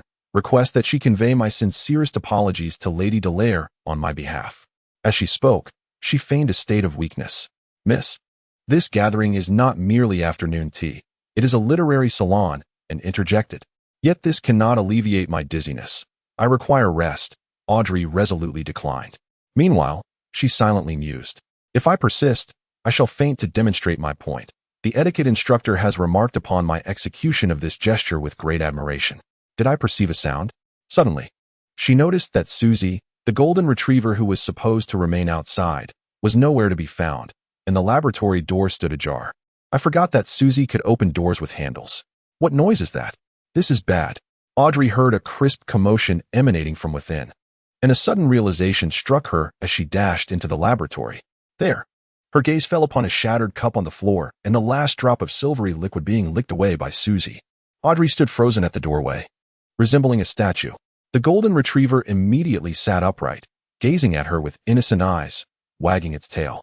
In the outer seas of Plitz Harbor, on an island perpetually shrouded in storms, an ancient sailing vessel lay anchored. A man with soft golden hair, clad in a robe adorned with lightning patterns, looked quizzically at the figure of Alger Wilson across from him. "The sea belongs to the storm. This is the realm of the Lord. I am willing to abide by his will and survey this dominion on his behalf." "Very well," the golden-haired man declared, clenching his fist to his chest. "The storm be with you." He stood upon the deck, which was manned by but a few crew members, watching as his companions departed the ghost ship, receding ever further into the distance. "Science, you fail to comprehend due to your insufficient knowledge," Algy murmured softly. Meanwhile, Audrey, trembling with trepidation, completed her second modulation. As she gazed upon the silvery potion, which bore no distinction from its predecessor, she was nearly moved to tears. With a quick, measured sip, she consumed the spectator's elixir. On Friday, a torrential downpour besieged Tingen, the rain drumming incessantly against every window. Within the Blackthorn Security Company, Klein, Rosen, and Bright lounged on the sofa in the reception area, relishing their midday meal. The fare consisted of meat, vegetables, and bread, though modest in portion. It sufficed to satiate one's hunger, ranging from 7 to 10 pence, with various tiers of quality. Klein brazenly opted for the 7 pence option each time, typically comprising half a pound of oat bread, a small piece of meat prepared in diverse ways, a spoonful of vegetable-rich thick soup, and a dab of cream or butter. Today, however, only one night watchman was present as Rosen lifted her spoon to her lips. Rumor had it that a case had emerged in the Golden Wudong district, involving cult elements, prompting the police department to summon 2 night watchmen, Bright remarked, setting down his bread. Klein dipped the remnants of his oat bread into the last of the gravy, consuming it silently. Within the sleeve of his left hand, a silver chain adorned with a yellow crystal was faintly discernible. At that moment, a series of firm knocks echoed from the partially ajar door. "Come in," Rosen replied. Momentarily startled, placing her spoon down, quickly dabbing her mouth with a napkin, and rising to her feet. The door swung open to reveal a man. Clad in formal black attire, his left shoulder dampened, and wearing a half-height top hat. His temples were grizzled, and he held a folded umbrella in his hand. He gazed at Klein and the others, inquiring, "Is this the former mercenary squad?" A tall, slender man cleared his throat and replied, "I have a task I wish to commission." Chapter 42. Butler Kelly, I fear you have come to the wrong place for your request. This security company is merely a facade. Upon hearing the visitor's words, Klein was filled with a torrent of retorts. Lamenting the absence of a forum or a bulletin board for discourse, Roshan pondered momentarily before stating, "Among the 6 official members of the Night Watch, Captain Dunn Smith has been summoned to the church by the bishop for an undisclosed matter. Leonard Mitchell is currently guarding the Charney's Gate in his stead. The Reaper, Fry, and the sleepless, Liao Leitin, have proceeded to the Golden Wudong district to assist the police in investigating a theft with cult elements. Another sleepless, Cohen White, is on leave, while the midnight poet, Shiga Tian, is conducting his routine patrol at the Raphael Cemetery in the northern outskirts. As for the remaining 2 extraordinary individuals, the aged Neil has grown frail and has not undertaken a mission in quite some time, while Klein remains a novice, a true neophyte in every sense." The countenance of the grizzled man darkened, and he removed his hat, bowing respectfully as he said, "I apologize for intruding. I take my leave." He turned and walked toward the exit, departing from 36 Zodelin Street amidst the sound of pouring rain and howling winds. How unfortunate. Roshan watched the gentleman depart, letting out a wistful sigh. Although the commission earned would not benefit her, she was certain it would guarantee a delightful meal to share. Alas, the Charney's Gate required constant vigilance. Klein, satisfied, set down his knife, fork, and spoon, finishing even the thick soup of turnips and mixed vegetables that he was not particularly fond of. Did one wish for Bright to undertake a task? Or perhaps himself? With a playful glint in her eye, Roshan remarked, "Bright may be unfit, but you certainly could, our diviner." Yet, before she could finish her thought, a sudden realization struck her, and she quickly fell silent. The door had not yet closed. Should an outsider overhear anything pertaining to the extraordinary, it would be a breach of confidentiality. Fortunately, the captain was absent. Roshan glanced at the entrance, secretly sticking out her tongue. Otherwise, she would have to face repercussions again. Bright and Klein burst into laughter simultaneously, exchanging knowing glances before they began to clear the table. Once they tidied up, and seeing that the torrential rain had not ceased, Klein, unarmed with an umbrella, chose to remain at the Blackthorn Security Company. He picked up a newspaper, settled into the plush, springy sofa, and leisurely commenced his afternoon rest. The airship route from Beckland to the Dissy Bay had been established, and the compilation of Detective Manson's works was on the verge of publication. Alongside an advertisement for the Lawgrass Arms Shop, Klein, equipped with a standard revolver loaded with 6 rounds and a double-barreled shotgun weighing 2 pounds, perused the Tianjin City Honest Man's newspaper. Suddenly, he stumbled upon a particular news article. After reading it several times, he let out a sigh. It appeared that Welch's father had succumbed to the police's narrative, refraining from hiring a private investigator to delve deeper into the matter. The anguish of losing his youngest son surely paled in comparison to the sorrow my own parents would feel at the loss of their only child. A wave of melancholy washed over him as he sat in silence, momentarily immobilized. As for the fact that Welch and Naya had not extended an invitation to their funeral, he felt neither surprise nor discontent. Once the tumult had subsided, he would seek an opportunity to lay a bouquet upon their graves. Just as Klein was about to retreat to the lounge for a brief respite, the door to the reception area was rapped upon once more. "Please enter," he called out, his head nodding slightly as he awakened. The ajar door swung open, revealing the previously encountered tall, slender gentleman in formal attire, his hair peppered with gray. "You may take a seat over there." Klein gestured toward the adjacent sofa. His curiosity piqued, he inquired, "How did you come to hear about our security company? Who referred you to us?" Indeed, the members of the Night Watch team effortlessly resolved what others perceived as daunting tasks, thereby amassing considerable prestige in this field. "I visited all the mercenaries, security companies, and private detectives in the nearby streets, and only here did I find a glimmer of hope. The others were entirely overwhelmed with their existing assignments. To be candid, had I not encountered a delivery waiter, I would never have imagined that a security company still existed in this location. It was entirely contrary to my expectations. Klein was momentarily taken aback. Rosen interjected, inquiring, "Are they quite busy? So many tasks?" The tall, slender man with graying temples settled down, exhaling a sigh as he remarked, "You are a mercenary team, or rather, a security company. You must have heard of the burglary and homicide case in the Halls district, yes? The Halls district burglary and homicide case? Well, unfortunately, I am one of the involved parties," Klein replied, nodding with a sense of gravity. It was a classic chain reaction. Klein and Rosen exchanged glances, each recognizing the self-mockery reflected in the other's expression. The security industry appears to be in a golden era, yet Blackthorns has seemingly felt no impact, revealing just how poorly this company is faring. Of course, in a certain light, it also attests to the concealed success of the Night Watch team. After waiting for over 20 minutes as the torrential rain began to relent, Klein prepared to leave and head to the shooting club to practice with his revolver. At that moment, Leonard Mitchell, with his dark hair and green eyes, emerged from the partition, casting a puzzled glance toward the sofa and inquiring, "Who is this?" Roshan's expression suddenly froze, and he hurriedly chuckled. "As a security company, we do not rely solely on the front entrance." The tall, slender man nodded in realization. As for the title of captain, he found it entirely unremarkable. After all, a security company is essentially an evolved version of former mercenary squads or small mercenary guilds, making the presence of a captain quite ordinary. Leonard's white shirt was untucked, and his black waistcoat was casually draped over him. He glanced at the tall man and suddenly snapped his fingers, saying, "I am a security personnel from Blackthorns. May I inquire your name?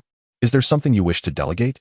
Perhaps having heard tales of the mercenaries' carefree nature, the slender man did not feel insulted but rather breathed a sigh of relief. He watched Leonard take a seat and organized his thoughts. "My name is Kelly, and I am the steward for Mr. Vickrell, a tobacco merchant. His only son, young Elliot, was kidnapped this morning.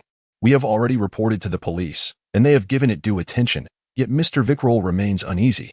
He hopes that through your mercenary, security personnel, channels, and your knowledge of Tingen, you might conduct an investigation from another angle to ensure young Elliot's safe rescue. Should you locate the hideout of the kidnappers, Mr. Vickrell is willing to offer a reward of 100. If you manage to rescue young Master Elliot successfully, he is prepared to double the reward, offering 200 in one payment." Leonard Mitchell replied with a leisurely smile, "It seems Mr. Vickrell only wishes for us to find the kidnappers' hideout. Otherwise, one would not perceive that his only son is worth merely 100 pounds, nor would a tobacco merchant, closely associated with the southern plantations, be able to offer a mere 200 pounds. Very well, no problem." Leonard snapped his fingers. With his emerald eyes fixed upon Rosen, he remarked, "Beautiful miss. Could you kindly draft a contract? Do not always consider yourself a poet. In truth, you merely recite the works of others." Rosen, accustomed to their mutual banter, momentarily forgot the presence of others. Of course, the Blackthorn Security Company would not concern itself with the identity of its clients. Whether there were any or not was of little consequence. Rosen departed from the reception desk and entered the clerical office, the sound of her typing echoing in the air. Klein felt a twitch at the corner of his mouth, perceiving their profound lack of professionalism. The absence of a standardized, readily available contract was indeed a lamentable situation. And what was even more disheartening was the realization that I find myself in such an unprofessional establishment. Amidst his swirling thoughts, Rosen prepared a contract that was concise, containing only a few clauses, which Butler Kelly and Leonard Mitchell duly signed. "I await your good news," Butler Kelly said as he took one of the contracts. Rising and bowing slightly, he suddenly turned to Klein, revealing a smile and stating, "I require your assistance." Klein was momentarily taken aback. "What I mean is, this task shall be accomplished by both you and me." With a slight smile at the corner of his mouth, Leonard explained, "I excel in combat, marksmanship, climbing, sensing, and incantation, as well as providing some support, but locating individuals is not among my skills. Surely, you wouldn't want old Neil to venture out in this weather?" His voice became somewhat indistinct when he mentioned sensing, rendering it nearly inaudible. Klein felt an impulse to explore new abilities, coupled with a hint of wariness towards Leonard Mitchell. He pondered with a touch of anticipation about the potential effectiveness of his divination skills, wondering how much they could truly accomplish. Chapter 43. Locating individuals. Looking at Klein, Leonard, with a twinkle of amusement in his azure eyes, nodded and asked, "What do you require from them?" Having collaborated with old Neil and others on numerous occasions, He was well aware that divination necessitates a medium, particularly in the absence of the principal subject. After a moment of contemplation, Klein directed his gaze towards the butler, Kelly, and said, "I need clothing worn by Elliot that has not yet been laundered. It would be even better if I could obtain any accessories he once carried with him." He endeavored to select conventional mediums, avoiding anything that might provoke the wild imaginations of ordinary folk. Nevertheless, even this prompted a look of confusion from the elderly butler, Kelly. "Why?" he inquired, before adding, "I do have a photograph of young Master Elliot." Truth be told, had he not been bound by confidentiality, old butler Kelly would likely have turned on his heel, torn up the contract, and cursed inwardly, "These charlatans. If this could be effective, I might as well seek out the most renowned medium in Ahova County." Beside him, Leonard Mitchell chuckled softly. "Mr. Curley, my companion, colleague, has acquired a rather peculiar pet, whose sense of smell surpasses that of a bloodhound. Thus, we require the garments and personal belongings that young Elliot once possessed to aid in our search. You know how it is, clues tend to confine themselves to a general vicinity. As for that photograph, we equally need it. Both he and I must ascertain the appearance of young Elliot." The elderly butler, Curley, accepted this explanation with a slow nod. "Are you waiting here? Or shall I accompany you to Mr. Vickrell's residence in town?" He harbored a desire to test his extraordinary abilities, alongside a sincere yearning to assist others. "Very well. The carriage awaits downstairs." As he spoke, the old butler retrieved a black and white photograph from his pocket and handed it to Leonard. "This is a portrait of Elliot Vickrell, taken when he was around 10 years old. His hair is somewhat long, nearly obscuring his eyes, and his face is dotted with noticeable freckles. He is rather unremarkable in appearance." Leonard cast a brief glance at it before passing it to Klein. Klein scrutinized the photograph carefully, pocketed it, then took up his cane, donned his hat, and followed the two ahead as they departed the Blackthorn Security Company and entered the carriage station below. The interior of the carriage was quite spacious, adorned with plush carpeting and a small table for placing items. Due to the presence of the elderly butler, Klein and Leonard remained silent, quietly absorbing the sensation of the carriage gliding smoothly over the waterlogged road beneath the diminishing raindrops. A commendable coachman indeed. After an indeterminate passage of time, Leonard broke the silence, offering a smile and a simple acknowledgement. Klein responded with indifference. The elderly butler, Curley, managed a smile as he remarked, "Your praise is his honor. We are nearing our destination." To avoid detection by potential kidnappers, the carriage did not approach the tobacco merchant Vickrell's residence, but rather halted on a nearby street. "My previous deductions had no ulterior motive. I merely wish to inform you that the notebook will undoubtedly resurface, perhaps quite soon." This was indeed an unpleasant inference. Klein gestured toward the coachman's position outside, signaling to refrain from discussing sensitive matters in the presence of others. Leonard whistled softly and turned his gaze to the window, where raindrops glided down the glass, leaving behind a hazy trace that rendered the outside world utterly indistinct. This was the clothing worn by young Master Elliot yesterday, along with the storm talisman he had previously donned. Klein examined it, discovering a miniature gentleman's outfit comprised of a tiny shirt, waistcoat, bow tie, and so forth. The storm talisman, resting on a bronze base, was engraved with symbols representing tempestuous winds and crashing waves, yet it failed to inspire Klein. "I shall now recount the detailed account of young Master Elliot's abduction to facilitate your targeting." The elderly butler, Curley, settled in and recounted the harrowing events of the morning, hoping that the assistance they had so painstakingly located would prove beneficial. Klein and Leonard, however, exhibited little interest in the specifics, focusing solely on the number of kidnappers, any unusual behaviors they might have displayed, and whether they were armed. Having procured the desired intelligence, the trio, armed and composed, bid farewell to the elderly caretaker, Klee. Subsequently, they engaged a nimble, two-wheeled cab in the vicinity. Unlike the omnibus, these hired carriages, be they four-wheeled or two-wheeled, operated on either a per-kilometer basis or an hourly rate. The former entailed a charge of 4 pence per kilometer within the city limits and 8 pence per kilometer in the outskirts. The latter amounted to 2 solely per hour, with any fraction of an hour being rounded up. Beyond the initial hour, each additional 15-minute increment incurred a fee of 6 pence, irrespective of whether the full 15 minutes had elapsed.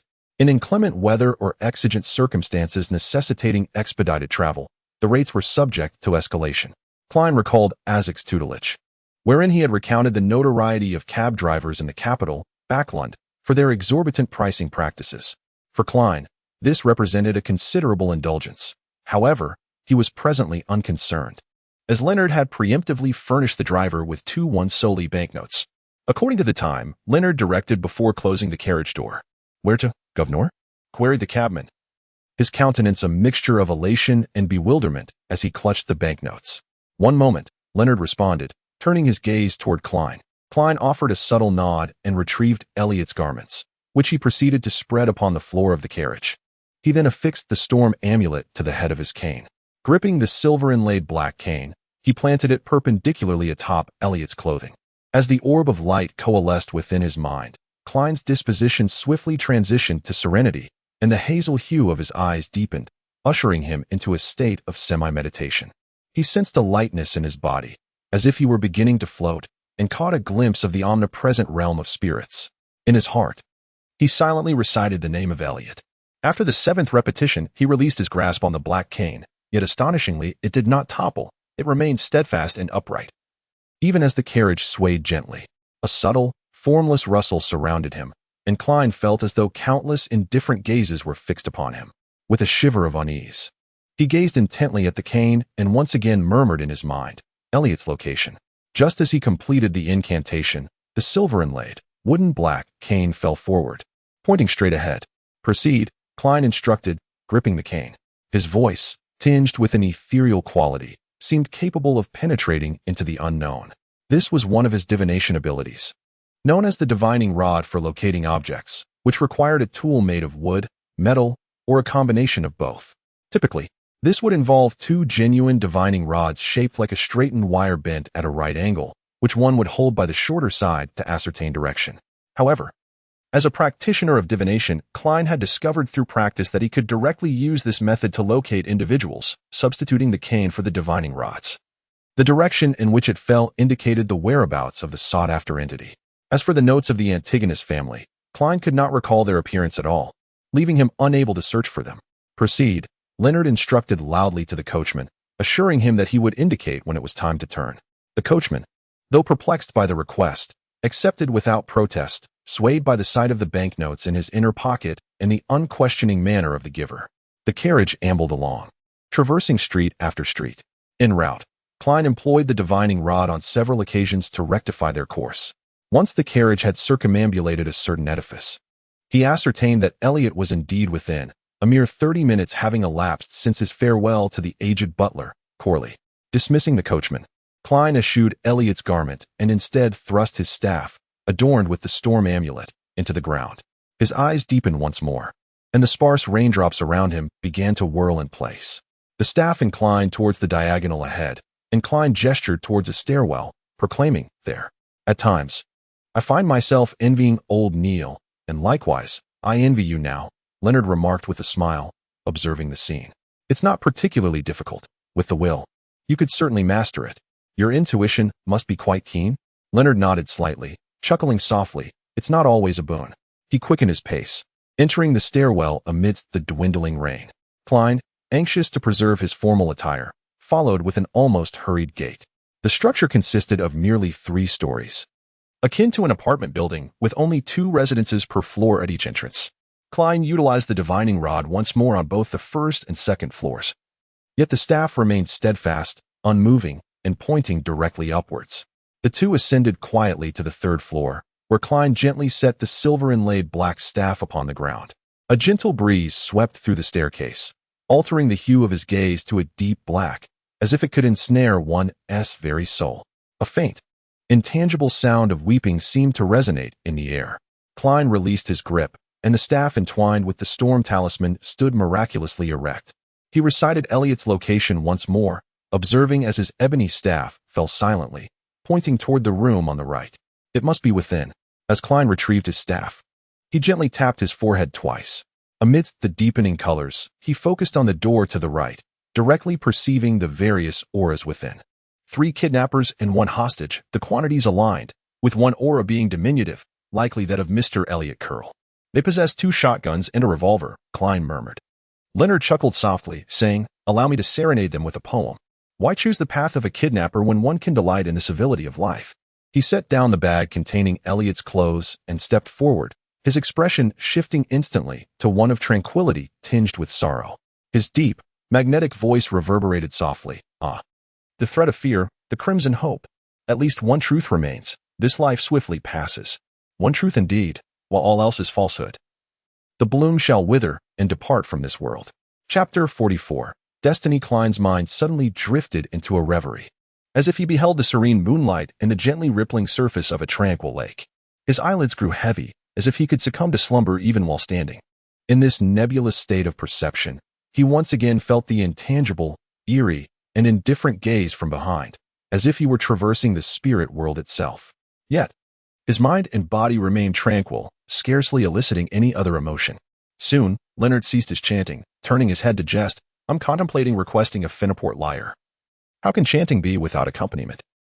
Just kidding. I heard they've all dozed off.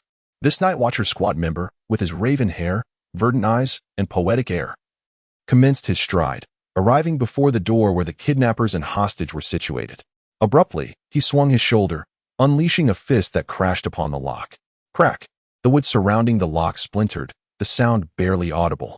Having regained lucidity, Klein, lacking the same self-assurance, reached under his arm, drawing his revolver, and adjusted the cylinder to ensure immediate firing capability. As the door receded, he beheld a man slumped upon the table, slumbering, his pistol having slipped to his feet, and another man, groggily rubbing his eyes, attempting to rise. In a swift, gliding motion, Leonard approached, incapacitating the soon-to-be-awakened kidnapper.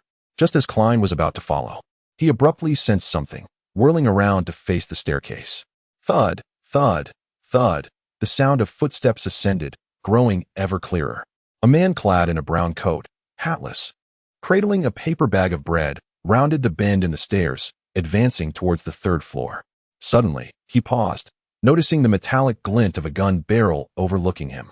His pupils mirrored a young man adorned in a semi-tall silk hat, a black formal suit, and a matching bow tie, reflecting the cane he leaned upon against the railing, and the menacing revolver. Cease all movement. Elevate your hands, Klein intoned in a subdued and measured tone. He clasped the revolver with both hands, endeavoring to regard the man as a mere target for practice.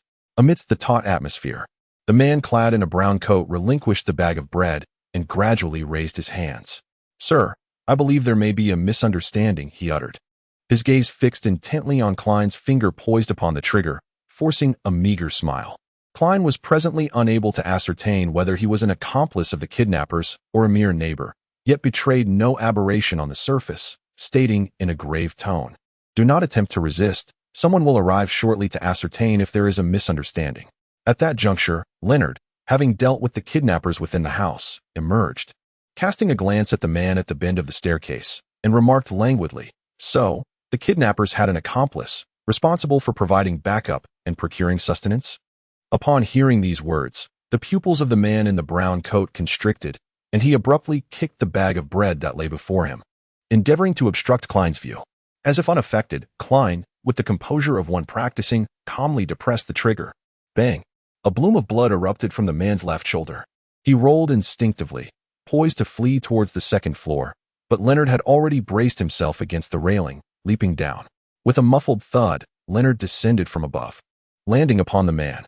The man fell into unconsciousness, and Leonard, brushing off the traces of blood, glanced up at Klein with a chuckle, remarking, "Your marksmanship is commendable. I had intended to shoot his leg." Klein's lips twitched ever so slightly at the corners as he caught the faint scent of blood. He realized that after consuming the diviner's potion, although his vision, hearing, and sense of touch had not been enhanced, he could still perceive obscured objects and hear the faintest of footsteps, allowing him to make judgments ahead of time. Was this within the realm of inspiration?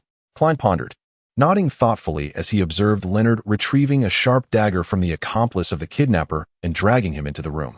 With a gun in one hand and a cane in the other, Klein entered the kidnapper's quarters and saw Elliot Vickroll awaken with a start, his body unfurling from a curled position to sit upright slowly. The three original kidnappers had been securely bound by Leonard with the very ropes they had used on Elliot. Strung together and tossed into a corner, the insufficient portions of their clothing had been torn to serve as substitutes. The one who had been shot in the shoulder lay unconscious, receiving bandaging, but Leonard, finding him filthy, refused to extract the bullet. "You, who are you?" Elliot stammered.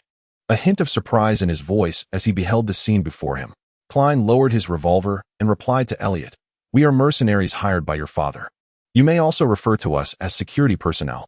Is it true? Am I truly saved?" Elliot inquired with palpable joy, cautious not to make sudden movements. Evidently, in the brief span since his abduction, he had endured considerable hardship, bereft of the impetuosity befitting his age. Leonard arose and addressed Klein. "Descend and locate the patrolling constables," instructing them to notify the tobacconist.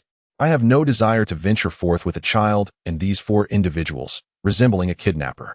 Klein, contemplating the subsequent course of action, nodded in assent. He holstered his revolver, grasped his cane, and proceeded towards the staircase. Descending each step, he sensed a vague omission and overheard Leonard remark to Elliot, "Do not fret. You shall soon be reunited with your father, mother, and the venerable butler, Curly. Perhaps we could engage in a round of Gwent?" Suppressing a chuckle, Klein emerged onto the thoroughfare and, guided by passers-by, located 2 patrolling officers. Regarding the matter of bearing arms, he harbored no apprehension, having procured a comprehensive firearms permit through expedited internal channels just the day before. After an interval of over 40 minutes, availing himself of a momentary lapse in the officer's vigilance, Leonard signaled Klein to surreptitiously exit the premises. "Trust me, tarrying at the constabulary would be an egregious waste of time.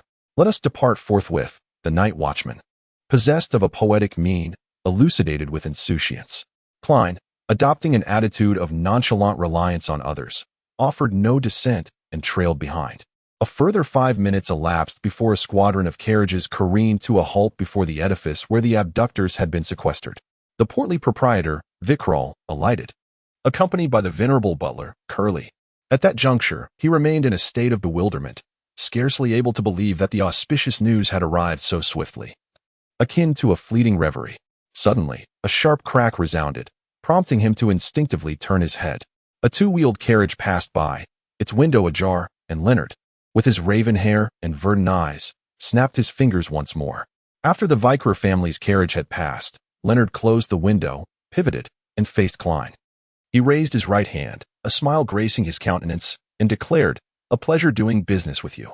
"We are hardly acquainted," Klein responded, returning the gesture with polite applause. He had not anticipated such a swift resolution to the kidnapping case, and could only marvel at the extraordinary capabilities of beyonders, even a neophyte sequence 9, such as himself. "This is a customary gesture among nobles following a fencing match, a way of expressing jubilation," Leonard elucidated with a smile. "I am aware," Klein replied, having had numerous aristocratic classmates.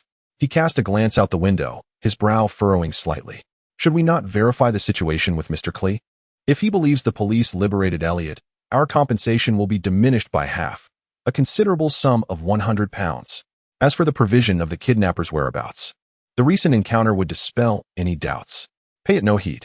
Money is not of paramount importance in our lives," Leonard declared with a dismissive wave of his hand.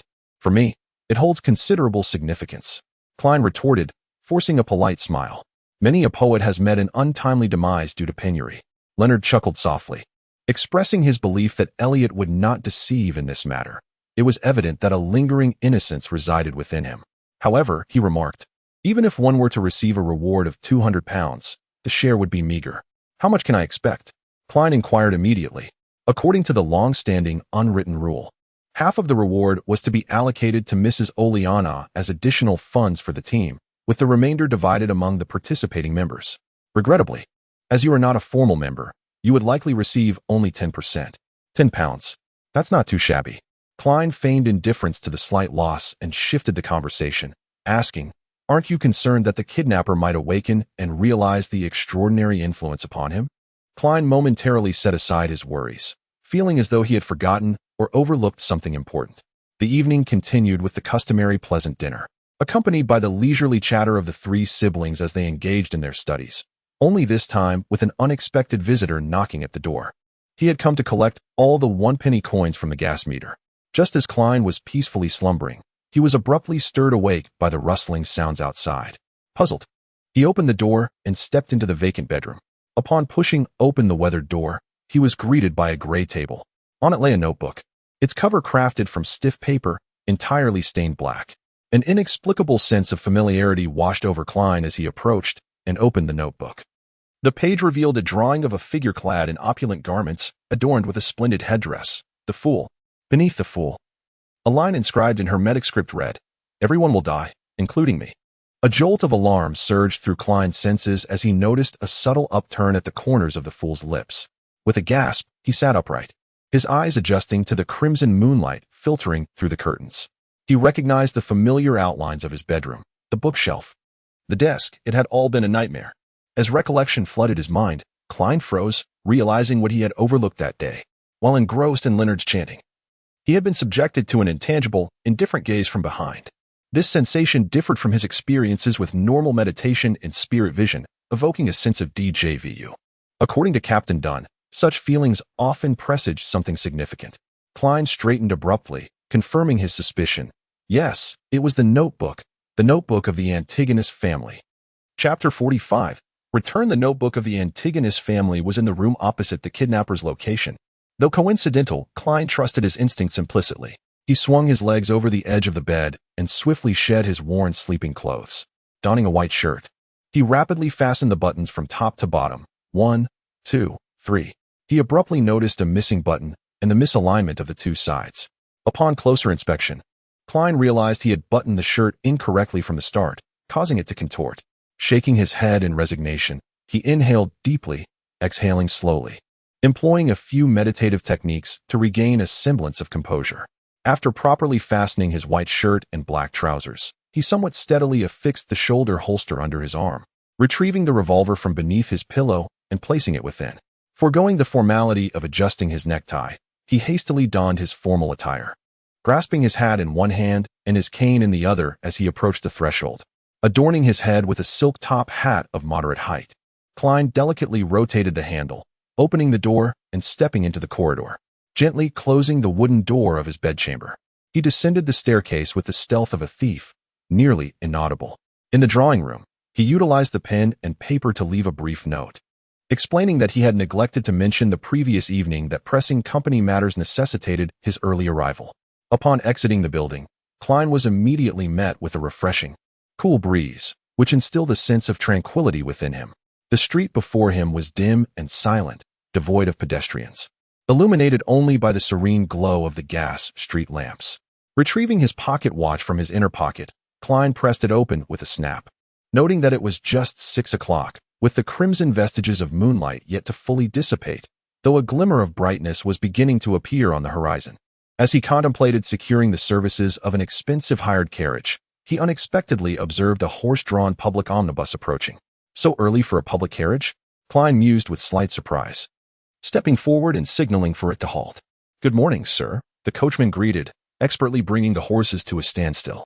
The conductor beside him, responsible for collecting fares, covered his mouth with his hand as he stifled a yawn.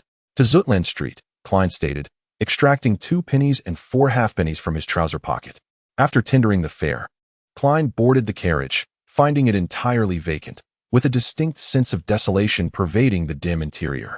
"You're the first," the coachman remarked with a smile. The 2 brown horses commenced their journey with relatively brisk strides. The coachman wryly commented, "Every day from 6 in the morning until 9 at night. And yet, my weekly wage is only £1. Is there no time for rest?" Klein inquired in astonishment. "We rotate 1 day of rest each week," the coachman replied, his tone growing somber. The toll collector beside him added, "We are responsible from 6 in the morning until 11, then we break for lunch and a short nap. After dinner, at 6, we swap with our colleagues. Even if we do not require rest, the horses certainly do." It was not always this way. Some coachmen, exhausted, made unfortunate errors, leading to the horses losing control and the carriage overturning, which prompted this rotation. How could those wretches suddenly become benevolent? The coachman scoffed. As dawn broke, the public carriage rolled towards Zotland Street, picking up only 7 or 8 passengers along the way. By the time the sun had fully risen and the sky was brightly illuminated, the carriage arrived at Zotland Street. Klein, holding onto his hat with his left hand, hopped down from the carriage. He swiftly entered number 36 on Zotland Street and ascended the stairs to the entrance of the Blackthorn Security Company. At that moment, the door was closed and had yet to be opened. Klein retrieved a set of keys from his waist, located the brass-colored key, inserted it into the lock, and with a twist, the door creaked open. Inside, he saw Leonard Mitchell, with his dark hair and green eyes, leisurely savoring the aroma of the recently popular cigarettes. In truth, I prefer cigars. You seem rather eager, the poetically inclined night watchman remarked casually. Where's the captain? Klein countered without answering. Leonard gestured towards a partition, saying, in his office. As an insomniac ascendant, requiring only 2 hours of daytime rest, such a potion would undoubtedly be highly coveted by factory owners and bankers alike. Klein nodded. Striding through the partition, where he found Dunn Smith standing at the entrance of his office, the door already ajar. What is the matter? Klein inquired. Dunn Smith, clad in a black trench coat and carrying a gold-inlaid cane, maintained a composed and grave demeanor. Where? He asked. Dunn Smith's countenance remained largely unchanged. However, Klein's intuition suggested a palpable, albeit invisible, fluctuation in the man's aura, perhaps a glimmer of spirituality or a shift in his emotional state. In the same location where Leonard and I rescued the hostages yesterday, across from the kidnapper's room. I didn't notice it at the time. But I received a revelation in a dream, Klein disclosed, withholding nothing. It seems I missed out on a considerable achievement yesterday, Leonard remarked with a soft chuckle. Having approached the partition unnoticed, Dunn gave a slight nod, solemnly instructing, have Cohen Lee relieve Old Neil at the armory. Old Neil, Fry, and the rest of us will proceed to the location. Leonard, shedding his earlier levity, promptly informed Cohen Lee and Fry, an insomniac and a corpse collector, respectively, who were in the Nighthawk's recreation room. 5 minutes later, the Nighthawk's squad's 2-wheeled carriage swiftly galloped through the nascent dawn when pedestrians were still scarce. Leonard, donning a felt hat and waistcoat over his shirt, temporarily assumed the role of coachman, occasionally cracking the whip in the air to produce a sharp report. Within the carriage, Klein and Old Neil were seated on one side, facing Dunn Smith and Fry. The cadaver collector possessed a pallor as though unexposed to sunlight for an extended duration or severely anemic. Approximately in his 30s, with raven hair and azure eyes, a prominent nose and thin lips, his demeanor was frigid and somber, faintly reminiscent of the lingering scent of corpses. Recount the events in meticulous detail, Dunn requested. Adjusting the collar of his black trench coat, Klein, caressing the citron pendant concealed beneath his sleeve, began from the acceptance of the commission, narrating up to the dream. Old Neil chuckled beside him, remarking, it seems you share a predestined connection with that Antigonus family notebook. Such an encounter is quite serendipitous. Indeed, the coincidence is rather uncanny. Were it not for Leonard's earlier mention that the preliminary interrogation results of the Elliot kidnapping case indicated no clandestine forces or mystical powers at play, merely a case of reckless endangerment for monetary gain, I would suspect deliberate orchestration, Klein responded, finding the coincidence peculiar. Dunn offered no immediate response, seemingly lost in contemplation, while Fry, the cadaver collector, clad in a similar black trench coat, maintained unwavering silence. This somber atmosphere persisted until the carriage halted, and the edifice Klein described materialized beyond the window. Let us proceed inside. Klein, you and Old Neil bring up the rear. Exercise caution. Utmost vigilance is paramount, Dunn instructed as he alighted from the carriage. He produced a peculiar revolver with a noticeably elongated and thick barrel from his coat pocket, securing it in his right-hand pocket. Understood. Klein had no intention of recklessly leading the vanguard. Once Leonard had arranged for someone to watch over the carriage, the group of 5 extraordinary individuals proceeded in an orderly fashion into the stairwell, ascending to the 3rd floor with hushed steps. Is this the place? Leonard inquired, gesturing towards the room opposite the kidnappers. Klein gently tapped his forehead twice, activating his spirit vision. In this heightened state, his intuition sharpened, and he felt a sense of déjà vu, as if he had previously entered the room. Indeed, he affirmed with a nod. Old Neil, having also activated his spirit vision, scrutinized the room and stated, there is no one inside, nor any magical aura. The corpse collector, Fry, added in a raspy voice. No malevolent spirits either. He possessed the innate ability to perceive numerous spiritual entities, including malevolent spirits and wraiths, without the need for spirit vision. Leonard stepped forward and, as he had done the previous day, struck the door lock with a single blow. This time, not only did the surrounding wooden panels splinter, but the lock itself also snapped open with a resounding clang. Klein sensed the immediate dissipation of an invisible seal, followed by an overwhelming stench. Corpses, decaying corpses, Fry stated impassively, showing no signs of revulsion. Dunn, extending his right hand encased in a black glove, cautiously pushed open the door. The first thing that caught their eyes was a fireplace, emanating an unnatural heat despite the early July weather. In front of the fireplace, a rocking chair was placed, occupied by an elderly woman in a black and white dress, her head slumped forward. Her entire being underwent a grotesque transformation, her skin turning a morbid shade of black-green, distended and glistening as if on the verge of rupturing, threatening to unleash a torrent of putrid effluvium. Maggots and parasites writhed amidst the gore and decaying fluids, crawling in and out of her flesh, her garments, and the folds of her skin. Within his spiritual vision, they appeared as luminous specks, orbiting a core of extinguished darkness. Thwack, thwack. The old woman's eyes dislodged, tumbling onto the ground, tracing a trail of brownish stains as they rolled. A wave of nausea overwhelmed Klein, the stench becoming unbearable, and he doubled over, retching violently. Chapter 46. The Portrait Gag. Gag. Klein remained hunched over, unable to quell the spasms of his stomach. Having skipped breakfast, he soon exhausted his stomach's contents. Just then, a small, tin-colored, rectangular flask resembling a cigarette case materialized before him. The uncorked opening emitted a pungent aroma. A ylang of tobacco, disinfectant, and mint, which assailed Klein's nostrils, jolting him back to his senses. The pervasive stench still lingered, but Klein no longer felt nauseated, and the vomiting subsided. Following the tin flask upwards, he beheld a pallid, almost lifeless hand, the sleeve of a black trench coat, and the icily grim countenance of the corpse collector, Fry. "My gratitude," Klein uttered, fully recovered, supporting himself with his hand on his knee as he straightened up. Fry responded with a curt nod. One accustoms oneself to it. He carefully sealed the spout of the tin kettle and tucked it into his pocket before turning his attention to the highly decomposed corpse of the elderly woman. Without donning gloves, he began his examination. Meanwhile, Dunn Smith and Leonard Mitchell strolled around the room, occasionally brushing their fingers against the surfaces of tables and newspapers. Old Neil stood outside the door, pinching his nose and grumbling in a muffled voice. "This is revolting. I shall apply for a subsidy this month." Klein held his breath, conjuring the image of his silver pocket watch in his mind, which brought a sense of tranquility to his body and spirit.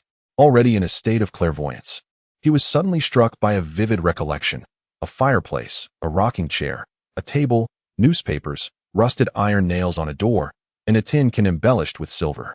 The scene was dark and somber, reminiscent of a documentary on Earth, yet more nebulous and ethereal. It rapidly overlapped with his present surroundings, the sense of familiarity vividly manifesting. And an elusive, ghostly cry pierced the intangible barrier once more. Honaki's Freegril, Honaki's Freegril, Honaki's Freegril. Was it the Honaki's Mountains mentioned in the original diary of Honaki's? This was derived from the notes of the Antigonid family. The recent whispers bore a striking resemblance to previous encounters, both involving the term Honaki's. Was this an enticement? Klein felt a shiver run down his spine, hesitant to delve deeper, fearing he might veer onto a path of chaos. Dunn nodded slightly, approaching the cupboard, and suddenly reached out to pull open the wooden door above. Within, bread had become host to colonies of mold, juxtaposed against the stiffened remains of 7 or 8 ashen rodents, their fur ossified.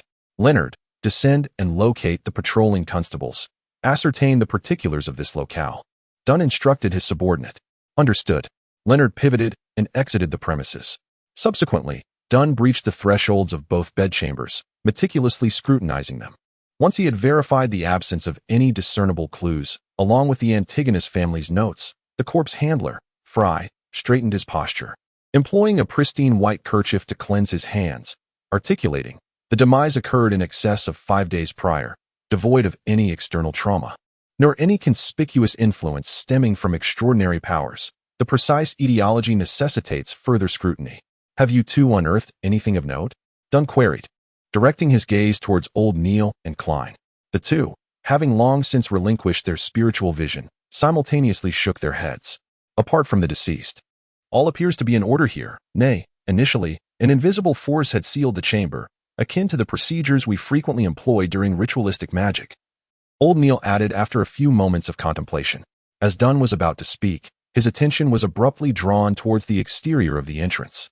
A few moments elapsed before Klein and old Neil discerned the presence of something, pivoting to regard the bend in the staircase. After a few more moments, the faint cadence of footsteps amplified gradually, as Leonard and a police officer ascended. The aforementioned officer, upon inhaling the putrid odor, experienced a subtle alteration in his complexion. promptly cooperating with his counterparts from the Special Operations Division to knock upon the door of the second-floor resident, briefly elucidating the circumstances of the third floor. Katie, Stefania, Bieber, between 55 and 60 years of age, a widow, has co-rented this abode with her son, Riel Bieber, for over a decade. Her late husband had been a jeweler.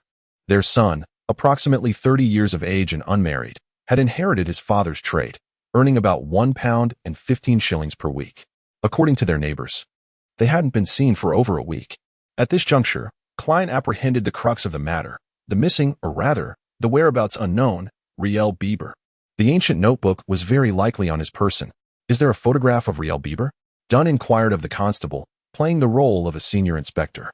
Though, it couldn't exactly be termed a pretense, as he was indeed a senior inspector on the police department's records, with salary and allowances to match, excluding the church's portion. Of course, the constable, appearing somewhat flustered, shook his head. Understood. Continue questioning the residents on the first floor, inquire in detail, Dunn commanded.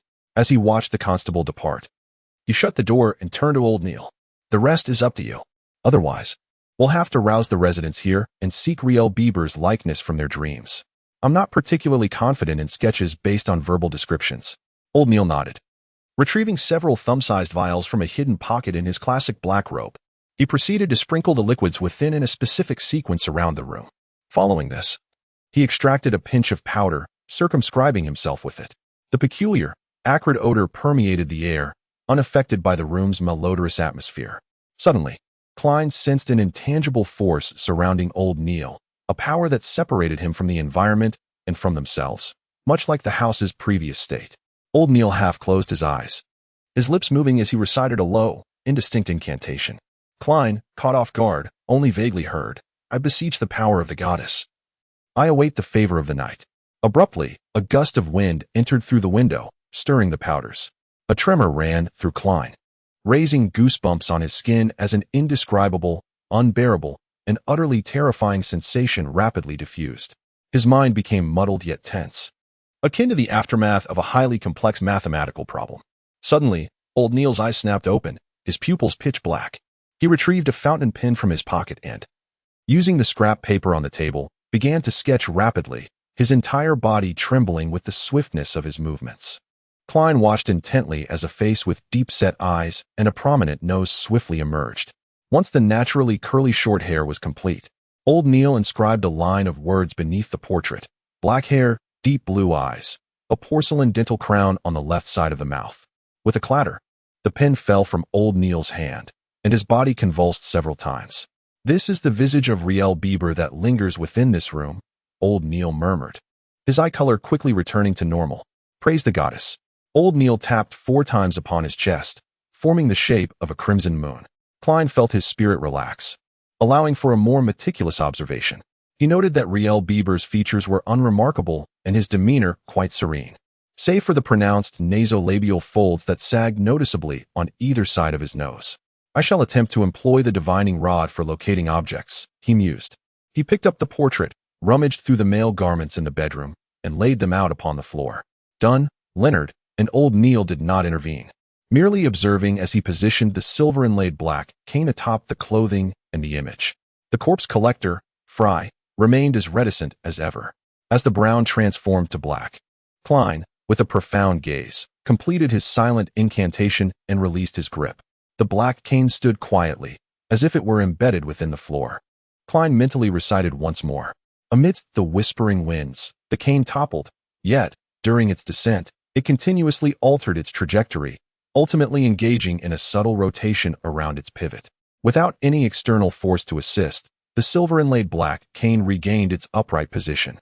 Klein attempted this several times, each yielding the same outcome, prompting him to shake his head in dismay at Dunn and old Neil.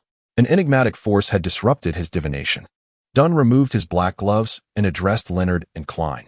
"You shall take Riel Bieber's portrait and inquire with the residents here for a final confirmation," subsequently issuing a warrant for his arrest in the name of patricide. "Very well," Klein replied, grasping the cane and bending to retrieve the portrait. Once the neighbors confirmed that the figure in the portrait was indeed Riel Bieber, Dunn instructed Leonard and the officers to proceed to the precinct to complete the necessary paperwork. While he and Fry set off to several bars in Tingen City, seeking individuals through clandestine channels. As they closed the door, Klein turned to old Neil, a mix of confusion and inquiry in his gaze, and asked, "Why would I, of all people, deliver the Antigonus family's journal to Rail Bieber's residence? It is entirely out of the way from Welch's abode to Kreuzstree." Old Neil approached the couch and chuckled. "Isn't it rather obvious? You see, whether you inadvertently activated the journal's latent powers or out of sheer curiosity performed some of the rituals it described, you have unwittingly provoked an otherworldly entity that should have remained undisturbed. This force, this entity, aims to ensure the journal reaches Rail Bieber while severing all traces, preventing anyone from discovering its existence. Consequently, apart from you, who was chosen, both Welch and Nia met their demise on the spot. Frankly, I still cannot fathom how you managed to survive." Old Neil raised his hands in a gesture of resignation. "Perhaps it is because your birth number aligns with certain criteria. Or perhaps you are the last descendant of the Antigonus lineage. In any case, there are myriad possibilities as to why that journal found its way to Artingen City. Likely for similar reasons." I leaned towards the notion of descent. Klein suddenly understood, then sighed, "Alas. I failed to realize in time that both Rail Bieber and the journal had vanished." Old Neil smiled wryly. "That is a concern for Dunn to ponder. For you, it is fortuitous." "Why do you say that?" Seal furrowed his brow in bewilderment. Old Neil massaged his temples and elucidated. "The reasons behind your suicide attempts have been largely deciphered. The notebook is now in the possession of Rail Bieber, and the matter has been exposed. Whether you are alive or deceased, it will be difficult to influence subsequent developments. I surmise that the enigmatic entity or mystical force responsible for all of this will no longer pay particular attention to you, just as one wouldn't concern themselves with ants on the ground, unless you attempt to remind him of your existence. Our pursuit of Rail Bieber will soon reach the ears of the Hermetic Order. They should be able to deduce that this is related to the whereabouts of the Antigonus family notebook. Believe me, these clandestine organizations that have existed for thousands of years undoubtedly possess various channels of information. Therefore, their focus will shift to the whereabouts of Rail Bieber, attempting to find the notebook before we do. They will not, and cannot, harass, track, or target you any longer. Young man, congratulations. You have escaped the shadows of the past and are about to embark on a new journey filled with sunlight." Seal nodded repeatedly, expressing his joy and relief, and said, "I hope that is the case." The shadow that had loomed over him since his transmigration seemed to be dissipating. However, to be frank, Seal was still somewhat apprehensive, as there seemed to be a certain degree of connection between him and the notebook, to the extent that he would coincidentally discover residual traces even when performing normal hostage rescue missions. He harbored a profound fear that one day, the postman would unexpectedly deliver a package, and upon opening it, he might discover the very notes of the Antigonus family. He silently prayed that events would unfold as old Neil had described. "You do not appear to be a devout follower of the goddess. Should you not, at this moment, draw a red crescent upon your chest, and utter 'May the goddess protect us'?" The two exchanged a knowing glance and shared a few quiet chuckles, almost simultaneously placing their hands upon their hearts and proclaiming, "Praise be to the goddess." At that instant, the sound of rotating picks and marbles echoed as the doors of the Blackthorn Security Company swung open. The graceful and elegant Mrs. Oleana, with her fashionable curls elegantly pinned up, entered the reception area, her light green skirt swaying gently. "Good morning, Mr. Neil." "Good morning, Klein," she greeted with a beaming smile, holding a small leather handbag. "It is yet another sunny day, a splendid day indeed." With a playful glint in her eye, Oleana adopted a more serious demeanor and remarked, "Mr. Neil, your compliments remain as infuriating as they were over the past decade." She emphasized the words "past decade" with a hint of sarcasm. "Is that so?" Old Neil looked perplexedly at Klein, his face a canvas of confusion. "Do not mention anything that might remind a lady of her age, Klein." A keyboard virtuoso with a smattering of knowledge on various subjects instantly grasped Mrs. Oleana's sensitive point and chuckled lightly as he spoke. "Good morning, Mrs. Oleana. You are as beautiful as ever." "Thank you, our esteemed graduate of Hoy University," she replied with a smile. Oriana smiled gently and nodded, then remarked that the old steward had already settled the remuneration for the commission task. According to the captain's regulations, half of the amount was designated as additional expenses, while the other half was to be divided between you and Leonard. However, as you are not an official member, you are entitled to only 10% of that half. You may sign for it and collect it shortly. How much was the remuneration? Klein inquired, a mixture of joy and concern evident in his voice. 200 pounds. She replied, as he had stated at the time. My goodness, what a tempest above. I can scarcely fathom, nor believe, that this matter has been resolved in such a manner. It is less arduous than a mere dream. Why does your security firm lack renown? It is indeed a disgrace to the entire industry. Mrs. Oriana mimicked the old steward's southern-inflected voice. Klein pondered for a few moments before humorously responding. That hardly seems fair to those kidnappers. The two extraordinary individuals resolved the issue with an ease and comfort akin to adults bullying a group of small children. They were exceedingly unfortunate. They must have lost the favor of the divine. Oriana chuckled softly. I informed the old steward that our success in this commission was merely due to our serendipitous fortune, as we happened to have an informant who witnessed the kidnappers escorting the child to their hideout. Therefore, do not harbor excessive expectations of us. We are truly just a rather ordinary security firm.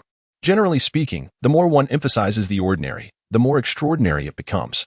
Klein mused with a smile as he watched Mrs. Oriana pass through the partition into the accounting room. Neil, with a hint of envy, remarked, You are indeed a fortunate young man. It's quite uncommon to encounter a commission worth £200 so soon after joining us. Is it really that rare? Klein responded inquisitively. He had been engrossed in historical and mystical studies, or idly wandering about, employing his intuition to seek out clues. Subsequently, he gazed at Klein, his anticipation palpable. If you happen upon similar commissions in the future, please do remember to inform me. Upon hearing Neil's words, Klein was suddenly overcome by a peculiar sensation. And he directly inquired, Mr. Neil, you seem to be in dire need of funds. What is your weekly remuneration? If it is inconvenient to disclose, please disregard my question. Neil leaned back against the sofa, chuckling. It's not a matter that needs concealing. Having been here for many years, I currently receive a weekly stipend from both the church and the police department, totaling £12. £12 a week? Klein exclaimed in astonishment. £12 a week. 52 weeks a year. That's nearly £600 annually. According to the Tianjin Morning Post and the Upright Man, even senior barristers earn only £800 to £1,000 a year. And those are senior barristers. Benson and his colleagues, the managers at the Import-Export Company, only make £6 a week, and they are considered quite respectable individuals. Indeed, such a salary is quite substantial, and we are exempt from income tax, Neil added with a smile. Klein had heard his brother Benson mention that a weekly wage exceeding £1 necessitated the payment of Class E taxes, which pertained to income tax on salaries for government and company employees.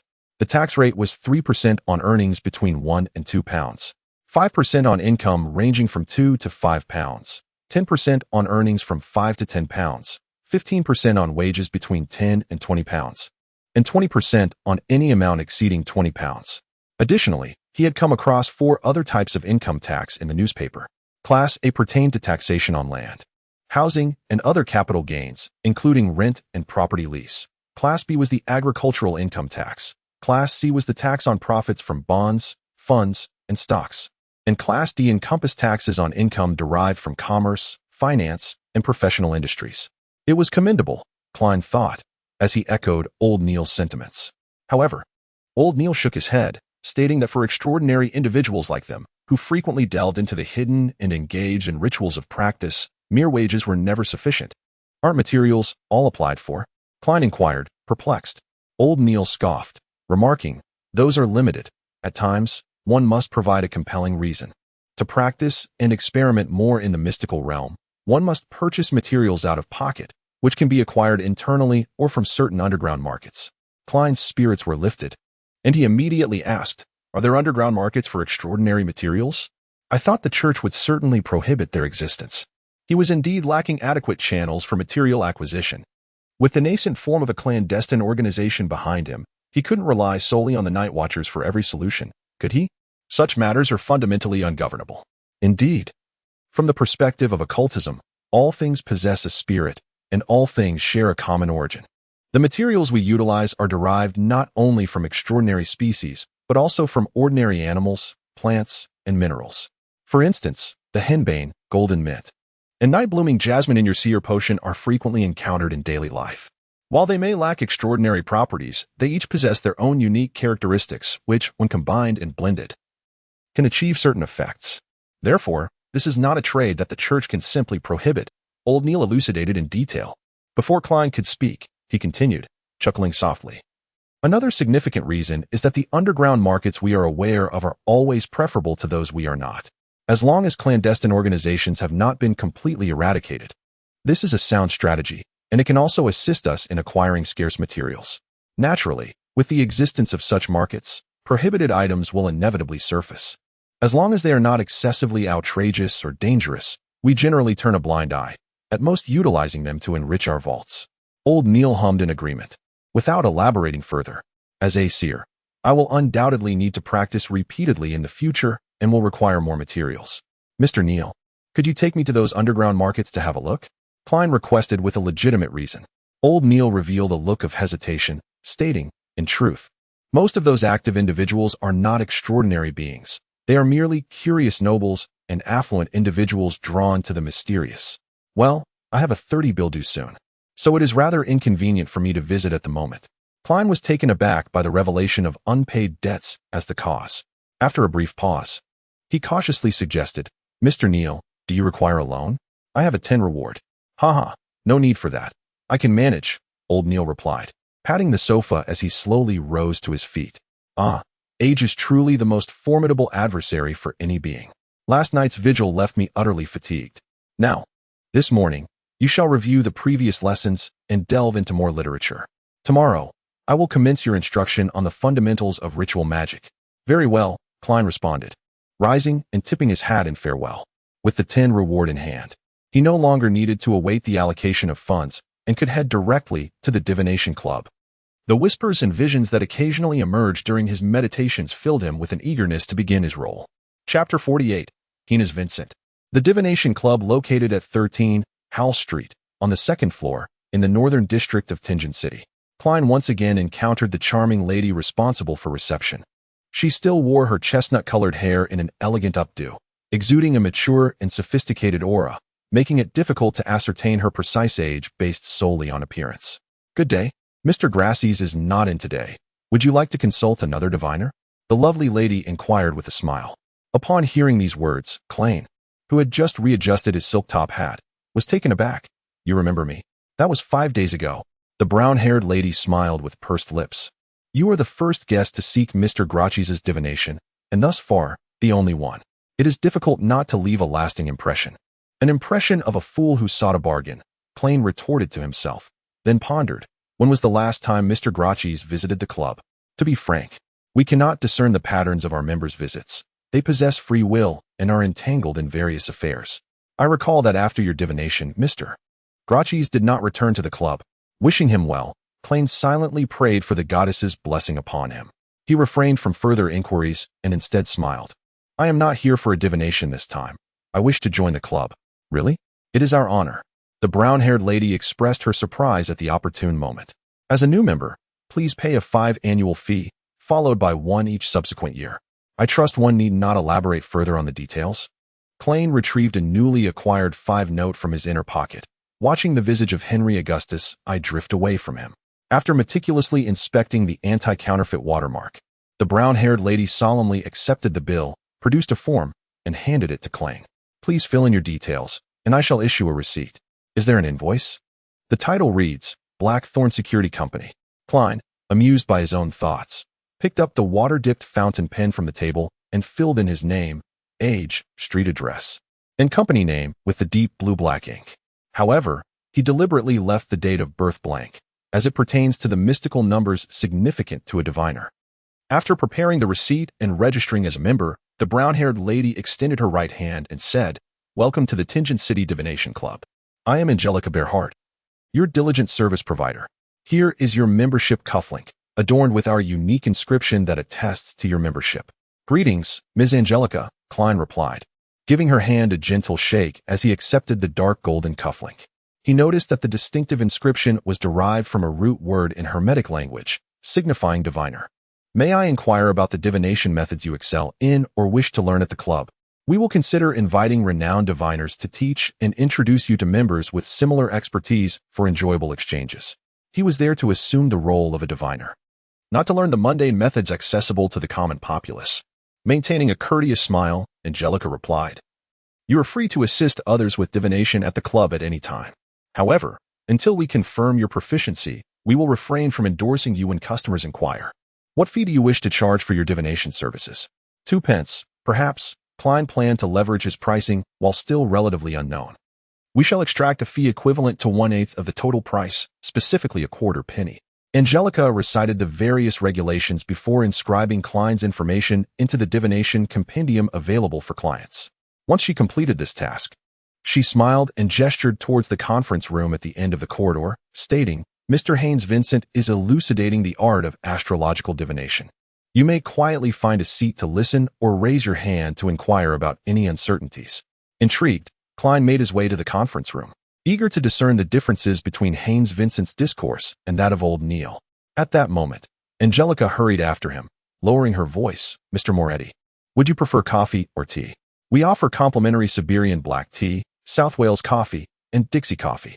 Having frequently perused the newspapers, Klein recognized that these beverages were of rather mediocre quality, yet he also understood they would undoubtedly surpass the inferior varieties found in his own home. After a moment's contemplation, he replied, a cup of South Wales coffee, with 3 spoonfuls of sugar, no milk. The Kingdom of Runes South Wales is predominantly renowned for its beer and red wine, favored by many prominent figures, while coffee has garnered relatively little acclaim. Very well, I shall bring it to you shortly, Angelica remarked, directing her hand towards the conference room. Klein approached the partially ajar door with measured steps. Hearing the explanation delivered in a thick Ahowa County accent, astrolabe divination is considered one of the more complex forms of divination. This, he silently added, was merely relative to the average individual. He observed that the conference room was arranged with 5 or 6 long tables forming a semicircle, surrounding a middle-aged gentleman clad in a classic black robe, Haynes Vincent. This gentleman bore distinct dark circles under his eyes, and his thick, coarse brown hair stood stubbornly upright, resembling a hedgehog. Aside from his role in elucidating astrolabe divination, he possessed no remarkable features. Upon noticing Klein's entrance, Haynes Vincent offered a slight nod, continuing the lecture without interruption, merely moderating his pace. Klein, with one hand tucked into his pocket and the other grasping his cane, found a position at the periphery to sit down, reclining comfortably while casting a glance around the room, still basking in the afternoon's radiant sunlight. He noted the presence of 6 members, 4 men and 2 women. After placing his cane aside, Klein adjusted his half-height silk hat and lightly tapped his fingers twice against his brow. His gaze shifted towards Haynes, perceiving the man's aura, the varying colors, brightness, and texture. A dark red hue radiated an air of anxiety, while the rest of him appeared robust. Only that particular area seemed troubled, though its nature eluded him. As he leisurely absorbed the lecture, he muttered to himself. At that moment, he clenched his right hand into a fist against his mouth, suppressing a chuckle, for he suddenly felt akin to an unlicensed old Chinese physician. After surveying the room once more, he tapped his brow again, as if contemplating Haynes's earlier words. Astrological chart divination is a branch of astrology, yet it is accessible for the layperson to attempt interpretation. For instance, the most fundamental birth chart is constructed by mapping the positions of celestial bodies such as the sun, moon, and planets at the moment of the inquirer's birth, marking their symbolic representations in their respective positions on the chart, and incorporating the relevant conditions of various zodiac signs to ultimately interpret one's destiny. This necessitates that the diviner possesses a profound understanding of retrograde calculations concerning planetary and zodiacal states, which is quite intricate. Nevertheless, there are published reference works for consultation, and some have opted for simplification, relying solely on zodiac signs for a more ambiguous interpretation. Klein listened quietly, refraining from interjecting or posing questions, occasionally caressing the yellow crystal pendant nestled within his cuff, and sipping the South Wales coffee brought by Angelica. After a considerable time, Haynes rubbed his brow and remarked, "You may wish to attempt drawing your own astrological charts. Should you have any inquiries, feel free to find me in the White Crystal Room." As he departed, a young man clad in a white shirt and black waistcoat approached Klein with a smile. "Hello, I am Edward Steve." "Greetings, Klein Moretti," Klein replied, returning the gesture. "The intricacies of the astrological chart are overwhelming. Each time I hear about it, I cannot help but yearn to embark on a journey through dreams," Edward Steve quipped self-deprecatingly. Klein chuckled softly and responded, "This is due to Mr. Vincent's incessant tendency to impart all his knowledge upon us, akin to presenting us with an extravagant feast of indigestible delights. Were it within my capacity, I dare say I could consume an entire banquet from Intis, as they are wont to present meager portions upon grandiose platters. Edward chuckled amiably, seating himself with a fluid motion, and inquired with a hint of curiosity. You must be a recent addition to our ranks? I haven't had the pleasure of making your acquaintance in the past 2 years. What are your particular fortes? My aptitudes lie primarily in the divination arts of tarot and cartomancy, I replied. Edward posed a casual query. I possess a modicum of knowledge in various fields, yet mastery in none, I stated, repurposing a former self-description. This was not feigned modesty, for the esoteric domain of divination held a vast expanse of arcane knowledge yet to be fathomed, just as other members were preparing to engage in discourse regarding astrological charts. Angelica entered the assembly room, announcing, Mr. Steve, you have a client seeking your divinatory services. Very well, Edward Steve responded with a cordial smile, rising from his seat. It would seem you are a proficient diviner, I remarked, observing his departure. Nay, it is merely that my tariff is most agreeable, Edward responded with a subdued chuckle. Those of common means seeking divination are unlikely to opt for the most exorbitant services, yet they would scarcely entrust their fortunes to the least costly, unless, of course, they were of unsound judgment. Thus, those whose prices are centrally positioned are most apt to be favored. I dare say I am one of those you deem to be of unsound judgment, I mused, watching him depart, before shaking my head with a wry smile. Realizing that my pricing strategy appeared to have miscarried, I rose, retrieved my cane, and exited the assembly room, seeking out Angelica once more. I desire to amend my divination tariff to, say, 8 pence. Angelica regarded me with a penetrating gaze, stating, We shall accede to your request, but must also inform prospective clients of your recent affiliation with our club. No problem. Klein nodded, for he understood that mystery is often a vital element in attracting clients for a diviner. Having organized the materials, Klein turned and made his way towards the conference room. At that moment, he noticed Heinaz Vincent emerging from the crystal chamber, holding a silver-plated mirror. This renowned diviner addressed the 5 members, 3 men and 2 women, inside the conference room, saying, I have recently mastered a new divination technique, the mirror divination. Would you like to learn it? Mirror divination? That is hardly a safe method of divination. Dressed in a black suit, Klein paused outside the conference room, furrowing his brow. Chapter 49, Divination Arts as a Novice in the Mystical Realm. Klein would not presume to claim extensive knowledge. However, he was certainly more informed than the average individual. He understood that various divination techniques could be categorized into 3 main types, based on the source of revelation. The first category encompasses methods such as tarot, playing cards, pendulums, divining rods, and dreams. These techniques rely on the inquirer's spiritual connection with the ethereal realm to glean insights for interpreting the divination results. It is important to note that both pendulum and divining rod methods demand a high level of spiritual attunement, making it challenging for the ordinary person to receive accurate and clear revelations. In contrast, card divination employs predetermined symbolic elements, allowing even the uninitiated to experience their intuitive insights. Dreams occupy a space between these 2 extremes. The second method of divination encompasses numerology, astrology, and all their derivative forms. The diviner, through the inquiry of an individual or the changes in nature, provides objective information from which results are calculated, speculated, and interpreted. In this scenario, the agency lies not with the inquirer but with the diviner. The third method involves the assistance of a third-party force beyond both the diviner and the inquirer.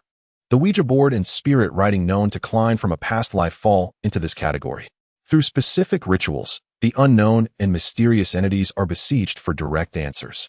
While it is unlikely that the average person will succeed in this endeavor, should a rare occurrence arise and one communicate with a malevolent presence, or even one that induces despair merely through contact, tragic consequences often ensue. The scrying mirror mentioned earlier by Heinaz Vincent belongs to this method. In mysticism, mirrors serve as gateways to the unknown, the uncanny, and the spiritual realm. Thus, Klein paused outside the conference room, intending to listen to how this renowned diviner would elucidate the practice.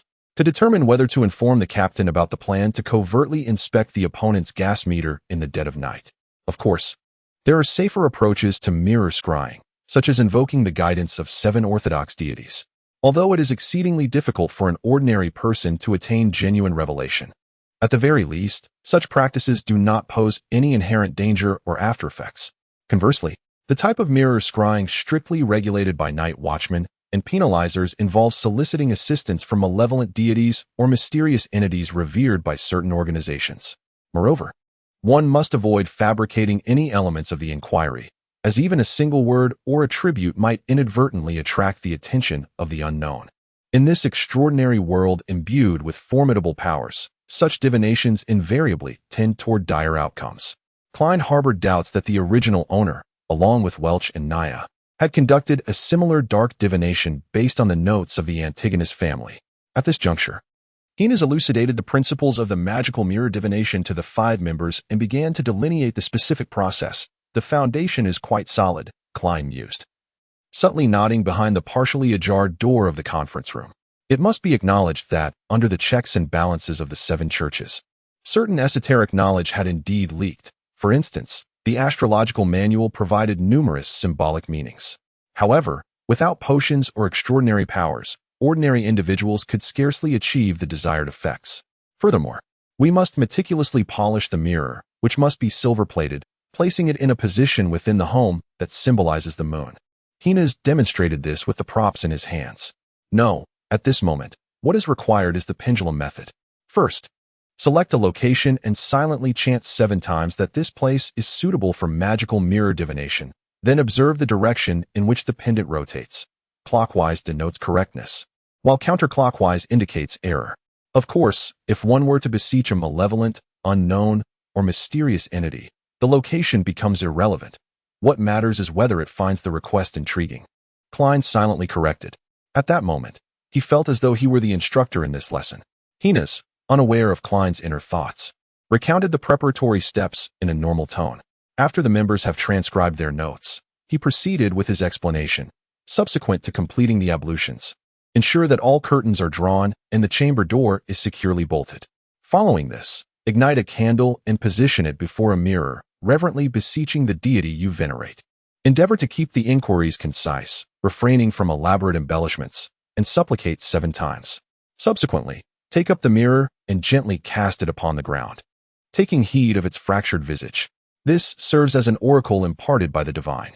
I shall now explicate the principal symbols in detail. Oh, this is the orthodox divination via the magic mirror. Klein exhaled with relief as he ambled into the conference room, resuming his previous seat, and imbibed the remaining vestiges of South Wales coffee. The term orthodox implies the potential for genuine revelation, albeit one that is fundamentally indecipherable. Klein refrained from inquiring into the nature of Edward's divinatory services or the methodology employed, as this would contravene the tacit conventions among diviners. As one who impersonates a diviner, he was compelled to adhere scrupulously to these conventions, unless the other party voluntarily broached the subject. I have observed that, on numerous occasions, our interpretations are excessively nebulous, seemingly tailored to accommodate diverse exigencies, enabling disparate individuals to discern descriptions that resonate with their own circumstances, Edward lamented, as he sipped his Siberian red tea.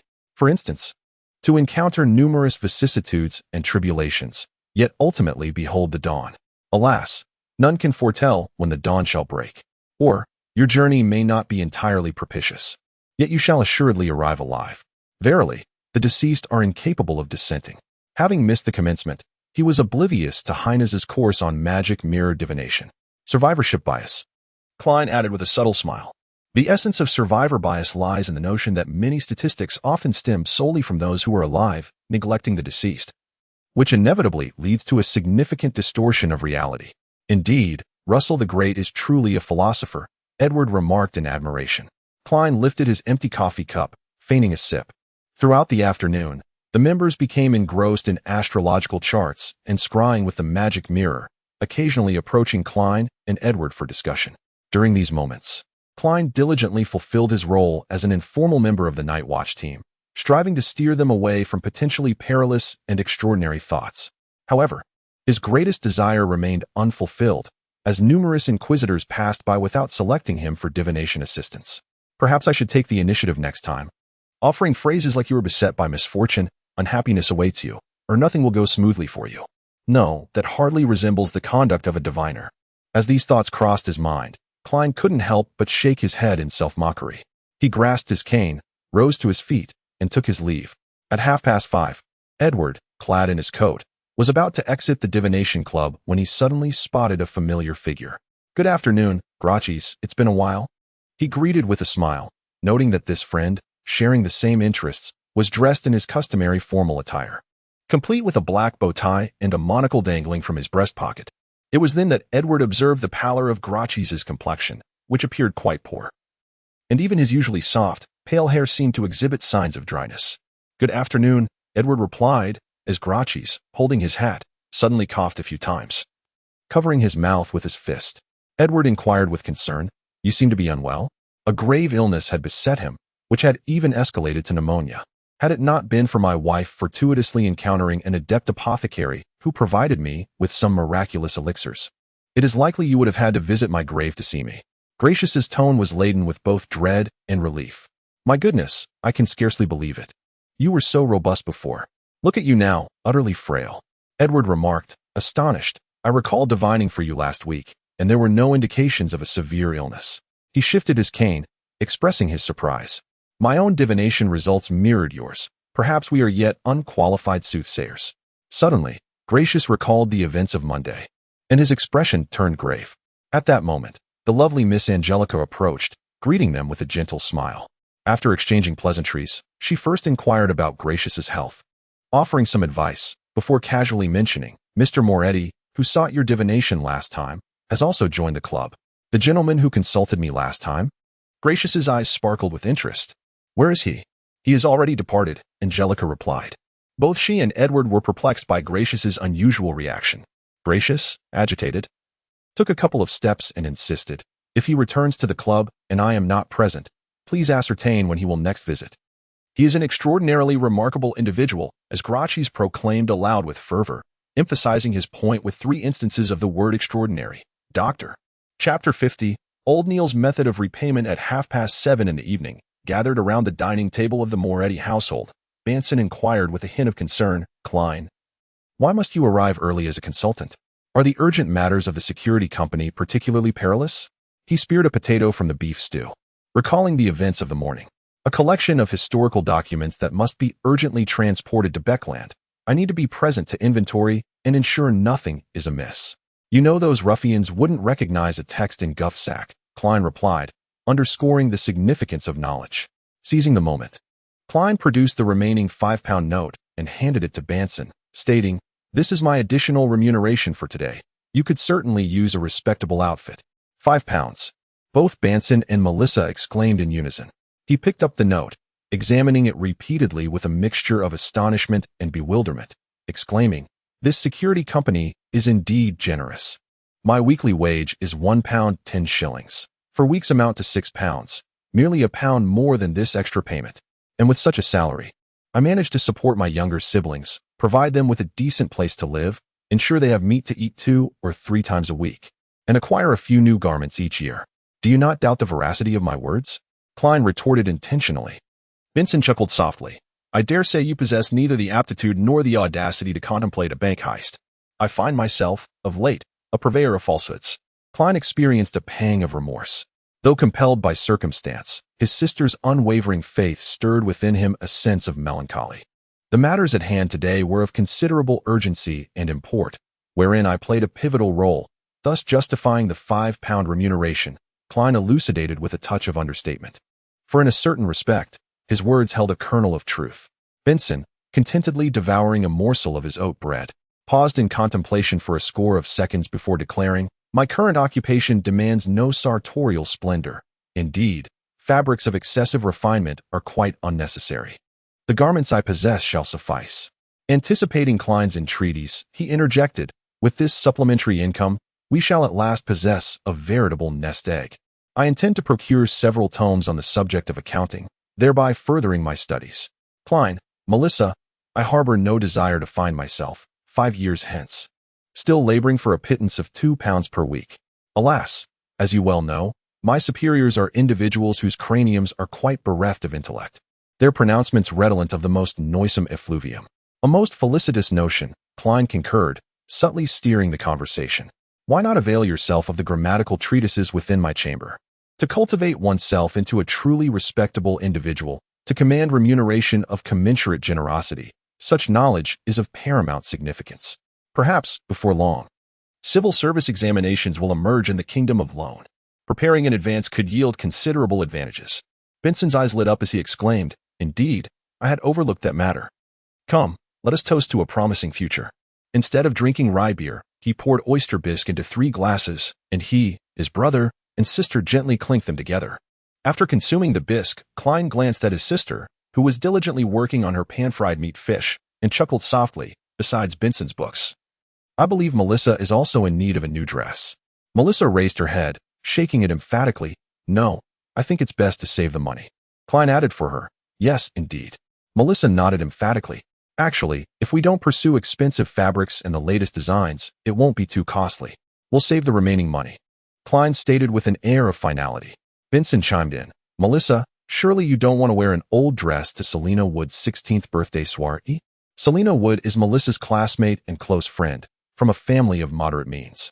Her brother is a solicitor, and her father is a senior employee at the Tingen branch of the Backlund Bank. However, their so-called soiree is merely a dinner shared with friends, accompanied by conversation and card games. After a moment of silence, Melissa suddenly recalled something and quickly looked up, saying, "Mrs. Shoud, from next door, had her maid deliver a calling card, expressing her desire to pay us a semi-formal visit next Sunday afternoon, which is tomorrow at 4 p.m., to become acquainted with her new neighbors." Mrs. Shoud? Klein gazed blankly at his brother and sister. Benson, tapping his fingers lightly against the edge of the dining table, mused, "Mrs. Shoud at 4, Daffodil Street? I have encountered her husband, a seasoned transactional lawyer. Perhaps he knows Selina's brother." Melissa remarked with a hint of delight. "We reside at 2, Daffodil Street." Klein nodded slightly. "It is essential to be acquainted with one's neighbors. However, as you are aware, I must still attend to the security company on Sundays, and I can only take my rest on Mondays. Please extend my apologies to Mrs. Shoud." At this point, he recalled the neighbors from his childhood in a previous life and chuckled, reminiscing about his neighbors at the Iron Cross apartment. Shouldn't semi-formal visits to neighbors be a natural affair, a matter of simple acquaintance? Haha, Klein, you misunderstand. You have read numerous newspapers of late, but have not engaged with those magazines aimed at households and women. They categorize families earning between 100 and 1,000 as middle class, proclaiming it to be the backbone of the entire kingdom, extolling the middle class for their lack of the arrogance displayed by nobles and the wealthy, as well as the rudeness often associated with lower income groups. Benson explained, his tone light and jovial. These magazines simplify many of the rituals inherent in noble interactions, marking them as symbols of the middle class. The distinctions between intimate visits, semi-formal visits, and formal visits arise from this. As the conversation continued, he shook his head with a laugh. "Morning visits?" Klein and Melissa responded in astonishment. "What constitutes a morning visit from 2 p.m. to 6 p.m.? Benson relinquished his cutlery, gesturing expansively with a smile. "I am at a loss to explain it. I merely perused a few magazines brought in by my female colleagues. Perhaps it is due to the necessity of donning a morning coat for the impending visit. Originally, the morning coat was a vestment for mass and gatherings, later becoming synonymous with daytime formal wear, distinct from evening attire. Very well, do remember to procure some choice coffee beans and teas tomorrow morning, and acquire some scones and lemon cakes from Mrs. Spring. We mustn't appear discourteous to the neighbors." Klein chuckled softly, saturating the remaining bread with gravy, incorporating a portion of potatoes and consuming it. The subsequent day, a Sunday morn, Klein, having finished his final draft of inferior tea, set aside his newspaper, donned his semi-top silk hat, grasped his silver-inlaid ebony cane, and leisurely departed his abode, availing himself of a public carriage to reach Zutland Street. He exchanged greetings with Roseanne, who had just concluded her night watch and was en route to the rest chamber, before descending into the subterranean depths. At a bend, he encountered a member of the Nighthawks, the sleepless Loya Leiden, a woman of seemingly aloof demeanor, characterized by her slender eyebrows, expansive eyes, and hair as dark and silken as raven's wings. "Good morrow, Madame Leiden," Klein greeted with a genial inclination. Loya regarded him with her deep azure orbs, offering a barely perceptible nod of acknowledgement. As they were about to brush past one another, Loya abruptly halted, her gaze fixed forward, uttering, "Ritualistic magic is a perilous undertaking." "Ah," Klein stammered, momentarily taken aback. Upon turning, he could only discern her receding figure. "Thank you," he murmured, his brow furrowed, addressing Loya Leiden's departing form. Turning left, he soon encountered old Neil, who was stationed in the armory's guard room, alongside the unexpectedly present Brett. Come, let us go to my home. I have already gathered the necessary materials, and Brett has agreed to assist me in keeping watch, old Neil cheerfully remarked. Clayton was taken aback. Not here? Old Neil, holding a silver box, clicked his tongue. There is no space here for practicing ritual magic. Old Neil's residence was a standalone house, with a garden in front adorned with roses, spearmint, and other herbs. Upon entering, one found a carpeted foyer, furnished with 2 high-backed chairs and umbrella stand. Through the foyer lay a spacious living room, its walls adorned with light-colored wallpaper, the floor coated in deep brown, and a small carpet with floral patterns laid in the center, accompanied by a sturdy round table. Surrounding the table were comfortable benches and chairs, as well as a piano. My late wife had a profound love for music, old Neil said, gesturing towards the piano. The sofa and coffee table are in the sitting room. Today we shall conduct our ritual magic in the living room. Old Neil placed the silver box down and smiled. I will first demonstrate a ritual magic for you. Pay close attention and remember. As he spoke, he retrieved a piece of parchment resembling sheepskin from the silver box and began drawing strange symbols with a specially formulated black ink that exuded a tranquil fragrance.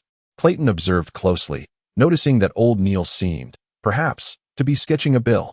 After old Neil inscribed the number 30 along with the corresponding pound symbol, Klein, unable to contain himself, queried with a mixture of bewilderment and perplexity.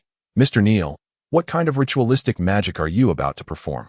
I intend to resolve that 30-pound debt through magical means today. Is that even feasible? Klein's eyes widened, his mouth slightly agape. Chapter 51. An earthy ritual resolve bills with magic? Was he planning to curse the creditor to death or counterfeit currency? I can't resolve the problem, but I can resolve you. A myriad of thoughts raced through Klein's mind, and his gaze towards old Neil took on a peculiar quality. He earnestly contemplated the possibility of alerting the police. No, informing the Nighthawks.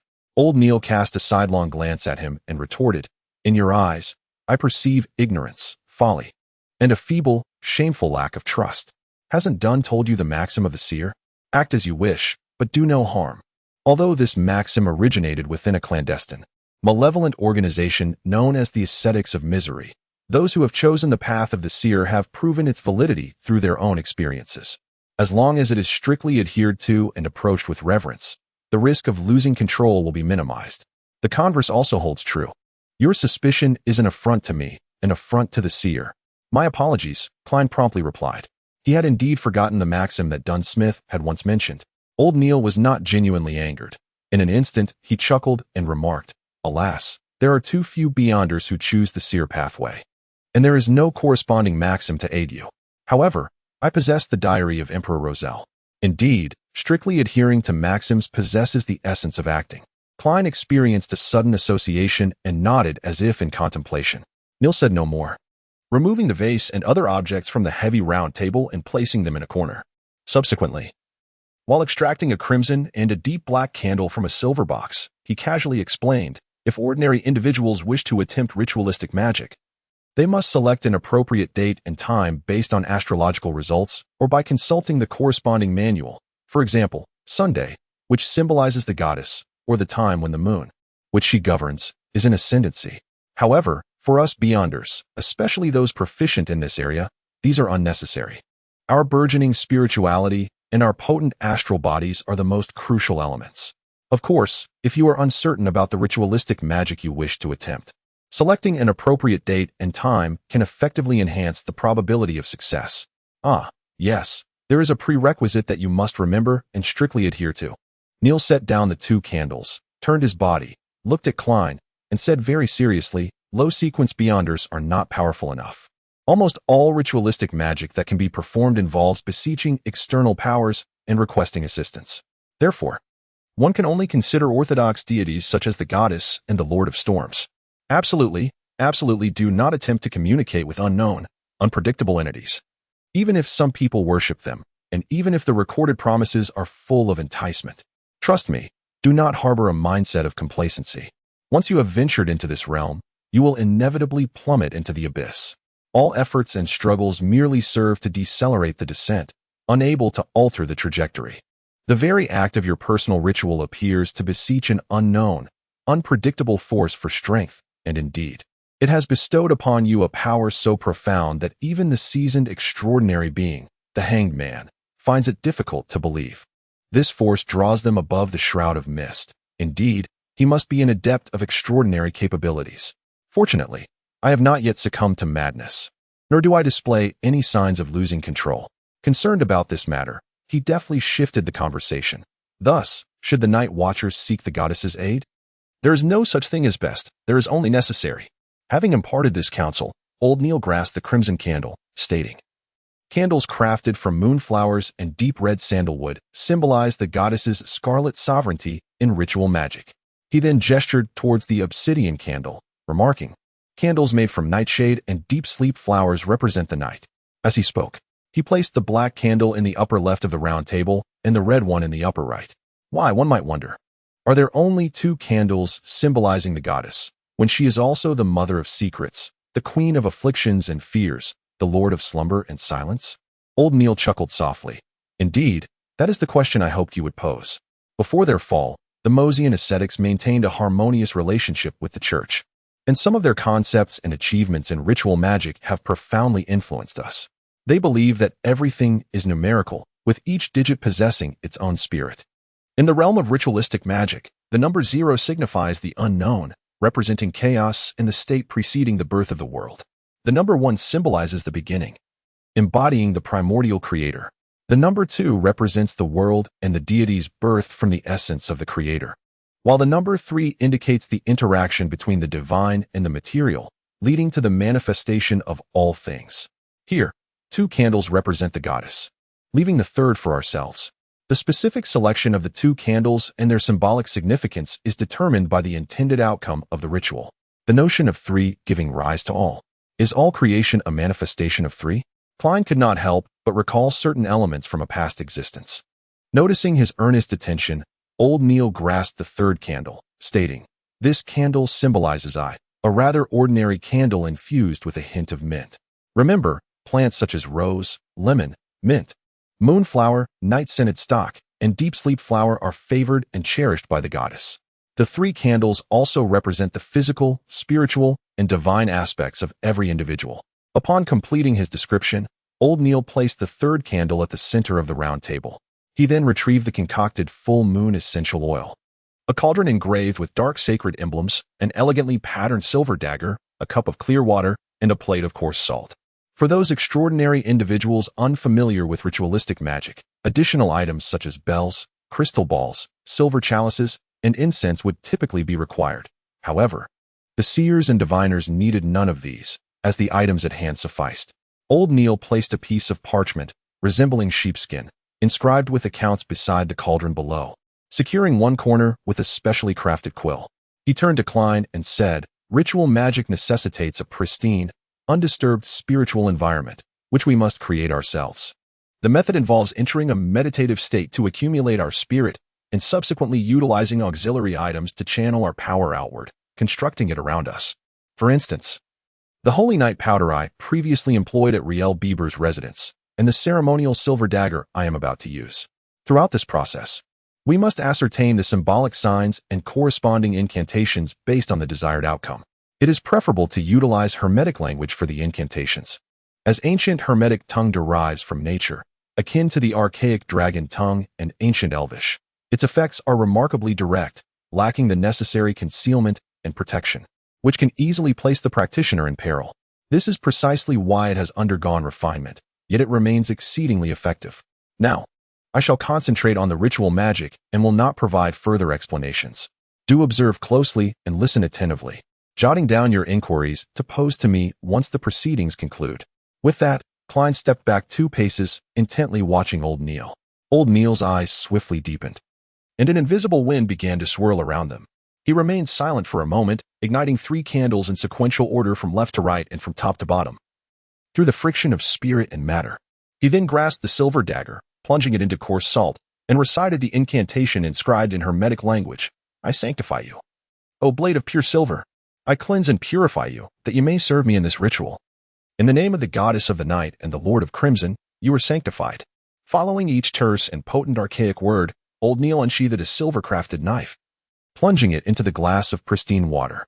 He then raised it aloft, gesturing towards the space beyond the round table. With the knife's tip, he targeted the outer perimeter, proceeding to circumnavigate the table.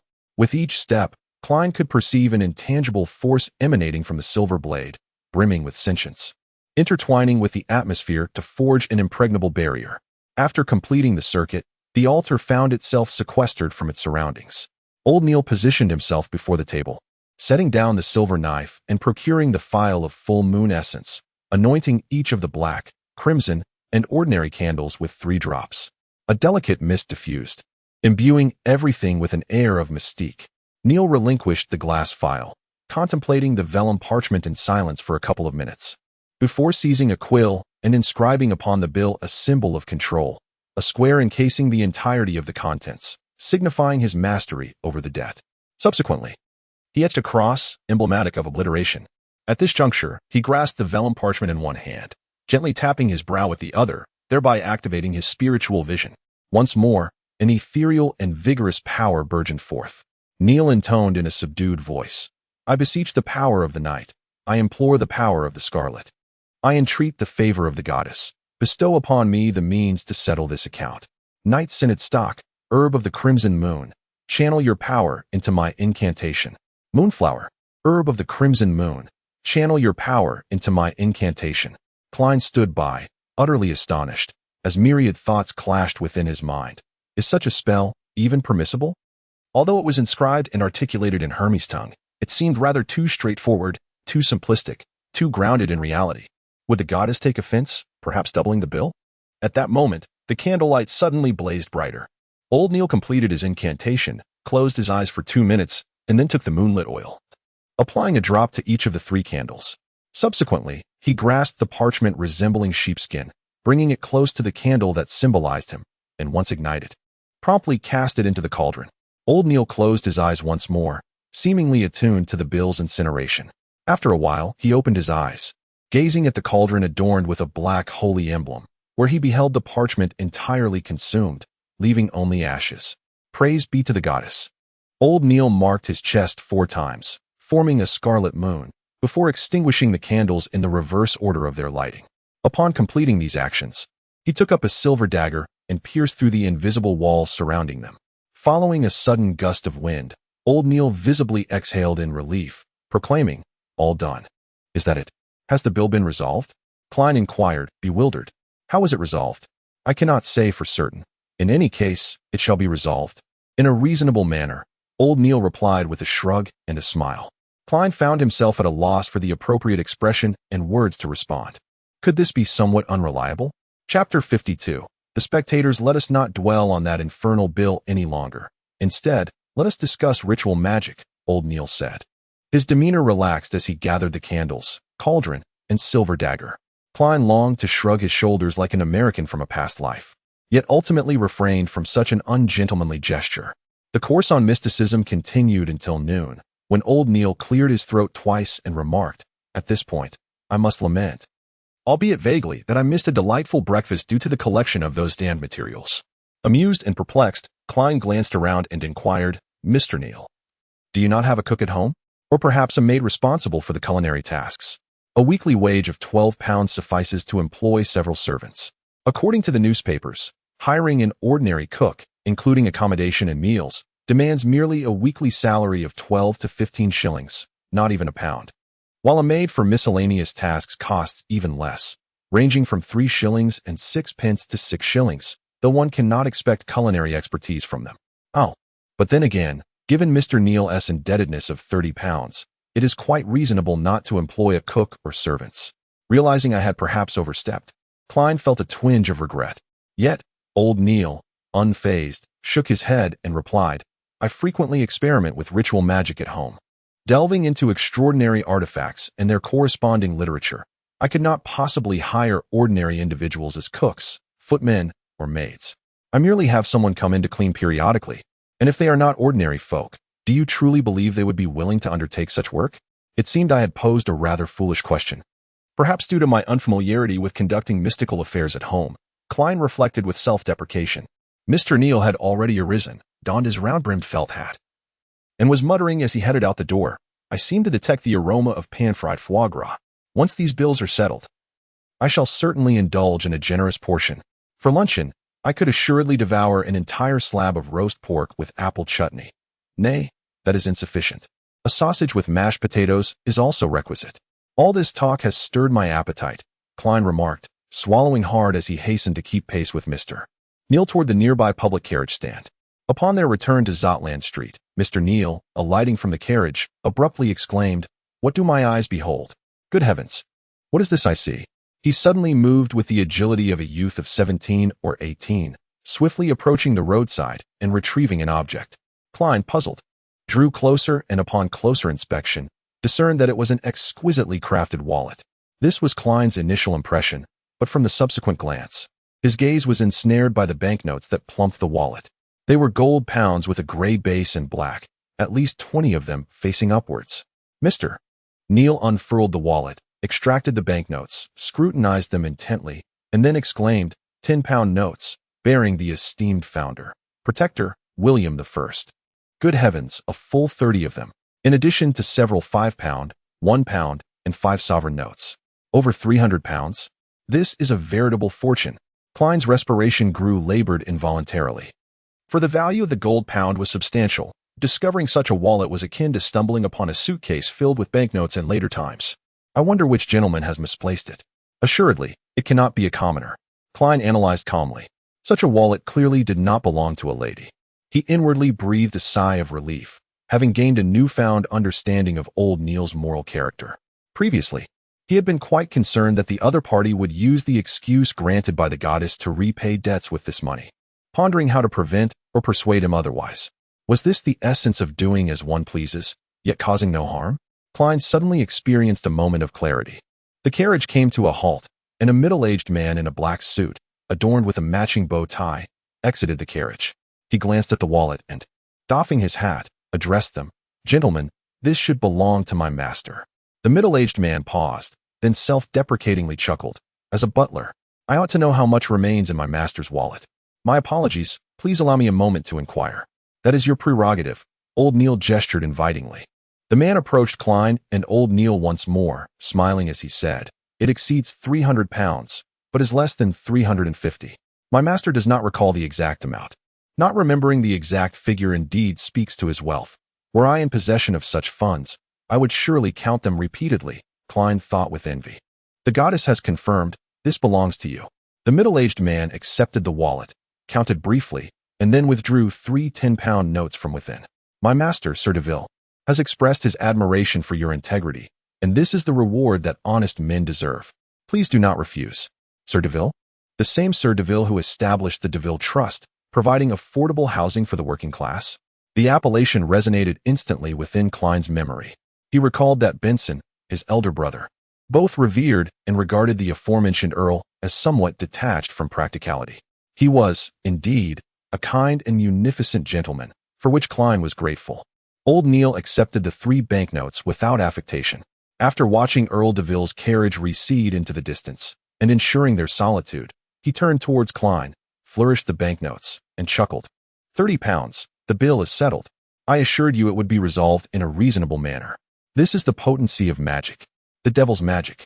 Klein was once again rendered speechless, his astonishment palpable. After a few moments, he entered the stairwell, ascending towards the security company, and inquired with a puzzled tone, "Mr. Neal, why did you not besiege for a more substantial sum?" Within the expansive ballroom, chandeliers held aloft rows of burning candles, emitting a comforting fragrance and collectively casting a radiance comparable to that of gas lamps. Long tables were laden with delicacies such as pan-fried foie gras, roasted beefsteak, roast chicken, pan-fried sole, dissy oysters, lamb stew, and creamy bisque, alongside bottles of mist champagne, Hormier wine, and Southwell red wine, their hues captivating under the light. Servants in scarlet waistcoats traversed amongst the elegantly and sumptuously attired gentlemen and ladies, bearing trays laden with crystal glasses. Audrey Hall was adorned in a high-necked, high-waisted, leg-of-mutton sleeved, pale white gown, her torso tightly corseted, her waist exquisitely cinched, the multiple tiers of the cake-cut skirt perfectly supported by whalebone hoops. Her golden tresses were elegantly coiled, with earrings, a necklace, and rings shimmering with resplendent brilliance, while her feet were adorned with white dancing shoes embellished with roses and diamonds. How many petticoats lay beneath? 4 or 5. or perhaps 6. Audrey delicately touched the crinoline with her right hand, adorned in white satin gloves. In her left hand, she held a glass of champagne, its hue crystalline and radiant. Unlike in times past, Audrey did not position herself at the heart of the soiree, basking in the spotlight. Instead, she chose to retreat from the revelry, standing quietly in the shadow of the curtain by the floor-to-ceiling window. She took a sip of champagne, gazing at the people before her with an air that seemed foreign to the occasion. The younger son of Count Wolf was engaged in conversation with the daughter of Lord Conrad, employing exaggerated arm gestures to emphasize his words. It was a well-validated conclusion that the greater the flamboyance of his movements, the less credible his statements became. He could not resist elevating himself while belittling others. Yet he struggled to mask his insecurities, which manifested in his manner of speaking and his body language. Lady Della repeatedly concealed her laughter with her left hand today. I discerned her intent. She was flaunting the exquisite aquamarine gemstone that adorned her hand. Her husband, Duke Negan, was conversing with several conservative nobles not far away. Having only sought out his wife with his gaze once since the banquet commenced, they scarcely exchanged genuine eye contact. Perhaps they were not as affectionate as they pretended to be. Lady Panis was amused by Baron Larry's jest no fewer than 7 times, which was quite ordinary. Yet why did she cast a furtive glance towards her husband? They had separated, but no, the paths they took led to the garden. For a fleeting moment, she almost convinced herself she was witnessing a theatrical performance, with each person playing their role exceptionally well. She sighed silently, her gaze icy. At that moment, she felt an inexplicable urge, abruptly turning her head towards the expansive balcony visible through the floor-to-ceiling windows, directing her attention to a shadowy corner of the terrace. In that dimness, a golden retriever sat quietly, its serene gaze fixed on the interior, watching Audrey, half of its body shrouded in darkness. Sushi Ao Deli's lips quivered, her expression collapsing in an instant, unable to maintain the faade before the audience. Chapter 53, The Listener. Upon the tempest-tossed sea, an ancient 3-masted sailing vessel bobbed gracefully with the surging waves.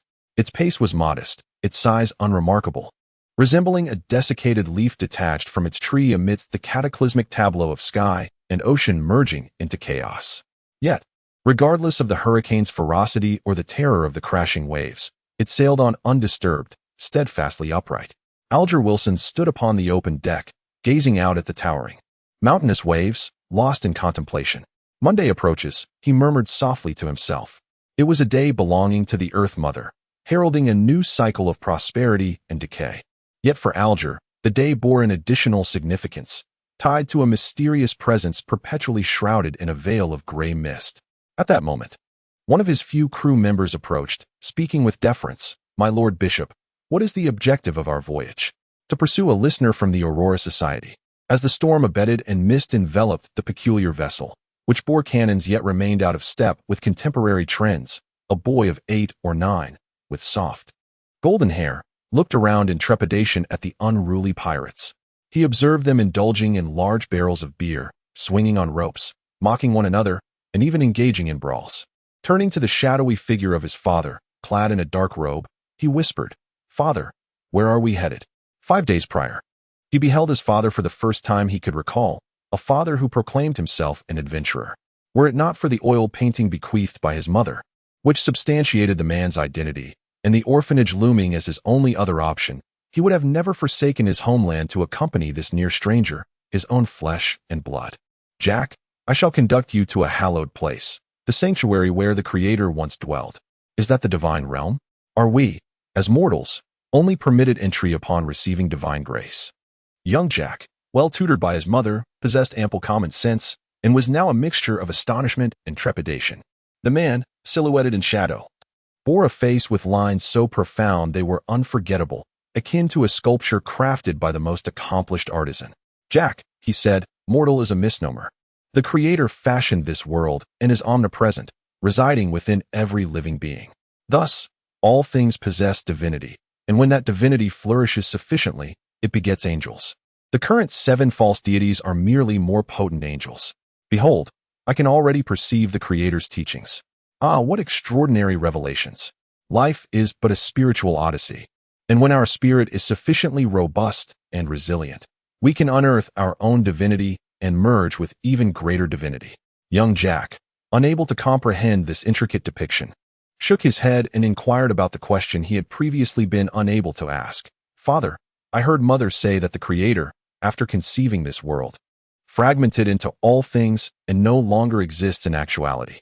Why, then, does his sanctuary still exist? As a child of 7 or 8, his logic was remarkably clear. The man, whose features were chiseled as if sculpted, paused for a moment, tilting his head slightly, as if he had caught whispers that eluded others.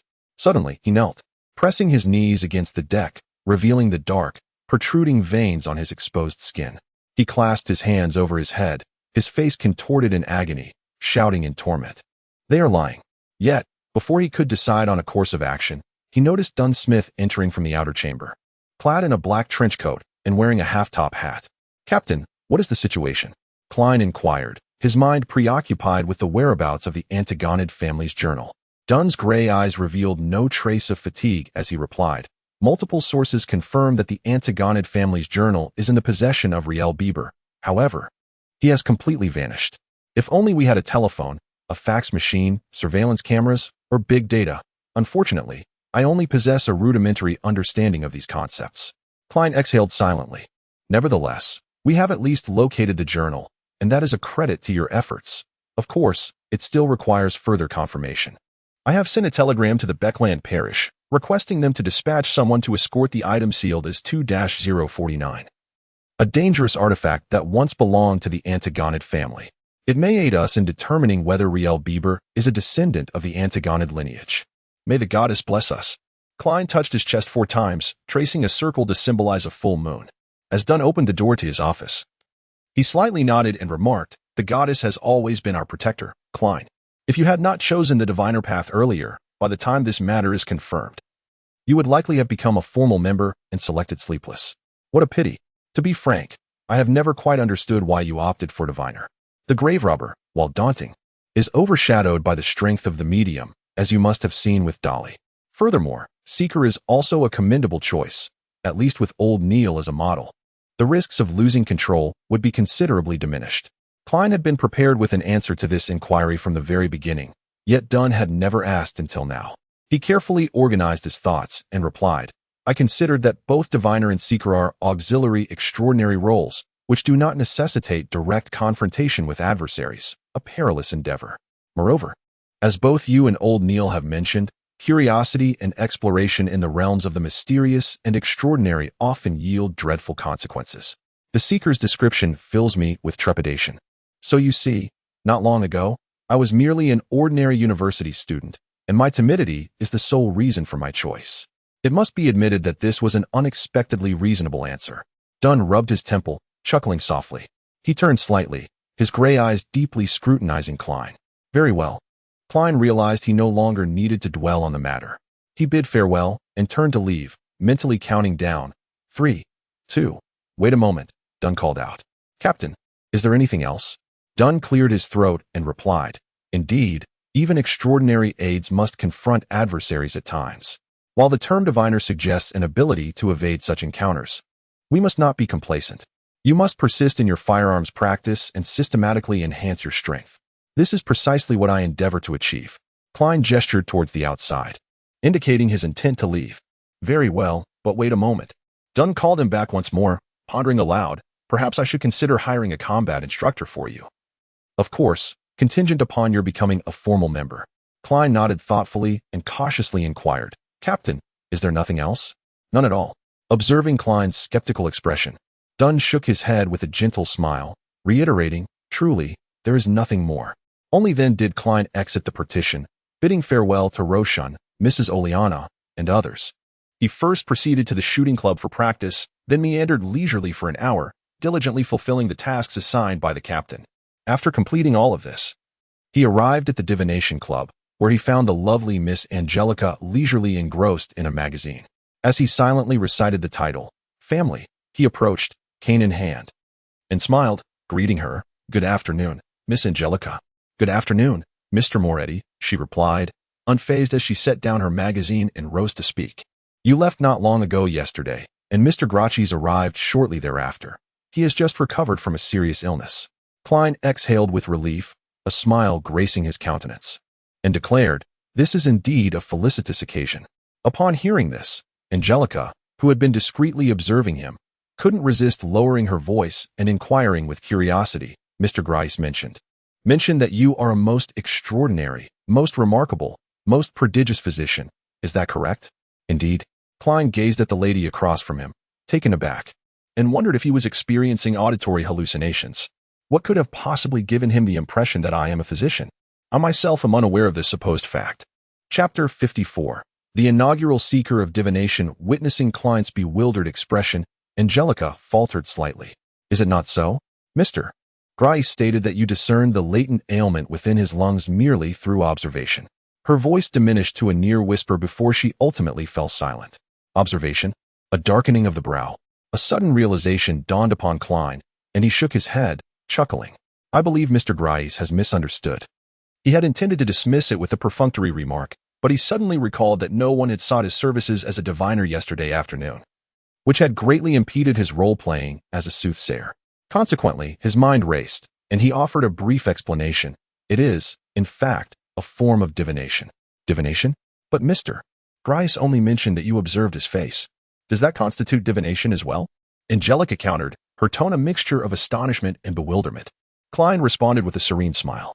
As a member of the Divination Club, you must be familiar with palmistry, am I right? The practice of palmistry is not exclusively confined to the great gourmet empire. Even on Earth, India and Old Europe have each cultivated their own distinct set of theories, all the more so in this world imbued with extraordinary powers. But you didn't seem to examine his palm, did you? Were you observing him surreptitiously? Angelica inquired with curiosity. I was reading his countenance, Klein fabricated. The underlying principles are not dissimilar to those of palmistry. Is that so? Angelica's gaze was filled with incredulity. For the advancement of his seer profession, Klein chuckled softly, feigning contemplation as he lightly tapped his brow twice. Focusing his gaze, Angelica's aura manifested before his eyes. Her head was violet, her extremities crimson, and her throat azure. There were no health issues, merely a slight dimness in the colors, indicative of normal fatigue. Surveying her emotions, he discerned a blend of orange tinged with hints of red and blue, warmth intermingled with a touch of excitement and contemplation. Fortunately, he discovered no anomalies. As Klein prepared to cease his spirit vision, he abruptly noticed a profound darkness concealed within the depths of Angelica's emotional colors. Moreover, she exhibited a deficiency in the white hue of optimism. Klein nodded thoughtfully. Mr. Moretti, are you scrutinizing my face? Noticing the sudden silence of the young gentleman in the black formal attire before her, in his earnest assessment, Angelica keenly sensed something amiss, inquiring with a mixture of curiosity and apprehension. Just as Angelica began to feel a sense of unease, he spoke with gentle warmth. Ms. Angelica, sorrows and pains should not be confined within one's heart. Angelica's eyes widened instantly, her mouth agape, yet she was unable to utter a word. She gazed at Klein, who wore a half-top hat and exuded an unmistakable scholarly aura. His deep, soothing voice, imbued with warmth, resonated as he spoke. You need a mountain climb, a tennis match, or a poignant play, something that exhausts your body through movement, allowing tears to flow freely without concealment, culminating in a cathartic release of emotions through weeping and shouting. This will be immensely beneficial for your well-being. His words flowed melodiously, rendering Angelica motionless, as if transformed into a statue. She blinked with effort, her head bowing in a flustered manner as she murmured, "Thank you for your suggestion. It seems there are quite a number of members today." Klein offered no further commentary, turning his gaze toward the meeting room at the end of the corridor, as if no divination had taken place moments before. On a Sunday afternoon, at least 50 members gathered, and Angelica's voice still bore a hint of hoarseness as she merely touched upon a few keywords in her description. After a brief pause, her speech gradually regained its normal cadence. Would you prefer tea or coffee? It was only when he vanished by the door that Angelica exhaled slowly. The Divination Club's meeting room was extraordinarily spacious, nearly twice the size of Klein's high school classroom. Typically, it accommodated only 5 or 6 members, creating an air of emptiness. Now, however, clusters of diviners filled most of the space, seated in various arrangements. Sunlight streamed through several protruding windows, illuminating members who engaged in hushed discussions, gathered around Heinaz Vincent for guidance, practiced their divination skills, or sipped coffee while perusing newspapers. Surveying his surroundings, he noticed the absence of familiar faces, namely, Glarus and Edward Steve. Consequently, he casually selected a communal divination textbook and retreated to a secluded nook where he leisurely perused its contents. Before long, Angelica entered, bearing a cup of crimson tea, which she placed upon the table before Klein. As she was about to quietly depart, she unexpectedly caught sight of Mr. Moretti extracting a uniquely designed silver chain from within the sleeve of his left arm, from which a pristine citron was suspended. What was he about to do? Unconsciously, Angelica decelerated her pace, her gaze fixated upon Klein. With his left hand, Klein grasped the silver chain, suspending the citron directly above the cup of Shibor red tea, positioning it mere fractions from making contact with the liquid surface. His countenance serene, he lowered his eyelids halfway, whereupon the atmosphere in the surroundings underwent a transformation. Becoming profoundly tranquil, the pristine citron began to stir subtly, the uniquely designed silver chain tracing a clockwise rotation. Witnessing this spectacle, Angelica could not help but perceive Mr. Moretti as exceptionally enigmatic. "Your red tea is quite agreeable," Klein uttered in a soft murmur, opening his eyes and offering a faint smile. His prior actions had been deliberate, intentionally performed for Angelica's benefit. To swiftly attract clients seeking divination, Angelica, who was responsible for reception and recommendations, was a crucial element. Since he was to embody the persona of a diviner, Klein no longer entertained any reservations, immersing himself fully in the role. "Indeed, Mr. Vaughn is exceedingly particular about the quality of his red tea," Angelica responded, momentarily taken aback. It was not until the sound of a knock echoed through the room that she abruptly snapped back to reality, her gaze darting towards the entrance, where she beheld a young lady adorned in a pale blue gown. The young lady removed a veiled hat embellished with powder blue ribbons, her expression composed yet melancholic. "Good afternoon, esteemed lady. Are you here to join the club or seek a divination?" Angelica greeted her with practiced ease. "I wish to have a divination," the lady replied, her eyes beautiful yet shadowed with melancholy, as she gently bit her lip. Angelica ushered her to a seat on the sofa and meticulously detailed the divination services available to members. She presented a portfolio, saying, "You may select any of our practitioners." The despondent lady earnestly perused the portfolio, but the sheer number of members present at the club that day made for an overwhelming selection, leaving her feeling somewhat bewildered. "Could you recommend someone from these pages?" she requested, indicating the central section of the portfolio, having omitted those diviners priced above 2 soldi and below 4 pence. "I recommend this gentleman," Angelica suggested. The lady, her unease palpable, scrutinized the image and discovered it was a diviner named Klein Moretti. "Mr. Moretti is newly affiliated with the club. Is his skill reliable?" she inquired with a hint of apprehension. Angelica nodded affirmatively. "Both I and another member can vouch for Mr. Moretti's exceptional skill. Were he not a recent addition to the club, his fees would undoubtedly be higher." "I understand," the melancholic lady responded with a nod. "Then I shall seek a divination from Mr. Moretti." "Very well, please wait here for a moment." Angelica retrieved the portfolio and proceeded towards the conference room. Approaching Klein, she lowered her voice and said, "Mr. Moretti, you have been requested for a divination. Which divination room would you prefer to use?" "Excellent outcome indeed." Klein placed his teacup down, nodding with composure. "The citron chamber, if you please." Angelica gracefully led the way, opening the wooden door to the citron chamber. Klein seated himself behind a table adorned with various divination tools, awaiting his client. After a brief interlude, a woman in a light azure gown, her countenance marked by melancholy and despondency, entered the room. As she turned to close the door behind her, Klein subtly tapped his forehead twice. The yellow hue in her stomach is somewhat subdued, and her emotions are heavily tinged with darkness, predominantly anxiety and unease. Klein scrutinized her carefully, then leaned back slightly, lifting his hand to seize his spirit vision. "Greetings, Mr. Moretti." The woman in the light azure gown took a seat.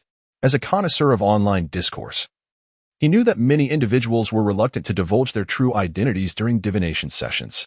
The sea that divides the northern and southern continents is known as the Raging Sea, renowned for its numerous natural disasters and treacherous currents. Were it not for Emperor Rosel's exploration of several relatively safe sea lanes, the northern continent nations might not have initiated the colonial era until this day, let alone laid submarine cables and completed the infrastructure for wired telegraphy. Klein, gazing upon the first client of true significance in his divination career, inquired with prudence, "Which method of divination would you prefer?" Chapter 55, Revelation Anna. Possessing a pair of comely eyes, hesitated for several seconds before responding. You may select whichever you deem most efficacious. You are the diviner, and I am not. However, with the exception of playing cards, including tarot, I have attempted to study them at home, but they seem more like toys, more like games. Klein pondered for a moment. Resting his elbow against the edge of the table, his hands clasped thoughtfully before his mouth and nose. With a calm gaze and a solemn tone, he remarked, "Then let us consult the astrolabe." He gestured towards the damp fountain pen and a stack of blank paper on the table, instructing, "Please inscribe your fiancé's name, along with his physical characteristics, residential address, and date of birth. If you can recall the exact time, that would be even better." Judging by the gentleman's attire, demeanor, and aura, he was confident that the individual was not illiterate.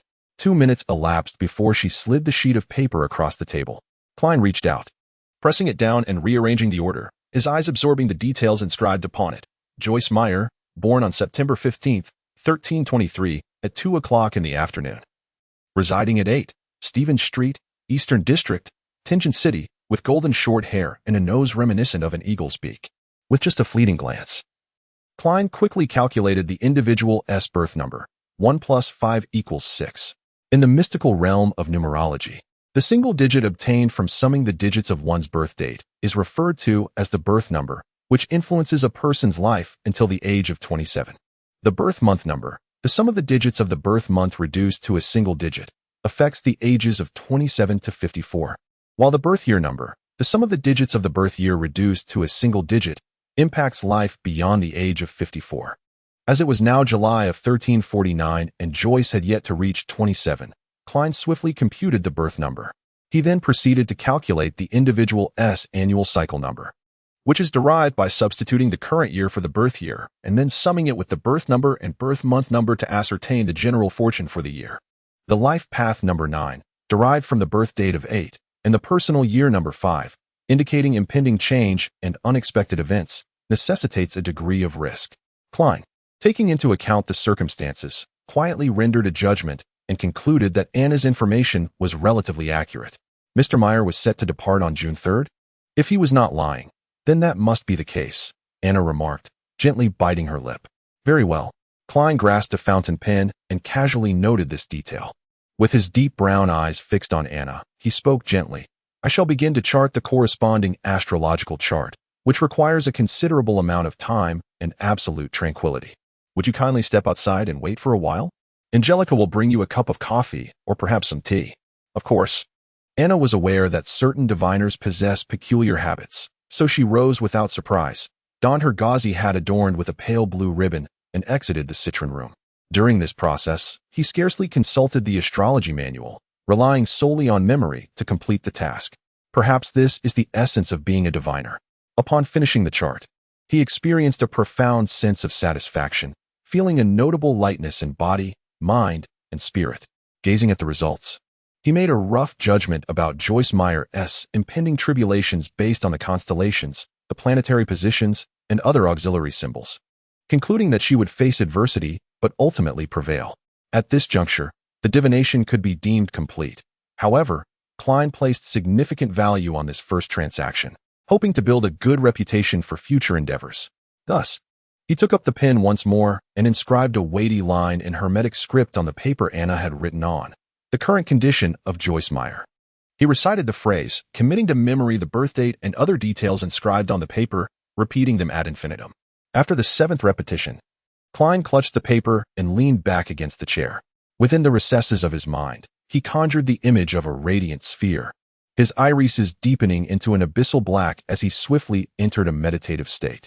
The surroundings immediately took on an ethereal quality, with intangible entities and illusory gray mist seeming to stretch endlessly above.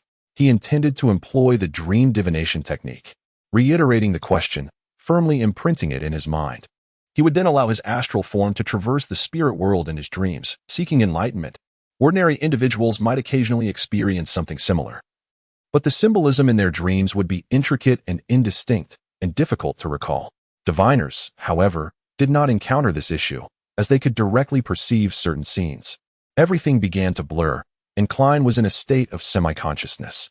In a distorted, phantasmal world, he beheld a fair-haired youth with an aquiline nose, who was frantically swimming in a sea of blood, his terror palpable. He was nearly engulfed on several occasions, but ultimately, he fortuitously reached the shore. The scene fragmented and shifted, and Klein observed a grayish-blue house with a toy windmill at its entrance. The fair-haired youth with the aquiline nose was slowly entering, his countenance radiant with joy. At that instant, the scene transitioned once more, and Klein found himself within a majestic palace. Here, the walls had crumbled, and ruin was rampant. In certain areas, moss and weeds grew profusely.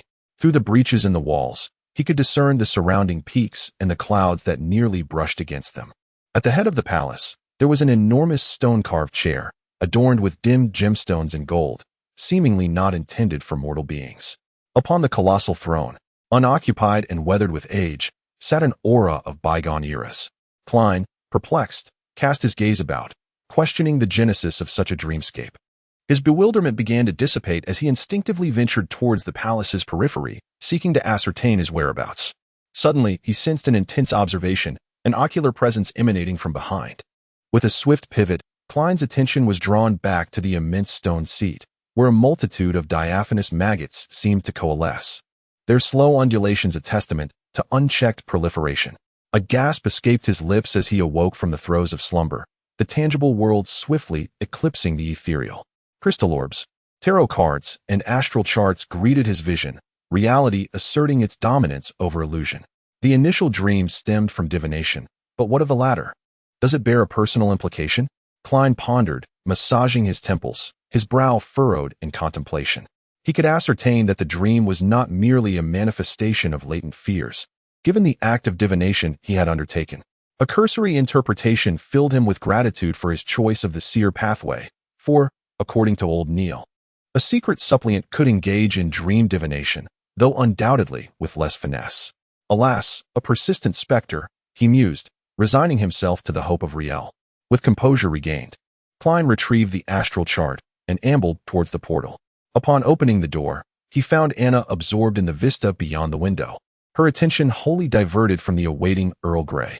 "Ah, Mr. Moretti, have you discerned the outcome of your divination?"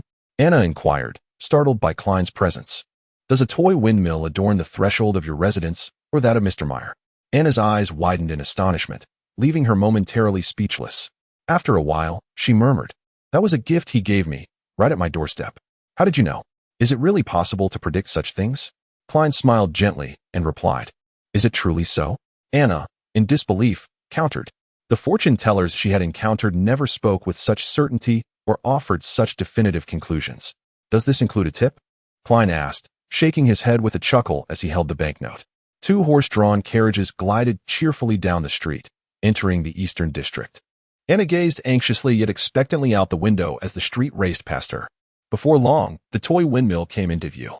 Upon disembarking from the carriage, she disregarded her composure, nearly stumbling as she rushed to the door and rang the bell.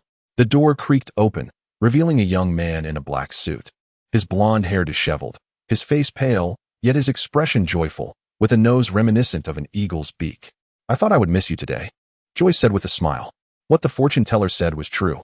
No, she is a genuine seer. It's simply astonishing. Thoughts surged and bubbled within her as Anna blinked back tears and rushed forward, enveloping her fiancé in a warm embrace. Outside the gray-blue house, the two stood in quiet embrace as the toy windmill turned slowly, and all their tribulations seemed to fade away. Chapter 56. The Great Escape at Sea. In the rather spacious living room, Anna and Joyce, having ended their embrace, sat on separate sofas, separated by Anna's parents. Joyce uttered a contented sigh, lamenting, "Oh, poor Joyce, what on earth have you endured?" Unable to contain herself any longer, Anna inquired with concern. Joyce glanced at his fiancée, his expression turning somber. "Even to this day, I still feel fear, constantly jolting awake from nightmares. 5 days after the Clover set sail from Caesarea, we were beset by pirates, dreadful pirates. The only fortunate thing was that their chieftain was named Nast, that notorious sea robber who styles himself King of the Five Seas." Mr. Wayne, Anna's father, retorted in astonishment. His frame trembled slightly, yet he persisted in recounting that deepest, most harrowing nightmare. "I forfeited a modest amount of possessions. I initially believed that misfortune had passed, but during the subsequent voyage, the passengers and crew of the Clover erupted into fierce infighting, escalating from disputes to brawls, then drawing revolvers and brandishing straight swords, slaughtering one another. In those days, my vision was awash with crimson, and people fell around me one after another, their eyes wide open, never to close, their limbs, hearts, and entrails splattered all over the deck. Those of us unwilling to become beasts, that is, the rational ones, had nowhere to hide, no path to escape. Around us were deep blue waves, a boundless ocean. Some wept, some begged for mercy, some bartered their bodies, but their heads were still hung from the masts. Anna, I was consumed by despair, convinced that I would never behold you again. Fortunately, even amidst such a harrowing ordeal, heroes emerged. Captain led us to the secure lower decks, where, sustained by pre-stocked water and provisions, we endured until the madness of those fiends reached its zenith. And Mr. Triss, with his galvanizing spirit, bravely spearheaded our assault against those murderers. After a bloody confrontation etched forever in my memory, we survived, though the Clover strayed from its course, and our crew was reduced to a mere third of its original number. Yet, it was this unassuming lad who, in our darkest hour, stood resolutely at the forefront. Oh, by the power of steam, my poor Joyce, what a heart-wrenching ordeal you have suffered. Praise be to the divine, for sparing us from separation. Tears welled in Anna's eyes as she repeatedly traced the triangular emblem of steam and mechanics upon her chest. Joyce offered a wan smile. Pausing, he regarded his fiancée with a hint of perplexity. Anna, upon seeing me, I sensed your elation and astonishment. However, I cannot fathom why you rushed so fervently towards the entrance upon alighting from the carriage. I had intended to surprise you. What? Mr. and Mrs. Wayne exclaimed in unison with Joyce. Anna covered her face briefly, shaking her head as she spoke. I, too, struggle to believe what transpired today, yet it undeniably occurred. By the grace of steam, perhaps miracles truly exist in this world. Good heavens! Joyce found the situation utterly inconceivable, beyond comprehension. Could it be that he knew her? Had someone sent him a telegram? Was he acquainted with the police in Mat Harbor? No, that still didn't explain it. How did he know she had come to your house? How could he be certain you were going to consult a seer? Did you make an appointment in advance? Perhaps an adept diviner needed to possess a wealth of information, even if it wasn't immediately useful. Maybe there was something truly miraculous about divination. Mr. Wayne, Anna's father, sighed and surmised. Throughout the known history of over a millennium, and even in the less distinct quaternary period, divination has persisted, never disappearing. I believe there must be a reason for that. Joyce gave a slight shake of her head and inquired, what is the diviner's name? Anna paused for a moment and replied, Klein Moretti. Inside the reception hall of the Divination Club, Angelica, perceiving that Klein had modulated his voice, discreetly refrained from approaching. Consequently, she merely observed Anna departing as if devoid of her soul, her countenance betraying shock and bewilderment. Angelica tentatively approached the sofa and inquired with curiosity, a favorable outcome? She hesitated to inquire about the specifics, fearing she might contravene the implicit rules of diviners. Indeed, Klein affirmed with a nod. He retrieved 3 copper coins from his trouser pocket. An eighth of a soul is 1.5 pence, is it not? Klein offered a deferential smile and gesture. I am grateful for your attentiveness to my client. She has provided me with a gratuity, and I am equally obliged to offer you one. This is also a silent expression of gratitude for your recommendation. Well then, Angelica felt an inexplicable fear of Klein, and seeing the reason was appropriate. She did not refuse any further. However, until 4:40, he still had not welcomed the second customer. This does not imply that the Divination Club's business was poor, but rather that the majority of individuals possessed clear objectives and had specifically chosen their diviners. They must have been recommended by someone, having long since decided whom to consult. In summary, it appears that my reputation is still insufficient, Klein mused, employing a gaming term to mock himself. He finished the last of the third infusion of Siberian black tea, donned his half-high top hat, and, grasping his silver-embellished cane, sauntered out of the conference room. Recalling Gracious' admonition, Angelica hurriedly approached him. Mr. Moretti, when will you next visit the club? Mr. Gracious wishes to personally express his gratitude to you. Upon entering the main door, Klein observed Banson engrossed in a newspaper, while Melissa was piecing together various items such as gears, bearings, and clockwork, illuminated by the evening sun. Good afternoon. Has Mrs. Shoud come to visit? Klein inquired with a casual tone. Banson did not lower his newspaper, merely raising his head. Mrs. Shoud visited for a quarter of an hour, bringing some gifts. She was quite pleased with the scones and lemon cake we prepared, and she kindly invited us to her home one day. She is a gracious and polite lady, truly adept at engaging in conversation. The only issue is that her family adheres to the worship of the Storm Lord, believing that girls should not attend school, but rather receive an education at home. Melissa muttered softly. Evidently, she harbored considerable discontent regarding the matter. However, it warrants little concern, as long as she refrains from meddling in our affairs. She remains a commendable neighbor. Klein offered his sister a consoling smile. The Kingdom of Rune is a nation of diverse faiths. Unlike the federated state of Fulsac to the north, which solely venerates the god of war, nor the Kingdom of Finaport to the south, which exclusively reveres the Earth Mother. Adherents of the three major churches, the Lord of Storms, the Goddess of the Night, and the God of Steam and Machinery, inevitably experience clashes in viewpoints and customs. However, through centuries of reconciliation, they have learned to exercise relative restraint, avoiding situations of irreconcilable conflict. Indeed, Melissa murmured, redirecting her gaze toward the pile of components. Klein unfurled his notebook, seized his fountain pen, and began transcribing in Chinese, word by word. Why is acting the key to digesting the potion? Chapter 57. Sorting and summarizing. Pausing momentarily, Klein continued to write. The essence of resolving the potion issue lies in digestion, not mastery.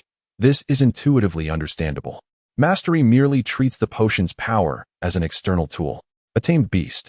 No matter how well or skillfully one masters it, it never truly becomes part of oneself, and the risk of backlash remains significant.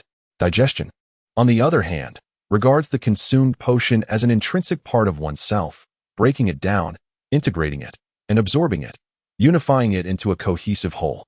This point is currently free of doubt. The crucial question is why acting aids in digestion. Based on today's seer experience, I will formulate two hypotheses, awaiting further verification. According to the nomenclature of elixirs, the acting allows for the transformation of the physical form, psyche, and spirit, gradually aligning them with the persistent essence of the elixir's core, thereby generating resonance, assimilation, and absorption. 2. The enduring essence within an elixir's core is akin to a well-defended computer mainframe. To infiltrate, breach, and dismantle it, one must identify vulnerabilities, exploits, and keys. The elixir's designation reveals corresponding clues, enabling one to harmonize the physical form, psyche, and spirit through acting, masquerading as an insider to deceive the guards and gain unhindered entry. This concept bears resemblance to the accounts of Emperor Roselle. Regardless of the conjecture, the state of the physical form, psyche, and spirit remains an indispensable element, serving as the sole conduit between acting and the elixir's potency. In any event, irrespective of one's academic inclination towards science or engineering, a fundamental capacity for logical reasoning is essential. Otherwise, one could not ascend to the ranks of keyboard warriors or engage in such analysis and speculation.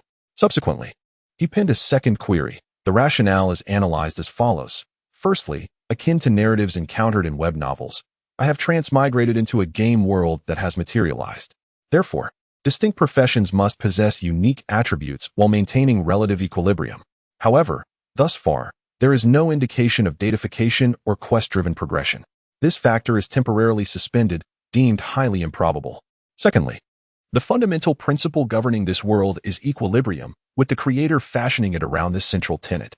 The third type posits that potions of the same series reside within the same energy level. This conclusion, derived from the explorations and insights of our predecessors, represents an optimal state. Surpassing this energy threshold may lead to chaos and instability, while falling short prevents the attainment of extraordinary power. Thus, under a fixed energy level, a balance is struck. As one aspect strengthens, the other naturally weakens. The fourth type suggests a shared origin among all things, emerging from the creator, each being a fragment of the divine, with their complementary nature indicating inherent issues. Currently, I lean towards the third and fourth explanations, though the latter, steeped in uncertain mythology, serves merely as a reference. I shall first adopt the third perspective as a guiding principle, validating it through ongoing learning and subsequent discoveries. At this point, Klein has filled 2 full pages but does not cease. He begins to articulate new inquiries. Based on today's studies, my transmutation ritual exemplifies a quintessential form of ritual magic. Such rituals can be categorized into 3 components. The first involves offerings intended to please or pique the interest of corresponding entities. The second consists of incantations that delineate the specific object of the petition, and the third encompasses the tangible aspects of the assistance sought, which must be articulated using a formalized language and symbolic representations. From this standpoint, an evident flaw emerges in the analysis of the transmutation ritual. It lacks the third component. While it includes the ritualistic placement of staple foods and the counterclockwise traversal of 4 steps to form a square, it also contains incantations that specify the desired outcomes, such as invoking the blessings of the Xianhuang, immortal sovereign. However, its subsequent action was merely closing its eyes in anticipation, with no description of the ceremony's objective to transfer fortune. In essence, the entity to which this so-called ritual of fortune transference sought to implore was utterly unaware of its purpose. Left to improvise at will, a truly disappointing outcome.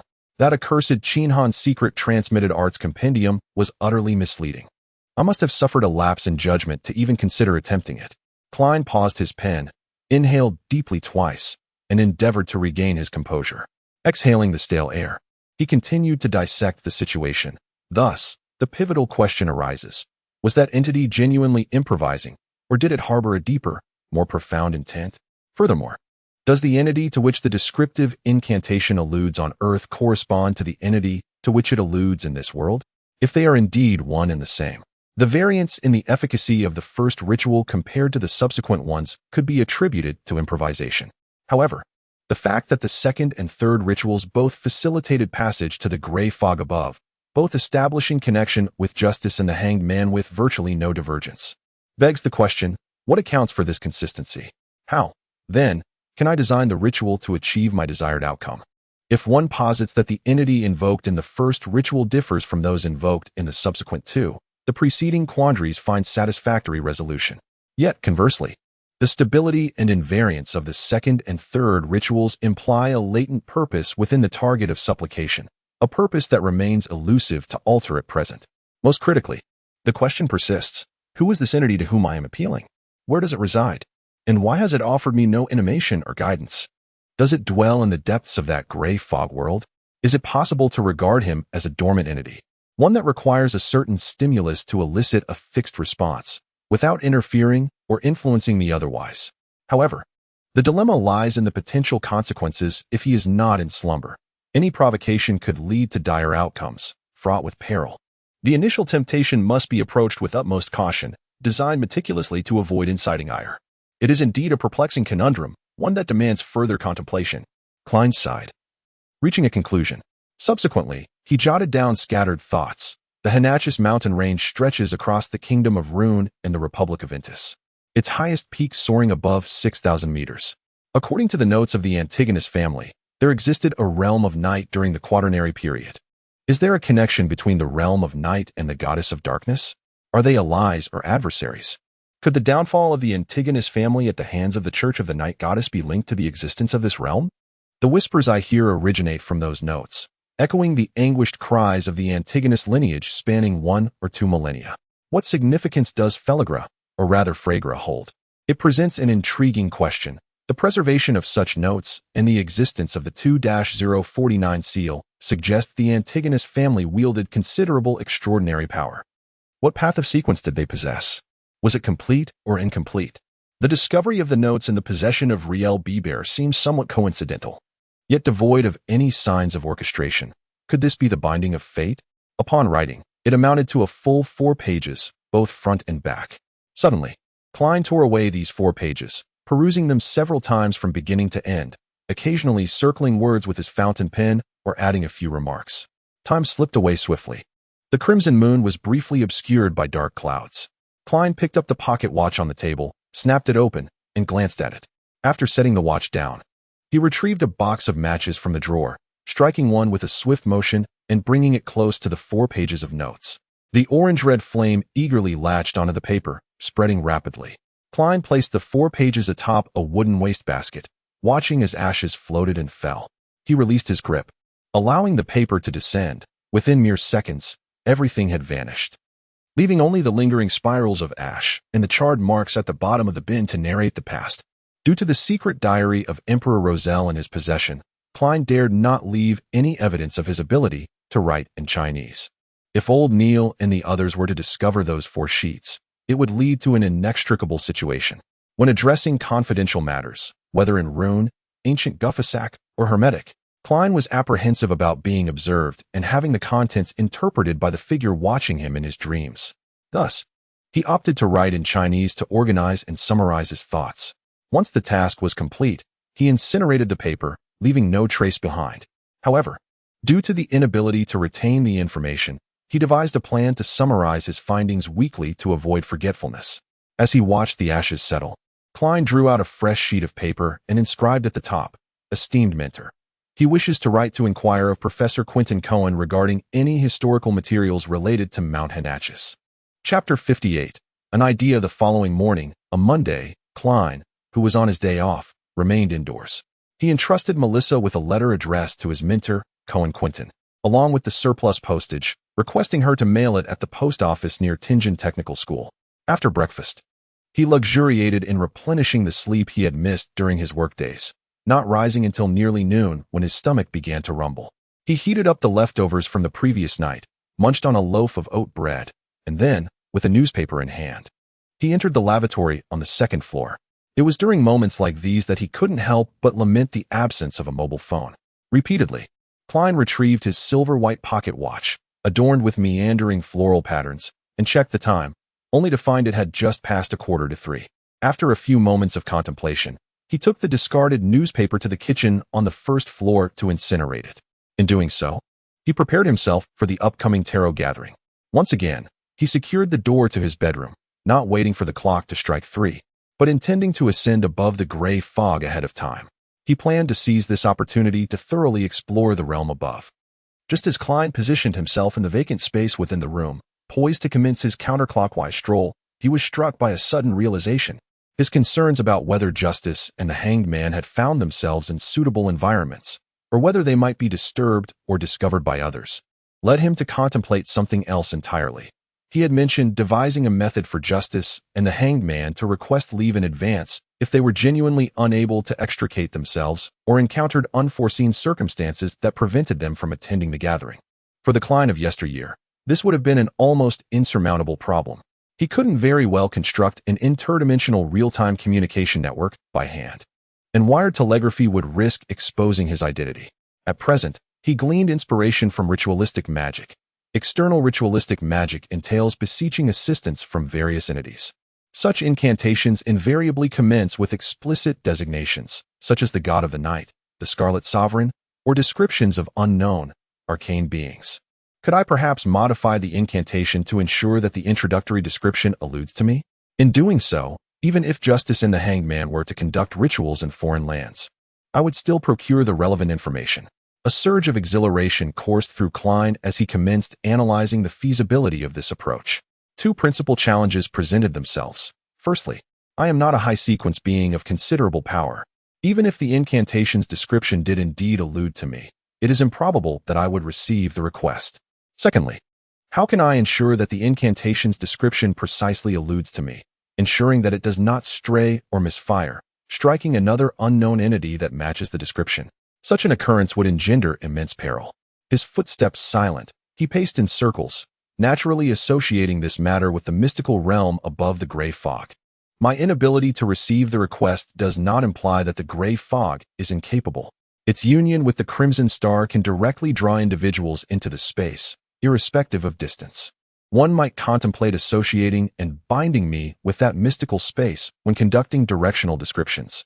Reasoning along these lines, although I may not instantaneously receive the request when the other party conducts the ritual, I would be able to perceive the corresponding information upon entering the gray fog. In simple terms, it pertains to the distinction between online and offline messages on QQ. The more Klein contemplated, the more exhilarated he became, convinced that this concept was worth exploring. In truth, he possessed a certain incantation that would undoubtedly lead to success. It was the phonetic transcription of the pure rune language of the Lord of the Yellow and Black, Fu Sheng Xianhuang. However, the dilemma lay in the fact that it would result in his relinquishment of control over the mists above, thus forfeiting his dominant position. The phrase "fool from another world"? While precise, it would expose his greatest secret. Klein devised one incantation after another, only to dismiss each in turn. A fool not belonging to this era. The mysterious sovereign above the mists. The convergence of these two concepts could almost confine the description to himself, intertwining the mists with his very being. Yet, it still felt insufficient. One could not rule out the existence of multiple realms and sovereigns beyond the mists. Nor could one disregard the possibility that this description pointed towards the spirit realm. Klein furrowed his brow, intending to introduce an additional layer of assurance. The king of yellow and black, who governs fortune. This served as an approximate translation of the Lord Fu Sheng Xian Huang. If it stood alone, there was a considerable chance of misdirection, potentially attracting unknown dangers. However, with the constraints of the previous two phrases and the precedence of similar incantations leading him into the mists, the subject of his description could be entirely pinpointed. Klein exhaled deeply, silently reciting the incantation he had formulated. Fool not belonging to this era. You are the mysterious sovereign above the mists. You are the king of yellow and black, who governs fortune. He nodded imperceptibly and retrieved his pocket watch to ascertain the time. At 2:58, Klein ceased his ruminations, carefully stowing away his pocket watch, and entered into a meditative state. Reciting incantations, he took 4 steps counterclockwise, tracing a square. Once more, the cacophony of noise and the most haunting of cries erupted, overwhelming him with a headache more intolerable than that induced by the potion of the diviner. This was not the sharp pain of a penetrating wound. Rather, it was a throbbing ache that incited mania, stripped away reason, and plunged him into chaos.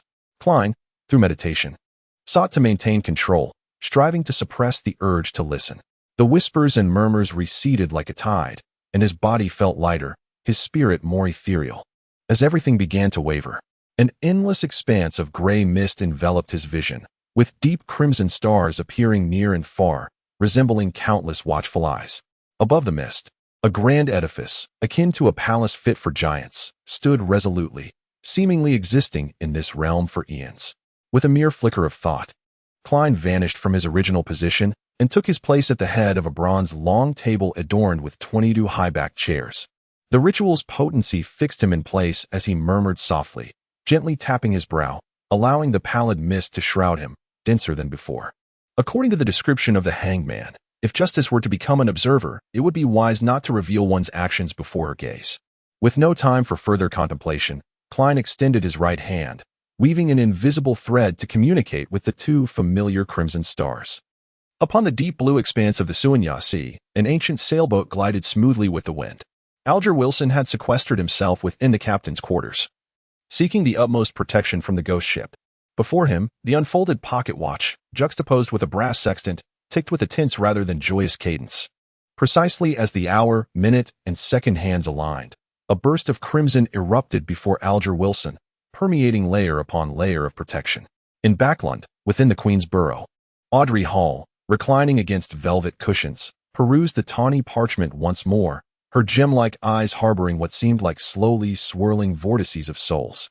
Her gaze, tranquil and aloof, bespoke of one awaiting the commencement of a drama.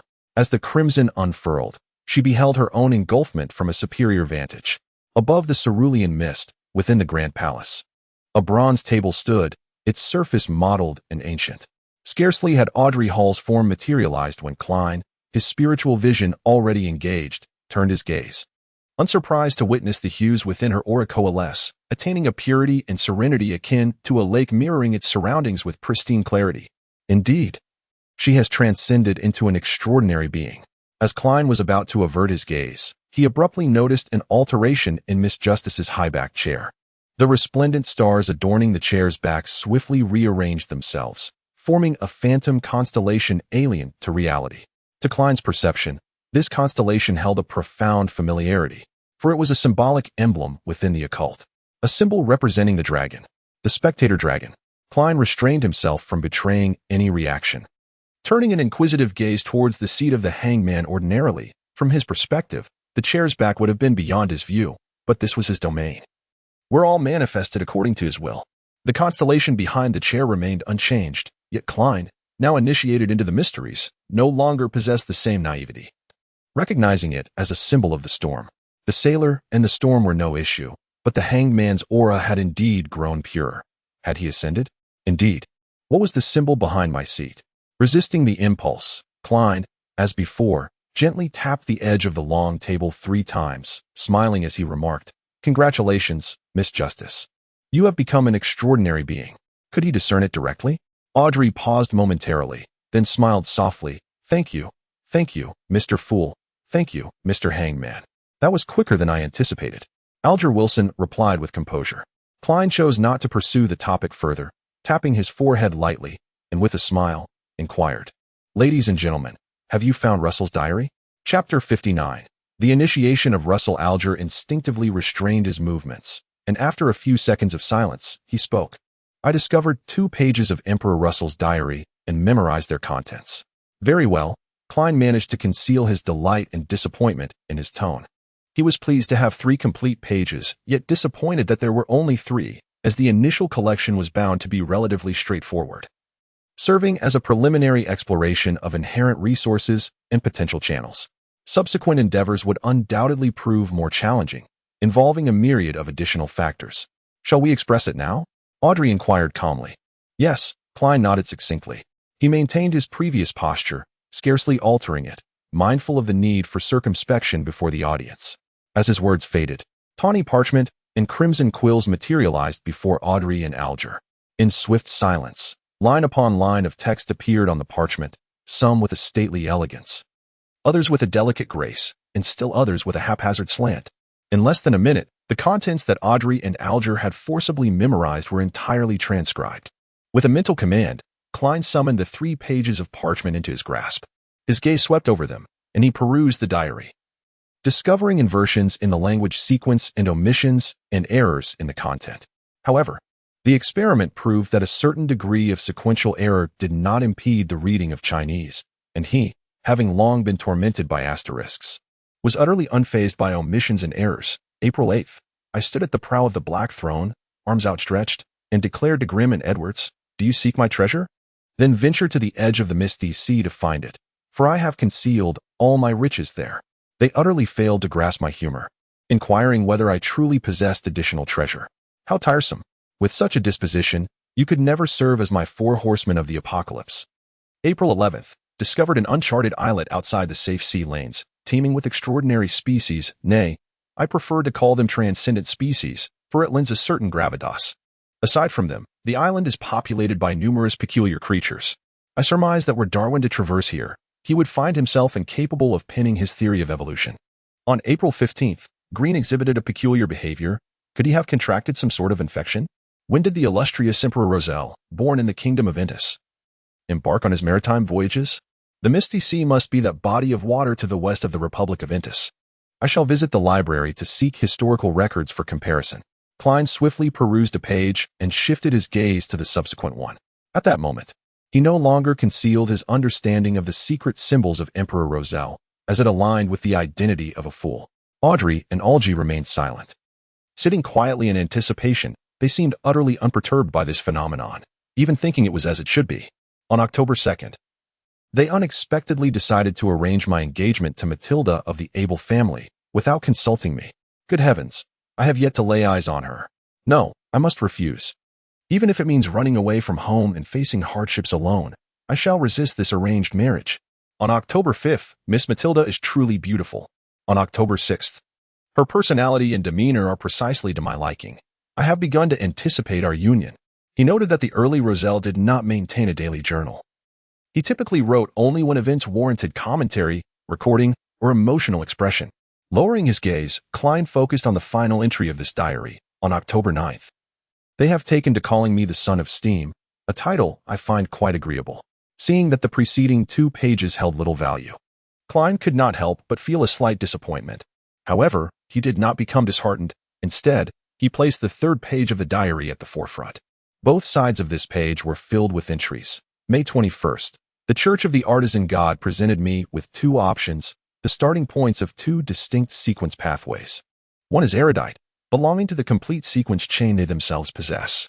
The other is seer, acquired from the ascetic order of Moses, lacking higher sequences. May 26th, I find myself relishing the identity of erudite. A peculiar phenomenon has occurred. When I identify as an erudite and conduct myself in accordance with its persona, the whispers that drove me to near madness have subsided considerably. My sporadic outbursts of temper have also been brought under control, and I was reminded of the diary. Is this the acting that the enigmatic Mr. Zeratil mentioned to me? Perhaps it holds the key to resolving the potion's latent hazards. Klein, upon reading this entry, keenly felt the distinct differences in character and style between himself and Emperor Roselle. He mused that at times, he envied individuals like Roselle, reflecting on the common human desire for qualities one lacks. Of course, he needed to contemplate strengthening himself, ensuring a balanced approach. These thoughts stirred within Klein, prompting a sigh of contemplation. Roselle's description of the reduction in potion-related issues bolstered his confidence in his summary from the previous night and provided a clearer understanding of the essence of acting. Setting aside the 3 pages of the diary, Klein looked up at Justice and the hanged man, smiling gently. Apologies, I was engrossed in reading. Audrey quelled the envy within her heart and smiled serenely.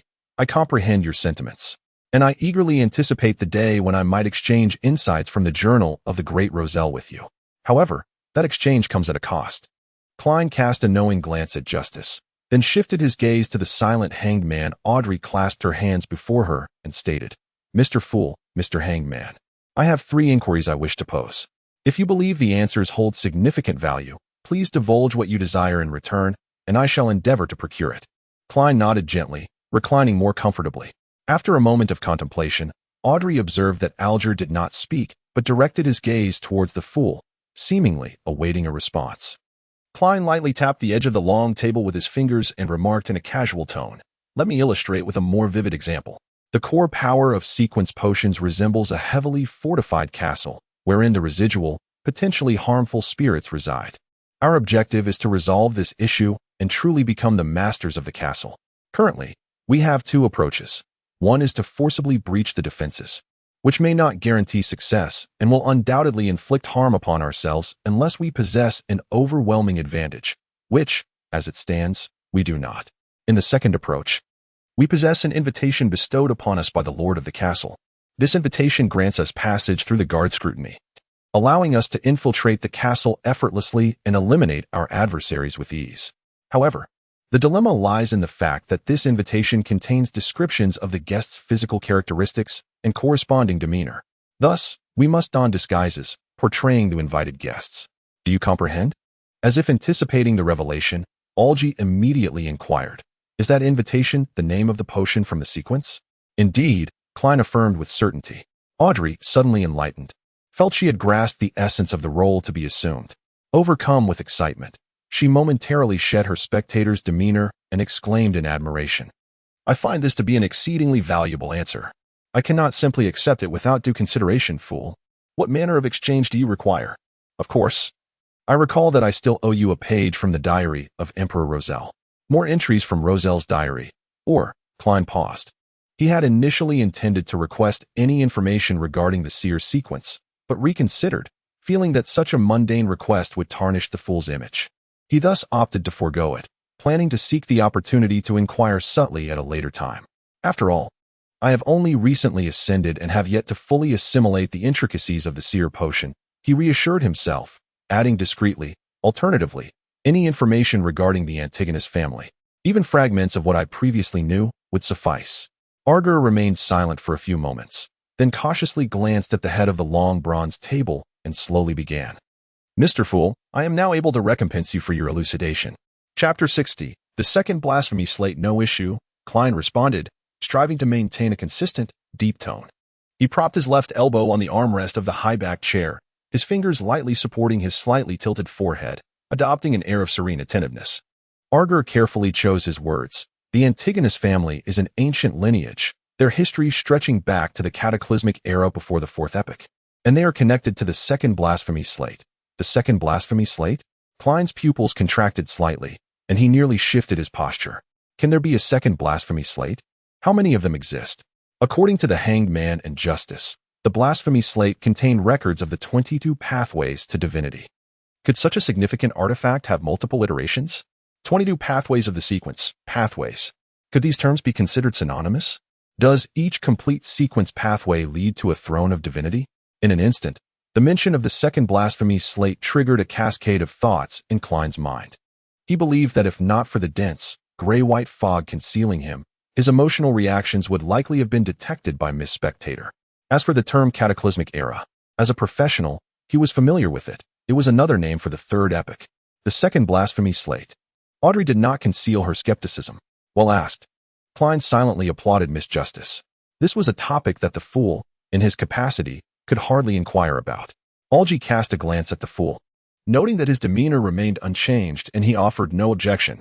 After a moment of contemplation, he began. The first blasphemous tablet emerged during the Dark Era, specifically in the Second Age, when humanity struggled for survival under the protection of the deities. The second blasphemous tablet appeared towards the end of the Third Age. One might even say its emergence heralded the conclusion of the catastrophe era. The information regarding these two blasphemous tablets is strictly confidential among the seven great churches. I am only aware of a fragment, which is that both pertain to the path of the divine, though I remain oblivious to the distinctions between them. Was the blasphemous tablet observed by Emperor Roselle I or the second? Audrey inquired with curiosity. At that moment, the hanged man, Algy, replied succinctly, the second. Audrey's gaze fell into quiet contemplation, reverting to an observant state, refraining from further questions, her focus solely on the hanged man. This made Algy somewhat uneasy. He suppressed his emotions and continued in a subdued tone. During the reign of King Solomon in the Fourth Age, although the Antigonus family was also a prominent noble house, they did not leave behind any remarkable deeds until they lent their support to the establishment of the Tudor Empire, thereby truly stepping into the spotlight of the northern continent. In those days, venerable names such as Antigonus, Ammon, Abraham, and Jacob resonated throughout the human realm. However, following the War of the Four Emperors and the demise of the Tudor Empire's Blood Emperor, their prominence waned, and they became the target of persecution by the now dominant seven gods. The specifics of this decline remain obscure to me. I am only aware that the Antigonus family ultimately met its end at the hands of the Church of the Evernight Goddess. If you wish to delve further into this matter, Mr. Fool, you may need to seek information from the Church of the Evernight Goddess or perhaps engage with certain ancient, esoteric organizations. You comprehend which ones I allude to.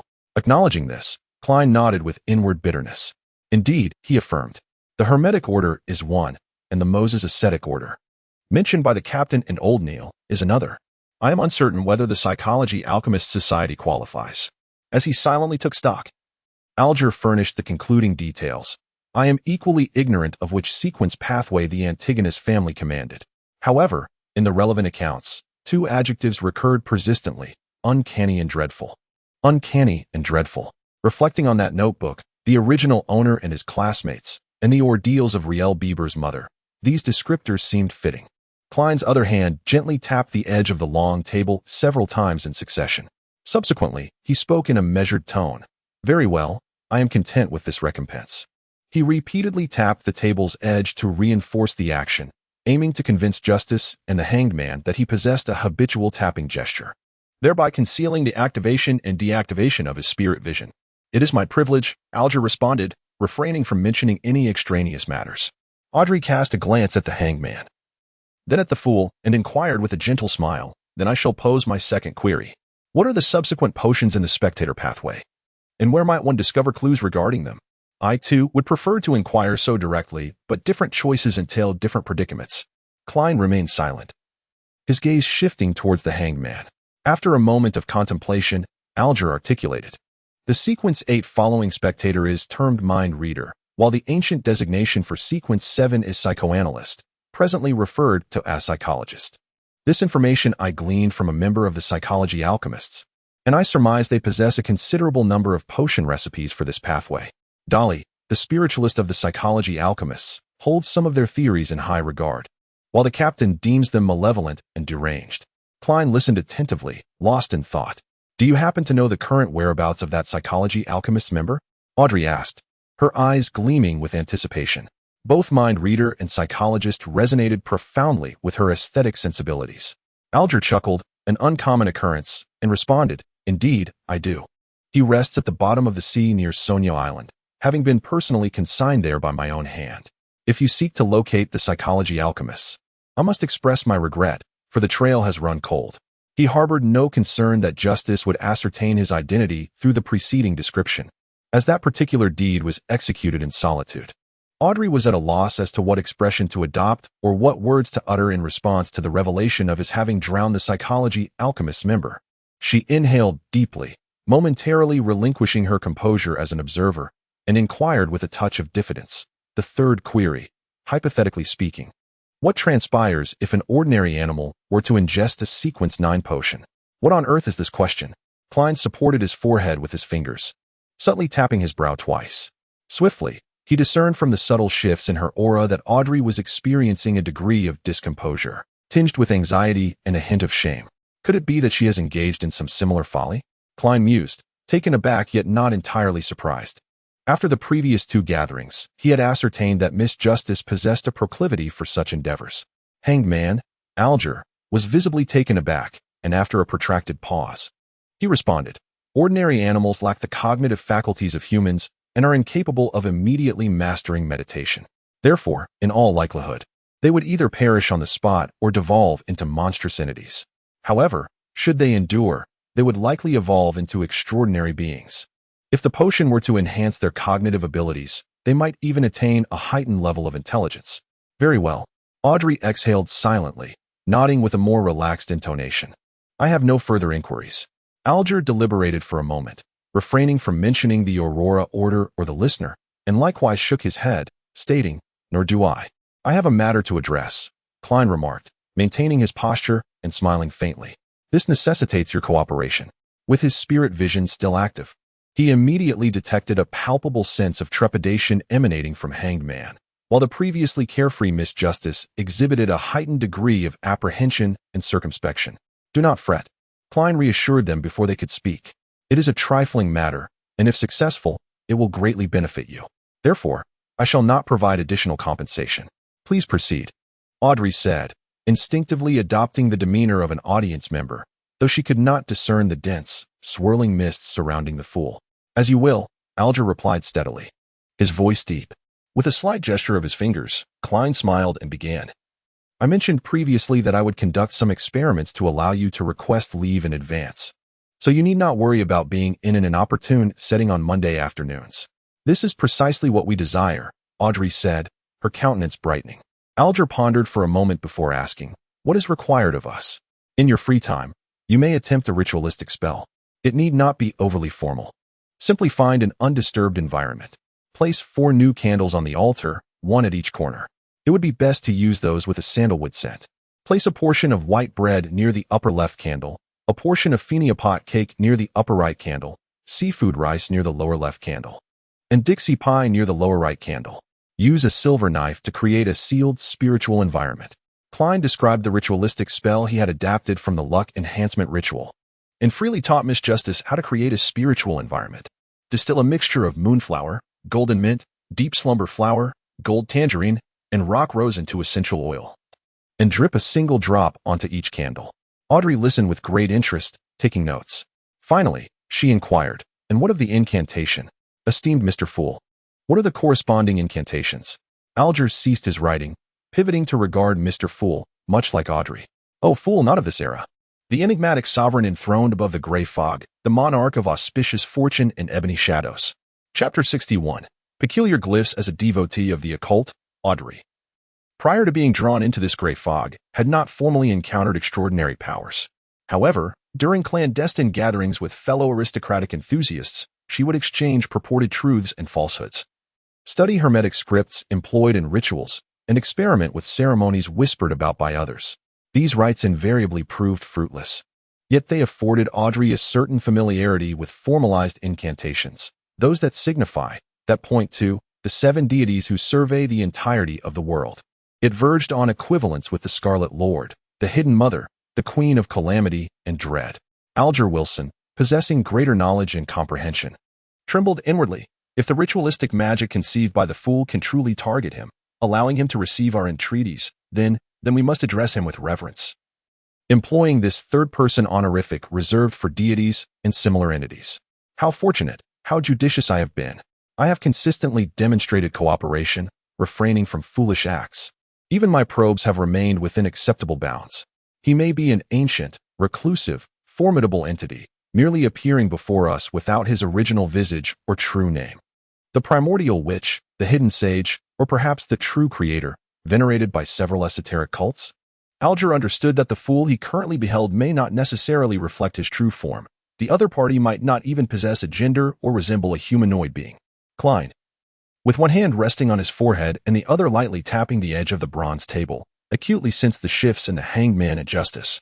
Yet, he feigned nonchalance, presenting an air of predictability as he continued to speak. I beseech your assistance. I implore your favor. I ask that you grant me a pleasant dream. Oh, flower of deep sleep, herb of the red moon, please bestow your power upon my incantation. Oh, golden citrus, herb of the sun, please impart your strength to my spell. He articulated the verses of a different format of incantation, concluding with a smile. Ladies and gentlemen, do you remember? Relying on the audience's formidable memory, she swiftly transcribed the verses and repeated them aloud for confirmation. Alger, in contrast, appeared considerably more composed than she. Regardless of his inner thoughts, his pen never ceased its motion. After Klein affirmed Audrey's transcription, he smiled gently and remarked, should this endeavor prove successful, we may slightly amend the incantation next time to achieve our desired outcome.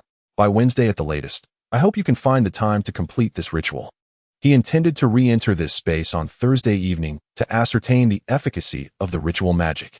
The reason for not allowing the hanged man in justice to directly request absence is that Klein was concerned it would be impossible to discern whether they genuinely sought leave or were experimenting with ritualistic magic.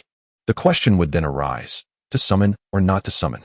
Audrey paused thoughtfully, then articulated, Mr. Fool, the examination screening and the suggestion of separating affairs of state that you previously offered have garnered recognition from numerous council members. Perhaps it genuinely has the potential to materialize. Of course, considering the efficiency of the kingdom's government, the proposal will likely take at least half a year to emerge. She harbored no apprehension that the hanged man would trace her identity back to this matter, as she had only casually offered a few guiding words and allowed those proud ladies to believe that their exceptional intellects were at play, prompting them to eagerly boast to their husbands, fathers, and brothers. In that moment, Audrey felt as though she were beholding a group of peacocks displaying their plumage. She was confident that those ladies would continually engage in self-persuasion, attributing the honor of the matter to themselves and completely forgetting her role, while vying with one another to claim the distinction of having proposed it first. He paused for several seconds, glanced at the head of the bronze long table, at the fool, and weighed his words carefully, stating, in recent decades, the frequency of activities by various clandestine organizations has exhibited an upward trend. Several nascent organizations, of considerable size and possessing a certain degree of extraordinary power, have even emerged. Are you attempting to elicit the underlying cause from me? I have yet to delve into the materials concerning illicit organizations. Klein merely smiled, refraining from commenting on the news of the hanged man, and instead ambiguously remarked that ancient forces were awakening. For instance, the power represented by the notes of the Antigonid family. Is that so? Murmured Alger, seemingly lost in thought. Klein cast his gaze across the hanged man in justice, smiling as he said, if there are no further matters to discuss, then let us conclude today's gathering. As you wish. Audrey and Alger rose simultaneously. Klein's fingers glided, severing the connection with the Crimson Star, watching the two figures vanish from the grand hall. He stood, turning to the high-backed chair, the one at the head of the bronze long table, gazing at the constellation symbols therein. The brilliant stars formed an unusual symbol, one that lay beyond Klein's current esoteric knowledge.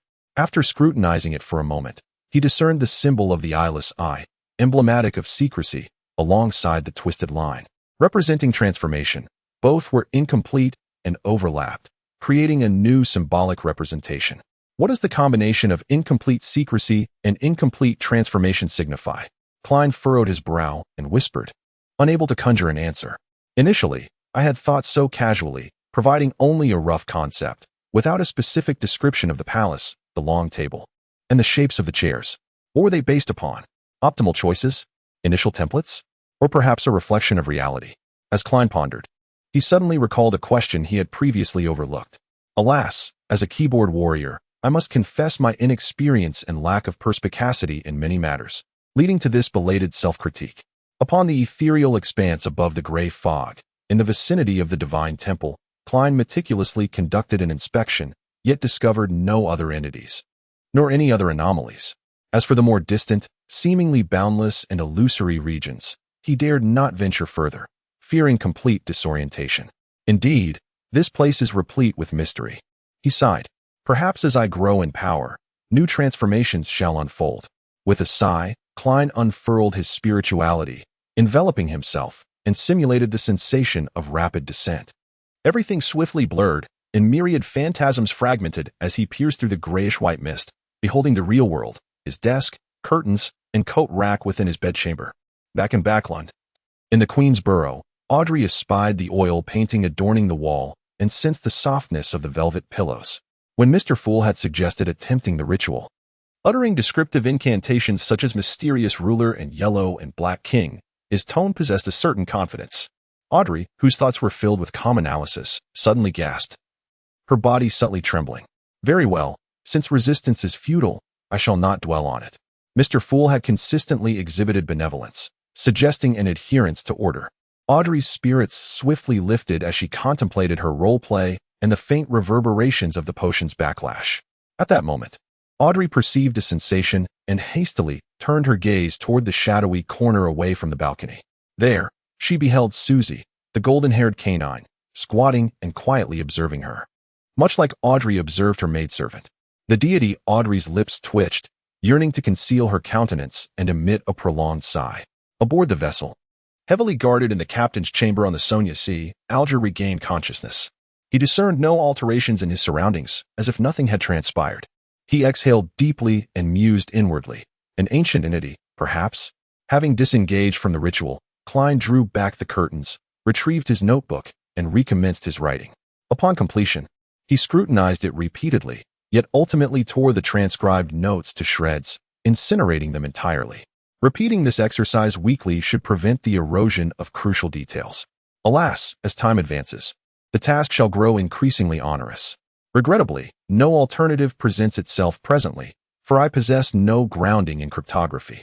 Klein composed his thoughts, mobilized his cervical vertebrae, and resolved to venture forth to the divination club. The criteria for a diviner vary across individuals. None can definitively assert another's error. Therefore, Klein remains uncertain as to the precise attributes that align with the potion's requirements. He must calibrate and ascertain through repeated practice. Chapter 62. The Diviner's Counsel. Prior to his departure, Klein seized the opportunity to meticulously cleanse his formal attire and top hat with a small brush and handkerchief. Subsequently, he donned a freshly laundered white shirt, its linen counterpart, along with his erstwhile presentable yet inexpensive overcoat, and briskly proceeded into the street. First, there is Melissa's dress, then Benson's formal attire, and only after that can I consider my second outfit. Funds are perpetually insufficient. Moreover, I must gradually accumulate an exquisite set of porcelain dinnerware to entertain guests, while also saving for various materials related to mysticism. Klein settled into the public carriage, mentally calculating his household finances, shaking his head increasingly with each tally. He estimated that it would take at least a year for him, along with his brother and sister, to lead a life resembling that of the so-called middle class, of course without factoring in any potential promotions or raises. As the public carriage traversed the streets, it came to a halt across from the House Street Divination Club. Klein adjusted his black, non-silk, semi-formal hat, alighting with a mix of hops and strides. He followed the familiar path to the entrance of the club located on the second floor, where he encountered the beautiful Lady Angelica, her chestnut hair gleaming. Though her eyes bore remnants of swelling, she appeared remarkably relaxed. Klein raised his hand and lightly tapped his brow twice, scrutinizing her carefully. He noted that the deep gray hues of her emotional state had dissipated significantly, replaced by a brighter, sunlit radiance. Having observed her transformation, Klein approached and, with a smile, removed his hat. Lady Angelica, it is indeed a splendidly sunny day, is it not? Angelica looked up, gasping momentarily before breaking into a smile. You bear a striking resemblance to Mr. Vincent's cat. You tread so silently. Can you truly perceive that? Ah, yes, I had forgotten. You are a diviner renowned for your physiognomic skills. She paused momentarily, gently biting her lip as she offered a respectful curtsy. Thank you. Thank you for the counsel you imparted yesterday. I feel remarkably improved. In the past year, I have not experienced such tranquility, joy, and contentment. Hearing her heartfelt gratitude, Klein found himself imbued with her joy and happiness, his lips curving into a smile. It is my distinct pleasure to have been of assistance." As he spoke, he sensed a lightness and vivacity in his own spirituality. Is this the diviner the potion seeks? A diviner who can genuinely aid those who seek guidance? Klein gently pinched the bridge of his nose, as if in contemplation, and subtly tapped it twice.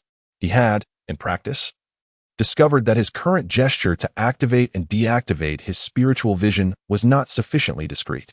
However, the challenge lay in his inability to devise a more concealed alternative in such a short span. As a newly instated diviner, his spirituality had not yet reached its full potential, and his mastery was similarly limited. Therefore, the medium for the switch had to be a location that could effectively stimulate his spirituality, and such locations were few. The space between his brows was a relatively superior choice. Once he had fully assimilated the potion and become a true diviner, he should be able to design a more discreet switch. Klein nodded almost imperceptibly and proceeded toward the half-open door of the meeting room. "Coffee, or perhaps tea?" Angelica promptly inquired. At that moment, he noticed 6 or 7 members within the meeting room, but not Heinaz Vincent, who had previously been present. "Has Mr. Vincent not arrived?" Halting in his tracks, Klein posed a casual query. Angelica paused momentarily before responding. "Mr. Vincent does not grace us with his presence daily. He has accepted an invitation to lecture at Divination Society in Inmatport. Did you have need of him?"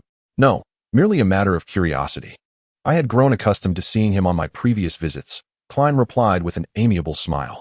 Simultaneously, he discerned a familiar countenance amongst the 7 members, none other than Mr. Gracious, who had once divined for him.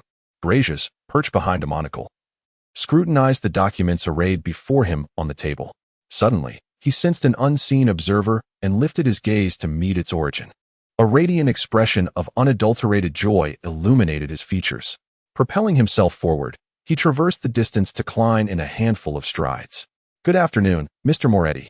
I was just pondering whether you would be attending today. I overheard Angelica mention that you are not a physician, but rather a diviner with a penchant for physiognomy?" Klein remarked with a chuckle. "My talents extend beyond that particular discipline, Mr. Gracious. It appears you have fully recovered from your ailment?" He lightly touched his forehead, tapping his brow twice, noting that Gracious' complexion had regained its healthy hue. "Indeed, I was consumed by regret for disregarding your counsel. Fortunately, a most remarkable apothecary residing near my home provided my wife with an exceedingly efficacious elixir, which spared me from the clutches of death," Gracious recounted with heartfelt relief.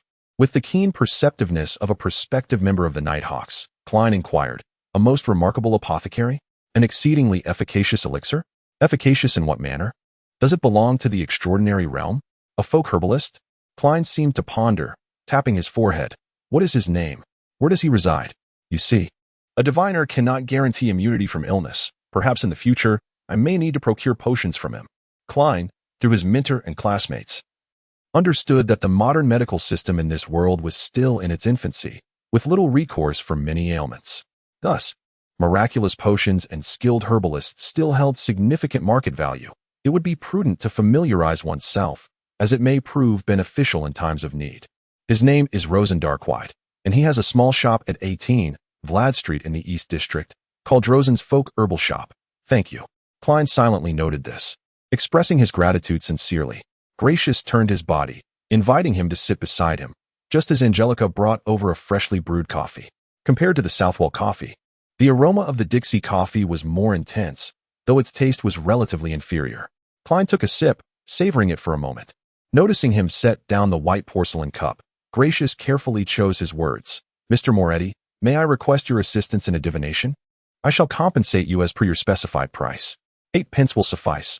I shall not raise the fee unexpectedly." Klein was indeed hoping for someone to seek his divination. Should they proceed to the divination room? Very well, the yellow crystal room. Gracious, more familiar with the surroundings, led the way. Upon entering the divination room and locking the wooden door, Klein settled behind the long table and solemnly inquired, "Mr. Gracious, what matter would you like to divine? I have an investment opportunity, but the sum involved is substantial. Failure would have severe repercussions for both myself and my family. I wish to divine whether it will proceed successfully." "I have consulted the tarot myself," Grice offered. "Indeed, it was a reading performed with a pure heart, and the outcome was quite favorable. Yes, I did interpret it myself, though I did not violate any symbolic principles." After a moment's contemplation, Klein inquired with curiosity, "Then, please provide a detailed description of the matter, along with your own particulars. If you have information about the other party, that would be even better. We shall perform an astrological divination. Very well, Grice replied, composing himself. Mr. Lonray you use, while exploring the Hornaches Mountains, discovered a large iron ore deposit, abundant in reserves and of excellent quality. He exhausted his savings to purchase the land and commissioned a professional firm to conduct a survey, which yielded encouraging conclusions.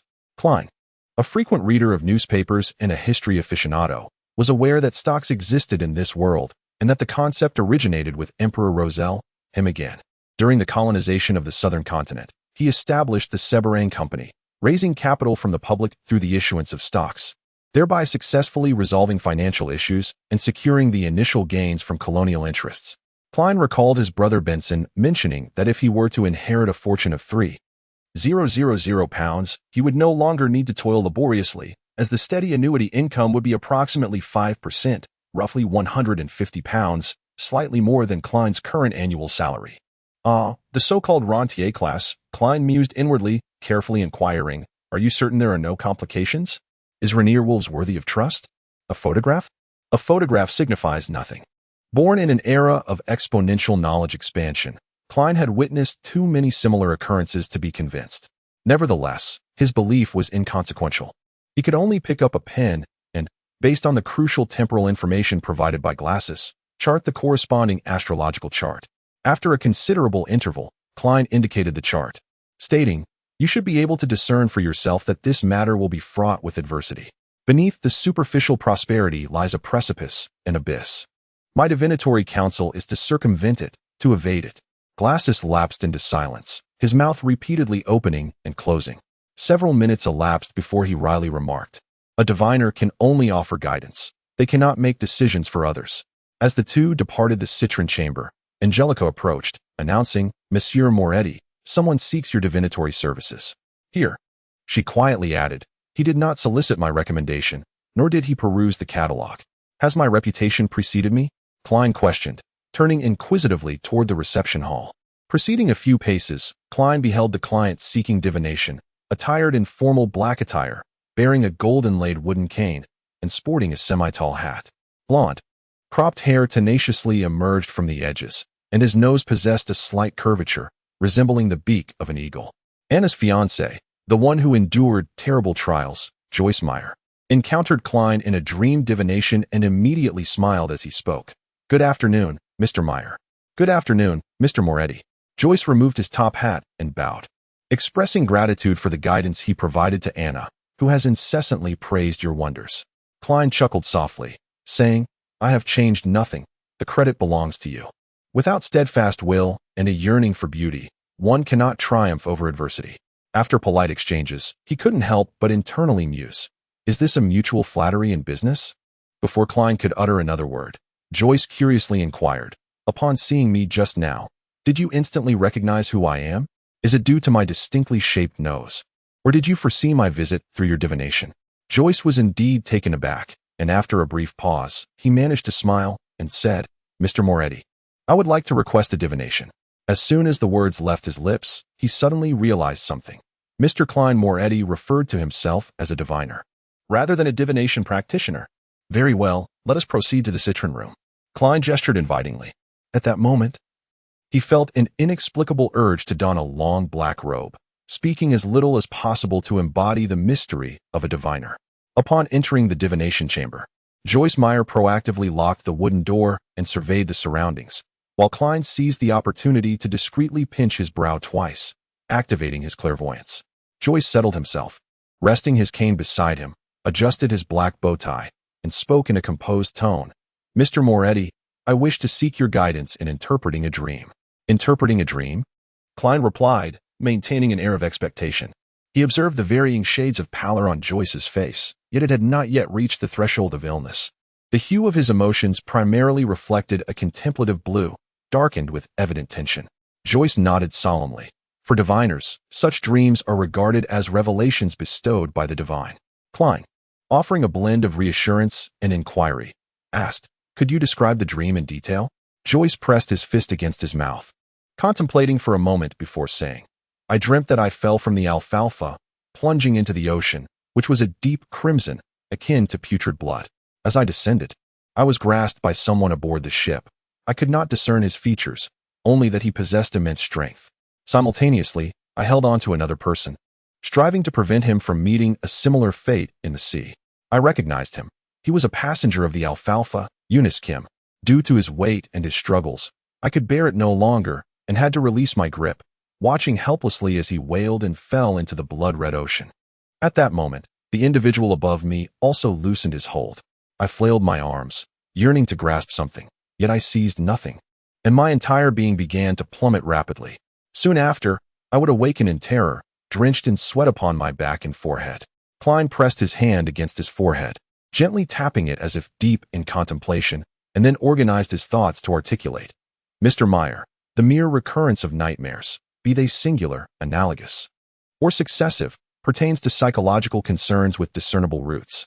The persistent emergence of identical nightmares signifies a spiritual reminder from within, an epiphany bestowed by the divine. Noticing Joyce's expression of confusion, he elaborated, "Do not doubt, for even the average individual's spirituality can offer self-revelations. I am unaware of the specific occurrences aboard the Alfalfa. Yet it is evident that it unfolded into a tragic tableau dominated by blood and iron, leaving you with profound shadows of despair." Observing Joyce's slight nod, Klein continued, "Previously, I recalled an overlooked sensation and discovered that the notebook had found its way into the possession of Rael Bieber. It was the same case, yet my heightened awareness, stronger spirituality, and enriched knowledge of the esoteric allowed me to make an immediate judgment." Klein paused for a few moments, gazing into Joyce Meyer's eyes before posing a question. "Did that unfortunate Mr. Eunice Jean, who plummeted into the Crimson Sea due to your release, beseech you for salvation aboard the vessel, yet remain ensnared by the inescapable fate?" "Indeed," Joyce replied, "but I do not harbor sympathy for him. Perhaps in a few days, or a week hence, you shall read in the newspapers of his true nature. A brutal, loathsome villain who has violated and murdered at least 3 women, cast an infant into the raging sea, and led a pack of frenzied beasts to slaughter passengers and crew alike. He is cunning, robust, and malevolent. I dare not, nor can I afford to cease, for that would spell my demise. I do not question your actions in this matter." Klein first expressed his stance before elucidating. "Yet your dreams reveal to me your remorse and regret, suggesting you believe you should not have relented. If you deem it just to eliminate him, why then the feelings of regret and sorrow, manifesting in recurring dreams of relinquishment?" Joyce, in a state of confusion, shook his head. Klein, with hands clasped beneath his chin, cautiously ventured to interpret. "Did he not merely manage to utter spare me? I surrender in that moment?" Joyce muttered to himself, a look of perplexity etched upon his face. Klein, lacking knowledge of the specifics, could only weave together the strands of the dream to guide him. "Do you believe Eunice Jean's survival would yield greater utility, capable of substantiating certain truths or elucidating particular matters?" Joyce furrowed his brow, pondering for a considerable time before he spoke. "Perhaps I have always felt that the conflict aboard the Alfalfa unfolded too abruptly, escalating too violently, as if the latent malevolence within everyone erupted uncontrollably. This is abnormal, profoundly so.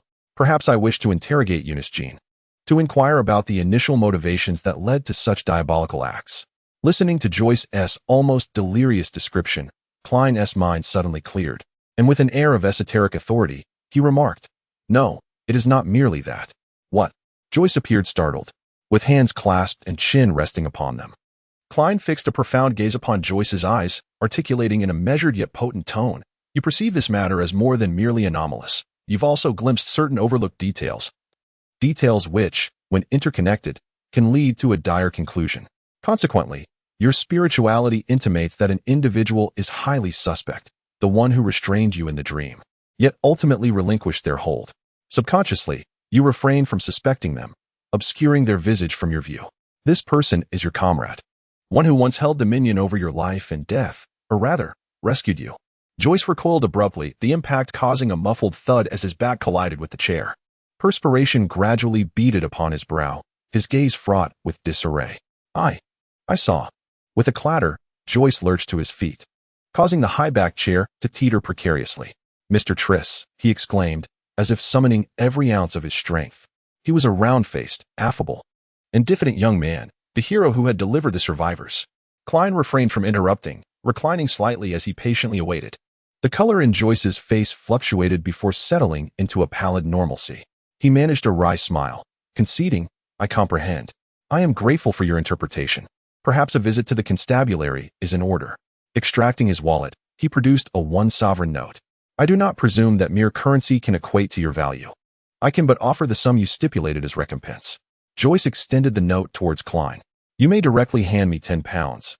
I wouldn't mind a solitary so either. You and your fiancée bear a striking resemblance." Klein maintained his mystic demeanor, saying nothing, yet smiling as he held down the banknotes.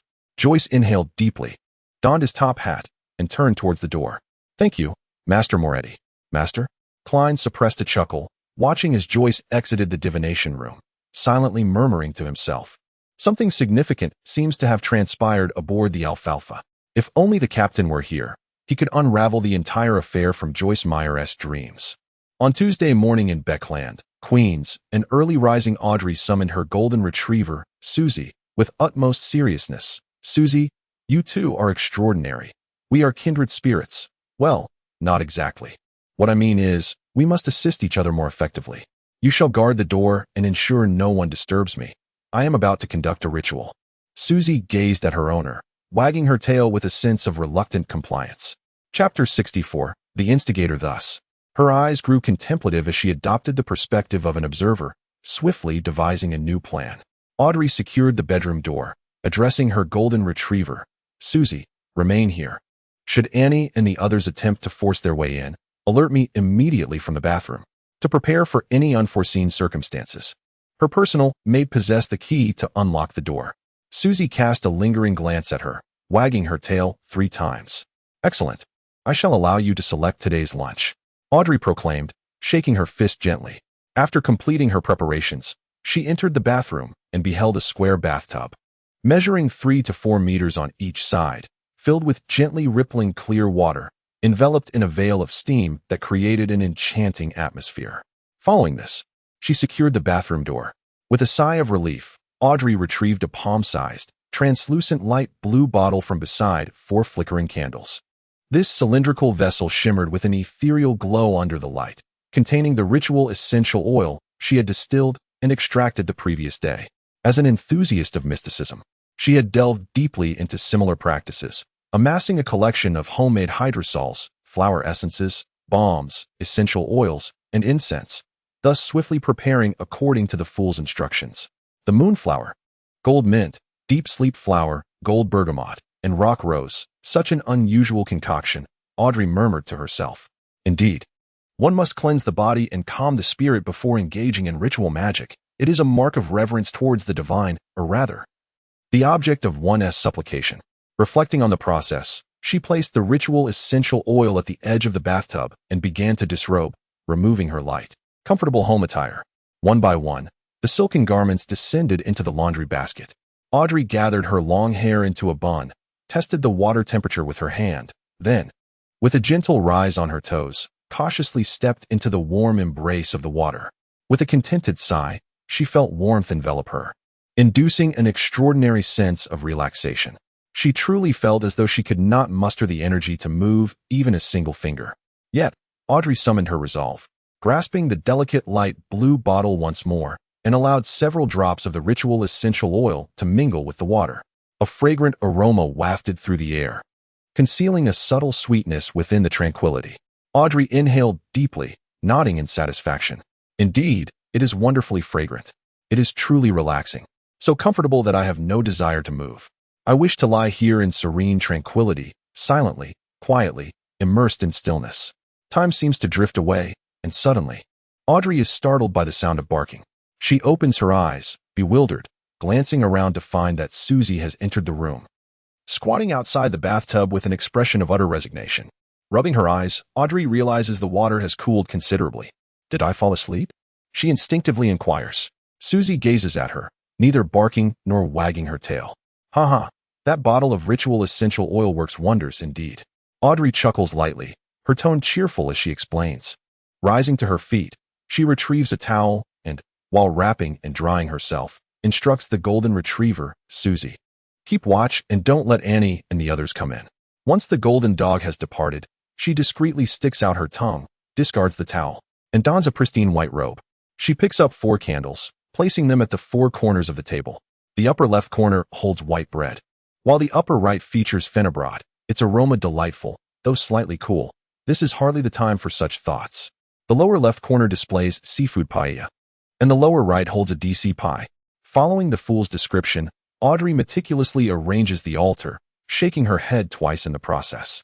Once prepared, she lights the 4 candles in succession, takes a silver knife, and inserts it into a mound of coarse salt.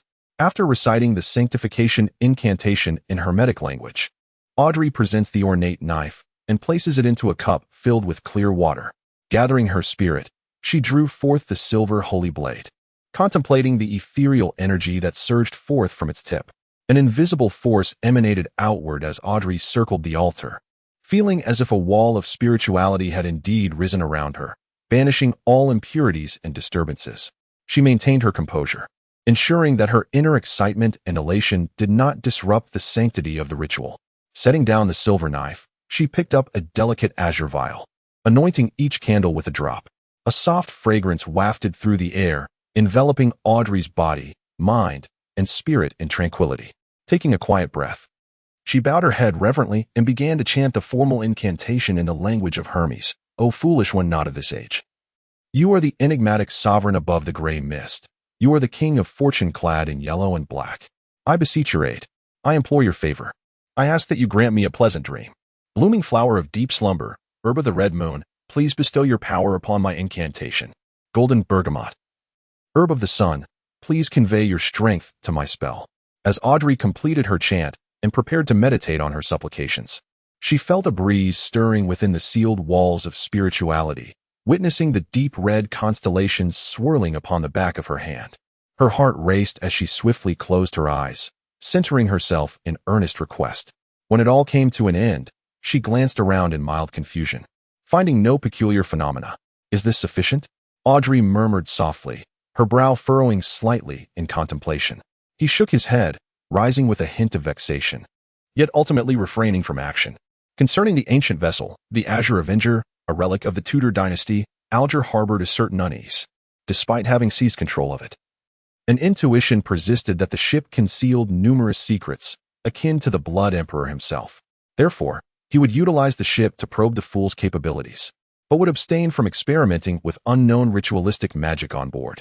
After several minutes of contemplation, Alger departed the captain's cabin, emerging onto the deck. He addressed the few crew members present, stating, "We are nearing the Rosed Islands and shall sojourn there for a day." The crew erupted in jubilant cheers, exclaiming, "Gratitude to the bishop!" As ghost ships have no need for sailors, the crew was sparse. Consequently, they never fretted over provisions, enjoying preserved victuals and fresh water daily. However, the monotonous voyage and the virtually unchanging scenery induced a weariness in their bodies and spirits, as if they were perpetually suppressing and enduring something until they could no longer contain it. "I can scarcely wait." A sailor flexed his waist, emitting a knowing chuckle that men would comprehend.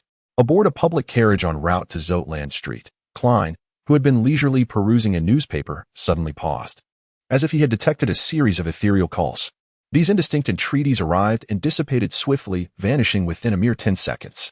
Klein massaged his forehead, combating a throbbing sensation emanating from the depths of his mind. Old Neil spoke of an inexplicable whisper of existence. Was it the overwhelming source of inspiration?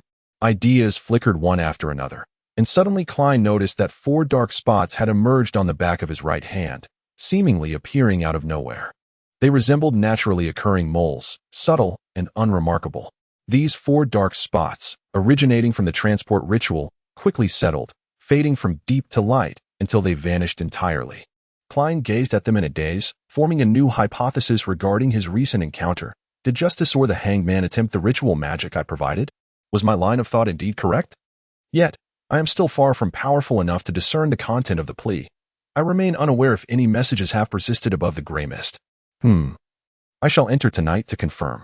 Klein felt a mixture of apprehension and excitement, hastily raising a newspaper to shield his face, concealing his changing expressions from others. Soon, he arrived at Zoutland Street and entered the Blackthorn Security Company. Before he could greet Roshan, Klein spotted Captain Dunn emerging, holding a wanted poster adorned with a portrait. Take a look at this internal wanted notice. A particularly vicious and cruel extraordinary individual has entered Tingen. Dunn, clad in a black trench coat and without a hat, cast a glance in Klein's direction and casually handed over the paper. Upon receiving it, Klein's attention was immediately drawn to the sketch. The subject of the portrait possessed a round face, exuding a friendly demeanor tinged with shyness, and appeared to be no older than 18 or 19 years. Tris, suspected to be a beyonder, is preliminarily assessed as a sequence 8-foot incitant. There is a possibility he is associated with the Gnostic Society. Witnesses have testified that he was the perpetrator of the Clover disaster. He left in Mat Harbor and arrived in Tingen, but his current whereabouts are unknown. Tris and the Clover incident involved a beyonder? A sudden realization struck Klein as he recalled yesterday afternoon's dream interpretation and Joyce Meyer's description. He promptly stated, "Captain, I know a person involved who may be a crucial witness." How tedious, Klein mused. Grateful that yesterday was his day off and he wasn't on duty playing the role of a diviner. He felt a tinge of fear, as if he had nearly been caught slacking off by his superior. He then inquired, which pathway does the incitant belong to? And what is the Gnostic Society? Is Tris inciting others to kill each other as a means to eliminate the potential hazards of his potion, or is it a requirement for advancement? Dunn paused for a few moments before replying. As it happens, it's time for you to familiarize yourself with information regarding various beyonders and clandestine organizations. Don't always let old Neil direct you to historical documents. Captain, wasn't the reason you recruited me to have a history expert? Klein didn't dare point out the inconsistency and nodded earnestly. Understood. Chapter 65. Beyonder information with the document signed by Dunn, Klein descended underground and turned into the armory. Dunn was right. It was time for him to understand the affairs of different beyonders and various clandestine organizations. The elderly Neil, clad in a black classical robe, glanced at the note without a trace of surprise. Instead, he responded earnestly. He then smiled and added, "After all, you are joining me at the underground trading market tomorrow night." Tomorrow night? Klein could not conceal his astonishment, confirming with a question. Neil nodded and lamented. "I am a person who cannot sleep peacefully with debts hanging over me. I always wish to settle them promptly. Why did you not exhibit such urgency before? Waiting until the last moment to resolve things with ritual magic? It seems I'm not the only one prone to procrastination. Is it truly necessary to phrase your reluctance to part with the debt repayment funds so delicately?" Klein refrained from exposing Neil's evasion and instead urged, "Mr. Neil, could you kindly retrieve the relevant documents for me after checking the NIS gate? The armory here contains primarily archaeological materials and historical documents. While there are some pertaining to extraordinary individuals and secret organizations, they are quite limited and mostly consist of fundamental knowledge. You may read them here, but they cannot be taken away," he cautioned, placing the documents on the table. Understood. Klein nodded earnestly, extending his hands to swiftly flip through the pages, initially conducting a comprehensive review. This is quite detailed. No wonder it belongs to the Night Watcher's internal documents, with a history stretching back 3,000 or 4,000 years. Or even longer, Klein mused, his gaze sweeping over the materials, filled with profound reflection. Within the compendium lay not only expositions on clandestine organizations, but also an enumeration of mystical pathways. Some were meticulously detailed, others merely listed the elixirs corresponding to certain sequences, while still others only depicted the manifestations of the extraordinary individuals within the sequence. Some were entirely absent, denoted by blank spaces. Suppressing his elation, Klein sought the sequence pathway emblematic of the seer. Amidst the rustling of parchment, he swiftly discerned the familiar designation. However, his expression of delight rapidly ossified. For the names of the elixirs corresponding to Sequence 8 and Sequence 7 following seer were conspicuously absent. Fortunately, there were at least descriptions of the extraordinary abilities of individuals in these two sequences. Klein exhaled silently, composed himself, and earnestly perused the descriptions. Sequence 8, elixir name unknown. Corresponding individuals are adept at skillful combat and are invariably cunning. Adept at skillful combat? This is the advancement of a seer? How peculiar. Am I not a hunter? Am I destined to become a melee mage? What does cunning imply? Enhanced intellect, skilled at deception? Klein stared blankly, even suspecting that the Night Watcher's information was erroneous. He scrutinized the corresponding case studies repeatedly, yet ultimately failed to unearth a rational explanation. His gaze descended, and the description of Sequence 7 imprinted upon his pupils. Elixir name unknown. corresponding individuals have mastered numerous spells that can be cast rapidly, integrating their inherent skills with supernatural powers. That's more like it. That's more akin to the advancement of a seer. Klein breathed a sigh of relief, offering a silent exclamation of gratitude. Upon reviewing the case of Sequence 7, he shifted his focus to the summarizing description of this pathway. This sequence pathway was initially shaped by the Sharada family of the Solomon Empire. Amidst the disputes of the Quaternary period, this family was not entirely obliterated, and during the history of the Canary period, their name occasionally surfaced, seemingly connected to the ancient organization known as the Masonic Order, Sharatu. At the mere mention of this name, Klein's gaze abruptly narrowed. He recalled that this name had appeared in the remnants of Emperor Rosel's diary, which he had obtained the previous afternoon. The role of Rosel was indeed inspired by a mysterious figure, Sharatu. Moreover, the enigmatic nature of this traversal was utterly perplexing, and the individual whose identity he had assumed had taken his own life due to the lost notes of the Masonic Order. Klein pondered for an extended period, filled with numerous conjectures, yet all lacked sufficient information for validation. After repeatedly perusing this section of material, he ultimately had to suppress his thoughts and turn to other records. He first located the Sailor sequence and discovered that it indeed belonged to the Lord of Storms. Regarding this ancient adversary, which may date back over 2 or 3 millennia, the internal records of the Night Watcher are quite detailed. Sequence 8. The Wrathful, historically known as the Storm Guardians, can unleash attacks that transcend normal limits when provoked by extraordinary anger, significantly enhancing both their strength and speed. Confronting them is akin to facing a tempest. Sequence 7. The Navigator, once referred to as the Storm Priest, corresponds with extraordinary individuals versed in astronomy and geography. They possess an innate understanding of magnetic fields, ocean currents, wind directions, and cloud formations. Vessels helmed by navigators never lose their way upon the ocean. They are exalted patrons of the sea, gaining comprehensive enhancements while traversing its depths. They are allies of water, capable of freely navigating underwater for over half an hour, and can wield a limited array of water-related spells, some stemming from their own mastery and others bestowed by the Storm Lord. Indeed, the prowess of Sequence 7, the Navigator, is formidable, Klein mused thoughtfully. He suspected that the Hanged Man was either a Storm Guardian or a Navigator. Given the recent promotion of the latter seems highly plausible. This also indicates, from another perspective, that the Hanged Man is not a member of the Punishment Bearers, but rather a pirate covertly absorbed by the Storm Church. Sequence 7 Psychologist, essentially a psychoanalyst, has advanced further, now capable of directly influencing targets, such as remedying their madness or inducing chaos, leading them to lose their sanity. The extraordinary individuals, often unnoticed by others, came to a definitive conclusion after reviewing the aforementioned materials. Having acquired knowledge about the members of the gathering, Klein turned his attention to the Church of the God of Steam and Machinery. For Emperor Rosel had selected a path belonging to their Universalists. Sequence 9. Universalist. The practitioners of this sequence believe that knowledge constitutes power. They possess a rudimentary understanding of mysticism and exhibit greater expertise in substances such as aqua regia, nitroglycerin, and intricate mechanical devices, seemingly knowledgeable in all matters. It is no wonder that Emperor Rosel proclaimed this potion to be particularly suited for him, capable of maximizing his potential. Klein's understanding deepened as his gaze descended. After a few case descriptions, Sequence 8 emerged before Klein's eyes. The archaeologist, equipped with ample historical knowledge, survival skills, and forbidden knowledge related to ancient ruins, possesses the physical strength and capability to confront such challenges. Sequence 7. Appraiser, intuitively grasps the abilities and issues of most extraordinary items, skillfully avoiding dangers while utilizing them. Due to Klein's insufficient confidentiality level, the information pertaining to the sequence pathways was limited to 7.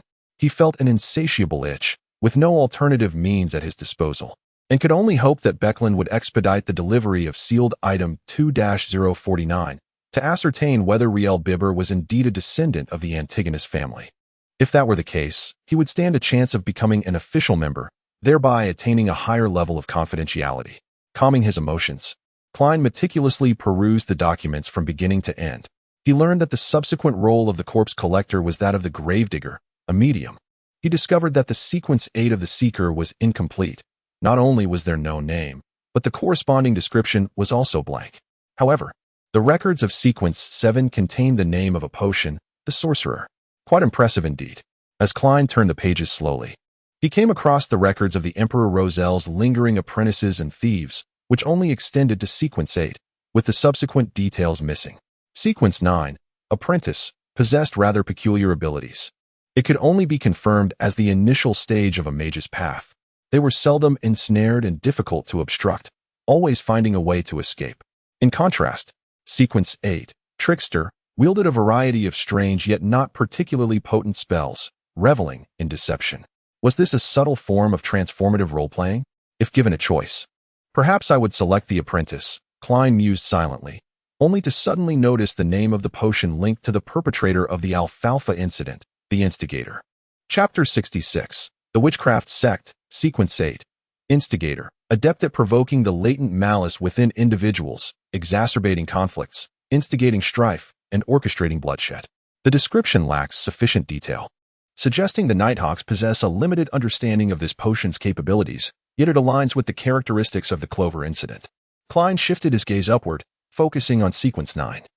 The Assassin, associated with the Instigator. The Assassin can momentarily alter their physique, attaining feather-like agility, and possess the ingrained visual acuity of an eagle, along with nocturnal vision. Each assassin excels at concealing themselves within shadows, exhibiting nimble footwork and the capacity to unleash their full power in a single, devastating blow.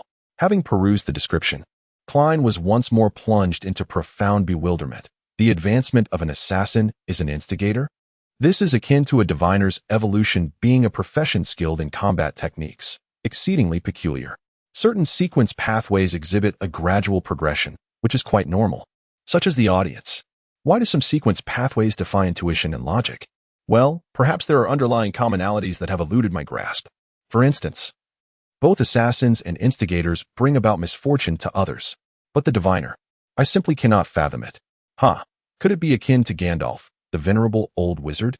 A smattering of auxiliary magic, with the remaining skill points invested in strength and technique? Klein silently quipped, shaking his head as he turned the information to the section on the Gnostic Society, an occult organization implicated with the instigator. Thus, many extremist members of the cult of knowledge, with the intent to annihilate others' corporeal forms, have orchestrated numerous blood-soaked incidents. It is evident that their hierarchical pathways are divided into two categories. One is the more common apprentice and trickster, while the other is the seldom-seen assassin and insider. Currently, there is no evidence to suggest that the cult possesses elixirs of Sequence 7 or above. The origins of the cult of knowledge remain shrouded in mystery, and one can only analyze their potential roots through these two hierarchical pathways. Firstly, the apprentice and trickster evoke associations with the Abraham family of the Quaternary Tudor dynasty, and it is plausible to consider a long-standing alliance with the Tamara family. Secondly, the assassin and insider point toward the witch sect. Merely glimpsing the outlines through the mist instills an unshakable sense of dread, as one can envision an extraordinary and prosperous era, a time where blood and the bizarre dance in tandem, and terror and distortion harmonize. Klein inhaled silently, perusing the text but finding no corresponding descriptions of the witch sect. He raised his gaze towards old Neil, who was busy brewing coffee with filter paper, and earnestly inquired, "Mr. Neil, what exactly is the witch sect? I did not find their introduction in the materials. Your level of confidentiality is insufficient. Even with Dunn's permission, you cannot access that portion of the materials. It can be said that much of the information resides solely within the sanctum, not preserved behind the Charney's Gate in Tingen. Only when you become the captain of the Night Watch team and travel to the sanctum for training will you be able to engage with it. My knowledge regarding the witch cult is rather limited. I only know that they worship the primordial witch, believing this enigmatic entity to be the true heir of the Creator. Born from chaos and emerging from within the Creator itself as the first one, destined to be the final one who will bring all to an end. Their pathways of hierarchy are intertwined with this belief, as to obtain the blessings of the primordial witch and draw closer to this hidden being. The leadership is predominantly female, which is why they are referred to as the witch cult. More information lies beyond the purview of someone of my official standing. I have only heard that the witches are on a mission to spread calamity. This notion of disseminating disaster aligns with the common thread inherent in assassins and instigators. However, Mr. Triss' future appears rather bleak, as the subsequent potions in this pathway seem more suited for women. Klein nodded slightly, continuing his perusal of the materials. Upon completion, he realized that the clandestine organization was far more extensive than he had initially imagined. Yet, after a moment of contemplation, he deemed this entirely reasonable. For this world bears the weight of countless years of history and has witnessed epochs marked by extraordinary powers. Based on the provided information, Klein categorized the clandestine organizations into 3 epochs. First, the ancient orders that originated in the 4th epoch, encompassing but not limited to the ascetic society of Moses. The Hermetic Order, the sanguinary Church of the Blood, which venerates demons, and the enigmatic Coven of Witches, of which the document makes only a fleeting mention.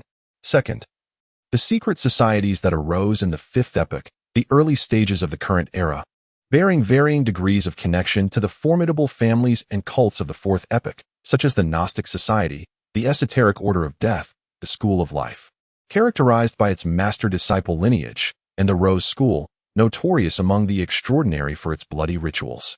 Third, the nascent organizations that have emerged within the last 1 to 2 centuries, including the Aurora Society, the Iron and Blood Cross Order, the Dawn of Elements, and the Society of Psychological Alchemy, which Klein first became aware of.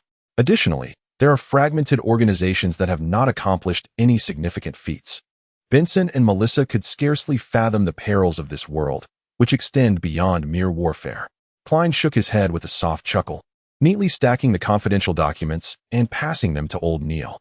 Concurrently, he silently added, "May my tarot club never be listed." Completely unaware that he was seated across from the leader of a clandestine organization, old Neil cheerfully accepted the documents and departed for the Cheney's gate. Klein sat there, contemplating whether he should attempt to divine the whereabouts of the instigator, Triss. However, after merely a few seconds of thought, he abandoned the notion. After all, possessing only a vague description and an uncertain name did not warrant the ability to ascertain one's location. Such a feat would earn him the title of a prophet rather than a mere diviner. He spent the day immersed in study and practice, refraining from participating in the joint operation to capture the instigator Triss. He only heard that the sealing item 2-049 from Beckland would be delayed due to certain special factors, with the specifics yet to be determined. "Klein, I understand your concern for our endeavors, but truly, it is unnecessary to spend so much on these matters," Benson remarked, gazing thoughtfully at the small wooden barrel containing beer. Melissa stood nearby, silently nodding in agreement. "This is likely a reflection of our differing consumption habits," Klein mused with a light-hearted sigh. "Benson, Melissa, fret not. This is purchased with my additional stipend. I earn approximately 2 to 4 sol each week. I certainly cannot disclose that these are the proceeds from my divination services," he quietly added to himself. "Your work exceeds my expectations by a considerable margin," Benson remarked, momentarily taken aback before offering a sincere assessment. "Indeed, I might even learn the art of divination," Klein silently mused as he turned toward the kitchen. With the collaboration of the 3 siblings, a sumptuous dinner was prepared. After indulging in their meal, Klein, Benson, and Melissa languished in the living room for a while before finally rising to tidy up, engaging in casual conversation and study. Once Benson and Melissa had succumbed to slumber, I ventured above the mist to observe the effects of the ritual. Klein, while poring over historical tomes, cast fleeting glances at his brother and sister. In the West District, beneath Iron Cross Street, a 3-story apartment was enveloped in darkness, devoid of streetlights or any extraneous illumination. Suddenly, a figure leapt from a window on the 3rd floor, descending like a feather, almost soundlessly. The figure pivoted sharply and vanished, as if merging with the shadows, only a vague outline remaining visible. With swift strides, this shadowy figure made its way to the dock area, arriving at a deserted corner of the cargo piles. After scrutinizing the surroundings for a time, the figure circled the area twice before stepping out from the darkness into the corner. One could discern a round, amiable visage. It was none other than Triss, the instigator behind the Alfalfa incident. Emerging from the shadows of the corner was a mysterious figure clad in a black hooded robe, her voice distinctly feminine. Triss revealed a benevolent and contented smile, declaring, "It feels wonderful. This is precisely the scene I have long envisioned and pursued. I believe I have fulfilled my task and am prepared for elevation." The woman in the black robe nodded imperceptibly and replied, "Excellent. As per our agreement, I shall provide you with the formula for sequence 7 and the 3 primary materials. The remainder you must gather yourself." The enigmatic woman then raised her hand, presenting Triss with an object resembling a book, its ancient, weathered bronze cover adorned with a peculiar star-shaped lock. Triss understood that the book contained formulas and ingredients, and an exhilarating wave of emotion surged within him. He stifled his feelings and curiously gazed at the name of the potion inscribed on the bronze casing. Which? Triss exclaimed in astonishment, unable to believe that this was the word written in ancient Hermetic script. A witch? Am I to ascend to the rank of a witch? What a jest! Have you not always found it peculiar? The oddity of our hierarchy being composed entirely of women. This is the answer. Chapter 67. Response. The crimson moon hung silently in the dark sky, illuminating the gradually quieting university town of Tingen.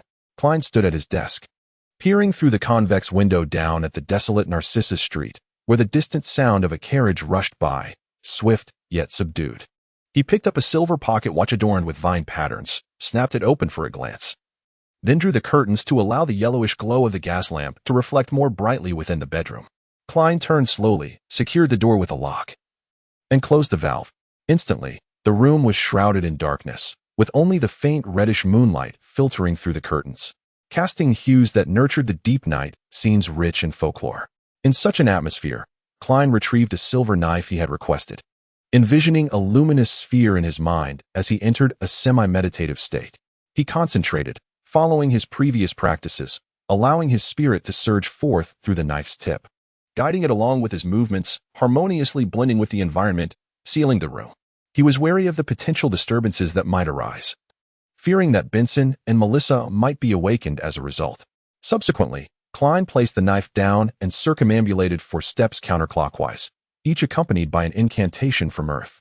The ashen mist stretched boundless and infinite. The crimson stars appeared either distant or proximate, and the towering temple stood like a deceased titan. Before Klein, everything remained unaltered.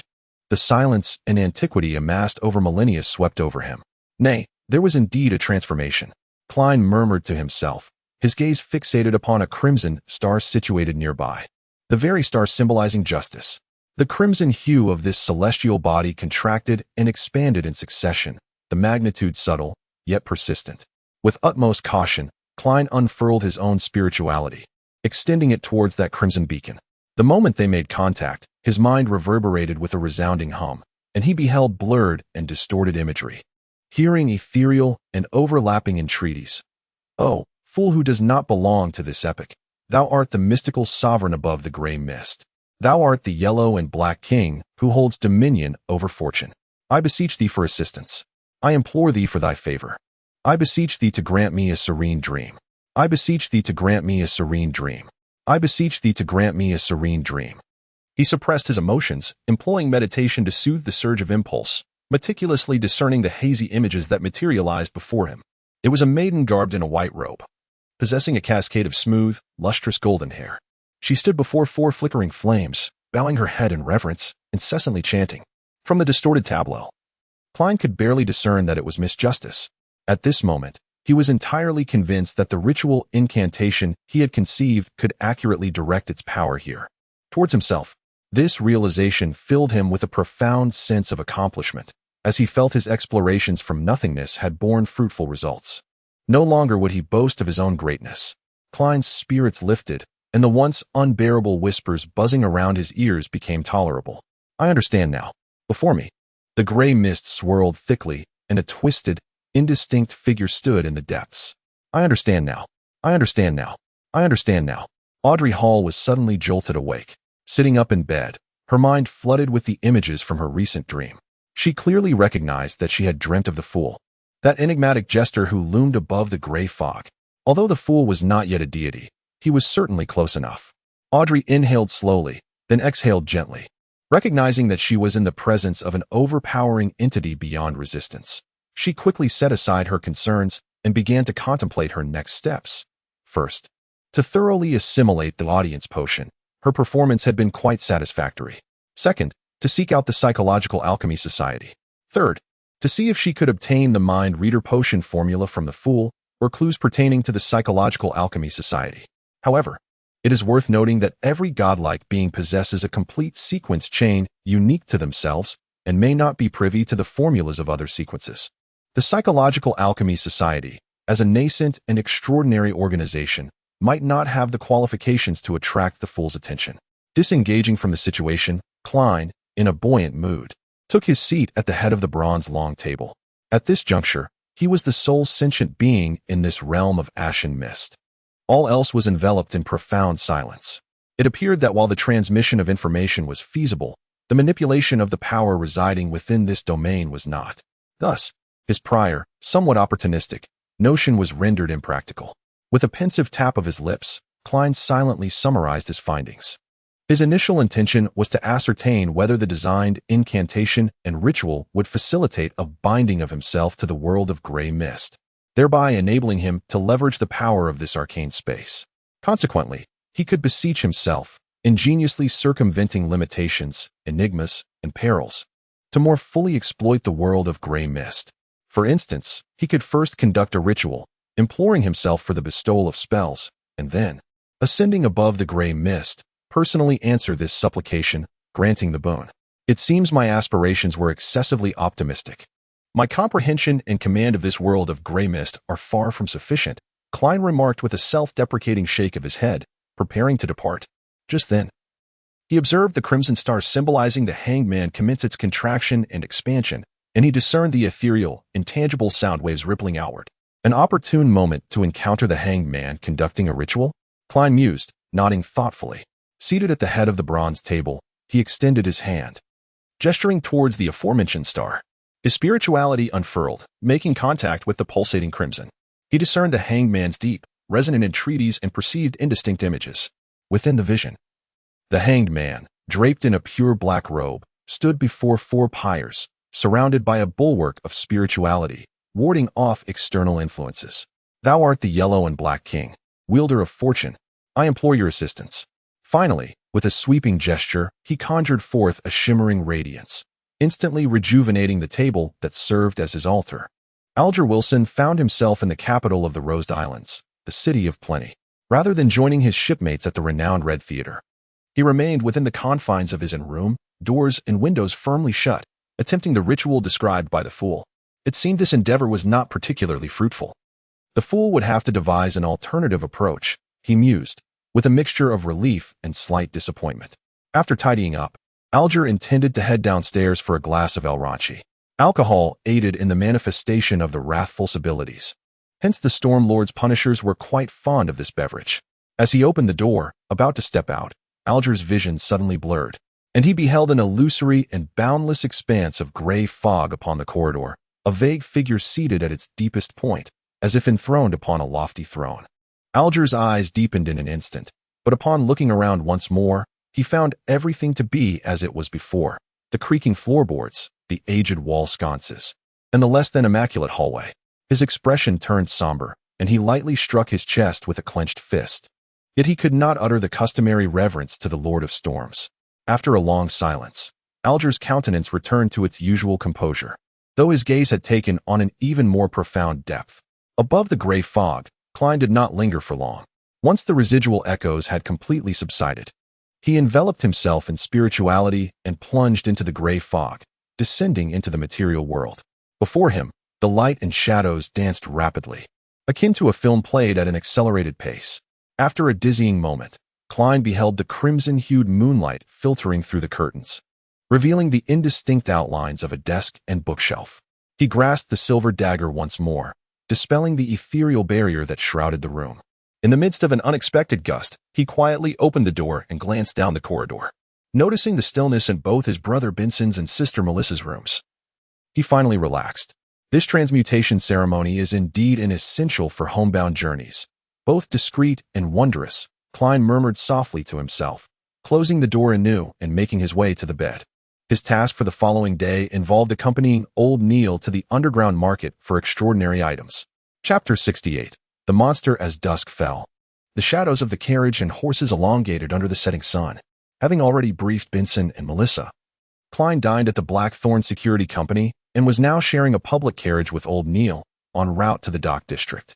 He wore his usual inexpensive formal attire, wary of potential conflicts that could arise in similar situations should his meticulously cared for tailcoat be damaged. It would be more than mere heartache. As the sunlight took on a fiery hue, the carriage came to a halt, and old Neil, clad in his classic black robe and matching round-topped felt hat, strode towards the nearby Dragon Tavern, indifferent to the gazes of others. Despite the tavern's considerable distance and the heavy doors that shut with a thud, Klein could still hear the resounding cheers from within, as if rallying for some valiant hero. As dusk approached, an inexplicable sensation stirred within him, prompting him to turn towards the cargo warehouse across from the bar. There, concealed on the rooftop, stood a formidable figure clad in a standard uniform. This man bore an enormous grayish-white mechanical box upon his back, while in his hand he wielded a complexly designed, elongated rifle.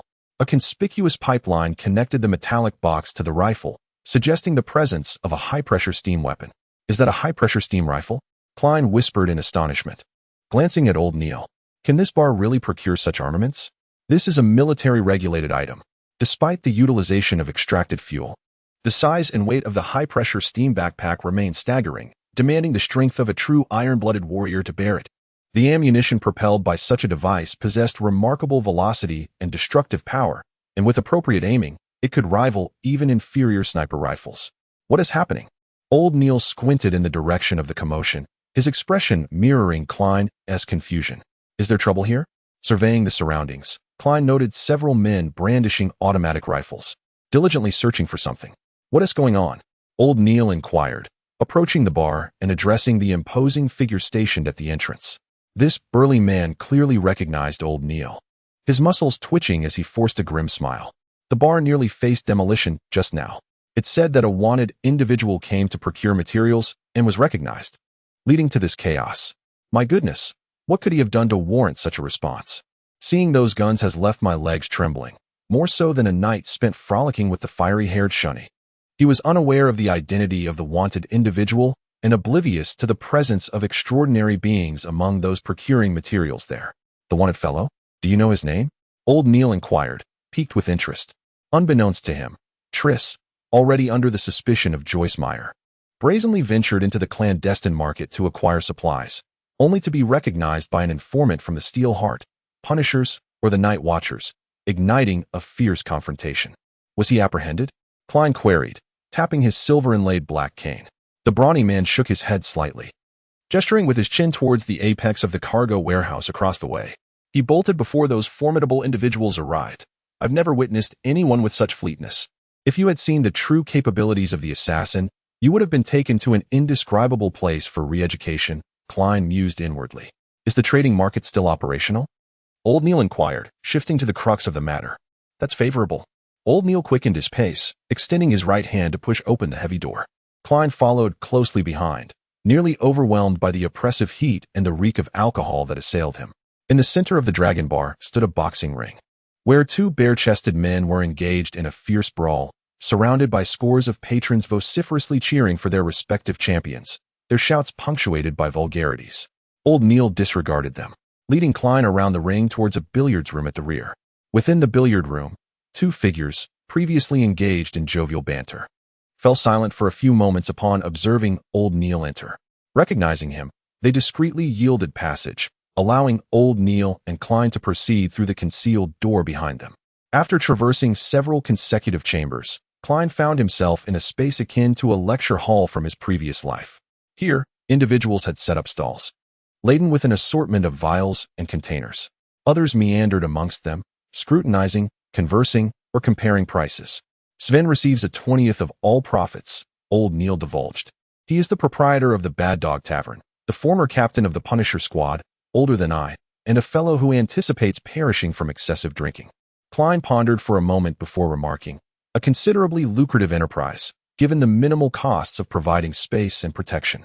Should you find yourself short on funds for an item of interest, you may seek a loan from Sven, though he levies an exorbitant interest rate." Old Neil added with a hint of resentment. "Indeed, much like a casino, high-interest loans are readily available." Wielding his cane, Klein surveyed his surroundings and inquired, "Is Mr. Sven a sailor? The captain of the Punisher Squad should be around Sequence 7, shouldn't he?" "No, merely a brawler. Tingen is not a coastal city, and the Church of the Evernight Goddess holds more sway here than the Lord of Storms." Old Neil scoffed. Sven had the opportunity to become a sailor, but he feared losing control and chose to relinquish it. Klein was about to inquire whether the bar owner had ever experienced a near loss of control when he suddenly sensed something peculiar to his left. It seemed as though something was lurking there, whispering and narrating its tale. Turning his gaze, Klein beheld a pallid young man clad in a tattered linen shirt and the characteristic blue-gray trousers of the working class. His eyes were vacant, yet possessed a frenzied glint. As he muttered incessantly to himself, was his inspiration exceptionally high or distorted? Klein furrowed his brow and murmured softly. The very inspiration that had stirred him moments ago originated from this individual. Normally, the awareness brought forth by inspiration would engender a certain interaction, almost impossible to conceal from others. However, this others referred to the practitioners of such abilities and those with similar extraordinary talents. For Klein, an extraordinary being himself. Discerning such nuances proved challenging. Only when the other party's inspiration reached a remarkable height or exhibited abnormal distortions could he perceive it. As their eyes met, the pale-faced young man with disheveled black hair took a step forward, wearing an expression that was half dreamlike, half mad. He halted before Klein, staring blankly at him. Suddenly, he burst into laughter, exclaiming, "Ah, the scent of death, indeed, death." Before his words could fully escape his lips, he let out a horrific scream, his eyes tightly shut, as a crimson liquid streamed forth. "Ah, damn it!" The young man clutched his eyes, cradling his head, writhing on the ground for some time before finally settling down, gasping for breath. Throughout the entire ordeal, none of the passing patrons or street vendors cast a glance in their direction. Holding his half-top hat in place, Klein stared at old Neil beside him, his actions conveying astonishment and inquiry. "Pay him no mind," old Neil said with a shake of his head. "His name is Atomizer. An orphan nicknamed Monster. He possesses an innate, heightened sensitivity, often perceiving sights and sounds beyond the veil of the ordinary, leading to nonsensical ramblings and frequent distress. He discerned that my body had perished once." Klein furrowed his brow, lowering his voice, and questioned with perplexity, "Have the Nighthawks, Punishers, or Machinery Hive never considered inducting him into their ranks?" "Alas, none of us possess a suitable sequence potion for him," old Neil lamented. "Indeed, he is born with half a sequence already solidified." Klein's curiosity piqued. He inquired further, which sequence pathway would befit him. Their conversation was carefully shielded from those nearby, lest sensitive information be divulged to occult enthusiasts. This clandestine organization emerged in the early years of this epoch, its precise origins shrouded in mystery, primarily perpetuating through master-apprentice transmission. Their specific doctrines and convictions are seldom disseminated, yet Klein is aware of their tripartite division of the world, the realm of absolute rationality, also known as the realm of absolute truth, the spirit world, and the material world. Rumor has it that this esoteric order has produced prophets. Shouldn't this align with the seer's sequence pathway? Klein mused, perplexed. He shook his head repeatedly, watching Atomizer struggle to his feet and wander off into another corner. He composed himself and trailed behind old Neil, navigating through a series of stalls. He observed an array of items including moonflowers, kumquats, night-blooming jasmine, alongside minerals like sterling silver, citron, and rubies. Indeed, quite comprehensive, Klein murmured under his breath. The occult enthusiasts around him, of varying ages and genders, paused intermittently, discerning and conversing, enlivening the atmosphere. "Feel free to browse. I'll settle the accounts." Old Neil indicated one of the two rooms at the far end. "Understood," Klein assented casually, with his black cane in hand. He sauntered over to a stall offering handcrafted amulets, examining them intently for a moment. As Klein was about to initiate a conversation, he overheard someone at the adjacent stall inquiring, "Is this powder derived from the roots of Peonia obovata?" "Peonia obovata?" Klein mused. "Isn't that an ancillary component of the spectator potion?" Intrigued, Klein turned to face the questioner. The name of the material had been repeated several times by Justice, leaving him with a particularly vivid recollection.